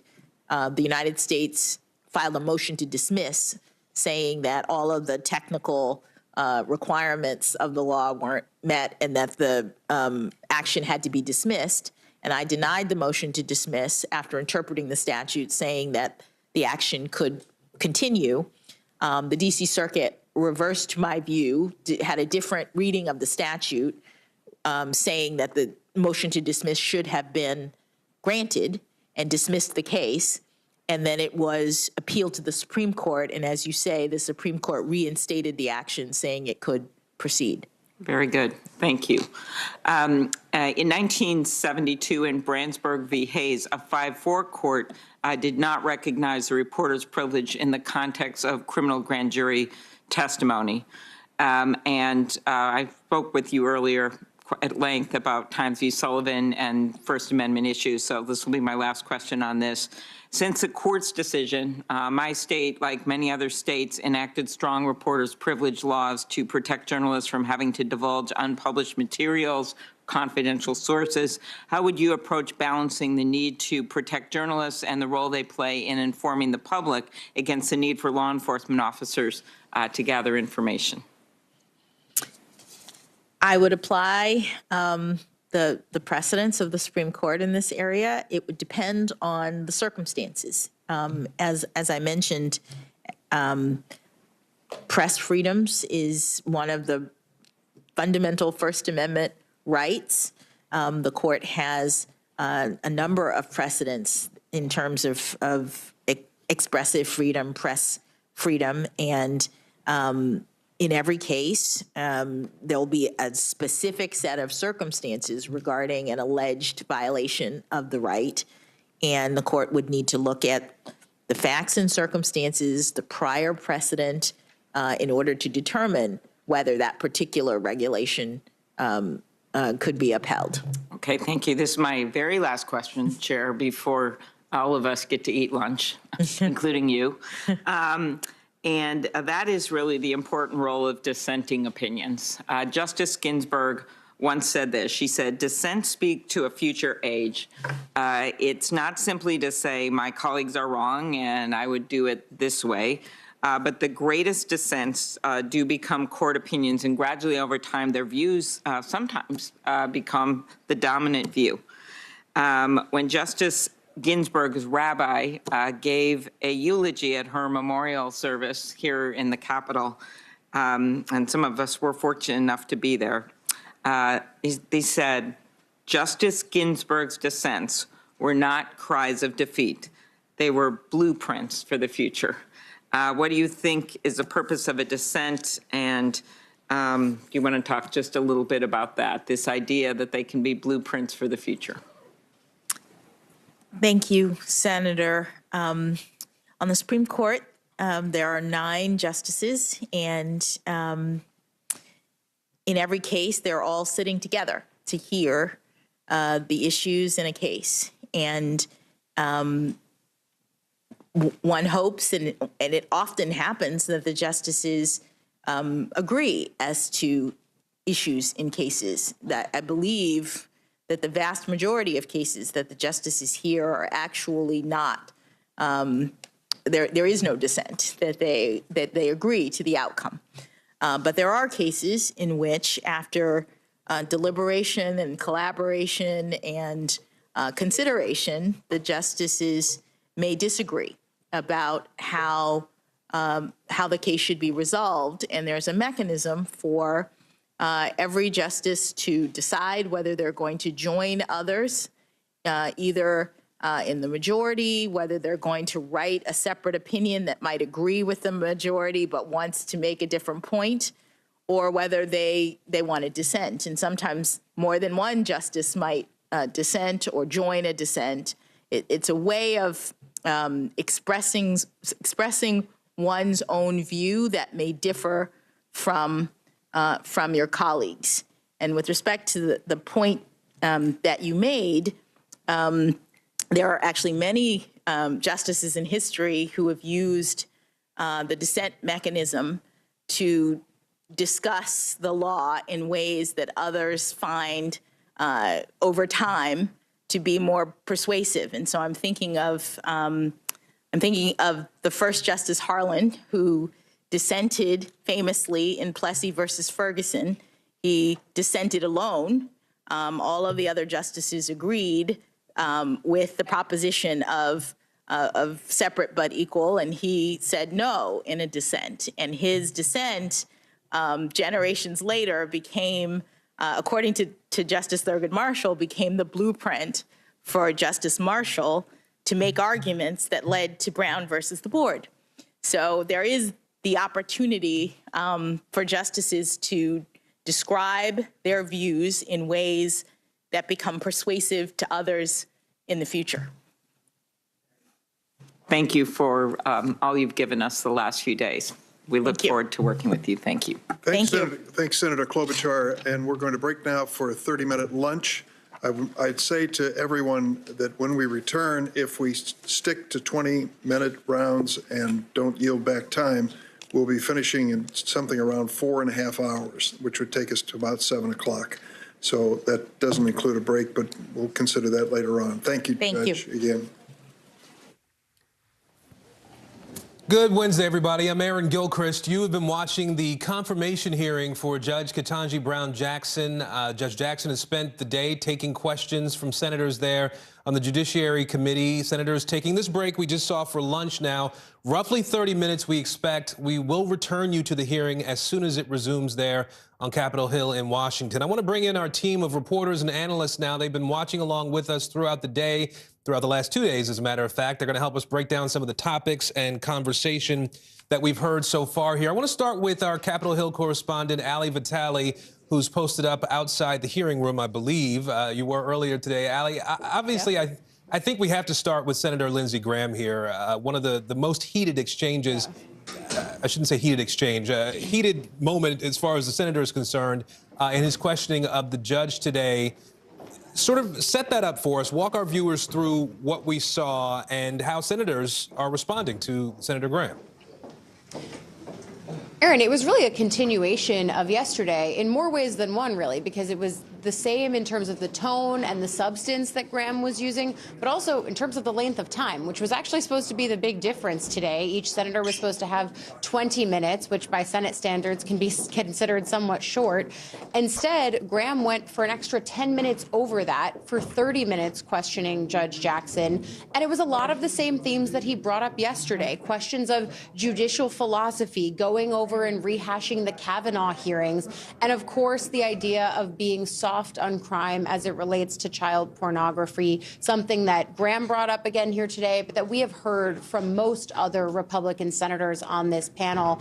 Again, Jackson responded the way that she has before, even going into such granular detail to talk about the ways in which different kinds of sentencing thresholds have to be met in order to actually lay out what the ultimate sentence will be, and how that has changed over time, whether these initial images were being sent by mail, and now the fact that they are online on a computer, what that does to the sheer number of images that these offenders can have in their possession, and the way in which that impacts the number of points that are ultimately totaled up to the way that prosecutors and judges actually go in and sentence these offenders. So it got very granular, but at the same time, it stayed very tense enough that the longest serving member of the Senate, Senator Patrick Leahy, came out to our cameras right as it was happening and said that he was distressed by what he was seeing and that what Graham said was beyond the pale in his line of questioning. And here's more of what Leahy told me when he came outside. You know, the Senate, as the longest serving member of this body, I'm just distressed to see this kind of a complete breakdown of what's normally the way the Senate's handled. So you hear him there. He was angry when he came out here. What I asked him, though, was what impact would this have, if any, on the way that this ultimately shakes out, on the way that the Judiciary Committee votes Judge Jackson out of committee, and then ultimately the full Senate votes on her. What he said to me was, and this is a quote, "She'll be confirmed. It'll be a tremendous improvement to the Supreme Court." He added, though, "But it's been a sad day for the U.S. Senate when you see these things become so hyper-partisan." And Leahy is a really fascinating person to speak to this issue and this moment in the Senate Judiciary Committee. He's a former chairman of this committee. He also has been through about 20 of these kinds of Supreme Court nominating hearings. A deep breadth of experience here and a long view of the history of these kinds of moments. For him to come out those doors and speak about his colleague that way and talk about the ways that he was distressed for the institution right now does sort of speak to the larger moment of where we're at politically, Aaron. Yeah, I'm curious to know whether you've heard anyone else speak to that sort of an effect. Obviously, you're outside the hearing room. Senators come and go. We've learned that they do have other committees that maybe they have to go vote in, so they're not being disrespectful when they leave. But they're coming and going. What else are you hearing from them? Look, they're coming and going, and at the same time, the other question here is what's the impact of all of this? Hours and hours of questions, answers, testimony. What's the actual bottom line when it comes to how they're going to vote? And what I've seen consistently sort of tracks with what we thought this process was going to be, is that if you were a yes when you went in the room, you were probably a yes leaving the room, and vice versa on the no side. And really, the yeses and nos line up according to Democrats and Republicans, respectively. That being said, we do pay attention to the tone of the questioning, the tone of the introductions that these senators gave. And there were a few senators who seemed to signal an openness to hearing from the judge and maybe making their decision after the fact. All of them said that they were leaving their options open for the most part, but there were two particular Republican senators on this committee that I was looking at. Tom Tillis from North Carolina, who in his opening on Monday seemed more open than he did in the line of questioning that he went through yesterday, and we'll likely hear again from him today. He told our colleagues here that he's still leaning no against voting for the judge. And that's the same thing that I heard from Senator John Cornyn. You can listen to what he told me here. I'm still open to the possibility of supporting the judge. I'm honestly leaning no, unless I get really satisfactory answers to some of this judicial policymaking line of questioning. What does she say to get you on board then? Well, I would love to have her say that that she has questioned some of this. These cases where the court discovers unenumerated rights. In other words, it's not in the Constitution, but they all of a sudden decide, well, this is a fundamental right, and shut down any sort of political resolution of the conflict in the states and around the country. Now, Cornyn actually teased out this line, and it's a little bit weedsy, but it really stood out to me as one of the lines of questioning here. When he was talking to her, I spoke with him right before he went in and questioned Judge Jackson, and he was talking to her about the equivalence of Second Amendment protections and the precedents that the Supreme Court decides those issues on, and if they are equivalent to the precedents around Roe versus Wade, decisions like Griswold, but also others like Roe. And I thought it was a really interesting moment of him trying to get at the judicial activism question, and he probably did not hear what he told me he had to in order to get to yes, which means that leaves him as a no when he was walking in and walking out too. I want to go down to the other end of Pennsylvania Avenue now. Our chief White House correspondent, Peter Alexander, is joining us from there. He's been watching and listening as well today. Peter, I know the president's already in the air headed to Europe, but there are folks at the White House who are paying attention to what's going on the Hill today. Nobody would expect that there wouldn't be some tension there, but what's the feeling, the reaction coming from the White House on this second day of questioning of Judge Jackson? Well, Aaron, we've certainly been hearing from members of the president's team who say they've been very impressed and satisfied by Judge Jackson's performance through the course of these 2 days of 3 days, in effect, of hearings, 2 days of questions so far. But they've also really expressed disappointment in their language and outrage about some of the questions from Republicans. Just yesterday, from one of the president's press assistants, we heard the following message he said of the president. He said specifically that he was struck by how swiftly Judge Jackson dismantled conspiracy theories, as the president described it. put forward, in his words, in bad faith, saying that they have been debunked by numerous fact checkers, by experts, and by the record itself. So on this specific topic, as it relates to the accusations that Judge Jackson was too lenient over the course of her time as a federal judge as it related to cases of child pornography possession, they say that is not the case. And as she herself has said, they say that her sentences have been consistent with the law and also consistent with that of other federal judges. And really, it's the latter that is as significant as anything here, Aaron, which is while some of them have been less than what was recommended by prosecutors, they do follow a trend, as we have seen by many judges nationwide, that have often given sentences for child pornography possession cases that are below that which is allowed or perhaps even asked for. Among the concerns has been that the existing laws as it relates to sentencing on this issue are out of date, Aaron. All right, Peter Alexander for us at the White House today. Peter, thank you for that. We are still looking at live pictures from the hearing room as the Senate Judiciary Committee is in break right now from this confirmation hearing for Judge Ketanji Brown Jackson. We expect that this break will last about 30 minutes or so from this point, and then the questions will resume. Of course, our special coverage of the historic confirmation hearing of Judge Ketanji Brown Jackson continues in just a moment. Stay with us.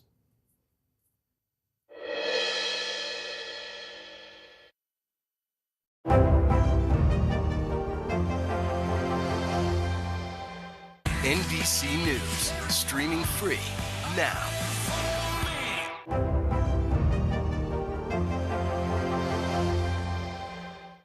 Top Story with Tom Llamas is your news playlist on NBC News Now.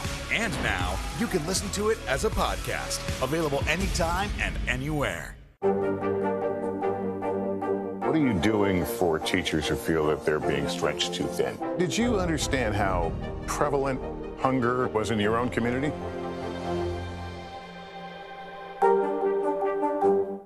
Hold on to your seats. The Thing About Pam is the chart-topping podcast series from Dateline and Keith Morrison. A strange story and a career of strange stories. All episodes are available now, wherever you get your podcasts. News is happening now. Look at what's making headlines around the world. Whenever it happens, wherever you are, it's here now. The fire has grown leaps and bounds. You see behind me is typical. How you doing? Pretty bad. This is a very different kind of program. We're here to start conversation about the big things happening in our world. Professor, I'm not asking you to predict the future, but what do we think that the new normal is going to be?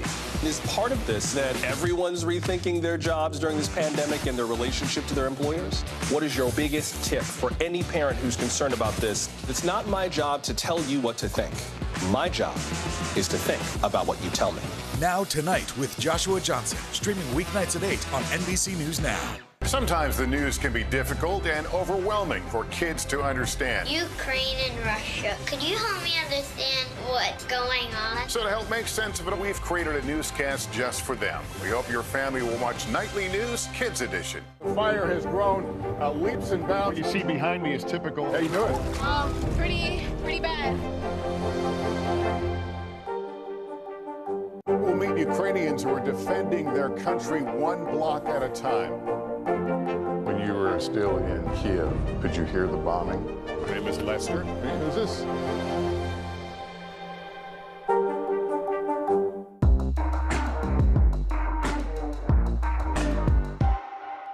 Hallie Jackson Now, weekdays at 5 on NBC News Now. Nearly a dozen hours after the eye roared ashore. There is some late-breaking news. All right, Hallie Jackson Now, weekdays at 5 on NBC News Now. Now Tonight with Joshua Johnson, streaming weeknights at 8 on NBC News Now. Let's go. This is a critical choke point for this fire.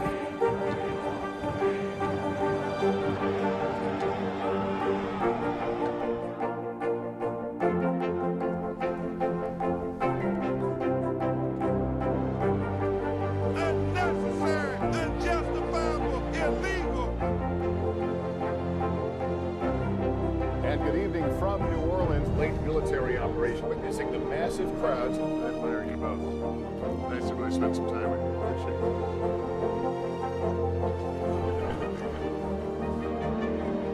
At any moment now.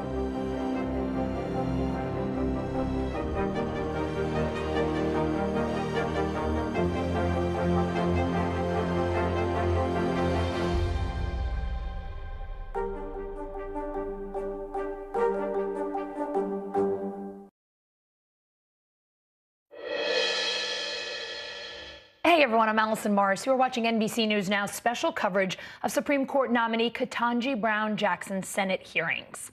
The Senate Judiciary Committee is on a short break right now, so let's take a look at the hearings so far today. Judge Jackson addressing the separation of powers and the role the courts played in releasing some prisoners during the pandemic. Take a look. You, in opinion that has been widely cited, made the observation that presidents are not kings.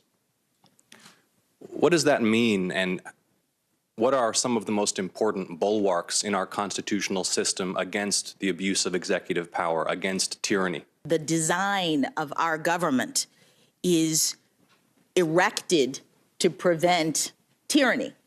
The separation of powers is crucial to liberty. It is what our country is founded on, and it's important, as consistent with my judicial methodology, for each branch to operate within their own sphere. That means for me that judges can't make law. Judges shouldn't be policymakers. That's a part of our constitutional design, and it prevents our government from being too powerful and encroaching on individual liberty. You said the obvious increased risk of harm that the COVID-19 pandemic poses to individuals who have been detained in the districts, that's the District of Columbia's correctional facilities, reasonably suggests that each and every, and I think that means everyone, every defendant who is currently in the D.C. Department of Corrections custody and who thus cannot take independent measures to control their own hygiene and distance themselves from others should be released. How can I not read this to say that perhaps they should be released irrespective of the crime for which they've been charged? Senator, if you read two more sentences down, that is precisely what I focus on. The question for courts under the statute that Congress has enacted for compassionate release was whether COVID-19, a pandemic in the jail, was an extraordinary and exceptional circumstance, or extraordinary and compelling circumstance, that should warrant release. What I said in that statement that you read was it would seem as though something like a deadly pandemic rampant in the jails would justify releasing everyone. But I go on to say in that very opinion, Congress has indicated that we have to take each case individually. We have to look at the harm to the community that might be caused by the release of individual people. We can't just release everybody, I said in that opinion. All right, let's bring in C.K. Hoffler. She's a former president of the National Bar Association and CEO of the C.K. Hoffler firm, and Guy Charles, a Harvard law professor. C.K., let's look back a little earlier today. Republican Senator Lindsey Graham and Judge Jackson got into a pretty heated back and forth over punishments for child porn cases. Here's part of it.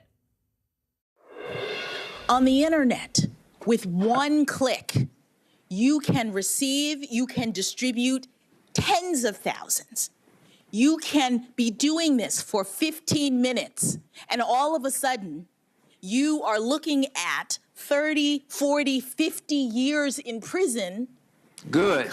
Good. I understand. Absolutely Senator, good. I hope you are. Good. Allow her to finish, please. I hope you go to jail for 50 years if you're on the internet trolling for images of children and sexual exploitation. So you don't think that's a bad thing? I think that's a horrible thing. That's not what the witness said, and she should be allowed to answer this question once and for all. Senator, all I'm trying to explain is that our sentencing system, the system that Congress has created, the system that the Sentencing Commission is the steward of, is a rational one.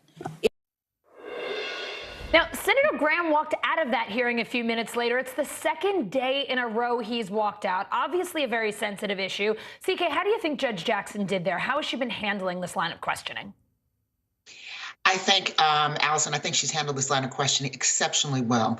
You know, the histrionics and the drama that we have become accustomed to seeing with Senator Graham is not new. This is what he does. This is what he did yesterday. He engaged in a soliloquy, actually, exercised yesterday, and then walked out ranting and raving and had very little to do with, I believe, Judge Ketanji Brown Jackson and her answers, and more to do with his own frustration and not having someone who he perceived who is his candidate sitting in that seat. That's what I think fundamentally is one of his biggest concerns. But going to the substance, I think that Judge Ketanji Brown Jackson has handled this issue very well. Yesterday, she laid it out so clearly and made it very, she didn't leave any wiggle room about how she felt about these types of offenses. Child pornography, the circulation of materials and the impact. And her opinions actually are very clear on this. So the notion that somehow she's more lenient as it relates to child pornography is, quite frankly, disingenuous, not true, and an attempt at really discrediting her in a terrible, terrible way. It doesn't do her any good. It doesn't do the American public any good to have this type of a debate. She's already clarified her position over and over and over again on this, and her record speaks for itself. So I think Senator Graham, like others, are trying to get sound bites for whatever reason, political reasons, and I feel it's unfortunate. Let this phenomenally qualified candidate speak so that the American public can understand and get a good sense of who she is, which I believe they do at this point. But these distractions and obstructions and jumping up and running out, to me, are disingenuous and nothing more than acts of drama. And I think we could minimize that, and let's get to the heart of what this phenomenal candidate is about and what her beliefs are. Guy, Democratic Senator Patrick Leahy asked Judge Jackson about the importance of diversity on the bench. Take a listen there. Why is it important for our democracy's institutions, courts and all others, to reflect the rich diversity of our nation's citizenry? We have a diverse society in the United States. There are people from all over who come to this great nation and make their lives. And when people see that the judicial branch is comprised of a variety of people who have taken the oath to protect the Constitution and who are doing their best to interpret the laws consistent with that oath, it lends confidence that the rulings that the court is handing down are fair and just. Guy, what did you think of her answer? Yeah, I think it's an absolutely wonderful and spot-on answer. The late Justice O'Connor in a voting rights case, and an affirmative action case, says the legitimacy of our institutions depend upon people seeing themselves as part of those institutions. It's hard to have a Supreme Court that people believe in if it's a Supreme Court that's made up of all males, or if it's a Supreme Court that does not have women on that court. So she understands that people need to see themselves, that there's representation, that representation matters, but also, as political scientists have shown, that folks of different backgrounds sometimes look and decide questions differently. So it actually matters to have diversity on the bench because people tend to look at those questions differently. I mentioned Justice O'Connor. She mentioned many times how Thurgood Marshall helped her to understand questions very differently than the way that she understood them because of his background and what he brought to the table. So diversity matters, as Judge Jackson understands, both for representation, but also in some cases for viewpoint and for outcome. CK, Republican Senator Thom Tillis asked Judge Jackson whether she was too compassionate when she was sentencing cases as a trial judge. Here's part of that exchange. It seems as though you're a very kind person and that there's at least a level of empathy that enters into your treatment of a defendant that some could view as a maybe beyond what some of us would be comfortable with respect to administering justice. The statute that applies to us tells us to look at all of the various factors that Congress has set forward, including the nature and circumstances of the offense, the history of the characteristics of the defendant, and it tells us that we should be imposing a sentence sufficient. CK, your take on that line of questioning and how Judge Jackson handled and answered it? Well, I think once again, she handled it very well. She was very poised and very skilled at addressing the issues before her. I think the line of questioning, again, was disingenuous. The reason why I say that is because if you look at her record, she has made it very clear the methodology that she uses in approaching each case. She likes to hear from both sides, and she also has made it very clear that what she does is she speaks directly, particularly on these types of cases, to the defendants who oftentimes are very emotional at the type of sentence that is imposed on them. And so what they did is pulled a section, various sections, cherry-picked words that she said in what was probably a very lengthy transcript, where she spoke to the defendants because she speaks to the defendants like she speaks to the victims, and makes sure that the defendants understand the significance and the gravity of their actions, and in the case of child pornography, how that impacted in a detrimental way the victims. So I think in cherry picking certain phrases and words and parts of a record, that's disingenuous at best and misleading to the public. However, given that that has been a pattern of what we've seen in terms of the questioning of Judge Ketanji Brown Jackson, I think that she's handled it beautifully. She has set the record straight again. She stayed in her lane. They're trying to get her out of her lane. She talks very much in terms of what she, as a judge, what her responsibilities were as a trial judge, as an appellate judge, and as a judge on the U.S. Supreme Court would be, versus making policy and making law, which she says is outside of the province of her responsibilities as a judge. So she comes back into her lane despite the efforts to take her out of her lane and distort her record. So I think in that sense, she scored a home run. Look, I know this is what happens in politics, right? This is what politicians do. We select the moments that are appropriate to the line of questioning or the argument they're trying to make. I have been so impressed with her recall. I know she is prepared and has been prepped for this, but someone will bring up a segment of something and she will say, well, if you could continue just a few more lines, or if you would say the entirety of the point I was trying to make there. I watching her as a viewer before we were sitting here on set, I went, because I can't imagine someone asking you so specifically and having such recollection of so many moments. I imagine that a lot of people are sitting there watching and impressed by that, no Absolutely. doubt. Guy, Judge Jackson has talked much throughout this week about her family, in particular, how her family's service in the military and law enforcement has helped shape her views. Here she is on that topic. I grew up with family members who put their lives on the line. I understand the need for law enforcement, the importance of having people who are willing to do that important work, the importance of holding people accountable for their criminal behavior. I also, as a lawyer and a citizen, believe very strongly in our Constitution and the rights that make us free.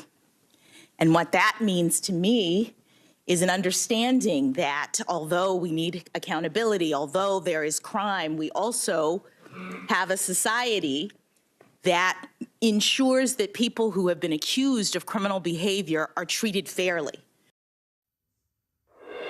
Guy, why is that kind of a perspective important in a courtroom? Look, here's what's so fascinating about Judge Jackson, right? I mean, in some respects, she is a candidate that the Republicans should love. This is a God, family, country, service, believes in the rule of law. She is so judicious. Part of her frustration with Senator Graham was really that she has a judicial philosophy in terms of how she thinks about those questions, and she simply wanted to explain to help the Senate and to help the committee understand precisely what judges are facing and how they should think about those questions. She's a legal nerd. You could tell that she comes alive when she's talking about, right? So she's talking about the details of the cases, the details of the law, right? There's sort of like this look on her face.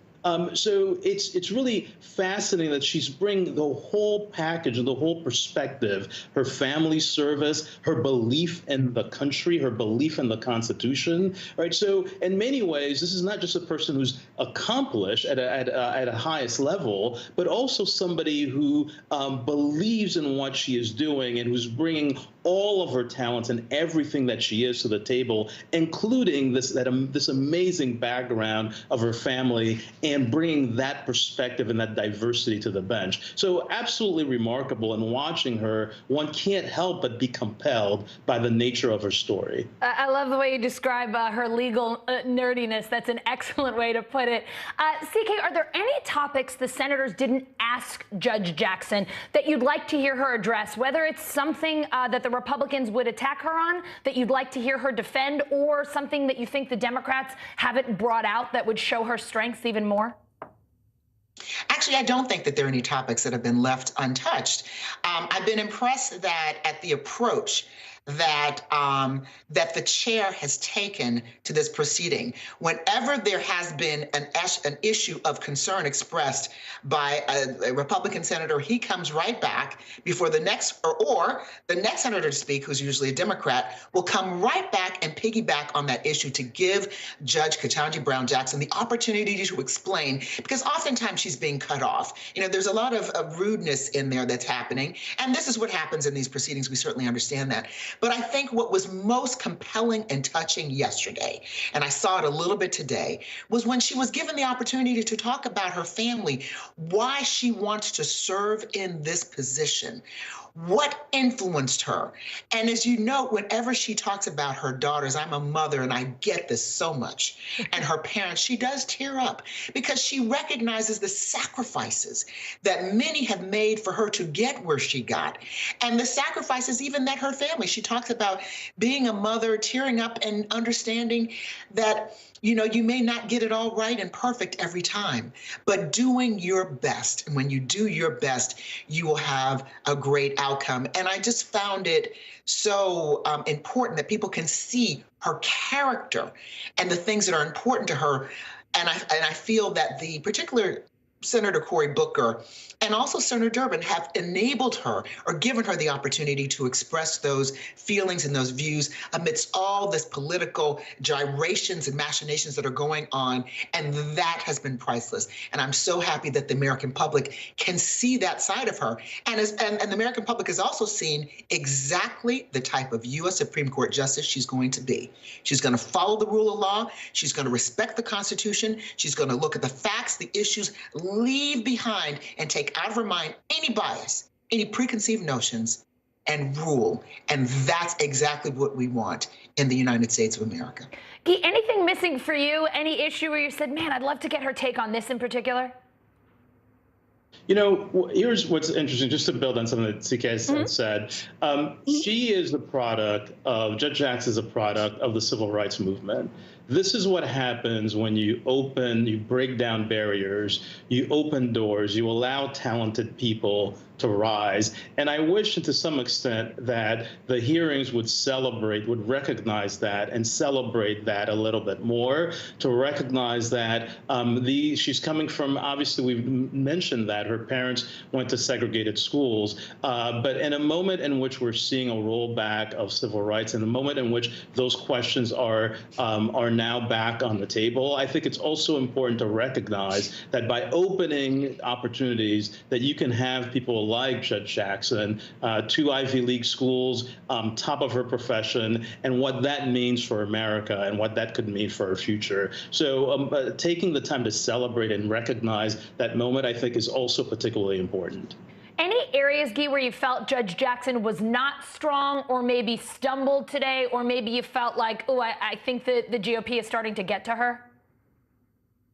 No, I don't think there were. I mean, I think part of what was remarkable, I think this is why some of the comments where people were saying, look, you're very articulate, or asking her about her debating background. Part of what is fascinating is how she maintained her poise and how she was not willing to allow herself to be dragged into areas of policymaking or commitments. Obviously, you don't get this far unless you're really good at answering questions on your feet, unless you're really good at preparing. And I think she showed a depth of commitment and subtlety, sometimes good humor, and thinking through and working through those questions. So I don't think there weren't any real areas for me. There were a couple places in which she didn't remember some of the cases or a little bit less familiar with the law, but there wasn't any place where I thought that she stumbled. And certainly I don't think she made things harder or more difficult for herself. And I think she, in fact, improved her position as long as she's being evaluated fairly.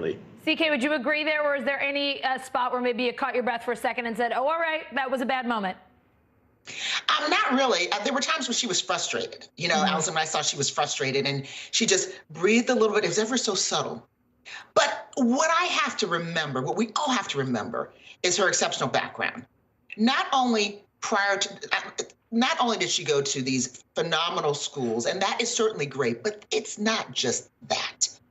It's that she has a background of being a fighter. She has a background of someone who has been a federal public defender. She's clerked at the U.S. Supreme Court. She has been a clerk on 3 different occasions. She's sat as a judge for almost a decade. She's accustomed to dealing with different types of people. She understands law enforcement. She understands voting rights. She has a plethora of experience that, quite frankly, no other sitting U.S. Supreme Court justice has today. Most have bits and pieces. I saw a chart where there were 10 categories. She had 9 of the 10, and maybe the closest person to her had 7 or 6 or 5.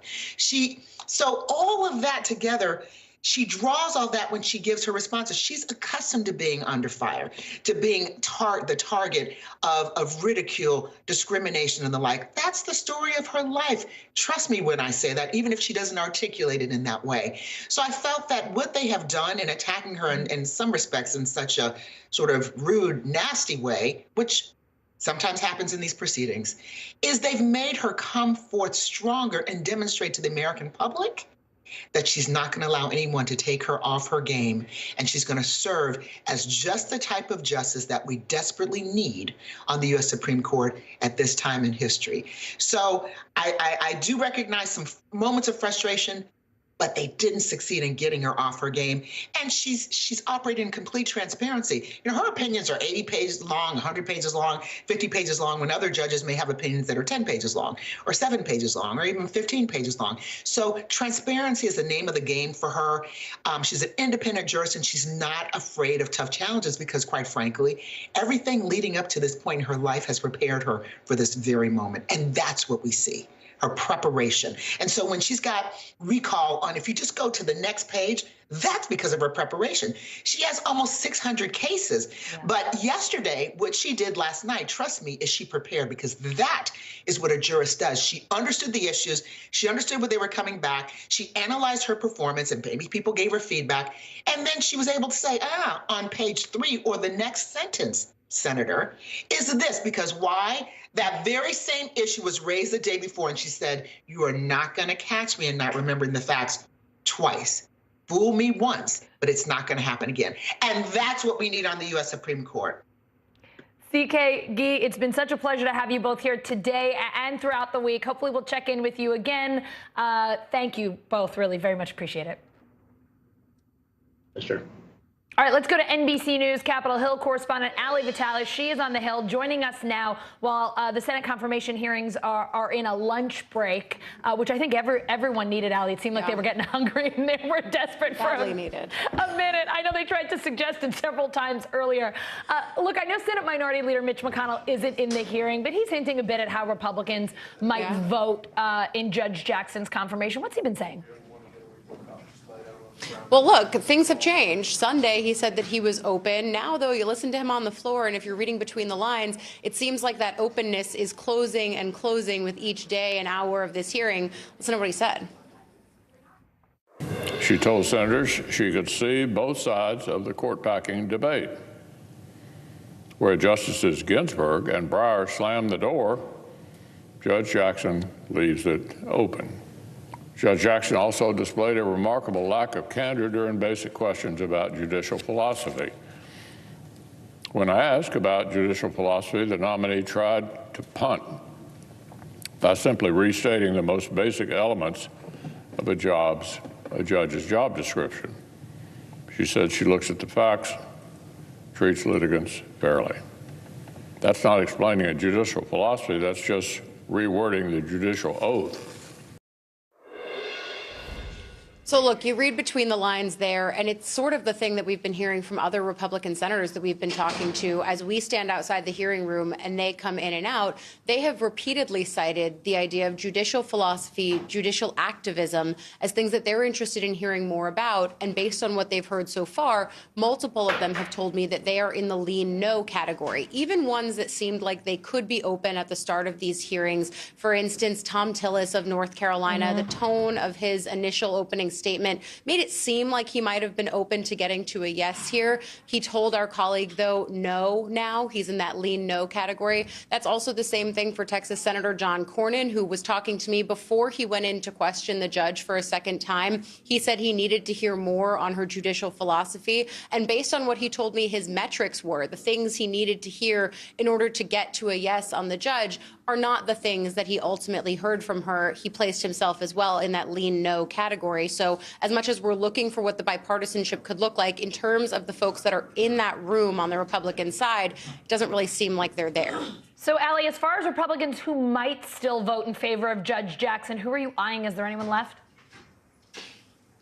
Yeah, so if you look outside of the 11 Republicans that are on the Judiciary Committee, that's when you start to get into the possibilities. And when Chairman Dick Durbin says hope springs eternal, it's because he's been making phone calls, trying to get Republicans on board. It's why the White House and Durbin alike left Judge Jackson open to doing all of these meetings before the hearings started. She can continue doing those meetings too, but she has met with multiple Republicans in hopes that she can answer their questions behind closed doors as well as in these hearings to try to get them on board with her nomination. The two that we are really looking at still, because if you remember when this process started, we looked at the folks who confirmed Jackson to her current job that she has right now on the court, and it was 3 Republicans. It was Lindsey Graham, who we know how these moments have gone in this hearing. It's very hard to see him getting to yes here. And then it's also Susan Collins and Lisa Murkowski, who are, of course, not on this committee, but watching these hearings and will ultimately make their decision.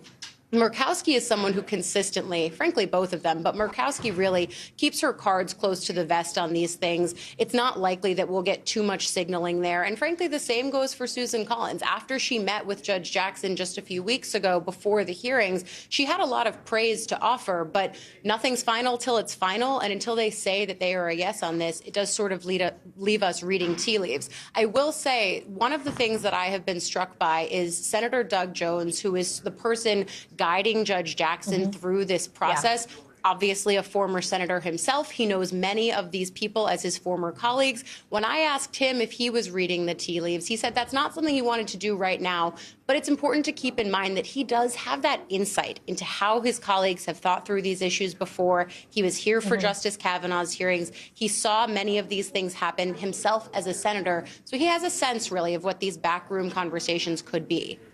Allie, what are you hearing from other Democrats, whether in the room or outside, their take on the second day of questioning, how Judge Jackson is doing? What kind of feedback are you hearing?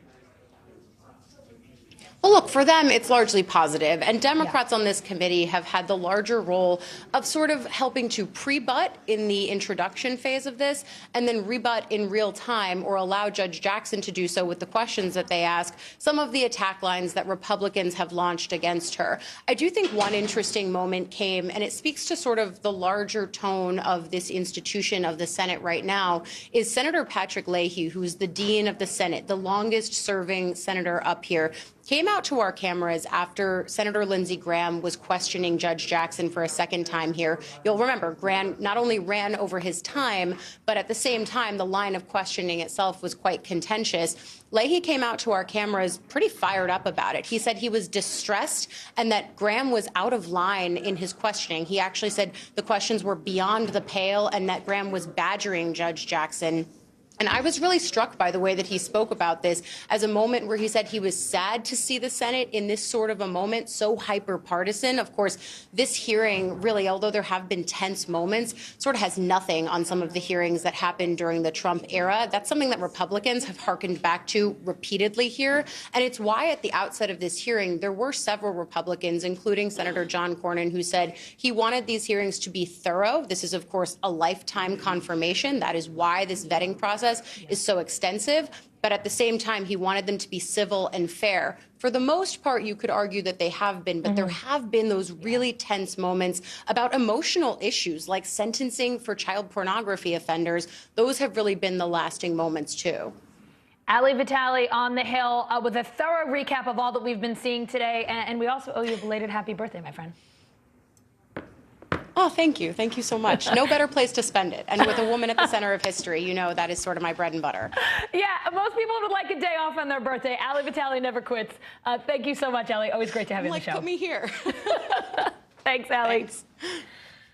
All right, let's bring in Jonathan Alter, NBC News political analyst and presidential historian, to talk more about the hearings today. Jonathan, we've been talking a lot about Republican Senator Lindsey Graham. He took exception with an exchange between Judge Jackson and Democratic Senator Patrick Leahy. They were talking about what it would mean historically for Jackson to become the first black woman on the Supreme Court. Senator Graham bringing up a past case here involving Janice Roger Browns. She's also black. She was a potential nominee to replace Sandra Day O'Connor, but she was not picked. All right, we're going to pause for a moment. I apologize. We have a special report coming up right now. Jonathan, hopefully we'll get back to you in just a moment. Let's listen in. This is an NBC News special report. Good afternoon. We are coming on the air with breaking news. NBC News can confirm the death of former Secretary of State Madeleine Albright. My colleague Andrea Mitchell joins me here in Brussels with more on her life and legacy. Andrea. Well, it's extraordinary. Of course, the first woman to serve as the U.S. Secretary of State, Madeleine Albright, a friend, someone I covered for decades, has died. She was 84 years old.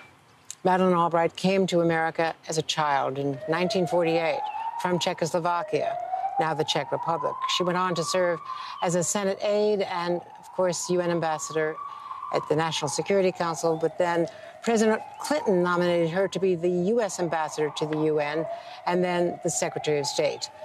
In 2012, Barack Obama awarded her the Presidential Medal of Freedom. Let's take a look back at her remarkable life. I, Madeleine Corbell Albright. By the time Madeleine Albright became Secretary of State, she had already raised a family and had a full career. But this second act, becoming the country's first female Secretary of State in 1997, was historic. This is a dream come true, actually a dream I never thought I could have, and I feel great. Working to shape seminal moments in world history, Albright's immigrant status informed her approach. Born Marie Corbell, the daughter of a Czech diplomat, arrived in the U.S. at age 11 after her parents sought asylum from communism in 1948. She graduated from Wellesley, got a Ph.D. from Columbia, worked for the National Security Council, and advised Democratic presidential candidate Michael Dukakis in 1988. Albright was a professor of international affairs at Georgetown and president of a Washington think tank before being named Bill Clinton's UN ambassador in 1993.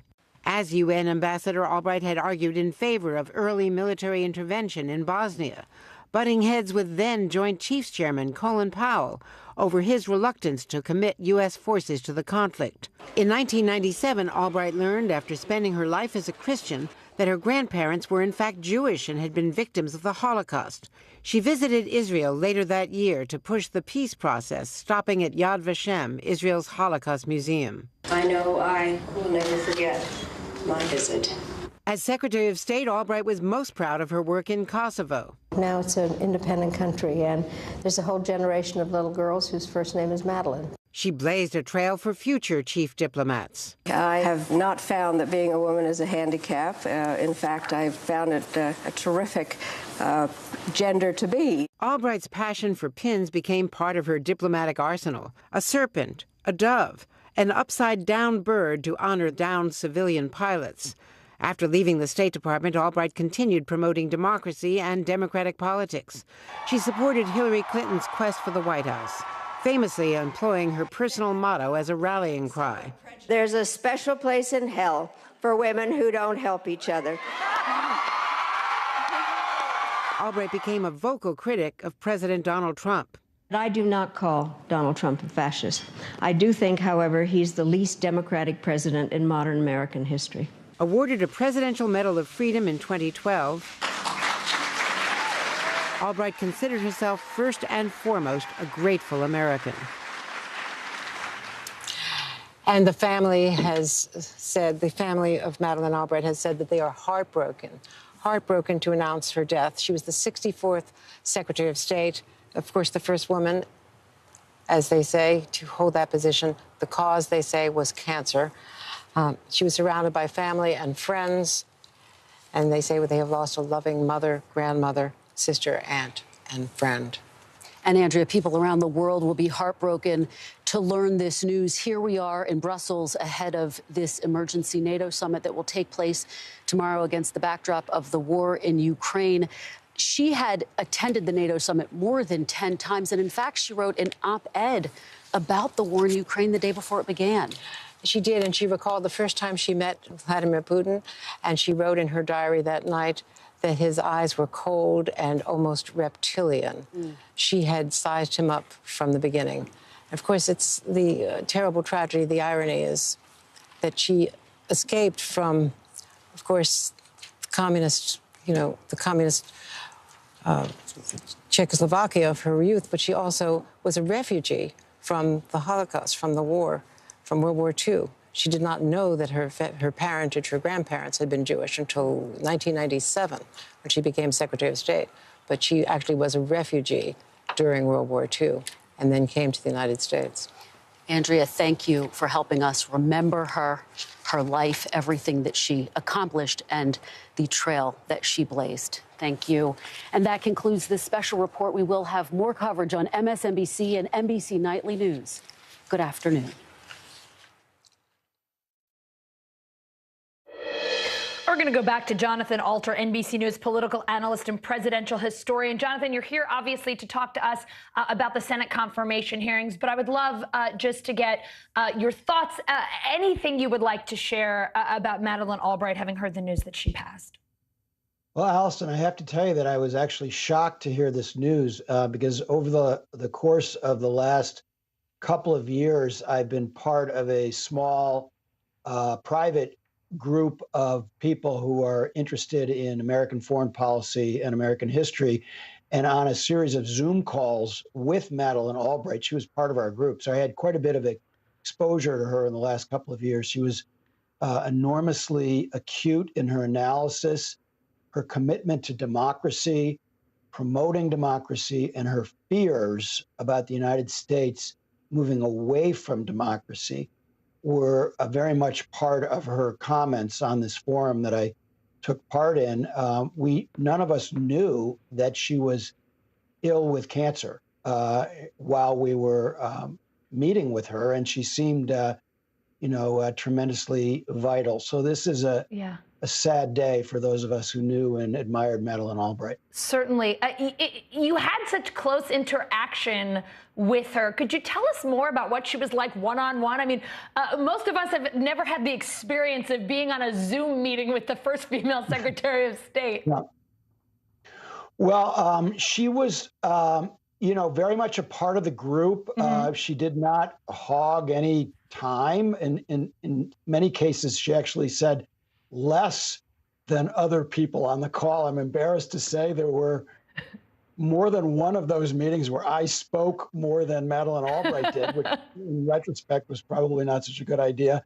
But I have to say that, she was a very accessible person. There was nothing that was forbidding about her, but she was a tremendously formidable woman, tremendously impressive, not just with her, deep knowledge of foreign affairs, but with the level of insight that she brought, the subtlety with which she interpreted events. But what really does stick with me is that she shared my and those of other people in our group our real concerns about what we all call the democracy crisis.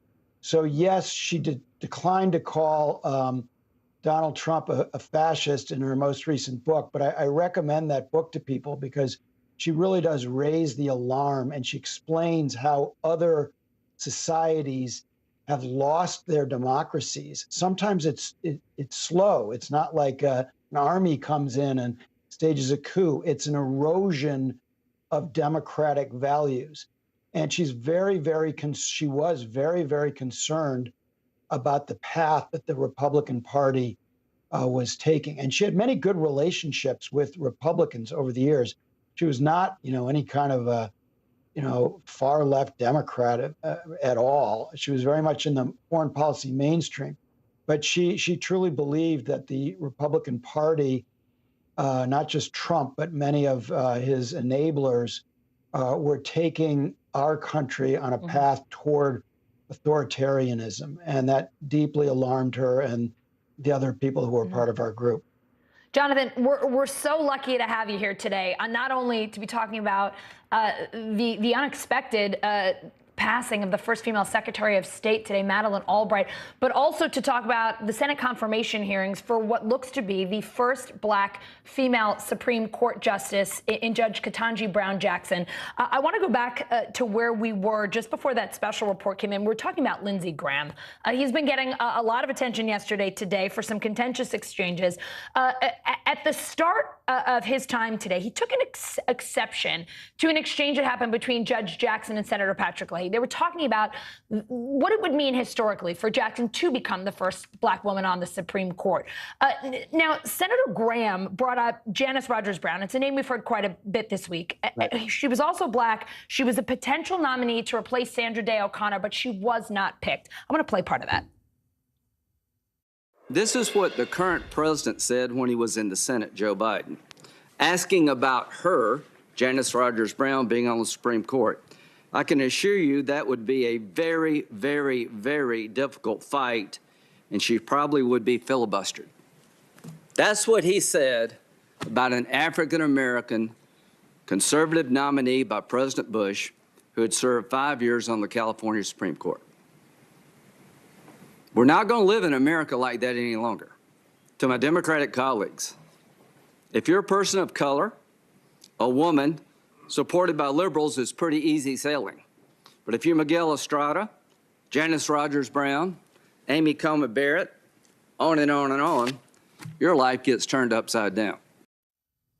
Now, President George Bush W. nominated Brown to the D.C. Circuit in 2003, and the GOP says Democrats made her confirmation really difficult. Can you take us back, give us some historical context here? Yeah, look, reasonable people can differ over whether she should have been confirmed. Reasonable people can differ over whether KBJ should be confirmed. But what's happened is you have this acrimony and this sense that, oh, the other side is so much worse. Well, it's pretty rich for Lindsey Graham to be complaining about, filibusters when he took part in Republican filibusters of Democratic judicial nominees. He makes it seem as if he didn't, as if his hands are clean on this. And also just to bring up this history now, even if, let's just, for the sake of argument, say that he has a point that maybe Judge Brown was treated unfairly 20 years ago. Of what relevance is that to these hearings? His point is the relevance is that people are saying it's such a nice moment to have an African-American woman be nominated to the Supreme Court. They're not saying that means that they would accept any African-American nominee. That's the whole thing he's arguing against. And the reason that they are scraping the bottom of the barrel here, Allison, and Senator Tillis did this. He made a charge that Judge Jackson wanted to let everybody in prison during COVID out of jail. That was just completely untrue. Horrible staff work by Senator Tillis's staff, the opinion didn't say anything of the sort. Why are they resorting to that? Why is Graham resorting to these old nomination fights, which took place on both sides, referring to Kavanaugh? Why is he going back at the child pornography thing when Senator Hirono yesterday clearly dispensed with it by showing methodically that all of these Trump-nominated judges had almost identical records to Judge Jackson on these complicated child pornography cases? Having been blown out of the water by Senator Hirono, Lindsey Graham came back again on that issue today. Why? They need something to justify their votes against her. So you saw Senator McConnell say, well, she didn't come out clearly against court packing. He wasn't listening to the same testimony I was. She certainly did not endorse court packing in her comments today. So they're a little desperate now to find any kind of fig leaf to justify their vote declining confirmation to a nominee who is as qualified, if you look on paper, as qualified as anyone ever nominated for the U.S. Supreme Court. Maybe not more qualified, but as there's nobody else. She checks every single box in terms of her experience and her judicial qualification. Jonathan, I want to ask a question because I think you raised such an important point, right? You say, like, why do they do this? I mean, if we look back in recent years, this is what happens now, right? We just have a more contentious political environment in which these kinds of hearings have these kinds of jabs, and we keep going back to hearings past and bringing up old fights. We had Steve Kornacki here, though, yesterday showing us that, you know, under President Reagan, there were several situations in which justices were elected unopposed. Was there a particular moment where you said this was the turning point? Yes. I mean, I'm old enough to remember covering the Bork hearings. Yeah. And, you know, Senator Kennedy, Ted Kennedy, not today's Senator John Kennedy. He said Robert Bork's America is an America of backyard, back alley abortions, of returning to, some measure of segregation or officially sanctioned racial discrimination.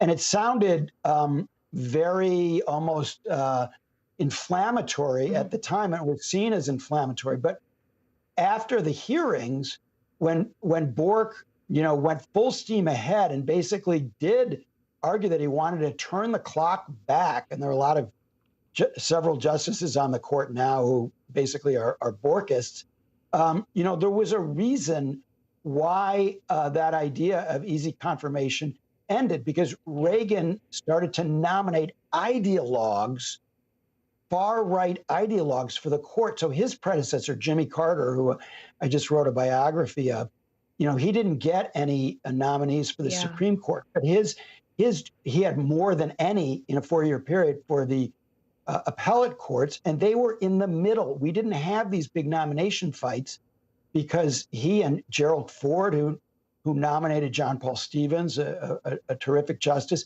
they were looking for centrists. Reagan started this idea of nominating extremists for the court, and that's when the nomination struggles really changed. You are a presidential historian, of course. You just mentioned your book. I'd like to ask you about President Biden's legacy here and what this means for it. Former President Trump, as we know, appointed 3 justices: Neil Gorsuch, Brett Kavanaugh, Amy Coney Barrett. This is President Biden's first pick. How do you think Jackson's nomination stamps his legacy? What does it do?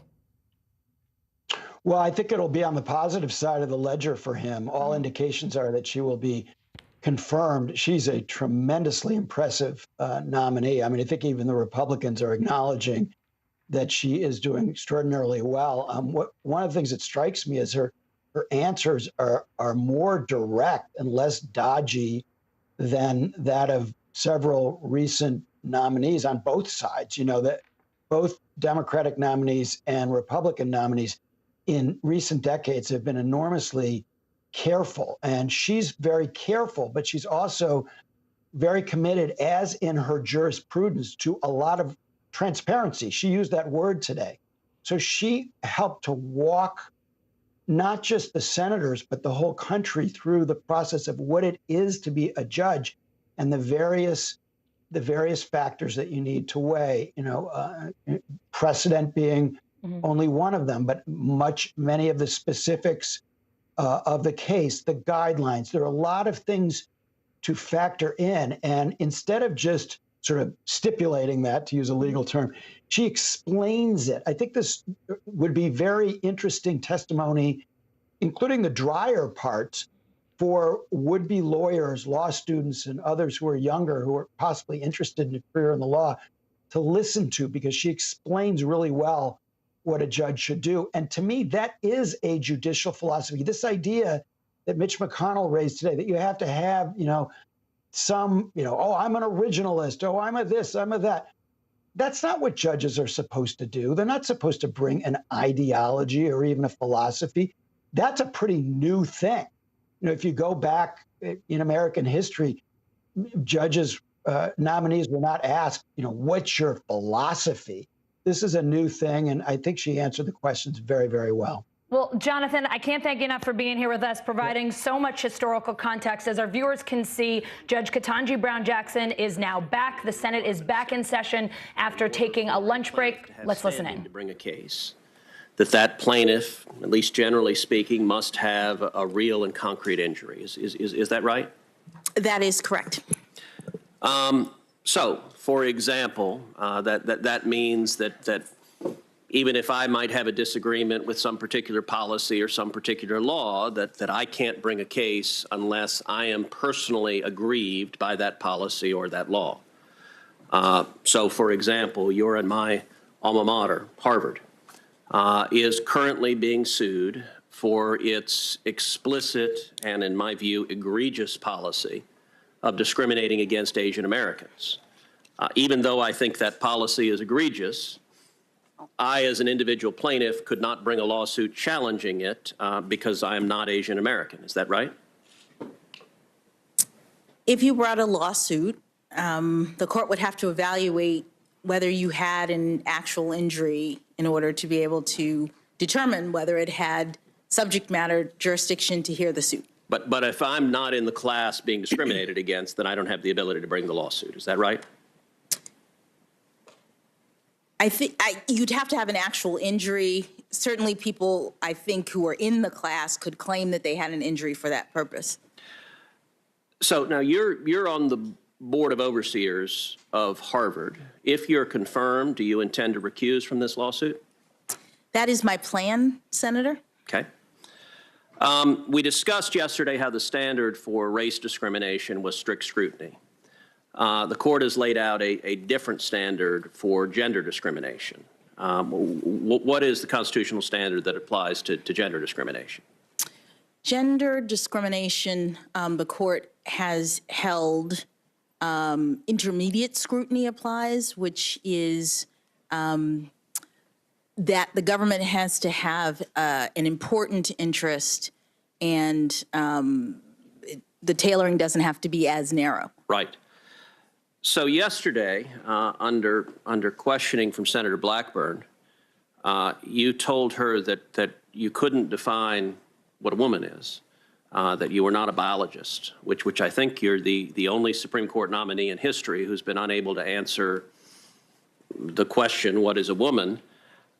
Let me ask you, as a judge, how would you determine if a plaintiff had Article III standing to challenge a gender-based rule, regulation, policy, without being able to determine what a woman was?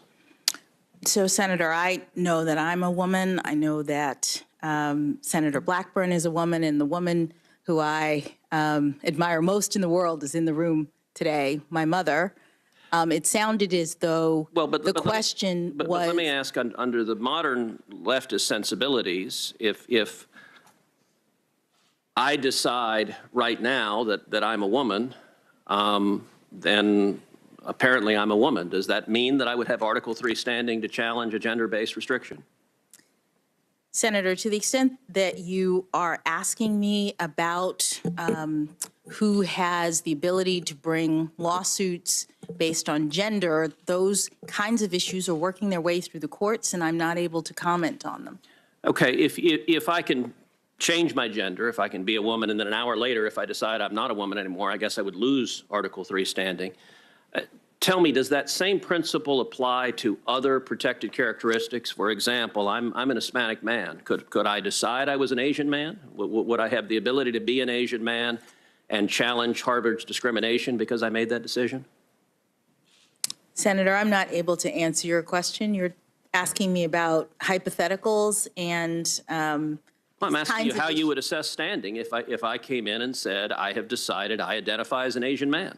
I would assess standing the way I assess other legal issues, which is to listen to the arguments made by the parties, consider the relevant precedents, and the constitutional principles involved, and make a determination.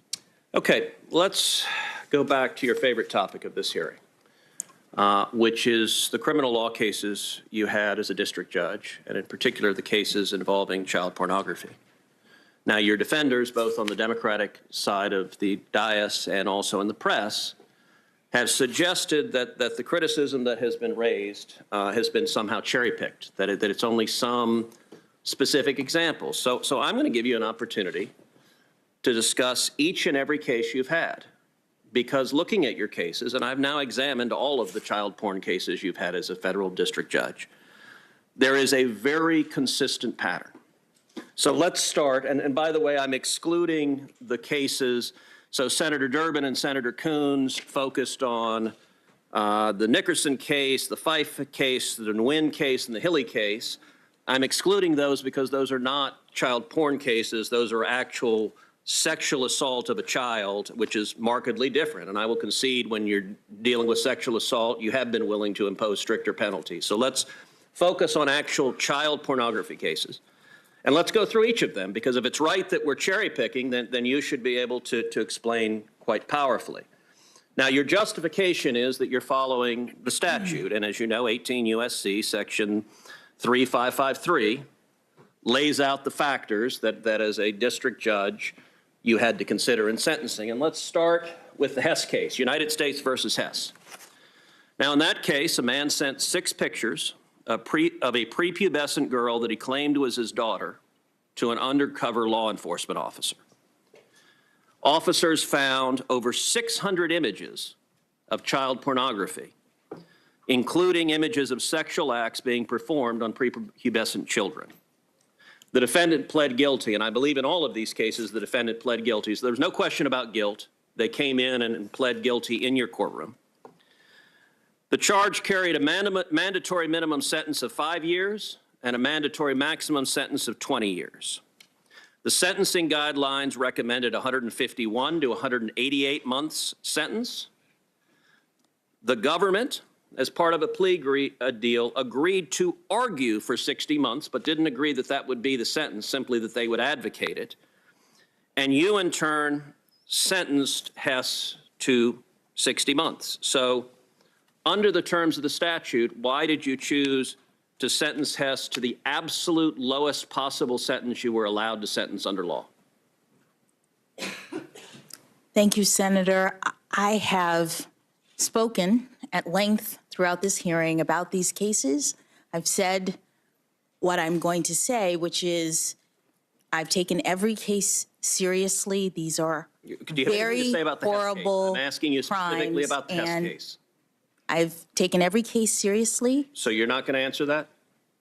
These are very horrible crimes, as was that one. And as a mother, having to look at these pictures, having to follow Congress's directive, having to listen to recommendations like the government in that case, which argued for 60 months, I imposed the sentence that I believed was the sentence that was required by law. So I believe you, and I've read your sentencing hearing in each one of these cases for which we have transcripts, and there are several of which we don't have transcripts. So in each of these cases, you read from the same script. So in each of these cases, you say that The distribution of child pornography is an extremely serious federal crime. And you point out that the crime involves people who are taking pictures and videos of real children while the children are being sexually abused. In Hess, you pointed out that he had hundreds of images of children in sexually compromised position. Some of them engaged in sadomasochistic acts. All of this I'm reading from you on the bench. And most importantly, the children in these pictures are not knowing and willing participants in the degrading conduct that was being depicted. They were being forced by someone off screen to commit unspeakable acts of sexual violence for the pleasure of the people filming them and for the gratification of people everywhere. And what concerns me is that many of those people have absolutely no shred of empathy for what that conduct does for the children who were being abused in this way. And you read this script in every one of these cases. So you talk about that these are terrible, terrible crimes. But you also, and in Hess, you said, I have to say that what I found particularly disturbing about your offense was that, quote, you apparently concocted a story about having photographed your own daughter who you purportedly were willing to take pictures of to trade with other people. I know from your comments and from those who know you that you are unlikely to ever harm a child, which I find remarkable that you've got a child predator in your court who says, I'm unlikely to harm a child. And you say, well, you told me that, so clearly you're unlikely. But you say, but in the context of the crime, you represented that you would. That in and of itself is astonishing. So you talk about it as astonishing. You nonetheless sentenced him to the very lowest possible sentence allowed under law. And what's striking is in these cases, in half of them, in 5, you sentenced the defendant to the absolute lowest sentence under law. Let's look at another case. Let's look at United States versus Chazen. Now, Chazen is a particularly nasty case. In Chazen, the defendant was accessed a Dropbox that contained 35 videos and 13 partially downloaded files of prepubescent minor females engaging in sexually explicit conduct. At least 3 of the instances of prepubescent female children were engaged in sexual activity with adult men. The images included the sexual abuse of children, including those as young as toddlers. And several of these cases that you had involved the sexual abuse of toddlers, which is truly horrifying. In this instance, Chazen pleaded guilty. The guidelines recommended a sentence of 78 to 97 months. The prosecution argued that should be what the sentence was. And you sentenced Chazen to just 28 months. Why did you sentence someone who had child pornography of toddlers being sexually abused to 28 months, 64% below what the prosecutors asked for? Thank you, Senator. You've picked out, I don't know, 7, 8 cases. I've sentenced more than 100 people. But not to child pornography. And in every These are your case, child porn cases. in every case, Senator, I look at the evidence. I look at the recommendations of not just the government, because my duty as a judge is to consider all of the arguments that are made in a case. I look at the evidence. I talk to the defendants about the harms that they have engaged in. Many of these defendants are people who... Okay, Judge, with respect, you're not answering my question. You're right. You talked to them about the harms. Let me read you again from what you said at the bench. You said in this instance, with Mr. Chazen, you said, among the defendants nationwide who received a below-guideline sentence on the basis of a downward variance as opposed to a departure, the average sentences ranged from 84 to 92 months. So that's what you lay out as the average. Our Democratic colleagues say, well, other federal judges sentence below the guidelines. That is true. A number of federal judges do. Our Democratic colleagues have not pointed to a single federal judge in the country who 100% of the time sentences child porn defendants to markedly below what the prosecution has recommended, unless you have a mandatory minimum and no ability to do so. In this case, you say comparable defendants are sentenced to 84 to 92 months. Sentencing guidelines by statute require you to have similarly situated defendants sentenced to similar sentences, but you don't sentence Chazen to 84 to 92 months. You sentenced him to 28 months. Why? Senator, I've said what I'm going to say about these cases. No one case can stand in for a judge's entire record. Okay, but I'm discussing And every one of your cases. So if you're not going to explain it, Senator, would you please let her respond? no, not if she's not going to answer my Well, if question. you're just going to give a speech, then you shouldn't engage in questioning. you are not taking my time. If you want to filibuster, you're welcome to do so, but do it I on your would own at least time. give you an opportunity to speak, and you should give her an opportunity to respond. If she wants to answer the question, I asked her why Please she allow her to answer the I question. asked her why she sentenced Chazen to 28 months when comparable defendants, in So her let's own hear the words, answer. were sentenced to substantially higher, and she said she's not going to answer. Did you? I mean, I would welcome your I didn't answer, hear that. please. Senator, I didn't say I'm not going to answer. Okay, well, I then said please my tell us, answer. in this case, Chazen, why did you sentence him to just 28 months? Senator, you're looking at the record. I don't have the record here. What I will say is that in every case, I looked at the recommendations of not only the government, but also the probation office, the defendant, the record, the evidence. I took into account the seriousness of the offense. And By the way, you know, one of the ruled. striking things in Chazen, the prosecutor comes in front of you and says, this is the prosecutor's argument at this point, and the prosecutor says, I understand from my experience before Your Honor's objection, policy objections to the 2G2.2 sentencing guidelines. And he goes on to say, however, in this case in particular, the 4-point specific offense characteristic is justified because it contains sadomasochistic images of infants and toddlers. I'm trying to understand how you see someone that possesses images of infants and toddlers being sexually violated, and you sentence them to 64% below what the prosecutor is asking for. You don't provide a justification other than a generic concern that the guidelines are too high. You don't provide a justification as required by statute. So I'm asking you to take the opportunity to explain to this committee and the American people why in 100% of the cases, you have people with vile crimes, and you have language saying they're vile crimes. But then you sentence them to very, very low sentences. And why do you consistently 100% of the time choose to do that? Senator, no one case can stand in for a judge's entire sentencing record. I've sentenced more than 100 people. You have 8 or 9 cases in that chart. Okay, Judge, you said that before. These are the 8 or 9 child porn cases. I will say, to correct the record, I just say to the judge, there's no point in responding. He's going to interrupt you. Thank you. Look, I appreciate the chairman trying to filibuster, and if you don't like your witness's answers, you're welcome to provide your own. She is declining to answer the question, and Chairman Durbin, if you want to join her on the bench, you can. But Chairman Durbin, my job is to make Chairman sure Durbin, I'm not interrupting your questioning.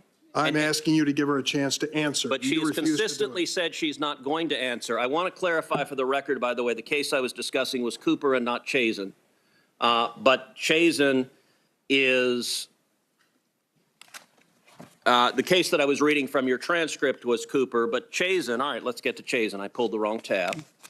Chazen is equally horrifying, and you say in Chazen, this is something Senator Graham asked you. So the guidelines lay out different enhancements, and you say repeatedly, and this is true in all your cases, you say you disagree with the guidelines, you think they're wrong.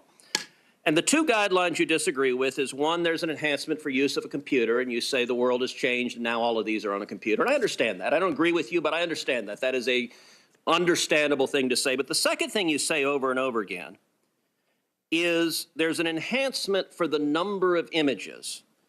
And you say repeatedly, for example, in Chazen, you say, whatever the state of the law and technology at the time of the guidelines were first adapted, neither the use of the computer nor the number of images are especially aggravating factors today. Now, I find that bizarre. And you say it in every case. You say the number of images, it's not an aggravating factor, it doesn't matter, and you won't apply the enhancement. Do you really believe that a predator that has hundreds or thousands of images of hundreds or thousands of children being sexually violated has not committed an offense that is more serious than someone that has a single picture of a single child? A single picture of a single child is horrifying, but hundreds of children that have been violated, do you really believe that is not a more serious offense? Senator, I did not have any cases involving hundreds of thousands of pictures. No, I said hundreds or thousands. You had cases involving hundreds and you had cases involving thousands. You're right, you didn't have hundreds of thousands. And I also applied an enhancement, just not to the degree of the guidelines. You're right. It's a 5-point enhancement under the guidelines. You provide 2. Yes, so not 0, okay, not, right, not the suggestion that I did. Are you suggesting the number of images doesn't matter? Because you say it in court over and over again that the number of images doesn't reflect that it's a more serious crime. Do you really believe that? Senator, as I said to Senator Graham, the court is taking into account a number of circumstances. The commission has done a report about the operation of the guidelines, which enhancements actually reflect different levels of culpability with respect to... So let me ask you this, Judge. You've said the purpose of sentencing is to distinguish between crimes that are not as serious from truly egregious crimes. Is that right? No, Senator. So what is the purpose of sentencing if it's not to distinguish from less serious crimes from truly egregious crimes? It is to assign proportional punishment. It is to do justice in cases where you have defendants who are convicted of the same conduct but have differing levels of culpability. Well, I will point out that you have a pattern. It doesn't matter how egregious the case is. Senator Hawley talked about the Hawkins case where you had an 18-year-old with pictures of boys as young as 8 being sexually assaulted and raped, and you sentenced him to just 3 months in jail. And I will point out the Stewart case, the last one on this list because we're running out of time. The Stewart case, you describe that he had over 6,700 images and videos. So that's a lot, 6,700. That's a lot of kids being sexually assaulted. You have taken over a minute of my time, Mr. Chairman.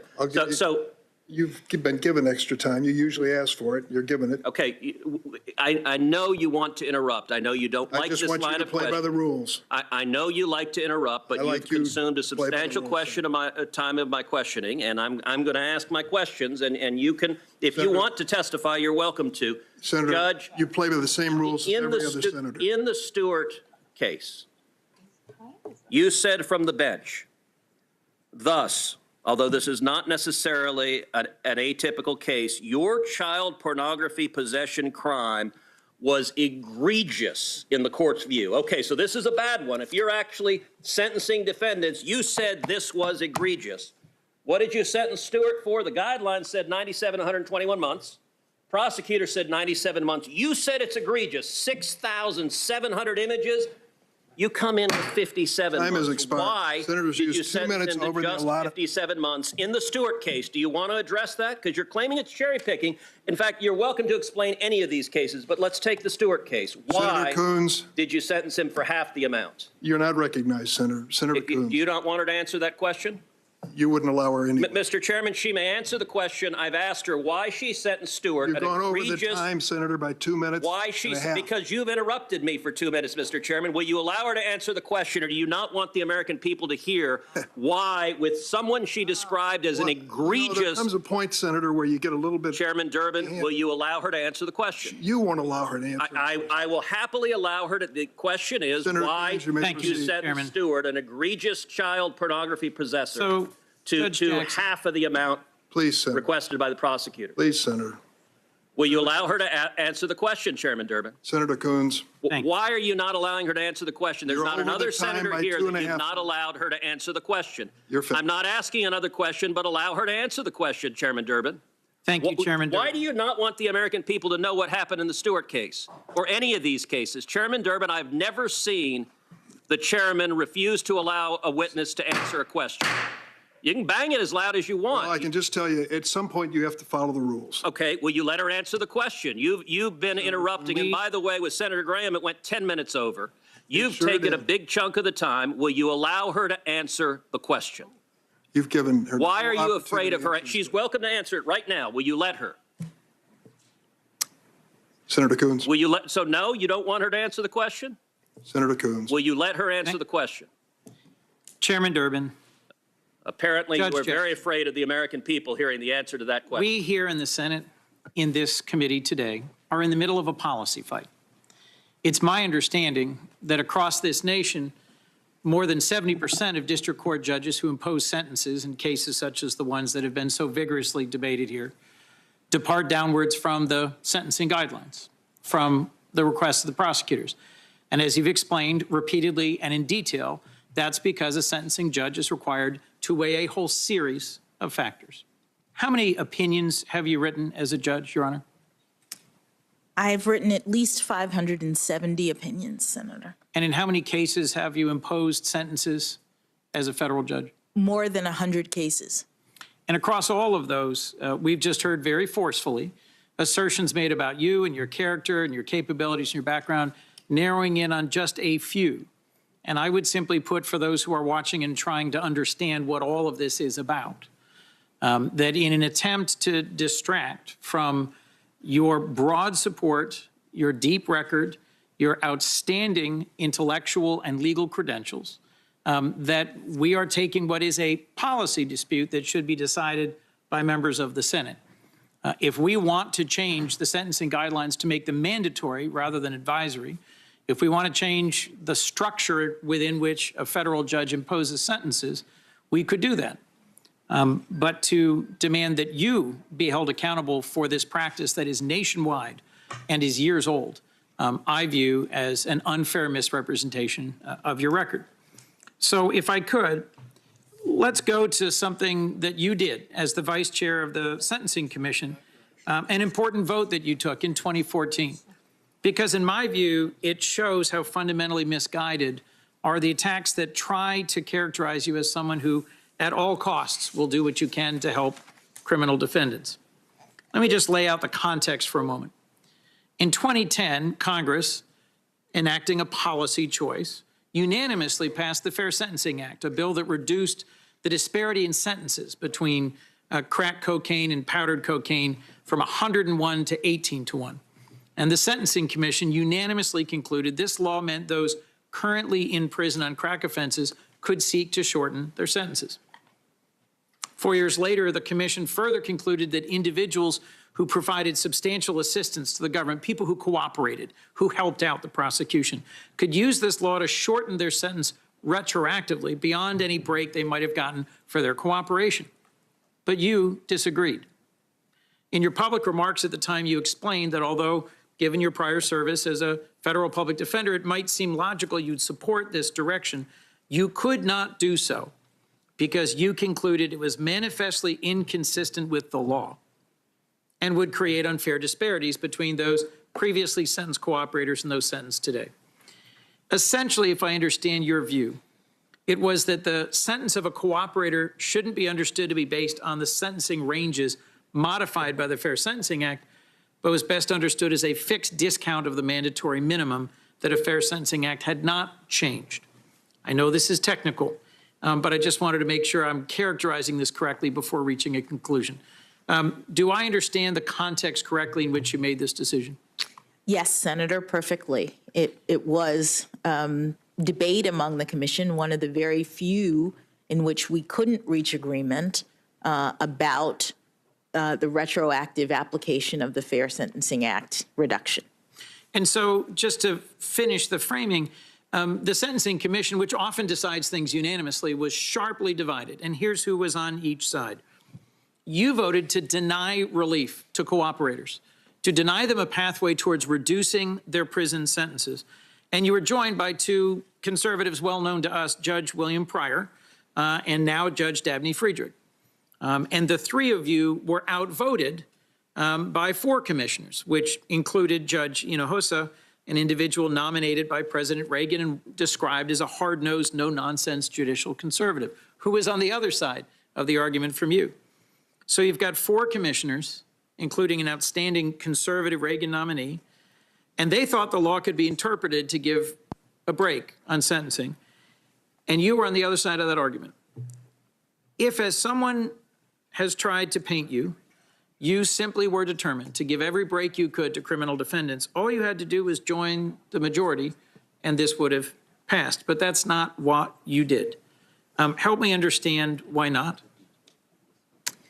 Thank you, Senator. As you say, this is a sort of technical, kind of in the weeds discussion, but the top line is that when I looked at the issues and I looked at the law, it was my opinion that the law did not provide for the further reduction that was being considered. So across an incredibly broad range of sentences you've had to impose and cases on which you've had to opine, I'm picking this one in part because it's not getting any attention in this confirmation process. But for folks who'd like some insight into how you make decisions and how you explain those decisions, there's a video, it's publicly available, of your April 2014 of the public meeting of the Sentencing Commission where you laid out your position. So I encourage folks to just watch that. And they'll see a jurist who understands that her commitment above all is to determine what the law requires and then follow it. In my view, that's an individual who belongs on the Supreme Court. By the way, your position that the law required that there not be further breaks given in this context ultimately won the day. My colleague from New Jersey made a point of mentioning a relevant case, United States versus Booker, yesterday. I have to say that in this case, it was decided in Coons versus United States with a K, not a C. Look, we all have our judicial record from which we work. But the Supreme Court ruled for exactly the same reasons you did in this argument that was made public. So I just think, Your Honor, this is an example of you looking hard at the law, making a tough decision, ultimately being vindicated in that decision, but taking a position that is not the caricature that's been proffered by some of you. Yesterday, I ran through a number of the letters and statements that debunk some of the attacks that have been levied based on a handful of sentencing decisions. There was the National Review piece by a conservative former prosecutor who calls out the smear on your sentencing practices in cases involving child pornography. The statement by the Fraternal Order of Police and the International Association of Chiefs of Police endorsing your even-handed and judicious approach to the law. The glowing letter from 24 prominent conservative attorneys and the resounding recommendation we heard in person from Judge Griffith. There's also been received here a letter from a number of retired federal judges, including 2 Republican nominees, rejecting this mischaracterization of your sentencing record. As I've said, this is a policy dispute that we should be deciding, not an appropriate basis on which to mischaracterize your record or your character. We have letters from the National Coalition of Domestic Violence, in addition to these law enforcement leaders, from survivors, advocates, crime victims. The breadth of your support from the very communities my colleagues have suggested you're making less safe shows just how off base these attacks are, and in my view is a testament to your qualities and qualifications. So we all agree, all of us, that it's critical to protect our children and prevent the kinds of heinous crimes we've heard about in some detail earlier today. It's why I'm introducing a bipartisan reauthorization of the Victims of Child Abuse Act, something that we could act on as a committee to do our job, which is set policy and pass laws. But I also frankly think we need to be mindful that we are asking of you to get engaged in that policy dispute in front of this committee, which is not the role of a judge, something you well understand. Let me turn, if I could, to another reason I think you're deeply qualified and that you will bring something important to the Supreme Court. Brian Stevenson, one of America's leading civil rights lawyers and by happy coincidence a Delaware native, has spoken about how achieving justice requires being proximate to the people most impacted by the criminal justice system, and you've done that. As a public defender, you've represented individuals in the criminal justice system. As a district court judge, you have looked individuals in the eye and told them that for their crimes against society, they will spend years or decades in prison. You have met with, fought for, and advocated for victims. You've also studied the big picture. As an effective and engaged member of the Sentencing Commission, you've pored over data, reviewed thousands of letters, and thought hard about the appropriate national approach to just punishment in a more policy-oriented role. You've also thought about the big picture as a judge when considering the precedent that your opinions set. I'd be interested briefly in how your experience on the Sentencing Commission shaped your approach as a district court judge and how the interplay of all these factors might shape or contribute to your decisions as a Supreme Court justice. Thank you, Senator. One of the things district judges, sentencing judges often say when asked about the task is that sentencing is the hardest thing that a judge has to do. And it's in part for the reasons that you have articulated, that it's one thing to understand the law, to read it in a book. It's one thing to look at data and numbers and make policy based on that. It's quite another to have someone in the courtroom, whether as a victim of crime or a defendant who's perpetrated a crime, and have to decide how to proceed and pronounce a sentence on that individual. The work that I did on the Sentencing Commission, which was prior to my becoming a district judge, I think enabled me to understand unwarranted sentencing disparities, to understand some of the policy reasons behind the guidelines, and to make the kinds of evaluations that the law now requires since the guidelines are no longer mandatory. And I felt better in a sense about the task of calculating the guidelines, which is what courts have to do at the beginning of a sentence. They can be a little complex, and having been on the Sentencing Commission, I think that helped. And some of these cases do make their way to the Supreme Court. So I think that I am prepared to handle the cases that involve sentencing that do go to the court. In preparing for this confirmation, I went back and read a lecture you gave, but it was later published in the Harvard Law Review about the balance, the challenge of sentencing, about that moment. I had the joy, the blessing of clerking for a judge on the Third Circuit.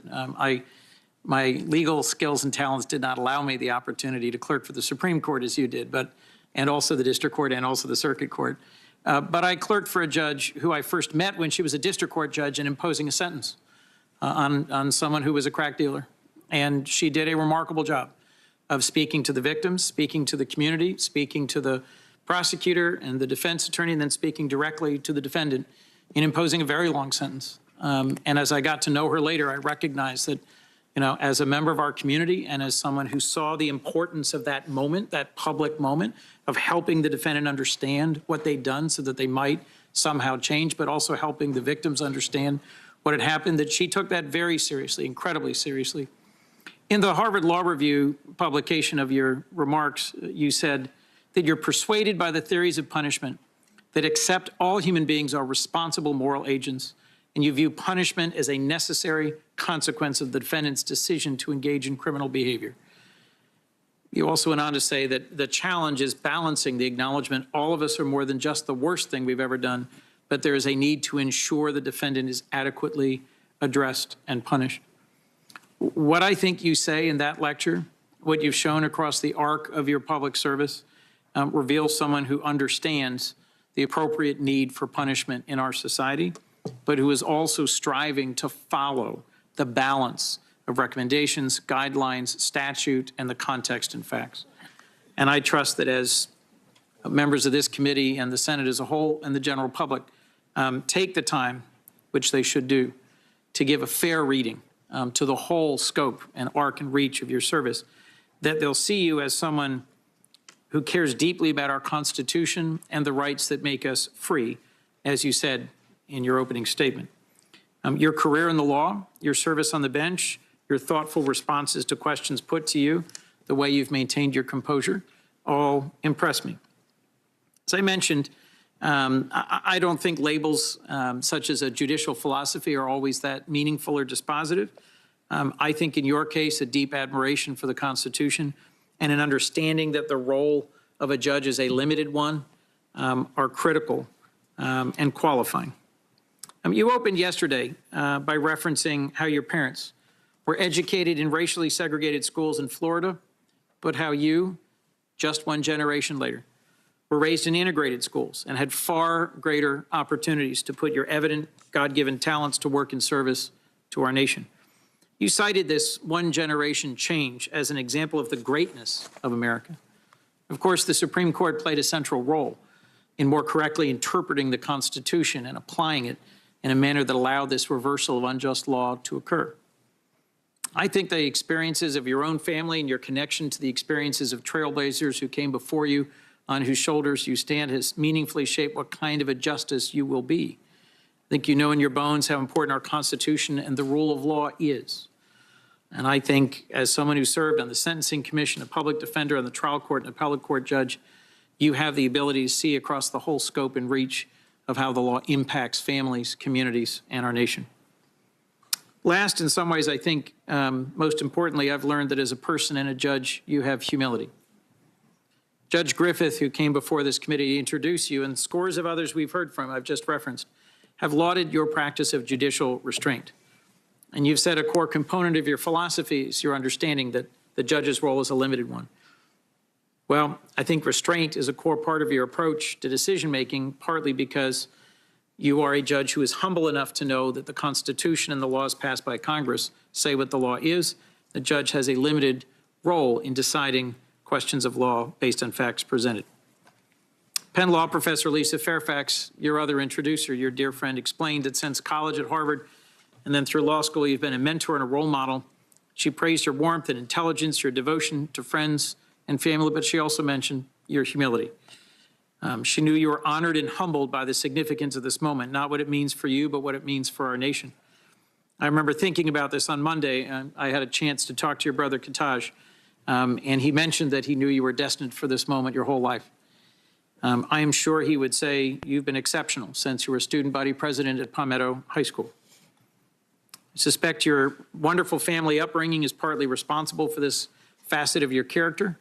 I suspect your faith has played a role in sustaining you, as mine does, and so does many others in this room. I've often found instruction and comfort in the verse, "What does the Lord require of you but to do justice, love mercy, and walk humbly with your God?" I'm not going to ask you to reflect on that verse, Your Honor, but I wouldn't be surprised if it's one of your favorites that sustains you. Let me close by returning to what Judge Griffith said when he told us in his heartfelt introduction of you on Monday, and something you've also shown in the hours you've been grilled by this body. He had already written a letter to this committee delivering his endorsement. He took the extra step to then amplify it in person. And he did so because of confidence in you and because he was delivering a message to us as a committee that Supreme Court confirmations should be more than just exercises in partisan tribalism. He said there should be nothing unusual about a judge who just happened to be appointed by a Republican president and who holds conservative legal views coming forward to support a nominee with your impeccable qualifications and character, especially a nominee whose legal opinions, whose actions and decisions as a judge, he was in a position to review for years, given that you were a district court judge and he was a circuit court judge. Look, our confirmation hearings for justices have sadly been devolving over many years into longer and longer exercises of partisan politics, punctuated by just brief glimpses and occasional thoughtful examinations of a nominee's judicial decision-making and views on the Constitution, which should properly be our main focus. I have to believe this sad state of affairs troubles my colleagues of both sides and all who watch this. But as I reflect on these hearings, I'm hopeful that your gracious, thoughtful exchanges with some members will be remembered as just one more service you've rendered to our nation.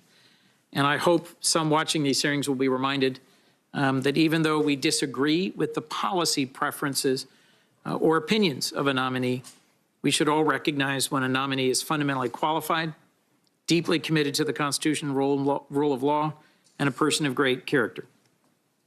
Judge Griffith reminded us at the outset of this week, and I quote, "As Justice Scalia taught us for so long, an indispensable feature of the republic the Constitution created is an independent judiciary of judges who've taken an oath not to a president or party, but to the American people and to God that they will be impartial. I couldn't agree more with Judge Griffith. You've demonstrated your unwavering commitment to that oath and your impartiality, and your abundant qualifications. It'll be my honor to support your confirmation for Associate Justice. With that, Mr. Chair, I yield. Thank you, Senator Coons. The senator from Nebraska, Senator Sass. Thanks, Chairman Durbin. Judge, welcome back. I'd like to associate myself with parts of what Chris said there in his closing. I would differ with him about whether or not getting to precision on judicial philosophy matters, but you know that. You and I have been wrestling about it for a couple of weeks.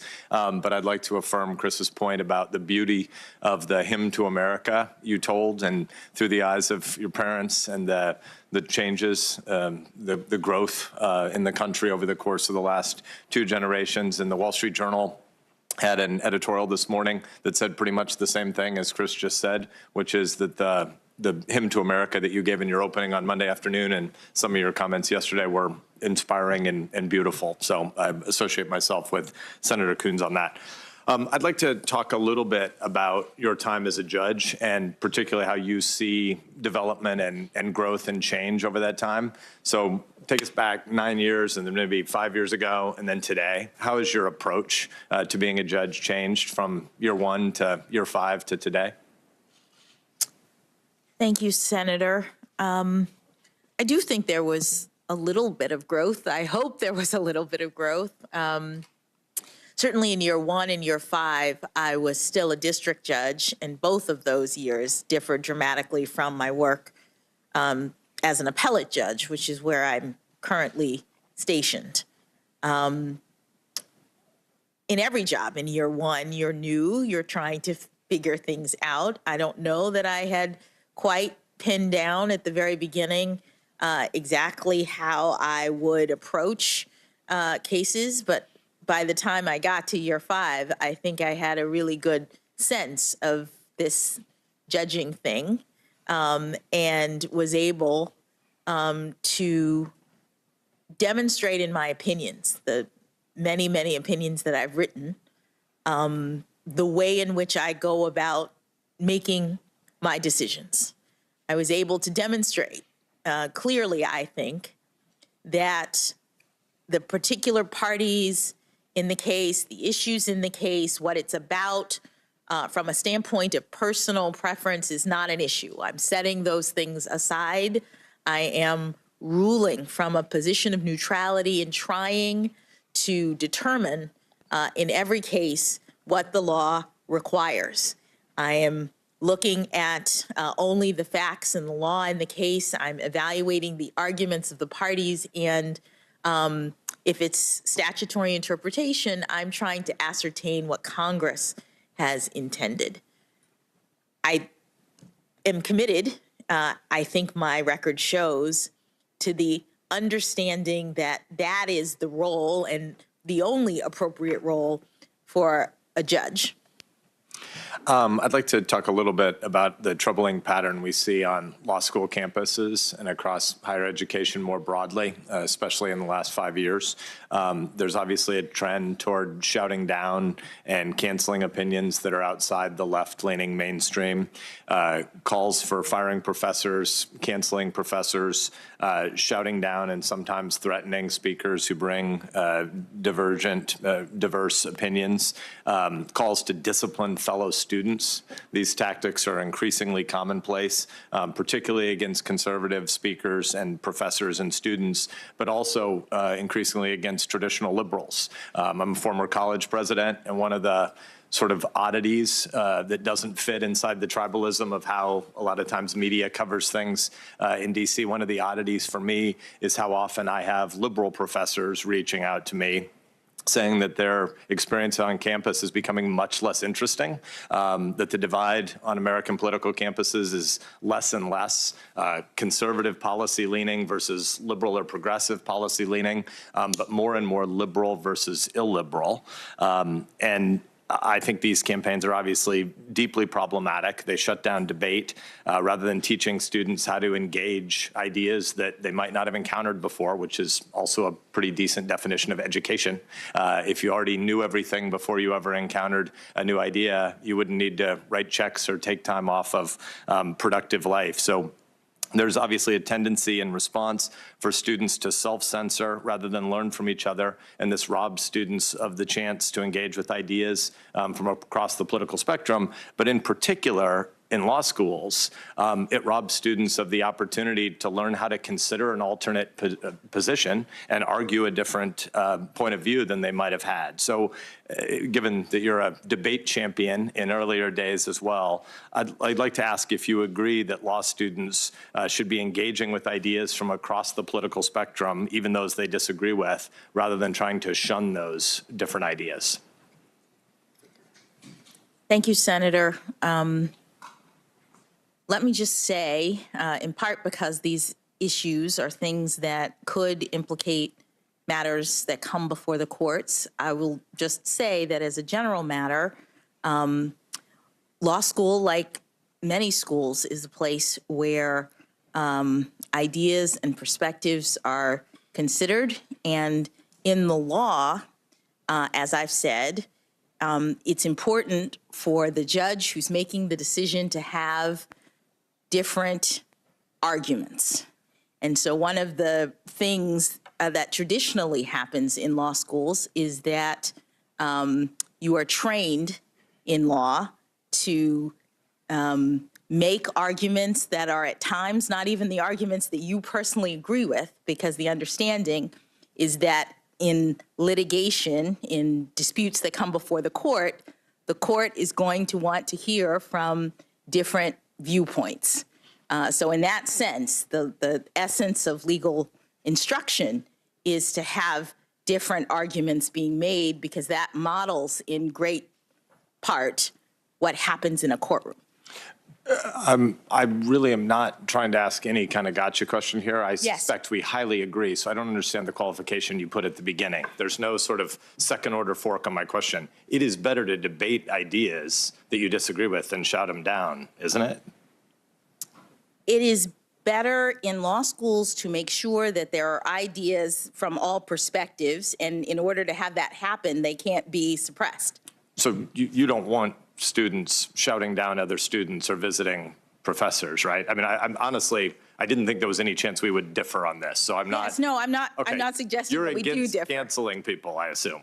I'm not suggesting that we differ. What I'm saying is that these issues about speech on campus and the like are the kinds of things that are issues that are working their way, in different formats in different ways through the courts. And so I'm just being careful in terms of my answers. Okay. I'm trying to lead you because I want to, because I think American civic health will be better off. You're going to be a hero. You are already a hero to lots and lots of kids, students, maybe some bound for the law, but more broadly, students across the country. And I think it's in America's public interest for them to hear you as an advocate for the full, vigorous, strong kid debate of different views. And so I suspect you are an advocate for vigorous and robust debate. I don't see how you might be constrained against saying that because of future cases, but I'm going to just assume we're mostly aligned on this. I think that's a fair assumption. Thank you. I do want to make, before I move on, just because we've had a number of members of this committee comment on cameras in the court. I've made my position on this clear a lot of times, but if I can give a tiny bit of friend of the court brief in advance, because I think when you're on the court and you all continue to debate this issue, I think it should be a decision for the Supreme Court to make about whether or not there are cameras in the courtroom, not a decision for the Article I branch to make for Article III. But I think it's incredibly important for us to recognize, because I think I differ from a lot of my colleagues on this who are advocates for cameras in the courtroom. I get their position that transparency is a virtue. Transparency is a good thing.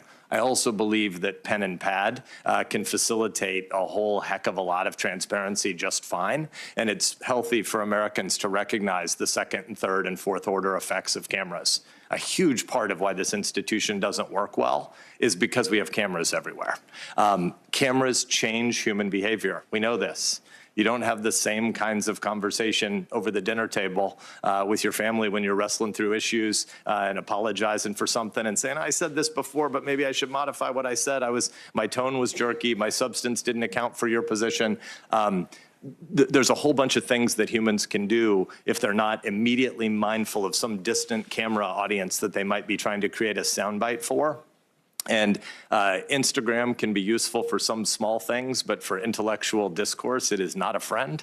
And I think we should recognize that the jackassery we often see around here is partly because of people mugging for short-term camera opportunities. And it is definitely a second and third and fourth order effect that the court should think through before it has advocates in there who are not only trying to persuade you 9 justices, but also trying to get on cable that night or create a viral video. So for what it's worth, I hope that the court doesn't respond to some well-meaning impulses from the Congress to push for cameras in the courtroom, but also some bullying. And there are ways that you can get to a lot of transparency. Audio recordings are increasingly released from the Supreme Court in timelier fashion over the past few decades.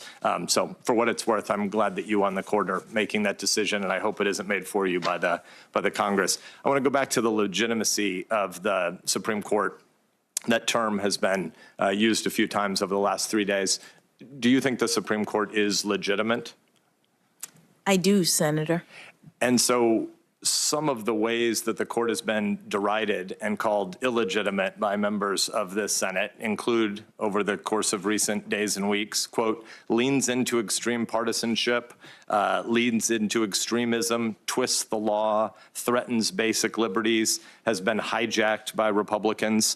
These kinds of attacks undermine the public's trust in the court. We need the public to believe in the legitimacy of its government, including all 3 branches. So I would ask you, do you agree with these characterizations of the court that have been levied in this room over the last few days? Senator, I have nothing but respect for my former judicial colleagues, my current judicial colleagues, and hopefully my future judicial colleagues. I do believe that we need legitimacy. I've said that that's the currency of the court, and I look forward, if I'm confirmed, to joining the institution. So do you think there could be any opinion that would be handed down this term that could undermine the legitimacy of the court? Senator, I think the Supreme Court makes its determinations, and all of them are precedents, and they are entitled to respect. I'd like to come back to our conversation from yesterday. You pointed out a number of times that as both a district and now a circuit court judge, you were constrained and bound by the Supreme Court's holdings. You mentioned a couple of times that you haven't had a chance to do much constitutional interpretation for yourself. I largely agree with the way you framed most of that for the lower courts, but I think you would also agree with me that the job of a Supreme Court justice is different than a district court judge, and in certain ways from a circuit judge as well. When you serve on the Supreme Court, you'll have to interpret what the Constitution means, and based on what you told us about the constrained role on the lower courts, lower court decisions would then not be able to answer how you would approach the new job you would have on that highest court. And so that's why I thought our conversation on judicial philosophy yesterday was somewhat helpful. I'm not a lawyer, but I think you took a lot of us to law school yesterday in ways that were helpful. And in particular, you walked us through some different schools of constitutional and statutory interpretation in ways that I think were good for the committee, were good for the court, and were good for the public more broadly. So I guess I would ask you, if you could take us to law school one more time and walk us through some of the different approaches to substantive due process and unenumerated rights. What are the different ideas on the Supreme Court and in the broader legal community? Thank you, Senator. I am mostly familiar with the Supreme Court's precedents in this area. It's been a while now that the Supreme Court has determined that the 14th Amendment, which guarantees due process, includes a substantive component in addition to procedure. The term due process, one would think, is just about the procedures that the government has to afford you before it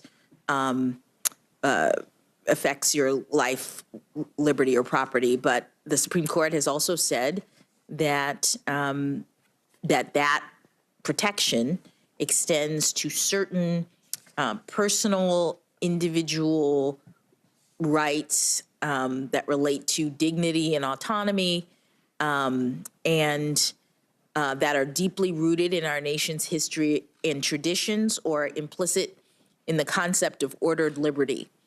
And the kinds of things the court has recognized pursuant to that line of jurisprudence are things like marriage, interracial marriage, the access to contraception, a woman's right to terminate her pregnancy, abortion, pursuant to or subject to the framework established in Roe and Casey, travel, the child rearing, the ability to direct your children.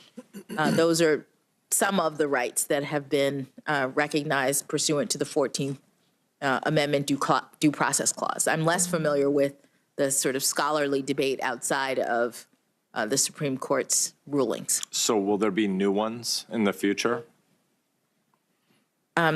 Senator, I am not able to forecast. In every case, the Supreme Court is looking at a particular set of circumstances consistent with the Article 3 requirement that the court look only at cases and controversies. So it would depend on what cases came before the court. So I think that gets at the challenge here that you and I have been going back and forth on over the course of a couple of weeks, because I get the modesty points about being on the district court, but it seems pretty important to understand what the limits might be as a justice. And so I think this morning, again, you stated that I think the quote was that your judicial philosophy is your methodology. But I think that a judicial philosophy of some kind is necessarily an input into your judicial methodology and into every justice's actual jurisprudence on the court. And that's why I think it's important for us to unpack that, because the philosophies that you've outlined for the committee, again, I think yesterday's back and forth that you and I had on Breyer v. Scalia, is important, and you wouldn't claim any of those philosophies for yourself. And yet I think the philosophies ultimately instruct judges on the sources and the tools they consult, on how they discern intent, on whether the Constitution is protecting specific limited and defined principles or more general values, and whether modern values can be used to infuse our understanding of the Constitution. So again, when you narrated a bit of the debate between Justice Breyer, I know you've got lots of intellectual inputs in life, but you've credited him as a brilliant jurist and role model before. And the Scalia debates, you didn't really tell us who you thought got the better of the argument. And so I think throughout these 2 days, you've focused a lot on what the Supreme Court has said, and I think that is helpful and important. But I've been also trying to get at what you think the limits might be on what Justice Jackson would be constrained by. So I feel like, I believe we still haven't heard your judicial philosophy, and I wish I'd made more progress with you on that. But what we do know on a personal note is that these committee 3 days have been very long, and I want to thank you, and got to have a nice conversation with your parents earlier, your whole family, for what you've endured and for spending time with us, and obviously wish best wishes to you and your family. Thank you, Judge. Thank you. One more minute. Thank you, Senator Sass, and Senator Blumenthal is next. Thanks, Mr. Chairman. Good afternoon. Good afternoon. Judge Jackson, I know your birthday, September 14th. Yes, sir. You have the happy coincidence of a birthday with Constance Baker Motley. Yes, sir. Who just happens to have been born in New Haven, Connecticut. Ah. And we're very proud that she is a daughter of New Haven and Connecticut. And she is one of my heroes as well. As you know about her, she was the first Black woman appointed to the federal bench. She is the first Black woman to have argued before the United States Supreme Court. In fact, her record before the court was 10 wins and 0 losses. She was very predominantly responsible for Brown versus Board of Education. Thurgood Marshall got most of the credit, but she did a lot of the work. Probably sounds familiar to you. So why don't you tell us, and maybe tell those folks, particularly women and girls who are watching or listening, why you said at the outset of the hearings here that she was one of those whose shoulders you stood upon as you came here today. Thank you, Senator. Well, in addition to the fact that we share a birthday, which I discovered when I was in law school and thought, what a happy coincidence in terms of someone who I so admired. And secretly at that point, I was thinking maybe I might want to be a judge. So it was a wonderful, wonderful coincidence. I so admired the fact that she was the first. It's not necessarily easy to be the first, but it is an opportunity to show other people what is possible. When you're the first, it means no one has ever done it before like you, and there may be hundreds, thousands of people who might have wanted that opportunity and thought, I can't do that because there's no one there like me. And so being a trailblazer, whether it's Judge Motley or Justice Marshall or Justice O'Connor, being a trailblazer is really inspiring, I think. And I was always moved by Judge Motley's experience and think it may even be part of why I moved in this direction. Well, it is inspiring. And I hope that your very inspiring story will make it possible for a lot of others to think it not secretly, but say it out loud and aspire to it, because it's what this country needs. And fortunately, President Biden has recognized it in the nominees that he's put before us. And we've tried to work with the great leadership of Senator Durbin to confirm people of real merit, the kind of qualifications in intellect and character and depth and warmth that you bring to us today. I want to talk a little bit about voting rights, because part of the reason why those dreams now are realities is that more people have the right to vote, at least until recently. In fact, there has been a lot of backsliding about turning back the clock on voting rights. The gentleman sitting behind you, Doug Jones, our former colleague, whom we very much respect and admire, wrote a tribute to Vivian Malone Jones, who has a rich story as a civil rights warrior and who succeeded John Lewis as head of the Voter Rights Project. And he said in a speech that Doug Jones wrote in tribute to her as she was inducted posthumously into the Alabama Women's Hall of Fame, I'm quoting, "We can best honor her by acknowledging that while most doors are unlocked today, They are still heavy and so hard to open for so many people in Alabama and the rest of the nation. Let us commit ourselves to do our part to open these doors as wide as possible so that everyone can take the walk that Vivian took. I'm going to ask that former Senator Jones' full speech be entered in the record, Mr. Chairman. Thank you.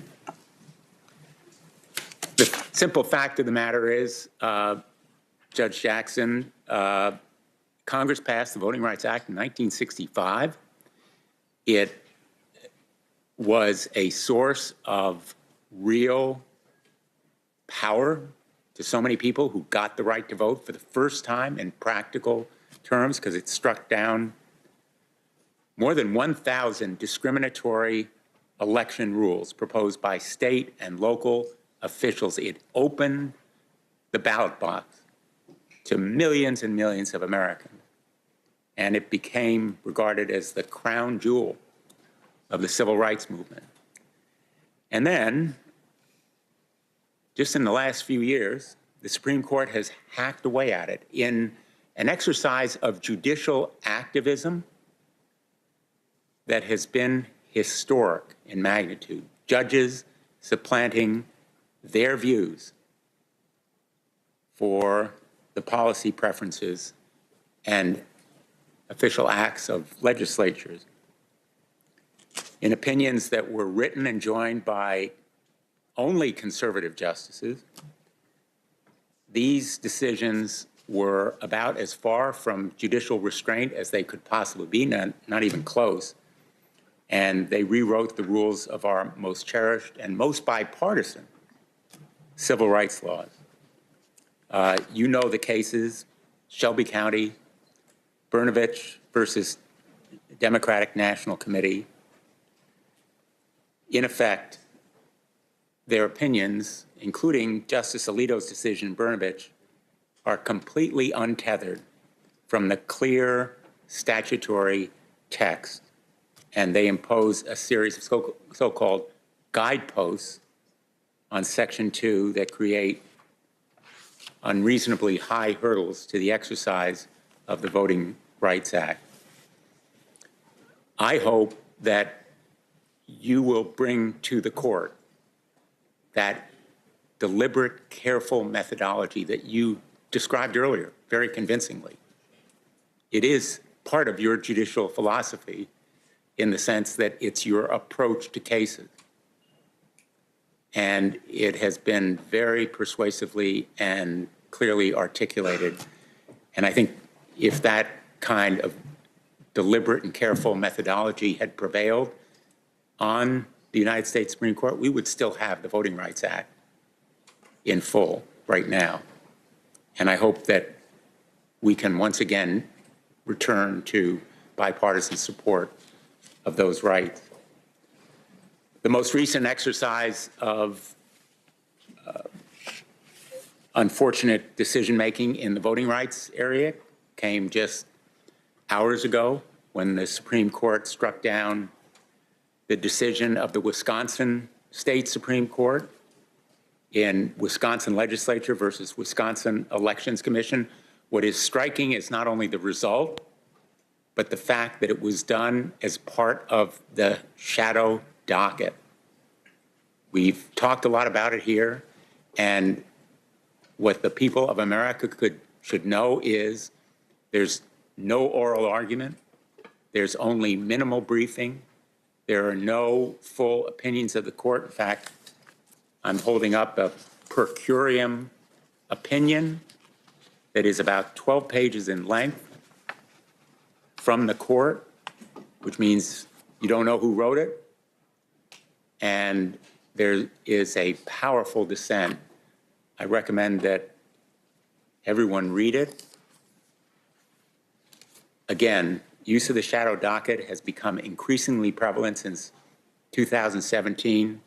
And in effect, the United States Supreme Court is shirking its duty. I hope you will bring to the court the kind of responsible and methodical approach to decision-making that will lead to an avoidance of the shadow docket, as well as a return to the Voting Rights Act. And if I can just offer one more piece of advice on the court's workload, I have a chart.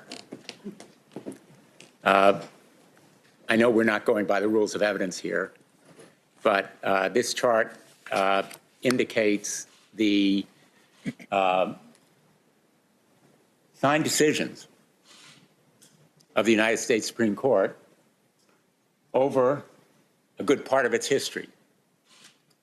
And I think the pattern here is pretty clear.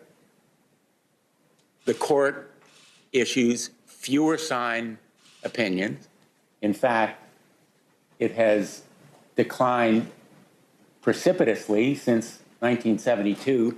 This little blip at the end here is an increase from 53 to 57, but you can see it's only a fraction of what the court used to do in signed opinions. Even from the time when I was a law clerk, it's diminished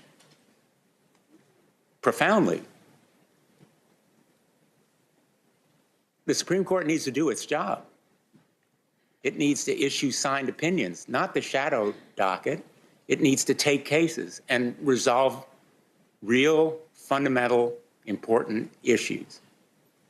And taking your record, 573 opinions over 9 years. I'm not a math major, but that's about 64 opinions a year. That's a lot more than they do, all 9 of them. So I hope you will bring the energy that you have demonstrated in this room, the energy and the work ethic to the United States Supreme Court, because clearly you have both.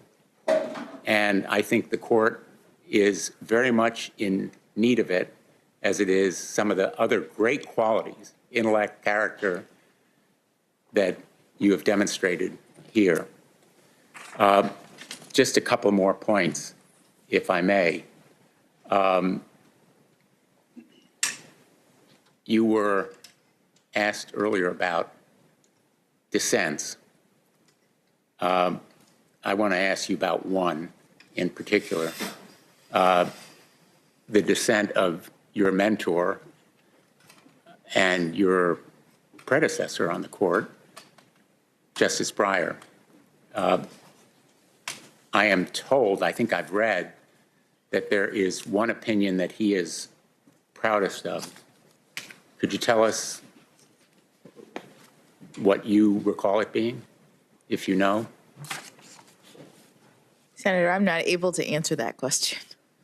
Well, I think he said that the dissent that he is proudest of was in parents involved in community schools versus Seattle School District. I think he said it was the opinion that he was proudest of, and he cited it in a Harvard Law School symposium about his notable opinions, and he said this dissent was most notable. I will give you the citation when we're done, and ask that it be entered into the record, Mr. Chairman. Without objection. It's 77 pages long, and it's a dissent. It's a dissent in the parents involved case, which was a 5-justice plurality invalidating public school integration plans in Seattle and Louisville. The plans had been in place for decades, put in place by 2 local school boards, voluntarily trying to address school segregation in public schools in both of those cities. And the justices, conservative justices, striking down the school integration plans said, in effect, they couldn't move forward with those integration plans. You may recall it is the opinion where Chief Justice Roberts said, very famously, the way to stop discrimination on the basis of race is to stop discriminating on the basis of race. Justice Breyer, in dissent, which reminded me of a lot of what you've said here this week, wrote, quote, "I do not claim to know how best to stop harmful discrimination, how best to create a society that includes all Americans, how best to overcome our serious problems of increasing de facto segregation. But as a judge, I do know that the Constitution does not authorize judges to dictate solutions to these problems. Rather, the Constitution creates a democratic political system through which the people themselves, through their legislators, must together find answers. The court should leave them to their work." I think that's the philosophy that you've articulated here today, the judicial philosophy of separate branches of government, as you so eloquently described our constitutional scheme, our federalism that really should have led the court to respect the Wisconsin Supreme Court's decision and the Wisconsin governor's decision, and to stay in its lane, as you have put it so well. The fact is, there has been a lot of progress, and we see it in this hearing room. But there is a lot of work still to be done, and there's a lot of reason for folks to feel even some anger at what we've seen on voting rights and on resegregation in some areas. So I am really excited, as I've indicated, and joyful at the great landmark and the historic accomplishment that your nomination represents and reflects. And I hope, as I've said, that not only will you make the court look more like America, but hopefully think more like America. And I want to thank you for your very hard work, all of what you personally have done, because you as a person have done it. And history has given you this opportunity. Your parents have helped to make it possible.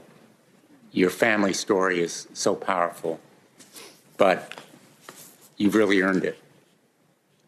And we're grateful to you for providing all of us that role model. Thank you, Mr. Chairman. Thank you, Senator Blumenthal. Senator Hawley. Thank you, Mr. Chairman. Judge, good to see you again. Good to see you, Senator. We don't have a lot of time, so let me just get straight into it. Senator Cruz was asking you at the end of his time and questionings about United States versus Stewart. This is the case where Neil Stewart tried to cross state lines to rape another person's 9-year-old daughter. He had 6,700 images and videos of egregious and brutal child pornography. The government recommended 97 months. The guidelines said 97 to 121 months. You came in at 57 months. Senator Cruz asked you why. The chairman wouldn't let you answer. I thought maybe you'd like to answer now. Thank you, Senator. No one case can stand in for a judge's entire record.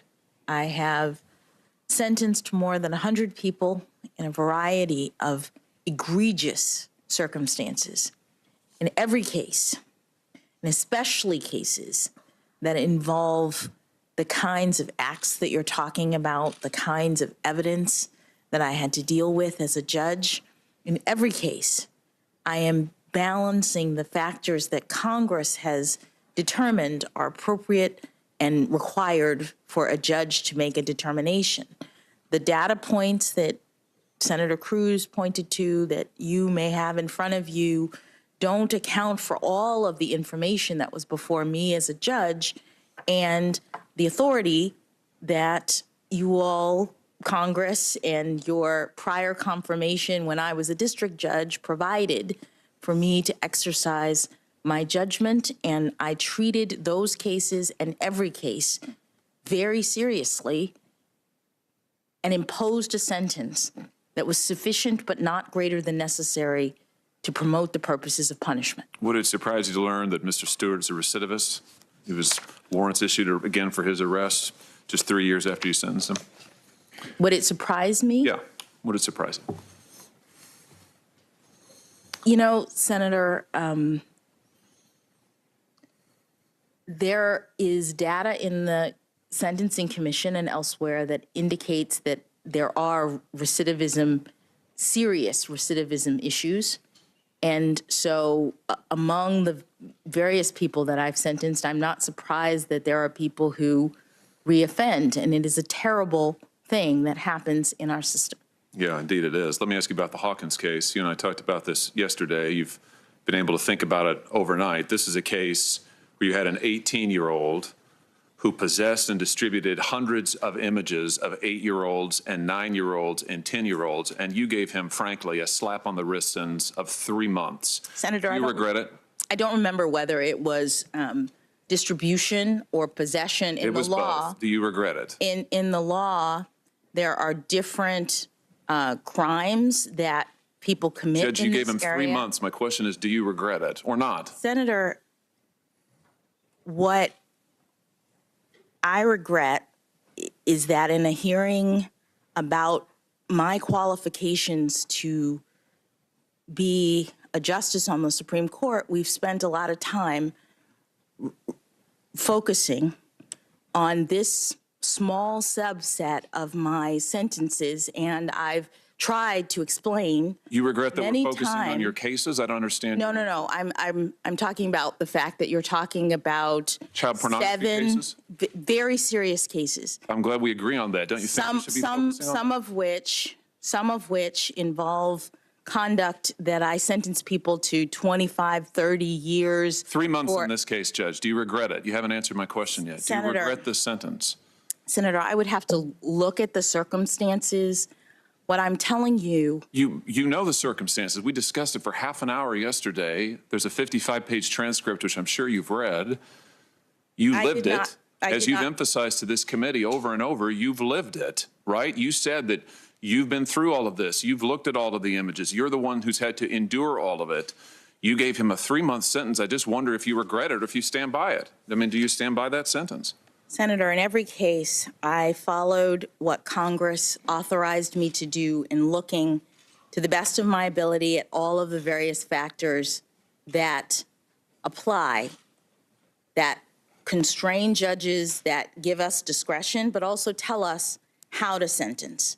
And I ruled in every case based on all of the relevant factors. So you don't regret it? No one case, Senator, can stand in for a I'm not asking that. entire I'm asking record. if you regret this sentence in this case. And it sounds like the answer is no. But I want to tell you, I regret it. I regret that you gave him only 3 months. Let me read to you what you said about these kinds of cases. In fact, to this defendant, you said, make no mistake, Mr. Hawkins, the children you saw in those pictures were not willing participants in the conduct that you witnessed. They were being forced to commit unspeakable acts of sexual violence for the pleasure of the person who was filming and for the gratification of sick people everywhere, people who apparently have no shred of empathy for what this must be doing to the children who are being abused in this way. You go on. Some of the children you saw in those pictures will never have a normal adult relationship. Some of them will turn to drugs and prostitution and other vices to try to deal emotionally with the pain that results from the torture that they have experienced. And even those who manage to lead a somewhat normal adult life say they live in constant fear of being recognized. Some people are even unable to leave their houses because once those pictures are on the internet, they are there forever. And the victims can't do anything without worrying that every person that they meet has seen them in their most vulnerable state at the most horrible time in their lives. your words, pages 34 and 35 of the transcript. Powerful words, Judge. I just don't understand why after saying this and believing this, you could give this guy 3 months in prison when the probation office that we've heard so much about recommended 18 months. Even the probation office recommended 18 months. Do you have anything to add? No, Senator. Let me ask you about your policy of not giving enhancements when there are prepubescent children, like there were in the Hawkins case, who are 8, 9, 10 years old, when there are prepubescent children involved. I'm just struggling to understand this.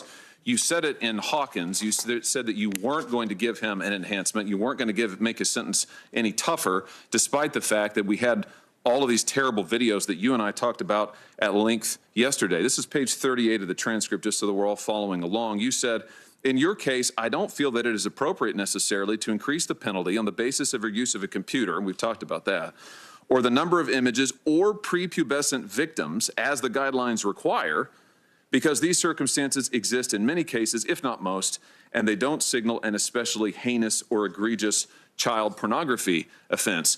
You said the same thing in the Cooper case just last year. This was an individual, Cooper, who was 30 years old at the time of his sentencing. He pleaded guilty to distributing child pornography. He posted between 3 and 4 dozen images of child exploitation to Tumblr, where it could be accessed publicly. The government said, and I'll quote from the transcript in that case, page 37, when his devices were found, including the computer, within the computer and on an untitled folder were many, many, many videos. The nature of these videos went well beyond mere child pornography. The government says, I don't mean to make light of the content of any child pornography, but rather to say that the content of those videos is on the more egregious or extreme spectrum of the child pornography videos that are encountered in these cases. And yet, when you sentenced him, you said, I'm quoting now from the transcript in Cooper, I'm really reluctant to get into the nature of the porn. And then later, it's very difficult to assess how different Mr. Cooper's images are than those of other similarly situated child pornography defendants, such that I, without going into looking at them, and I'm not an expert, you say. So you say, while I understand the government's arguments, Mr. Miranda, the government's arguments in that regard, I don't find them persuasive from the standpoint of characterizing this as an especially egregious child pornography offense. Help me understand this, Judge. Why is it that what's your policy disagreement with the guidelines treating images, videos, pornographic images that have small children, infants, 7, 8, 9-year-olds? Why won't you give an enhancement for those? Help me understand that. Thank you, Senator. I'll make 2 responses. First, that's not my policy disagreement. I don't know why you've characterized that in that way. Well, wait a minute. You say right here in the cases. I mean, this is I want to make sure that we're talking about the same thing here. In the Hawkins case, I don't feel that it's appropriate necessarily to increase the penalty on the basis of your use of a computer or the number of images or prepubescent victims. And you say the same thing in Cooper. Senator, 2 observations. 1, I am sentencing in every case. I have policy disagreements with certain aspects of the operation of the guidelines that I lay out in every case as Congress has required and as the Supreme Court permits in light of my experience, not only as a district judge, but also on the Sentencing Commission, which did a report about the operation of the guidelines. Second, you've read extensively from the government's argument in this case. You've not provided information from the probation office or the defense. And when I don't have the probation office report. No, excuse me, Senator. The probation office provides a recommendation. There has been information gathered about what a recommendation was given in each one of these cases. I don't have that information here, but what I'm saying is that in every case, the judge is not just hearing from the government. The judge is not just evaluating what the government says in these cases. In every criminal case, a judge has to take into account all sorts of factors, including arguments being made by the defendant, by the government, by the probation office. So I understand that in certain cases, the government may have made an argument, but there are other people in our criminal justice system who make arguments, and the court evaluates everything as Congress has directed, and no one case can stand in for my entire record of how I deal with criminal cases, or did when I was a district judge. I have law enforcement in my family. I am a mother who has daughters who took these cases home with me at night because they are so graphic in terms of the kinds of images that you are describing. They give you not only the actual videos, which you can ask to see, but they describe in the briefs in detail what these videos show. So I am fully aware of the seriousness of this offense and also my obligation to take into account all of the various aspects of the crime as Congress has required me to do, and I made a determination seriously in each case. What I'm trying to understand is, why is it that you say multiple times that just because there are prepubescent victims in Cooper, in Hawkins, that does not signal that this is a heinous or egregious child pornography offense, and you're not going to apply any sentencing enhancements that the government's asking you for?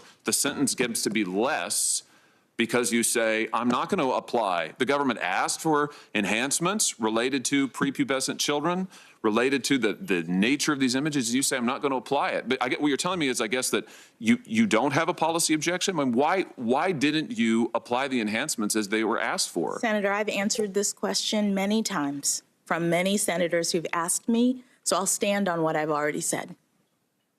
So you have nothing to add about why these crimes, why these images, in your view, do not signal an especially heinous or egregious child pornography offense. That's Hawkins.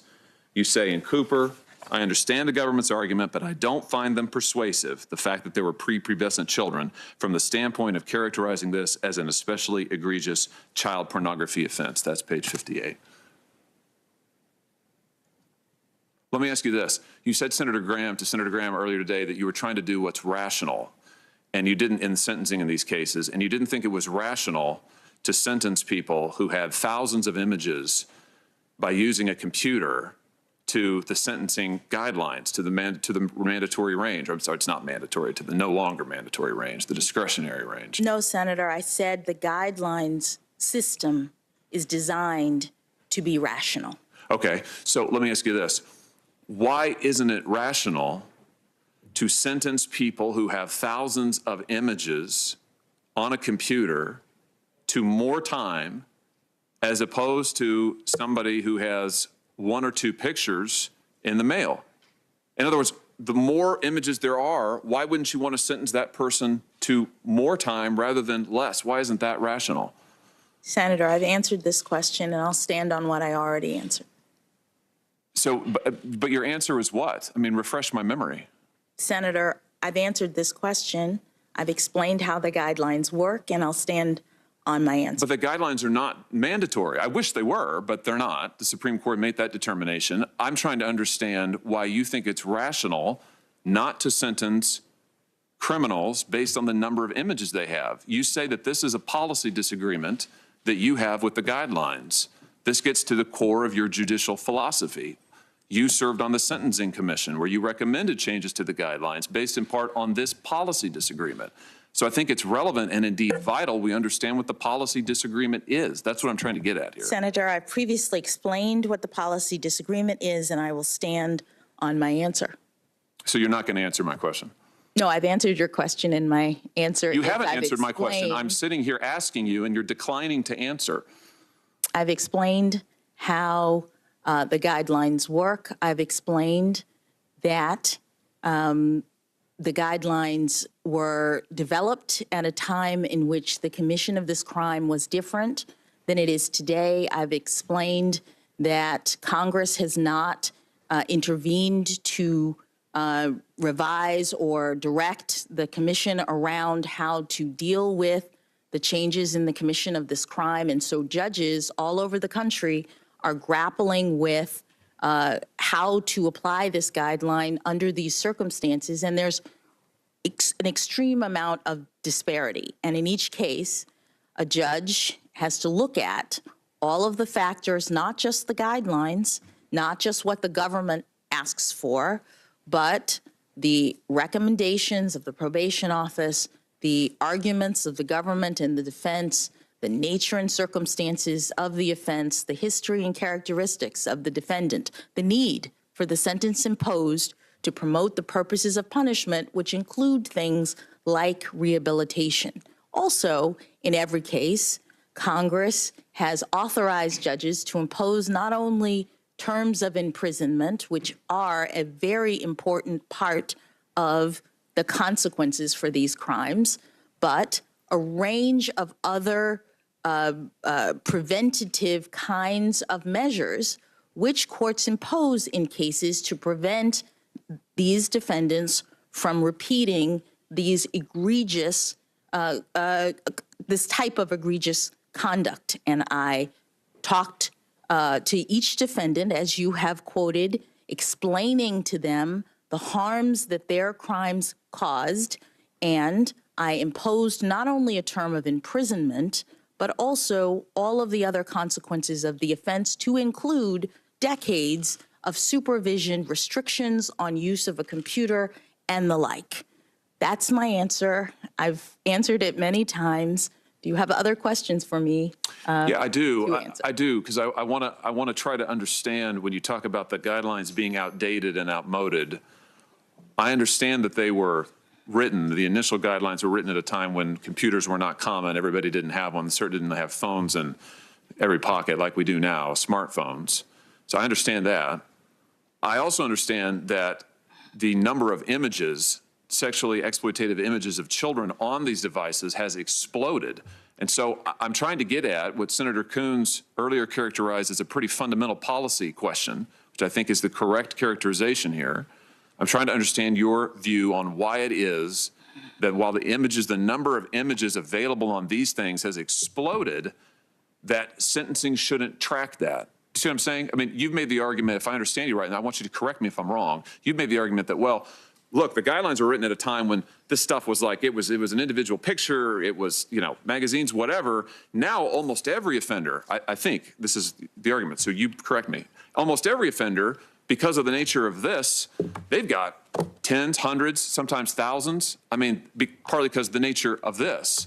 My question to you is, wouldn't we want to deter that? Isn't that a reason to impose tougher sentences? I mean, Senator, go ahead. The Congress has every ability to do that. What's happening now is that you have a guideline that has gradations in it for the number of images that ends up being, when you look at the scale, something like the difference of 10 years. I don't know exactly what it is, but each two-level enhancement is like several years. And the gradations are like 0 to, and again, I don't have it in front of me, but it's like 0 to 50 pictures, 50 to 100 pictures, 100 to 150 pictures, set up at a time in which the mail was the primary mode of possession and distribution. And so if somebody had 50 pictures, they, according to Congress and the commission at the time, deserved an extra 10 years in prison. Now, with that scale, everybody's at the top immediately, just because of the nature of the internet. So you're not differentiating using that scale anymore, given the way this crime is committed. And so judges are having to decide, how are we going to deal with the penalties and do our jobs to impose sentences that are sufficient but not greater than necessary under these circumstances? Yep. Thank you, Judge. I'll just say in closing that I appreciate that answer, and I understand that as a policy matter. I just think we disagree. I think that the more images are there, the more punishment there should be, and I want to see this deterred. And I just think we've pretty fundamentally disagreed. I've enjoyed our exchanges. Thank you for your candor, and I appreciate it. I just disagree with you on the law. Thank you, Mr. Chairman. Senator Hirono. Mr. Chairman. Mr. Chairman. Senator Rono's turn. Mr. Thank you, Chairman, Mr. Chairman. I'm asking to be recognized to make a point to the chairman. Mr. Chairman. I believe he recognized me. May I proceed? Mr. Chairman. Mr. Chairman, I waited my turn on here, and I've been on this committee for 47 years. I think we ought to follow the regular order. Mr. Chairman, the witness just said that we cannot understand those I'm cases sorry, without Senator, the pre-sentence reports. I don't want to go through this again. I have a letter that I want to enter into There the are rules record in the that's committee signed that by should 10 be senators followed. on this committee. Are you not even going to allow a letter from 10 senators You on wanna this committee? send any letter, you can do it by This hand, letter by that is mail. signed by 10 senators on the committee addressed to you makes the point that the White House gave you probation information for Democrats that was not provided to the minority on this committee. And just now, Judge Jackson told Senator Hawley, you cannot understand these cases without reading the probation reports. 10 senators on this committee are asking the chairman Mr. Chairman, to provide those reports so we can do what Judge Jackson Mr. just Chairman, said, which is to know assess those reports. And Mr. here is the Chairman, letter. I know ask unanimous consent that it be admitted to the record. I know the junior senator from Texas likes to get on television, but most of us have been here a long time trying to follow the rules. And he could very easily hand you a letter to go in the record. He's saying he's doing this to help Senator Hawley. Senator Hawley could have put it in, and he didn't. But let's get back to regular order. Senator Hawley didn't write the letter. Mr. Let's Chairman, get I back to ask regular unanimous order. consent that it be admitted to the record. Senator Rono. Thank you. Are you denying consent? Thank you, Mr. Chairman. Aloha, Judge Jackson. Aloha. I'm going to try and spread some aloha into this room. I'm taking a lead from my friend, Senator, sitting to my left. Well, at least you and I are very color coordinated today. So since 2018, I have been asking every nominee that comes before the committees on which I sit the two questions that I asked you at the start of my time, namely, whether or not they have a history of sexual assault or harassment. This is something I started in 2018 to make sure that harassment and abuse that women mainly have put up with since, as far as I'm concerned, time immemorial, didn't continue to get swept under the rug. I found these questions to be important for nominees to the judiciary. As Chief Justice Roberts stated in his 2017 year-end report on the federal judiciary, events in recent months have illuminated the depth of the problem of sexual harassment in the workplace, and events in the past few weeks have made clear that the judicial branch is not immune. Here are just a few examples of abusive practices by federal judges. In December 2017, 6 former law clerks and staffers accused Ninth Circuit Judge Alex Kozinski of subjecting them to a range of inappropriate sexual conduct and comments. In September 2019, the 10th Circuit Judicial Council issued an order finding that District Court Judge Carlos Mejia, apologize if I mispronounced his last name, had harassed multiple employees over a period of years, including by subjecting them to sexually suggestive comments, inappropriate text messages, and excessive non-work-related conduct. In February 2020, former law clerk to the late Ninth Circuit Judge Stephen Reinhardt accused the judge of a months-long harassment campaign.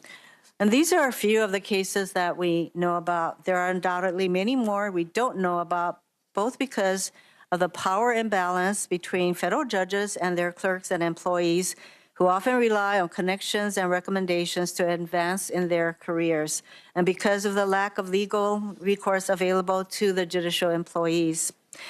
Many may not realize this, but federal judicial branch employees are not protected by the foundational federal statutes, such as Title VII of the Civil Rights Act of 1964, that prohibit discrimination and retaliation. And that's why I introduced, along with Chair Durbin and Senators Whitehouse and Murray, the Judicial Accountability Act, which would ensure the more than 30,000 employees of the federal judiciary have strong statutory rights and protections against discrimination, sexual harassment, retaliation, and other forms of workplace conduct. I know you can't comment on legislation, so I won't ask you whether you support the Judicial Accountability Act. Instead, I'd like to hear what you do to make sure your chambers is a safe inclusive place to work? Thank you, Senator. I, as you know, have been a judge now for almost a decade. And I take my responsibilities not only to hear and decide cases seriously, but also my responsibility as an employer, that I bring law clerks into my chambers.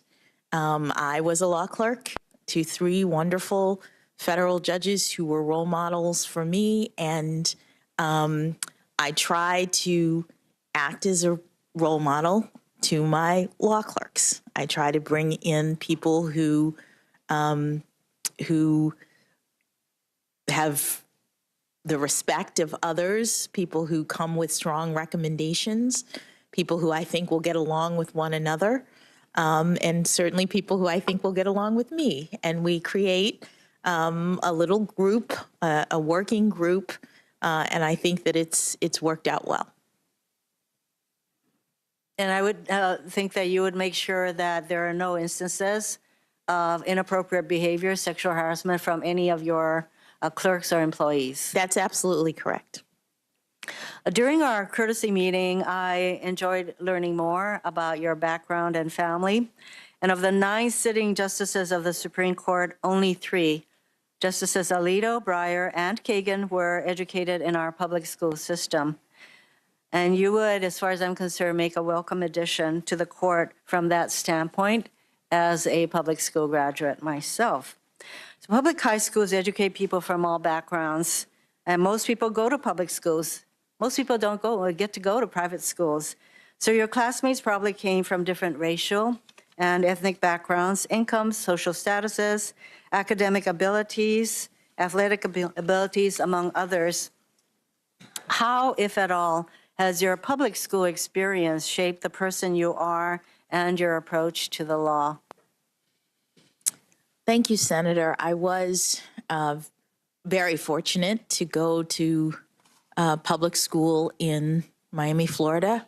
I had a wide range of classmates, and it was a wonderful opportunity to get to know people who were different than me, and to learn at the end of the day that they were not so different than I am, even if they came from different backgrounds. And I've talked a lot about my debate team.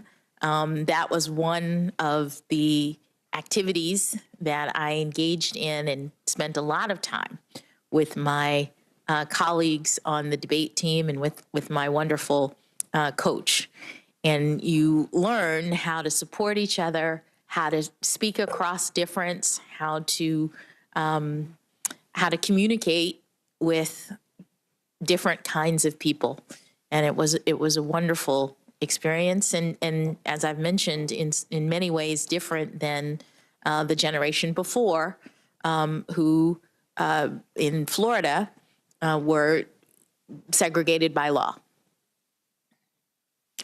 So I take it that not only did you have, I would say, a broad experience of encountering people from all different walks of life and backgrounds, but there was still commonality that you had. Very much so. And that is very much exemplified in your approach to your work.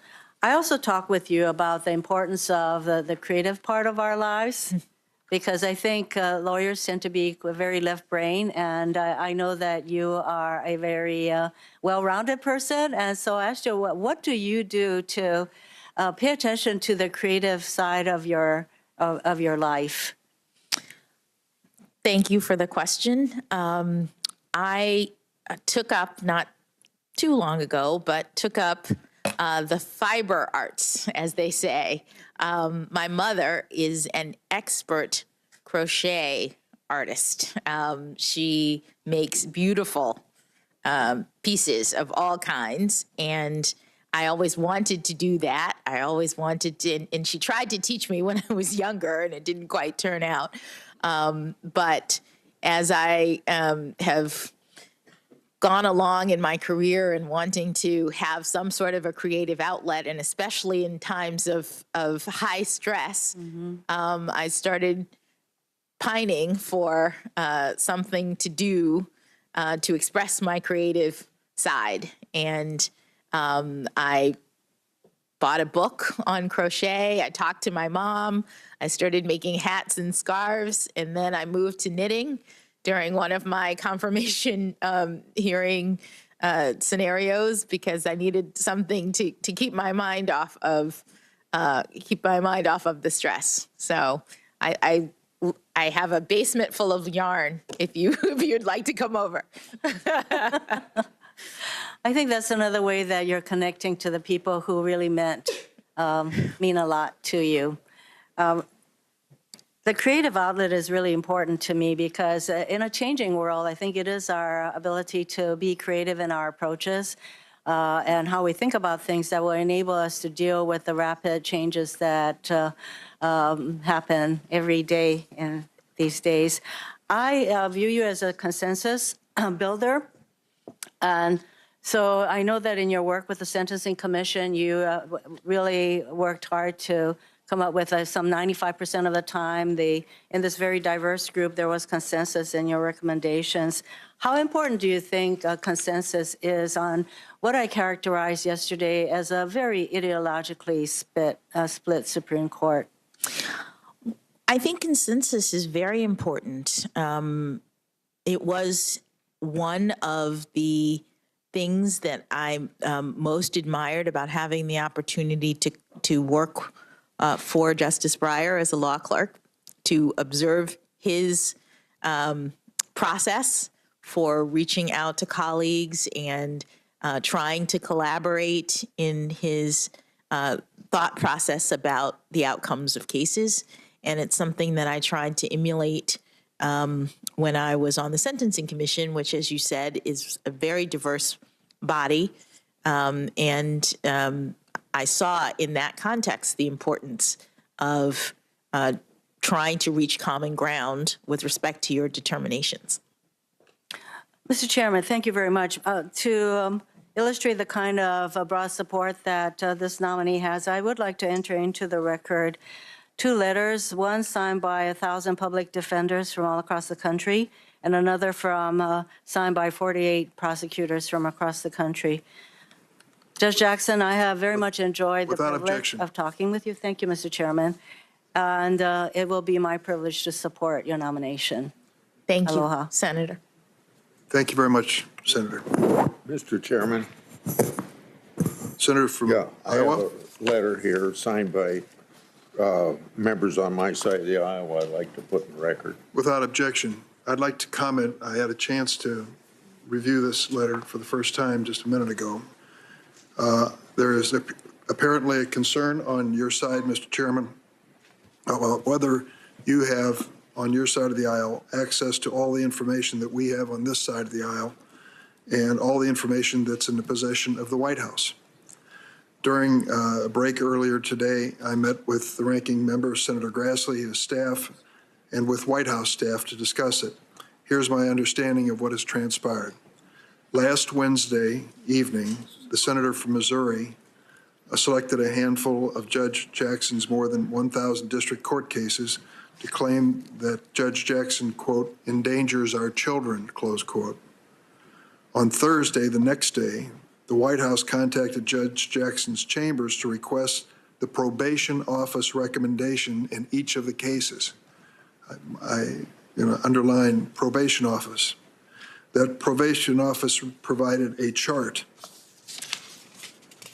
reflecting these recommendations. This is the sum total of what was provided. They shared with the White House from the chambers.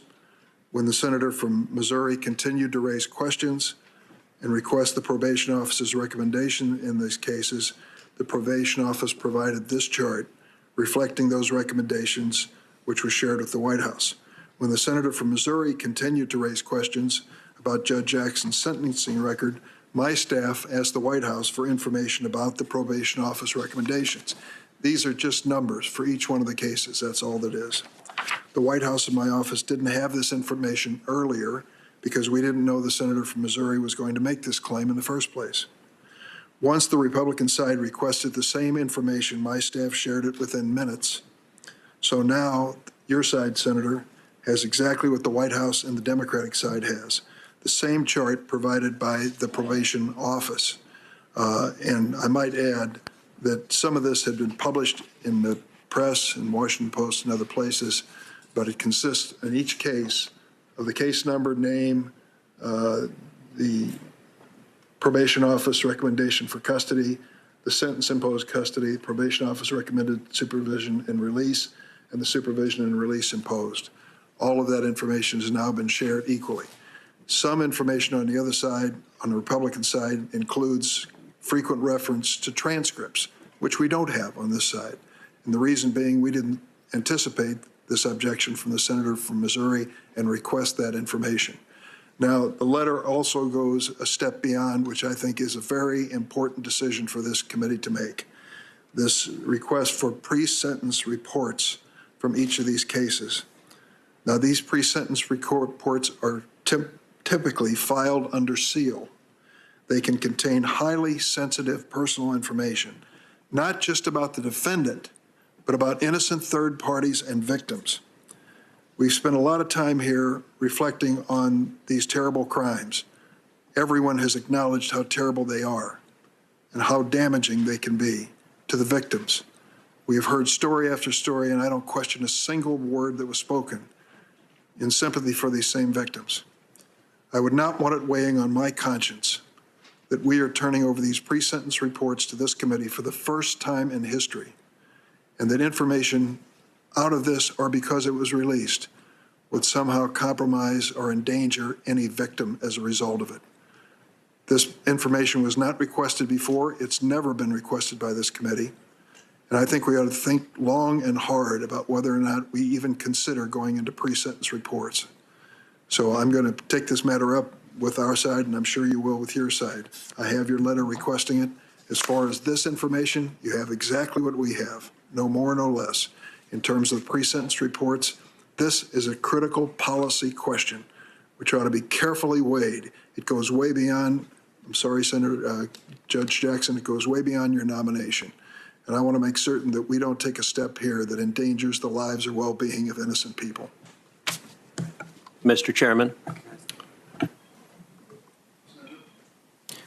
since you just responded to the letter that I wrote and was submitted on behalf of 10 senators, I will point out that in Judge Jackson's answer to Senator Hawley, she said that he and this committee did not have sufficient information to assess her sentencing decisions because we heard the arguments of the prosecutors in the transcript, but we did not have the recommendation from the probation office. And what she testified under oath is you can't understand why she issued her sentences without having those probation reports.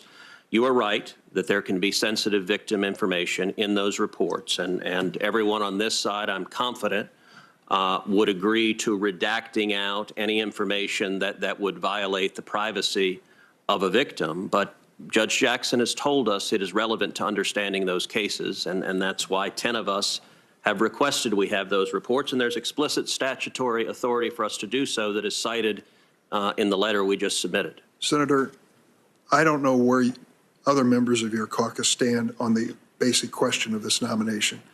They can decide on their own, and they will, and they should. That is their responsibility. I think I know where you're headed. And I would just suggest that we ought to think long and hard, my friends, about members of the Judiciary Committee endangering the lives of innocent people to pursue this line of questioning. We spent 2 days, 15, 16, 17, 18 hours, and a large part of it on this issue. I don't believe these pre-sentencing reports are going to change anyone's disposition if they're going to vote on this issue. And I do not want it weighing on my conscience that I gave the green light to release this information so that it might endanger the lives of innocent victims. I'm sorry.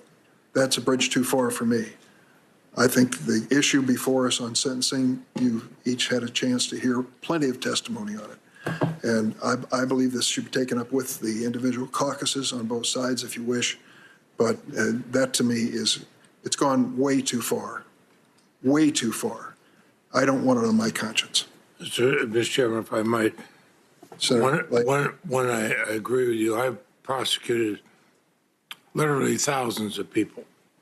I would have to go back and say over 8 years. I can't remember the hundreds of sentencings I was at where we had pre-sentence reports over and over again. There were things in there that were sensitive, sometimes reflecting somebody who were putting their lives on the line to even give a report. Neither the defense counsel nor I as a prosecutor ever thought those would be made public. And we assumed the judges, we had judges across the political stripes who read them, kept the confidence of that. As a result, we knew that the reports were thorough. And a judge has the final say, but as a prosecutor, I might have a recommendation, but I never question a judge who might give a different sentence, because my responsibility as prosecutor, theirs was the sentence. Senator Lee. Yeah, might I just weigh in here? I totally understand the concern that you're describing relative to the confidential nature of pre-sentence reports. As a prosecutor and as a law clerk, I reviewed those with some regularity, and I understand the sensitivity of them. Let me suggest a couple of things. First of all, it's not unusual for us as a committee and as members of the United States Senate to review materials that would be inappropriate for public release. I don't think one of us is suggesting that. There are means by which we can review things in a classified environment and treat them as classified. We've done that with significant success in this hearing. Secondly, to the extent that wouldn't provide the level of comfort necessary, we'd also be happy to review them on a redacted basis.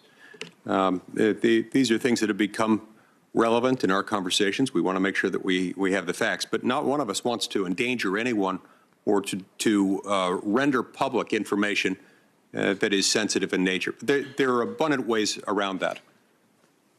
I would suggest that the information contained in these reports is dangerous to the victims and to the innocent people who are mentioned in these reports, and unnecessary at this point. It's never been requested by this committee, and it's merely a fishing expedition in dangerous territory. Classified settings, redacted versions of the reports. This has never happened in the history of this committee.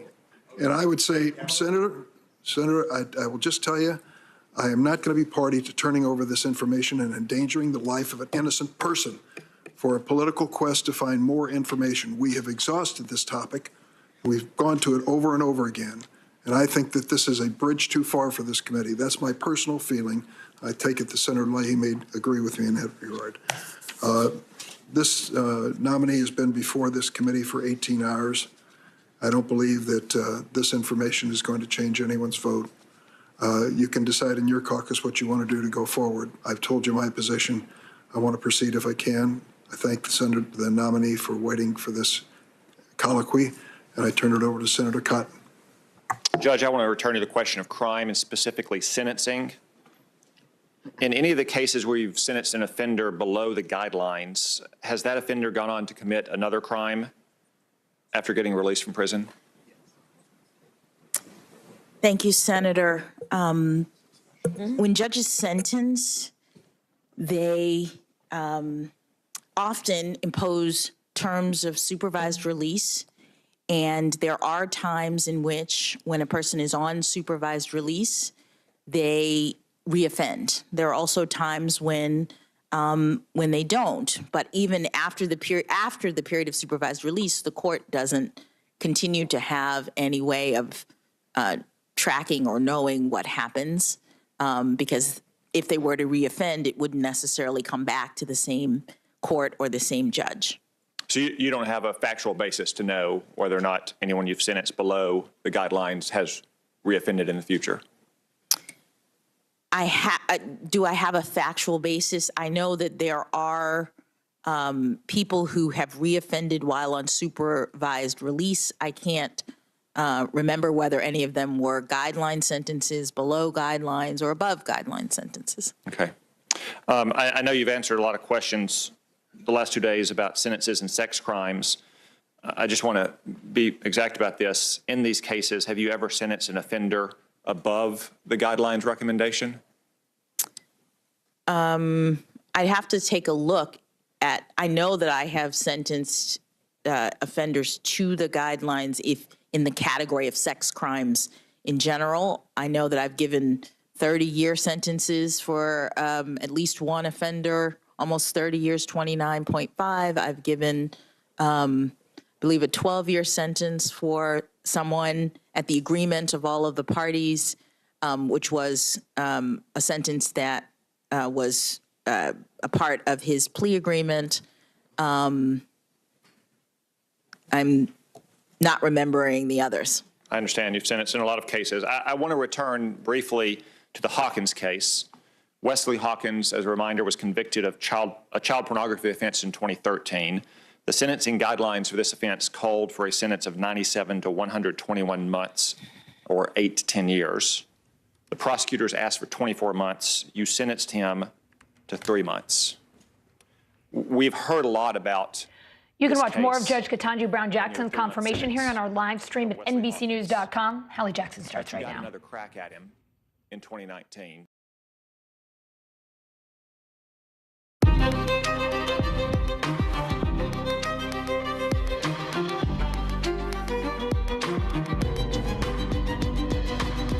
As we come on the air, senators have been getting their final shot to question Supreme Court nominee Ketanji Brown Jackson. And you saw some of it there. Republicans keeping it contentious on abortion, on child porn sentences, on court packing.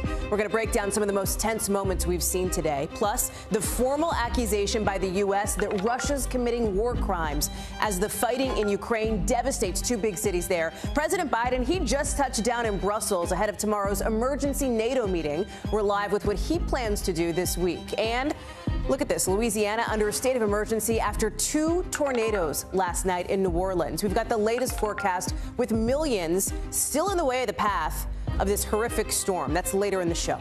Hey, I'm Hallie, and after 2 days, 20 hours, and hundreds of questions, President Biden's pick for the Supreme Court is just about done with the public part of her confirmation process. There's a couple more senators to go, and then after that, Judge Jackson goes behind closed doors for more questions about her FBI background check. Now, that's standard, right?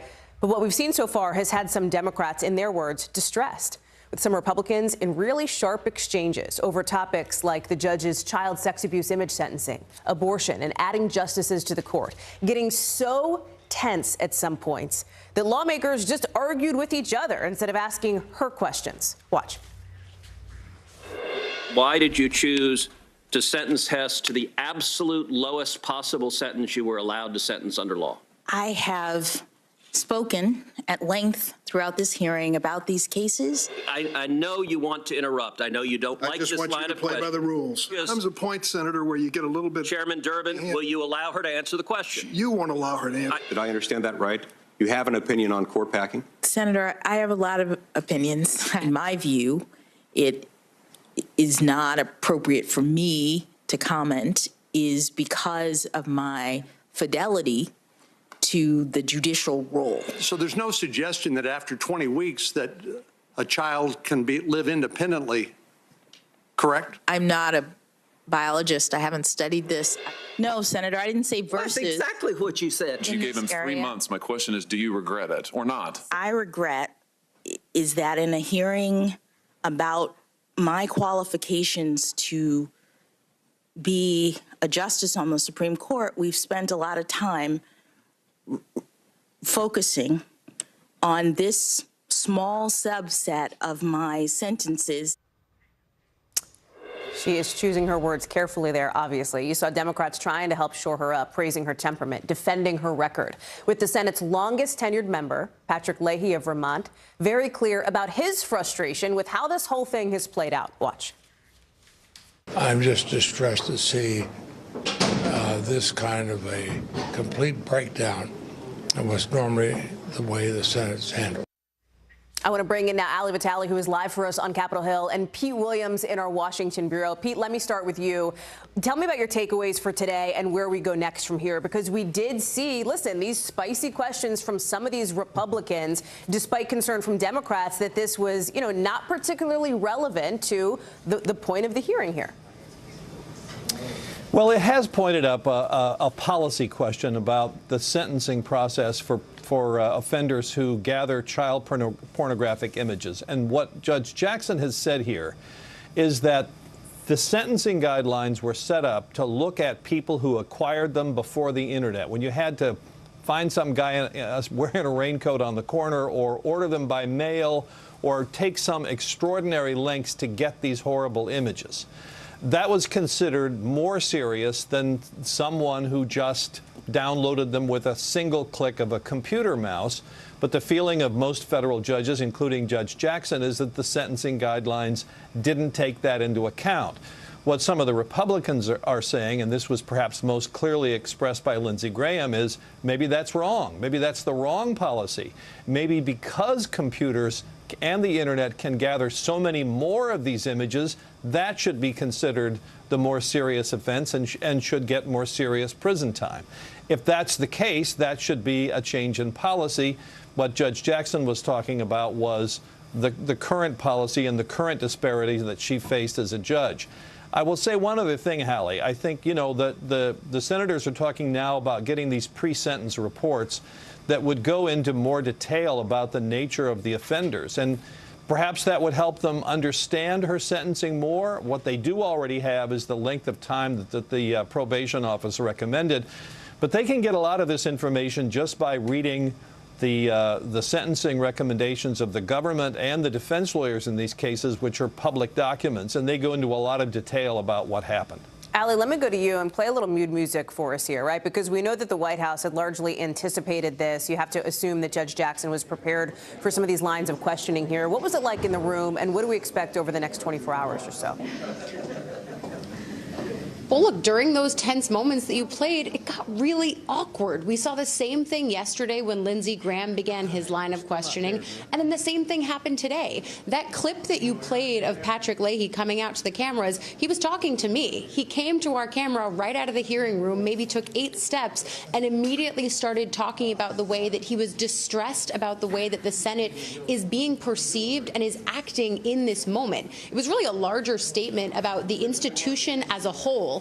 I asked him, too, okay, what's the actual impact, though? There are the fireworks moments, but does this change anything in terms of her getting voted out of committee and then ultimately voted on by the full Senate? You and I and Pete all know the political reality here, which is that Democrats have control of the Senate body. All they need is Vice President Kamala Harris to make this confirmation a reality. It's why Senator Leahy said, no, ultimately, it doesn't impact the bottom line.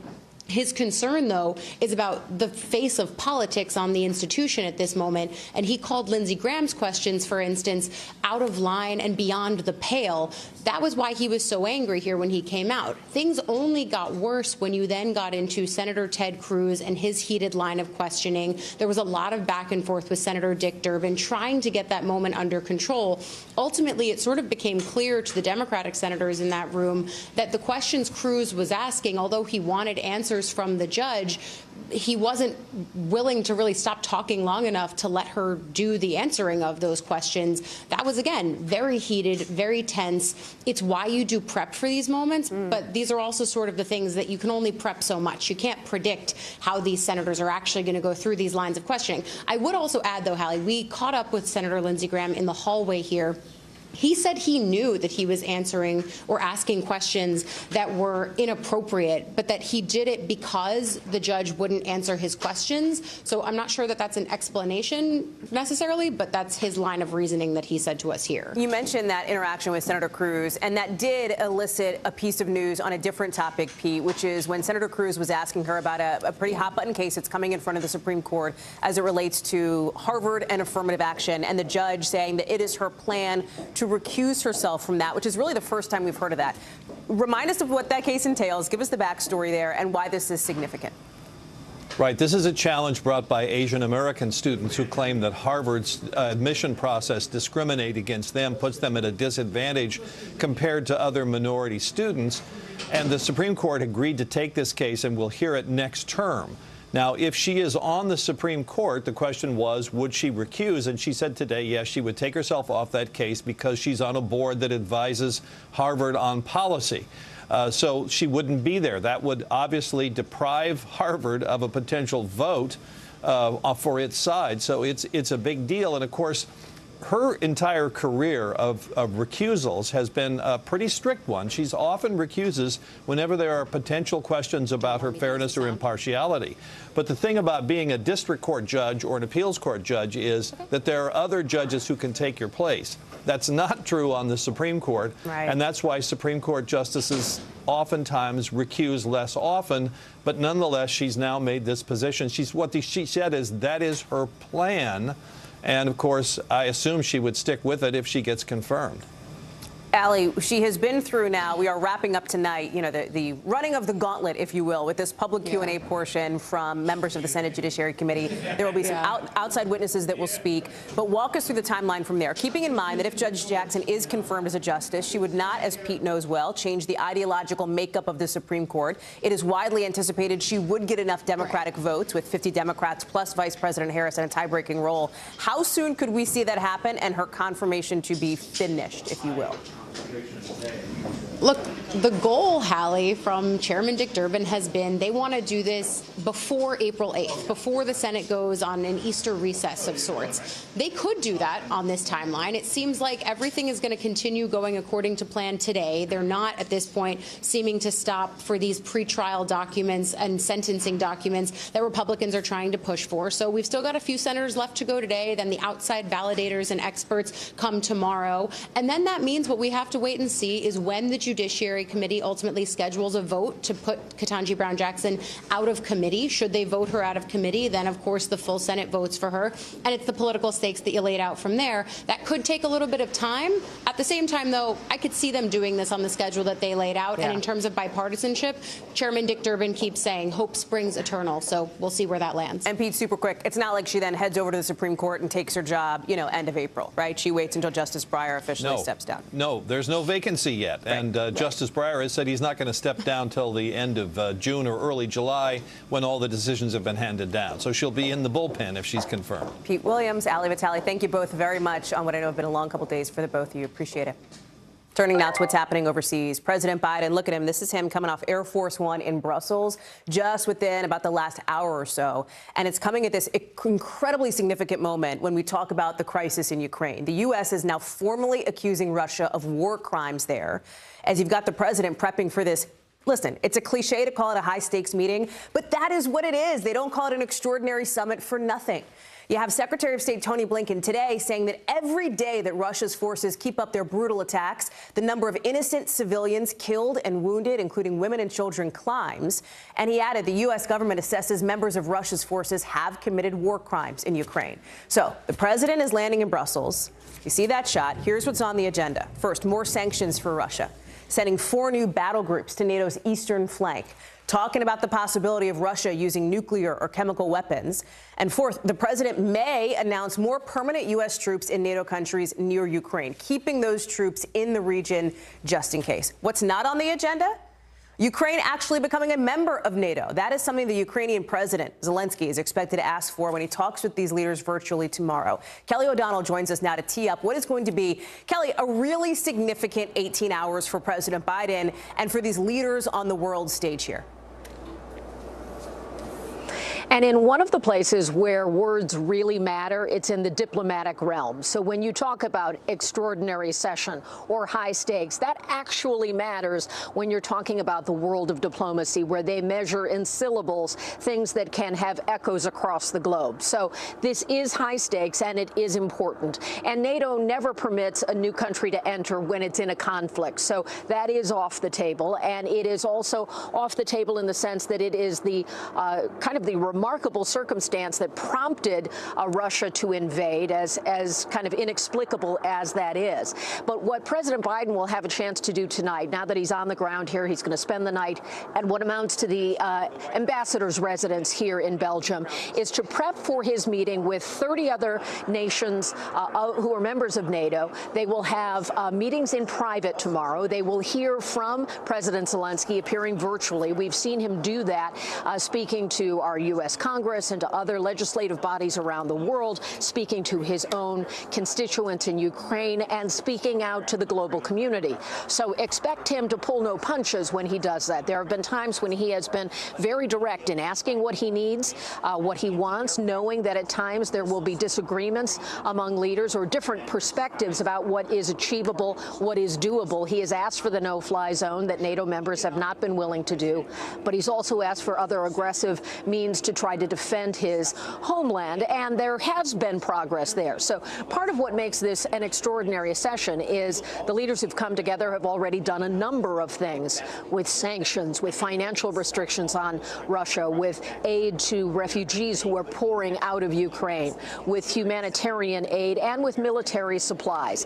What more can they do? And they don't want to get together for a meeting like this and display any divisions. So being able to meet and agree on new things that are substantial, that are meaningful, they believe, at this 1-month mark of this war, that's all very important. And wanting to show Russia here in Europe, closer to the area of the conflict, that they are united is important. So all of those things in words, in actions, and in the demonstrations that they make will be important to try to send Vladimir Putin a message. He speaks that language. He's been a part of that diplomatic world. He's isolated from it now, but he would understand those important signals, Hallie. Kelly, I'm getting over to our Gabe Gutierrez, who is in Ukraine, in a second, but I have to listen. President Zelensky, I'm particularly interested in looking at his address to these NATO leaders tomorrow. He has done a lot of work in tailoring his message to each of the countries, each of the lawmaking bodies that he's spoken to. I'm curious to see how he will tailor his message to this group of leaders, considering he has consistently been asking for the same kind of thing, right? He wants a no-fly zone. I think he understands he's not going to get that from the U.S., at least not at this point. What will you be listening for? What should we be listening for in the next 30 seconds while I have you? Well, one of the questions is, will we be able to hear it at all? At this point, this is a closed session. So as much as Volodymyr Zelensky has been very much a man of the moment and using the tools of modern communication, and his addresses have been shared widely, which has helped to galvanize the public broadly around the world to understand what his people are going through and what he is asking for. We may not know the specifics, and we are pressing for access to that through NATO, through the United States, and certainly through Ukrainian officials. So perhaps after the fact, we'll get some idea of what he said. Perhaps there will be some kind of coverage. So at this point, that's question number one. But one of the things we've seen him do is take elements of speeches or rhetoric that has been important to each country. How he would do that for 30 nations would be more difficult, but he could certainly go to the history of NATO itself and what has been so important, as this has been an organization that has kept a world order and peace for decades, and what's at stake here. And that is critical for what Zelensky can do. And he has not been shy about pushing the boundaries of asking for things that he needs, even when he knows leaders aren't prepared to go that far just yet. Hallie? Kelly O'Donnell, live for us in Brussels. Kelly, I'm sure we'll be talking to you again tomorrow. Appreciate it. Let's talk about what's happening on the ground now in Ukraine, because today a NATO official is estimating that somewhere between 7,000 and 15,000 Russian troops have died so far in this war on Ukraine. It's coming as these top security officials in Kyiv say Ukrainian troops are actually trying to take back these chunks of territory, and they're doing it. They're taking back some of this territory from Russia. They don't think Kyiv, look at this map, they don't think Kyiv, right in the center there, is under imminent, quote-unquote, threat at the moment. But what we're seeing around Kyiv is not what's happening in other places like Chernihiv in the upper part of the map. You see it there. And then Mariupol in the bottom right. Today, the governor of Chernihiv is saying Russia bombed and destroyed a key bridge that connected their city to Kyiv overnight. And then in Mariupol, which was down in the south that we showed you, That has been incredibly hard hit. President Zelensky today saying almost 100,000 people are trapped there. They have no food. They have no water. They are totally circled by Russian troops right now, troops that have been bombarding the city with airstrikes for days. Gabe Gutierrez joins me now. And Gabe, in some ways, it's a tale of one country, two stories, right? On the one hand, Ukrainian resistance in some of these key areas, trying to take back territory from Russian troops and having some limited success. On the other hand, Russia absolutely pounding, for example, Mariupol, which we've talked about, showing absolutely no sign of letting up. Yeah, that's right, Hallie. The situation in Mariupol is getting even more dire. We're now hearing reports from that city. It only has one functioning hospital, and now they are, continuing to treat patients by candlelight in the basement. So an increasingly dire situation in Mariupol, as we have been reporting. That's, of course, a southeastern port city. But as you said, Ukrainian troops trying to claw back some of the territory around Kyiv, and according to the Ukrainians, they have been successful in one of those Kyiv suburbs, Hallie. One of the questions that's going to come up, and we heard this with Kelly a little bit, Gabe, with President Biden at this summit here, is the threat of potential use of chemical weapons on Russia's part. We heard the Kremlin tell CNN they'd only use nuclear weapons if the existence of the country was under threat, which, by the way, has kind of been the line from Russia, I think, all along. But talk a little bit about how much Ukraine is preparing for the possibility of, for example, chemical warfare here. Hallie, in terms of a nuclear threat, President Zelensky has repeatedly said that this is just bluster from the Russians. But President Zelensky has, been repeatedly asking for more assistance, for more weapons from NATO, from the U.S. And, the idea of a no-fly zone, as you well know, Hallie, probably isn't going to happen. But it's something we keep hearing from Ukrainians, from the refugees that we've been speaking with repeatedly want, something they keep repeating to me is close the skies. And, the Ukrainian military has been making a very valiant effort on the ground. They just, feel that they need that they need more help. But Ukrainian authorities have said that, Russia is capable of anything. I just spoke with the deputy prime minister a few days ago. She said it was a very real threat, and she wanted to keep, the world aware that Vladimir Putin, in her view, was capable of anything. And, the United States coming out today and officially calling what Russia is doing in parts of Ukraine war crimes. This is something that we have been hearing from the Ukrainian officials already for several weeks, since very early on in this invasion, Hallie. Can I ask you a question, Gabe? You've been there, you've been on the ground. What is something that we're not talking about enough, do you think? What is a storyline that you have identified there on the ground that you think is not getting enough attention on the world stage? Well, several weeks ago, it was the stories we were hearing from Mariupol, but that, of course, has been getting a lot of attention. Today I found it interesting when I was speaking with some of the volunteers here in Lviv, and something that did surprise me is this idea that they were so short on basic medical supplies. That the Ukrainian army, we keep talking about the valiant effort they are putting up, but Hallie, the sheer power of the Russian military, they're just outgunned, and yes, they have been able to hold the line so far throughout much of the country, but they are short basic medical supplies. Tourniquets, for example. We were speaking with some volunteers here. They just don't have a basic wartime supply such as tourniquets. And of course, that suggests you only really need a tourniquet if you're suffering a serious injury.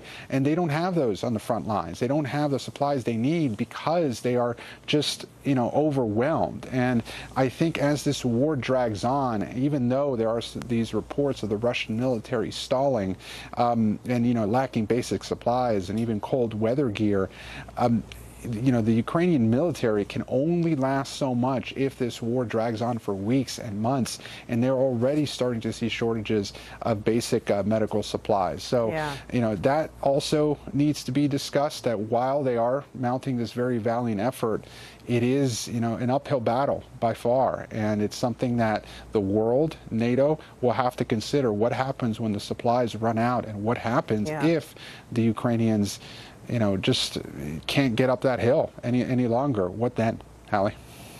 Gabe Gutierrez, I'm glad you're there. I know it's been a long, tough stretch. I really appreciate it, and I'm sure I'll be chatting with you more tomorrow as we have special coverage, of course, of President Biden's visit to Brussels right here on NBC News Now.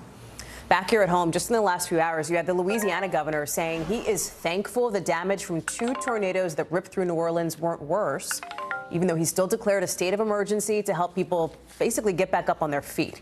The Louisiana National Guard and the governor, they are there on the ground right now. They're looking at all the damage. Deadly damage, right? 1 person was killed, 8 people were hurt, according to the governor. And these storms, man, they ripped in overnight. They flipped cars. Look at this. They ripped roofs off homes. More than 2,000 people still don't have power. Luckily, by 11 o'clock tonight, most people should have it back on. Check out where the tornadoes touched down in New Orleans East and Lacombe, causing the most damage in St. Bernard Parish. As the storm touched down, our affiliate WDSU was taking it all in live, warning viewers to take cover. Watch. There it is. You can see it. Okay, folks, get to your safe place. It is so scary to watch. I'm sure it was even scarier to live through. Morgan Chesky is on the ground in New Orleans. Morgan, good evening. Good to see you. Tell us what you're seeing and hearing. It's a tough scene, Hallie, and unfortunately, it's a scene that we've seen all too much this week as this string of storms has moved really across the South, striking Texas, Oklahoma, Louisiana, parts of Mississippi as well, in addition to other smaller communities, simply because this is that time of year, unfortunately. And we had a chance to walk through a hard-hit neighborhood here in St. Bernard Parish, and it always is striking, but especially here, how one home can have everything torn apart, and essentially the house across the street looks like it hasn't even been touched. There's a very clear scar left in a neighborhood here, and even though we were walking through just what seems like a few hours after these tornadoes struck, it really was remarkable to see just how many people were out and about picking up the pieces of what was left behind. I had a chance to speak to one woman who lost her home in Hurricane Katrina, lost her roof in Hurricane Ida, and now she has suffered some damage as a result of last night's storm. And here's what she had to say about the road ahead. Take a listen. You've picked up the pieces. Yeah. You've had to pick up the pieces before, and now again. But you know what? Life's a puzzle, and you just constantly have to put those pieces back together. It's the only way you're going to make anything pretty. You really have to respect her optimism despite the damage that we've witnessed today. I did have a chance to speak with officials who say about 41 homes were destroyed as a result of this, about 100 other structures in the St. Bernard Parish area. They're still doing their assessments, however, but really just a tough blow for this community because they know that hurricane season is not too far down the road either, Right. Allie. That's coming up soon. Hey, Morgan, real quick, what's behind you? It looks like you're at a recovery center. Is that right? Like, are people handing out supplies there? This has actually been kind of the main command post for the overwhelming amount of law enforcement and first responders that have descended on this scene. We've seen them kind of going through, making sure, of course, that everyone's been accounted for. And this has kind of been the main area in which they've sent directives out to various neighborhoods that have been struck by the storm. It's been a hive of activity all day long, in addition to the volunteers that have been going through the neighborhoods as well. Morgan Chesky, we're glad to have you there in New Orleans. Thank you for bringing us those stories. Appreciate it. And here's the thing, gang. Here's the scary part. This bad weather is not over yet. 23 million people are under risk for severe storms for the 3rd day in a row. Michelle Grossman is here. So where should we be looking, Michelle? What areas of the country are you going to be watching into these overnight hours? Hi there, Hallie. Yeah, I know. Can you believe it? We had 48 hours of wild weather. We're watching it still at this hour through tonight. And then we have another day that we're going to be watching the potential for severe weather. So as we look at radar, you can see it's a broad area of where we're seeing severe storms right now. Some in the south and also some in the Ohio Valley. So it's a long trailing cold front. We even have some snow, some spring snow on the backside. But I zoomed in here for you because I wanted to show you that still in the southeast, we are looking at the potential for some severe weather. We do have a tornado watch that That is in your pink. That's where you see that pink line on there. And we're watching those strong storms right now. We've had tornado warnings in and out, and that's going to be the trend throughout the night. Then as we zoom further to the north, even in the Ohio Valley, where you typically don't see these storms, this time of year, we are looking at some severe weather as well. So your yellow is your severe storm watch, and then your pink is your tornado watch. Also seeing some severe storm warnings. We saw some tornado warnings as well. They continue to go in and out in this area as well, too. So here's the overall picture from Severe Prediction Center for this evening. It's a huge swath. We're looking from the southeast all the way through the Ohio Valley, where you see that yellow. That's where we're expecting the severe weather. And quite frankly, that's where we're seeing the severe weather right now. So 23 million at risk. That includes hail, that includes damaging winds, and that includes a chance for tornadoes. And still on Thursday, we're talking about the threat for severe weather stretching from central Florida all the way up the East Coast into the mid-Atlantic. Again, we have those threats mainly for hail and damaging winds as we're sort of going into an environment that's less favorable for tornadoes, but still we need to watch that. Rainfall forecast, where we're looking at locally heavy rain in a lot of spots. Where you see those yellows and oranges, that's where we're expecting the heaviest rain. Hallie? Michelle Grossman, thank you so much for that forecast. Appreciate it. We got word late this afternoon that Madeleine Albright, the first woman to serve as Secretary of State, has died of cancer. With, in just the last couple of minutes, President Biden honoring her as a force, saying hers were the hands that turned the tide of history. She first came to the United States as a refugee from Prague, later stepping into roles where she'd reached the highest levels of American government. Former President Clinton appointed her ambassador to the UN in 1993, and she served in that position until becoming U.S. Secretary of State 4 years later. At that time, she became the highest-ranking woman in the history of U.S. government. Madeleine Albright was 84 years old. When we come back, professional basketball star Brittany Griner, detained in Russia, finally gets a visit from the State Department. We just found out about this today. We're going to tell you how she's doing later in the show. Plus, the Republican congressman and former Trump loyalist who says former President Trump pushed him to rescind the 2020 election. We got the audio next.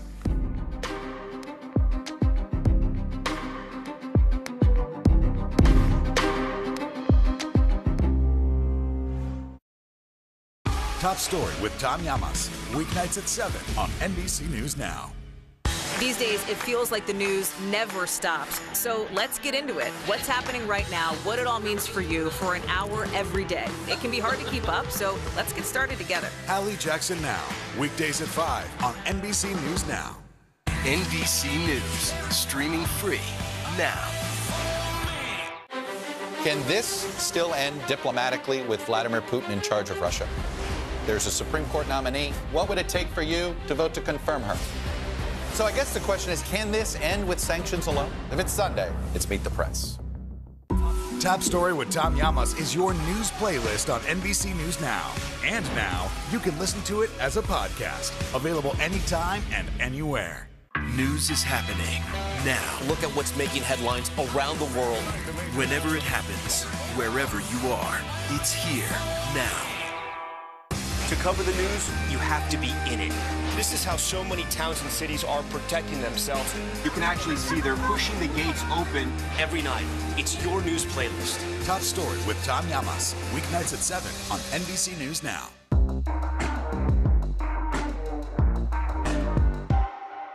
Sometimes the news can be difficult and overwhelming for kids to understand, so we've created a newscast just for them. We hope your family will watch Nightly News Kids Edition. Just some breaking news now. Alabama Congressman Mo Brooks accusing former President Trump of very explicitly telling him to try to rescind the 2020 election and to put him back in the White House, even saying that like a year after that election, the former president was insisting there would be another one to get him back in the Oval Office.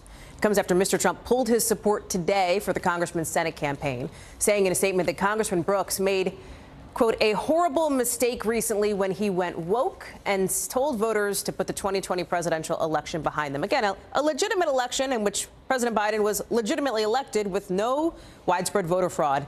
We have to say that every time we talk about this. Vaughn Hilliard is joining us now. Vaughn, you are leading the way on coverage of this story because I think you just got off the phone with Congressman Brooks, right? What did he tell you?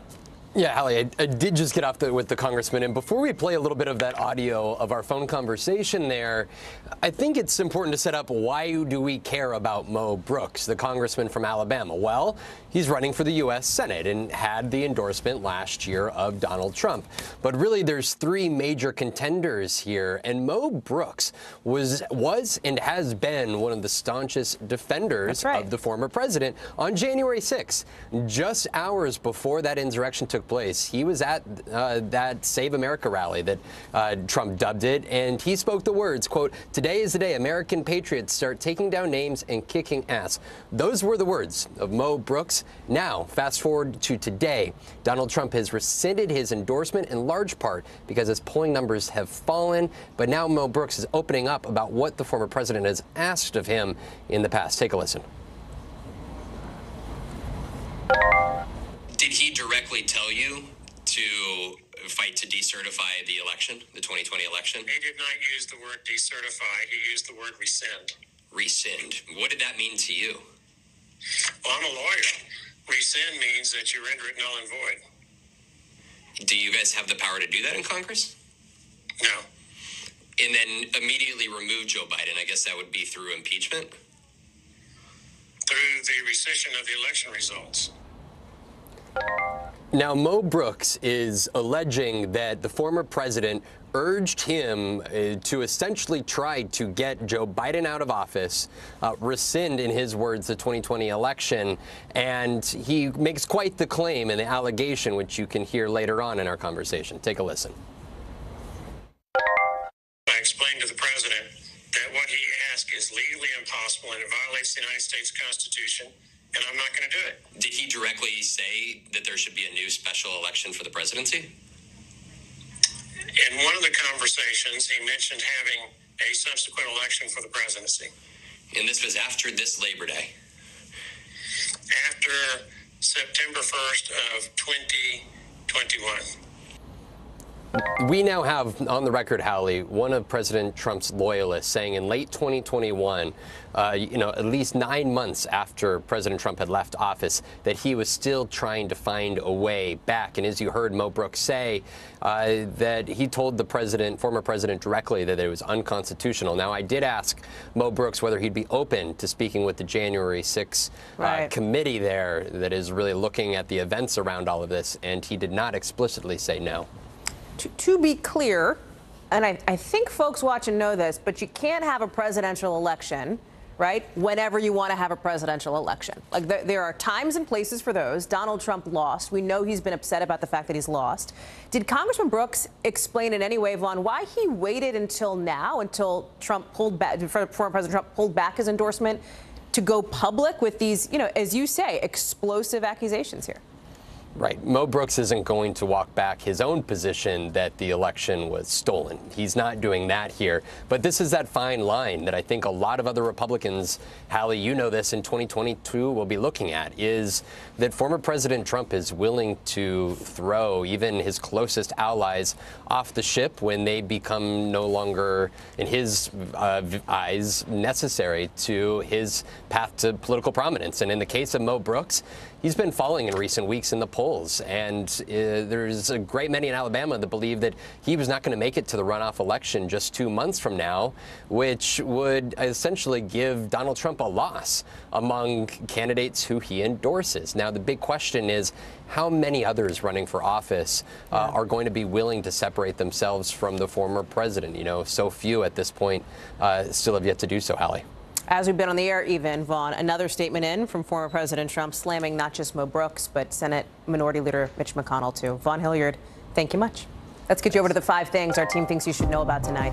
Number 1, hundreds of people had to evacuate London's former Olympics Aquatic Center today because of a chlorine gas leak. You had emergency responders who treated several people there that were having breathing problems.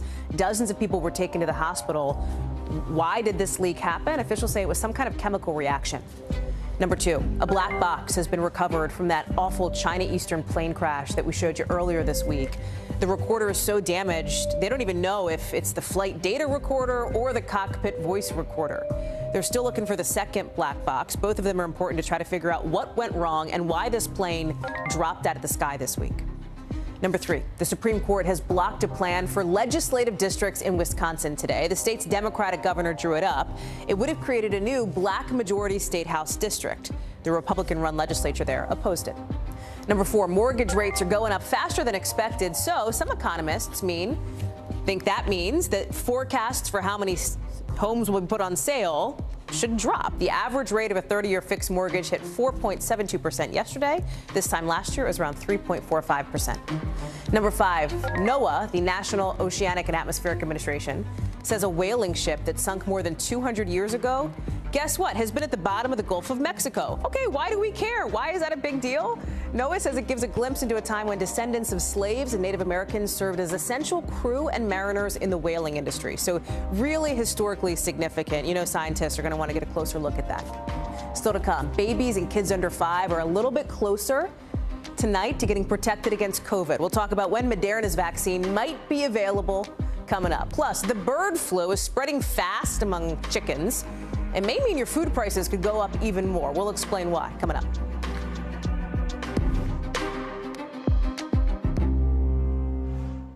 We're here to start conversations about the big things happening in our world, because it's not my job to tell you what to think. My job is to think about what you tell me. Now Tonight with Joshua Johnson, streaming weeknights at 8 on NBC News Now. To stand on the edge of the cliff and jump takes a lot of guts. We are meeting people one after the next who have made profound changes. I think you're going to be blown away by the life lessons. Listen to Making Space Now, wherever you get your podcasts. These days, it feels like the news never stops. So let's get into it. What's happening right now, what it all means for you for an hour every day. It can be hard to keep up, so let's get started together. Hallie Jackson Now, weekdays at 5 on NBC News Now.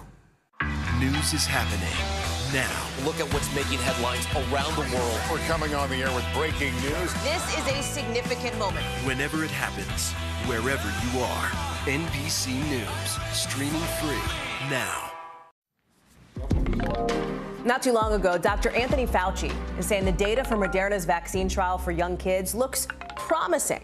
That's after the company announced today that its COVID vaccine does well in kids 6 months to 6 years old. Moderna says the antibody response was kind of similar to what you would see in a clinical trial of adults. But the shots were only up to 43% effective at preventing infection from Omicron in these kids. So if you're looking at these numbers and you're like, well, wait a second, these numbers seem kind of low. Moderna's vice president says the trial was successful because, listen, 43% is higher than 0. It's better than nothing. The company now plans to ask the FDA to authorize this vaccine. I want to bring in Meg Terrell. So, Meg, I think people are looking at this. Can I tell you, as a mom of a kid under the age of 5, I've been doing some reporting on this for a story that'll air actually on this show next week. And I've been talking to parents who are really frustrated that there's not more to be done. There's not more help coming for their kids who are not able to get the vaccine right now because they're still too young. This feels like it's promising news, but give me the gut check here. Is it, or do we need to know more? Well, we need to see what the FDA is going to do with this, but on its face, it does seem like promising news. Moderna says that with 2 doses, this study met its goal, which was showing that similar immune response in these kids ages 6 months to just under 6 years with a quarter of the dose, as you would see in young adults ages 18 to 25 with the full adult dose. So they met the goals of the trial. The other main goal, of course, is safety, and fevers is something they looked at really closely here, because that's why Pfizer actually went down to such a low dose. You don't want to cause high fevers in such young kids. And they said here the tolerability looked similar to what you would see with other pediatric vaccines. So based on that, they're filing with the FDA. But because they didn't hit that 50% efficacy threshold, we're going to have to see what the FDA does with this. When are we going to find out? In other words, what is the timeline for when we're going to hear more from the FDA, and for when potentially, given this news today, you could see shots in like babies and toddlers' arms? Yeah, so Moderna says within the coming weeks they're going to file, so we'll wait to see when they've announced that they've done that, and then we'll see how quickly the FDA plans to review this. The other kind of wild card here is, of course, we're waiting for Pfizer's data on the 3rd dose of its regimen after that whole roller coaster. We're expecting that in April, so it'll be really interesting to see if the FDA kind of wants to look at these together and be able to potentially give parents and pediatricians the ability to choose which one might look better for their kid. We'll just have to see see what those data look like and then how quickly they're aiming to review each of these individually or together. Meg Terrell, I know you're in that COVID briefing today. Glad to have you with us and bringing us your reporting. Thank you. Any day now, Florida Governor Ron DeSantis could sign what opponents call the Don't Say Gay bill, even after protests that included a walkout by Disney workers. But even with this controversy, he's not shying away from issues related to the LGBTQ+ community. He's now saying that Florida native Emma Wyan of the University of Virginia is the winner of last week's NCAA swimming championship. She actually came in second after transgender athlete Leah Thomas won first place. The bill DeSantis appears ready to sign bans teachers from talking with young students about sexual orientation or gender identity, or asks them to do so in an age-appropriate way. Some teachers and parents are getting more and more vocal about how they feel caught in the middle of this political fight. Our Kate Snow went to one county in Florida where parents are really divided on this. And in this election year, they're actually getting organized to do something about it. Kate is joining us now, of course. And Kate, this feels like an explosive issue in that community, but it's one of a lot of things that has taken on, a political color in Florida. You went to a school board meeting yourself, right? Yeah, it's funny, Hallie. When we first started setting up this story, we didn't even really know about the so-called Don't Say Gay bill yet. That wasn't even on the radar. We were going there because Brevard County is a place where, you've seen a lot of viral videos of people speaking up at school board meetings, yelling at each other. At one point last fall, they even had to clear the room because people were so into it and parents were being so vocal and angry at each other. The chairwoman was worried that people might hit each other. So I sat down with the chair. We went to a board meeting, as you said, and we saw a lot. We saw a lot of debate that night about books and whether some books should be eliminated from school libraries over concerns about appropriateness. I talked to the chairwoman of the board, who's been on the board for 8 years. She said she's never seen anything like this. Take a listen. You had a meeting in October where you had to literally kick everybody out. We are going to clear the room. We did. The audience started to get very loud, and it was reaching the point of being unsafe. Belford is worried about the impact on teachers and administrators. I'm blessed to be serving a group of 9,000 people that wake up every single day and pour their heart and soul. Sorry. What upsets you? Our people are getting beat up. And there is no more noble job, and you won't find a group more committed to our kids. And they are fallout in all of this, unfortunately. So, Hallie, that gives you a sense for some of what people are feeling down there. This is a really active community. Again, one of many in this country where that's happening, Hallie. And these aren't just a couple of parents walking into a school board meeting. These are organized groups, right, Kate? Yeah, and so one group that was formed in Brevard County, you may have heard of them now because they're now in 34 states. They're called Moms for Liberty, founded by a woman who used to serve on that Brevard County school board and was actually ousted in the last election, and then went on to found this very conservative moms group. On the other side, you've got a group called Families for Safe Schools that organized in response to Moms for Liberty. They're a more left-leaning group.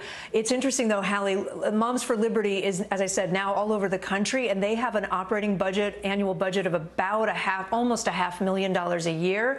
On the other hand, the left-leaning group, Families for Safe Schools, I asked the leader of that group in Brevard County how much money they have. He said our budget is zero, and they have not expanded beyond Brevard County. Kate Snow. Kate, thank you for bringing us that story and that reporting. We appreciate it.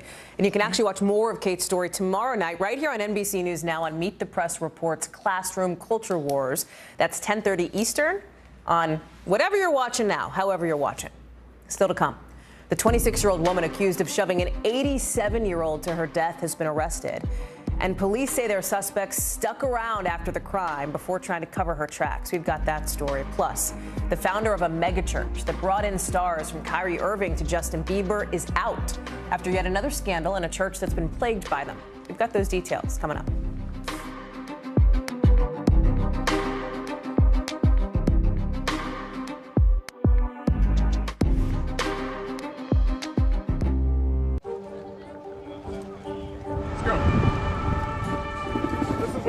Choke point for this fire.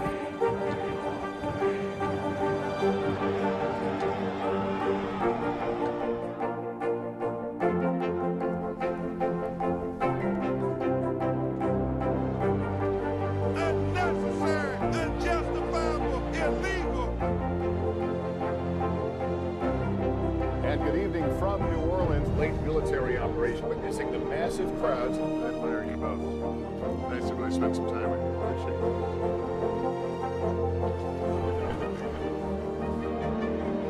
At any moment now.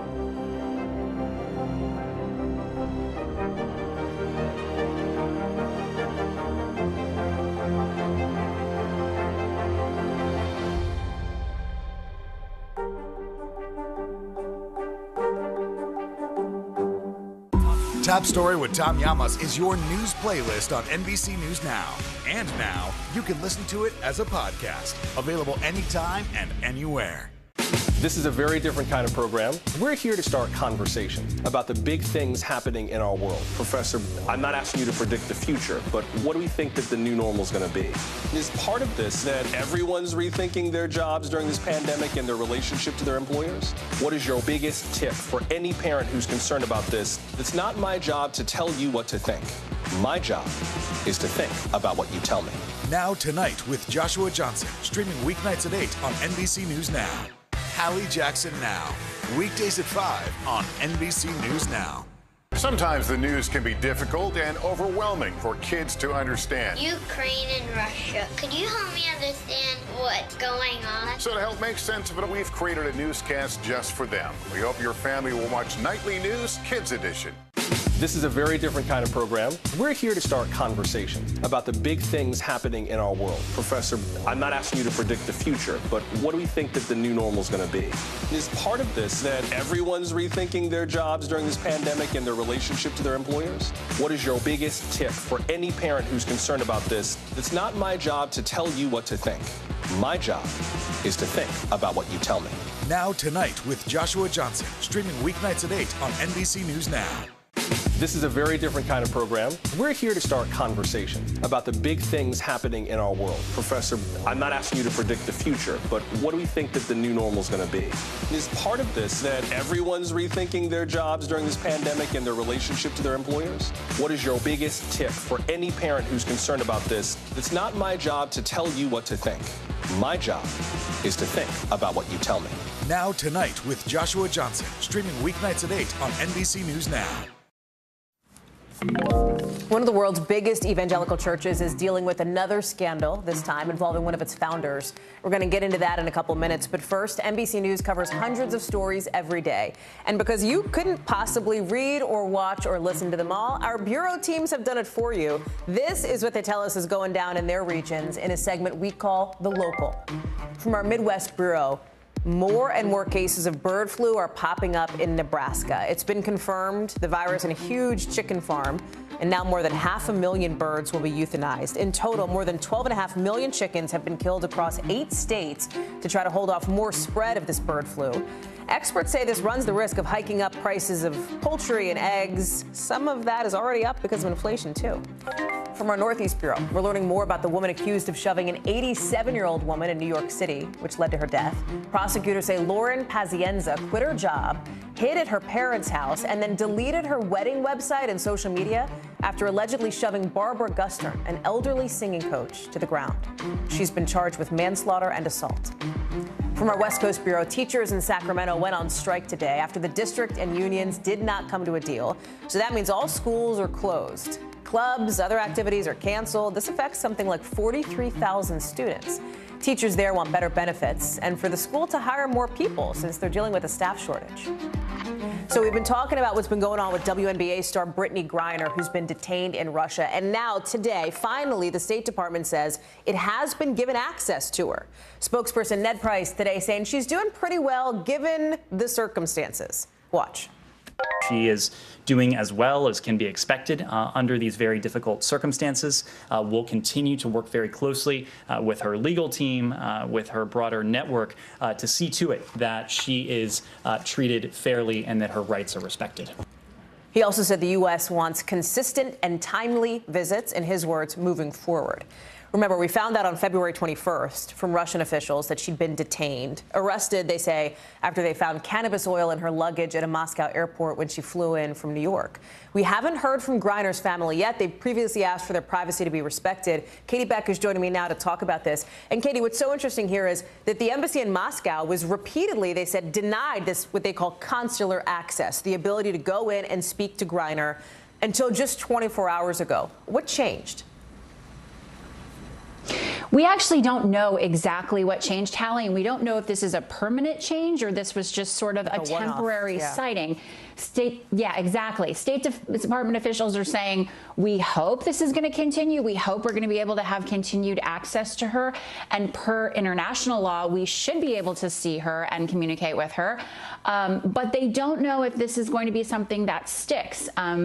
She has been in detention since February 17th. That's a long time. And up until this point, the communications and the information that we have received has all been through a Russian lawyer communicating with her spokespeople and her family and her camp here. So it has not come directly from the State Department.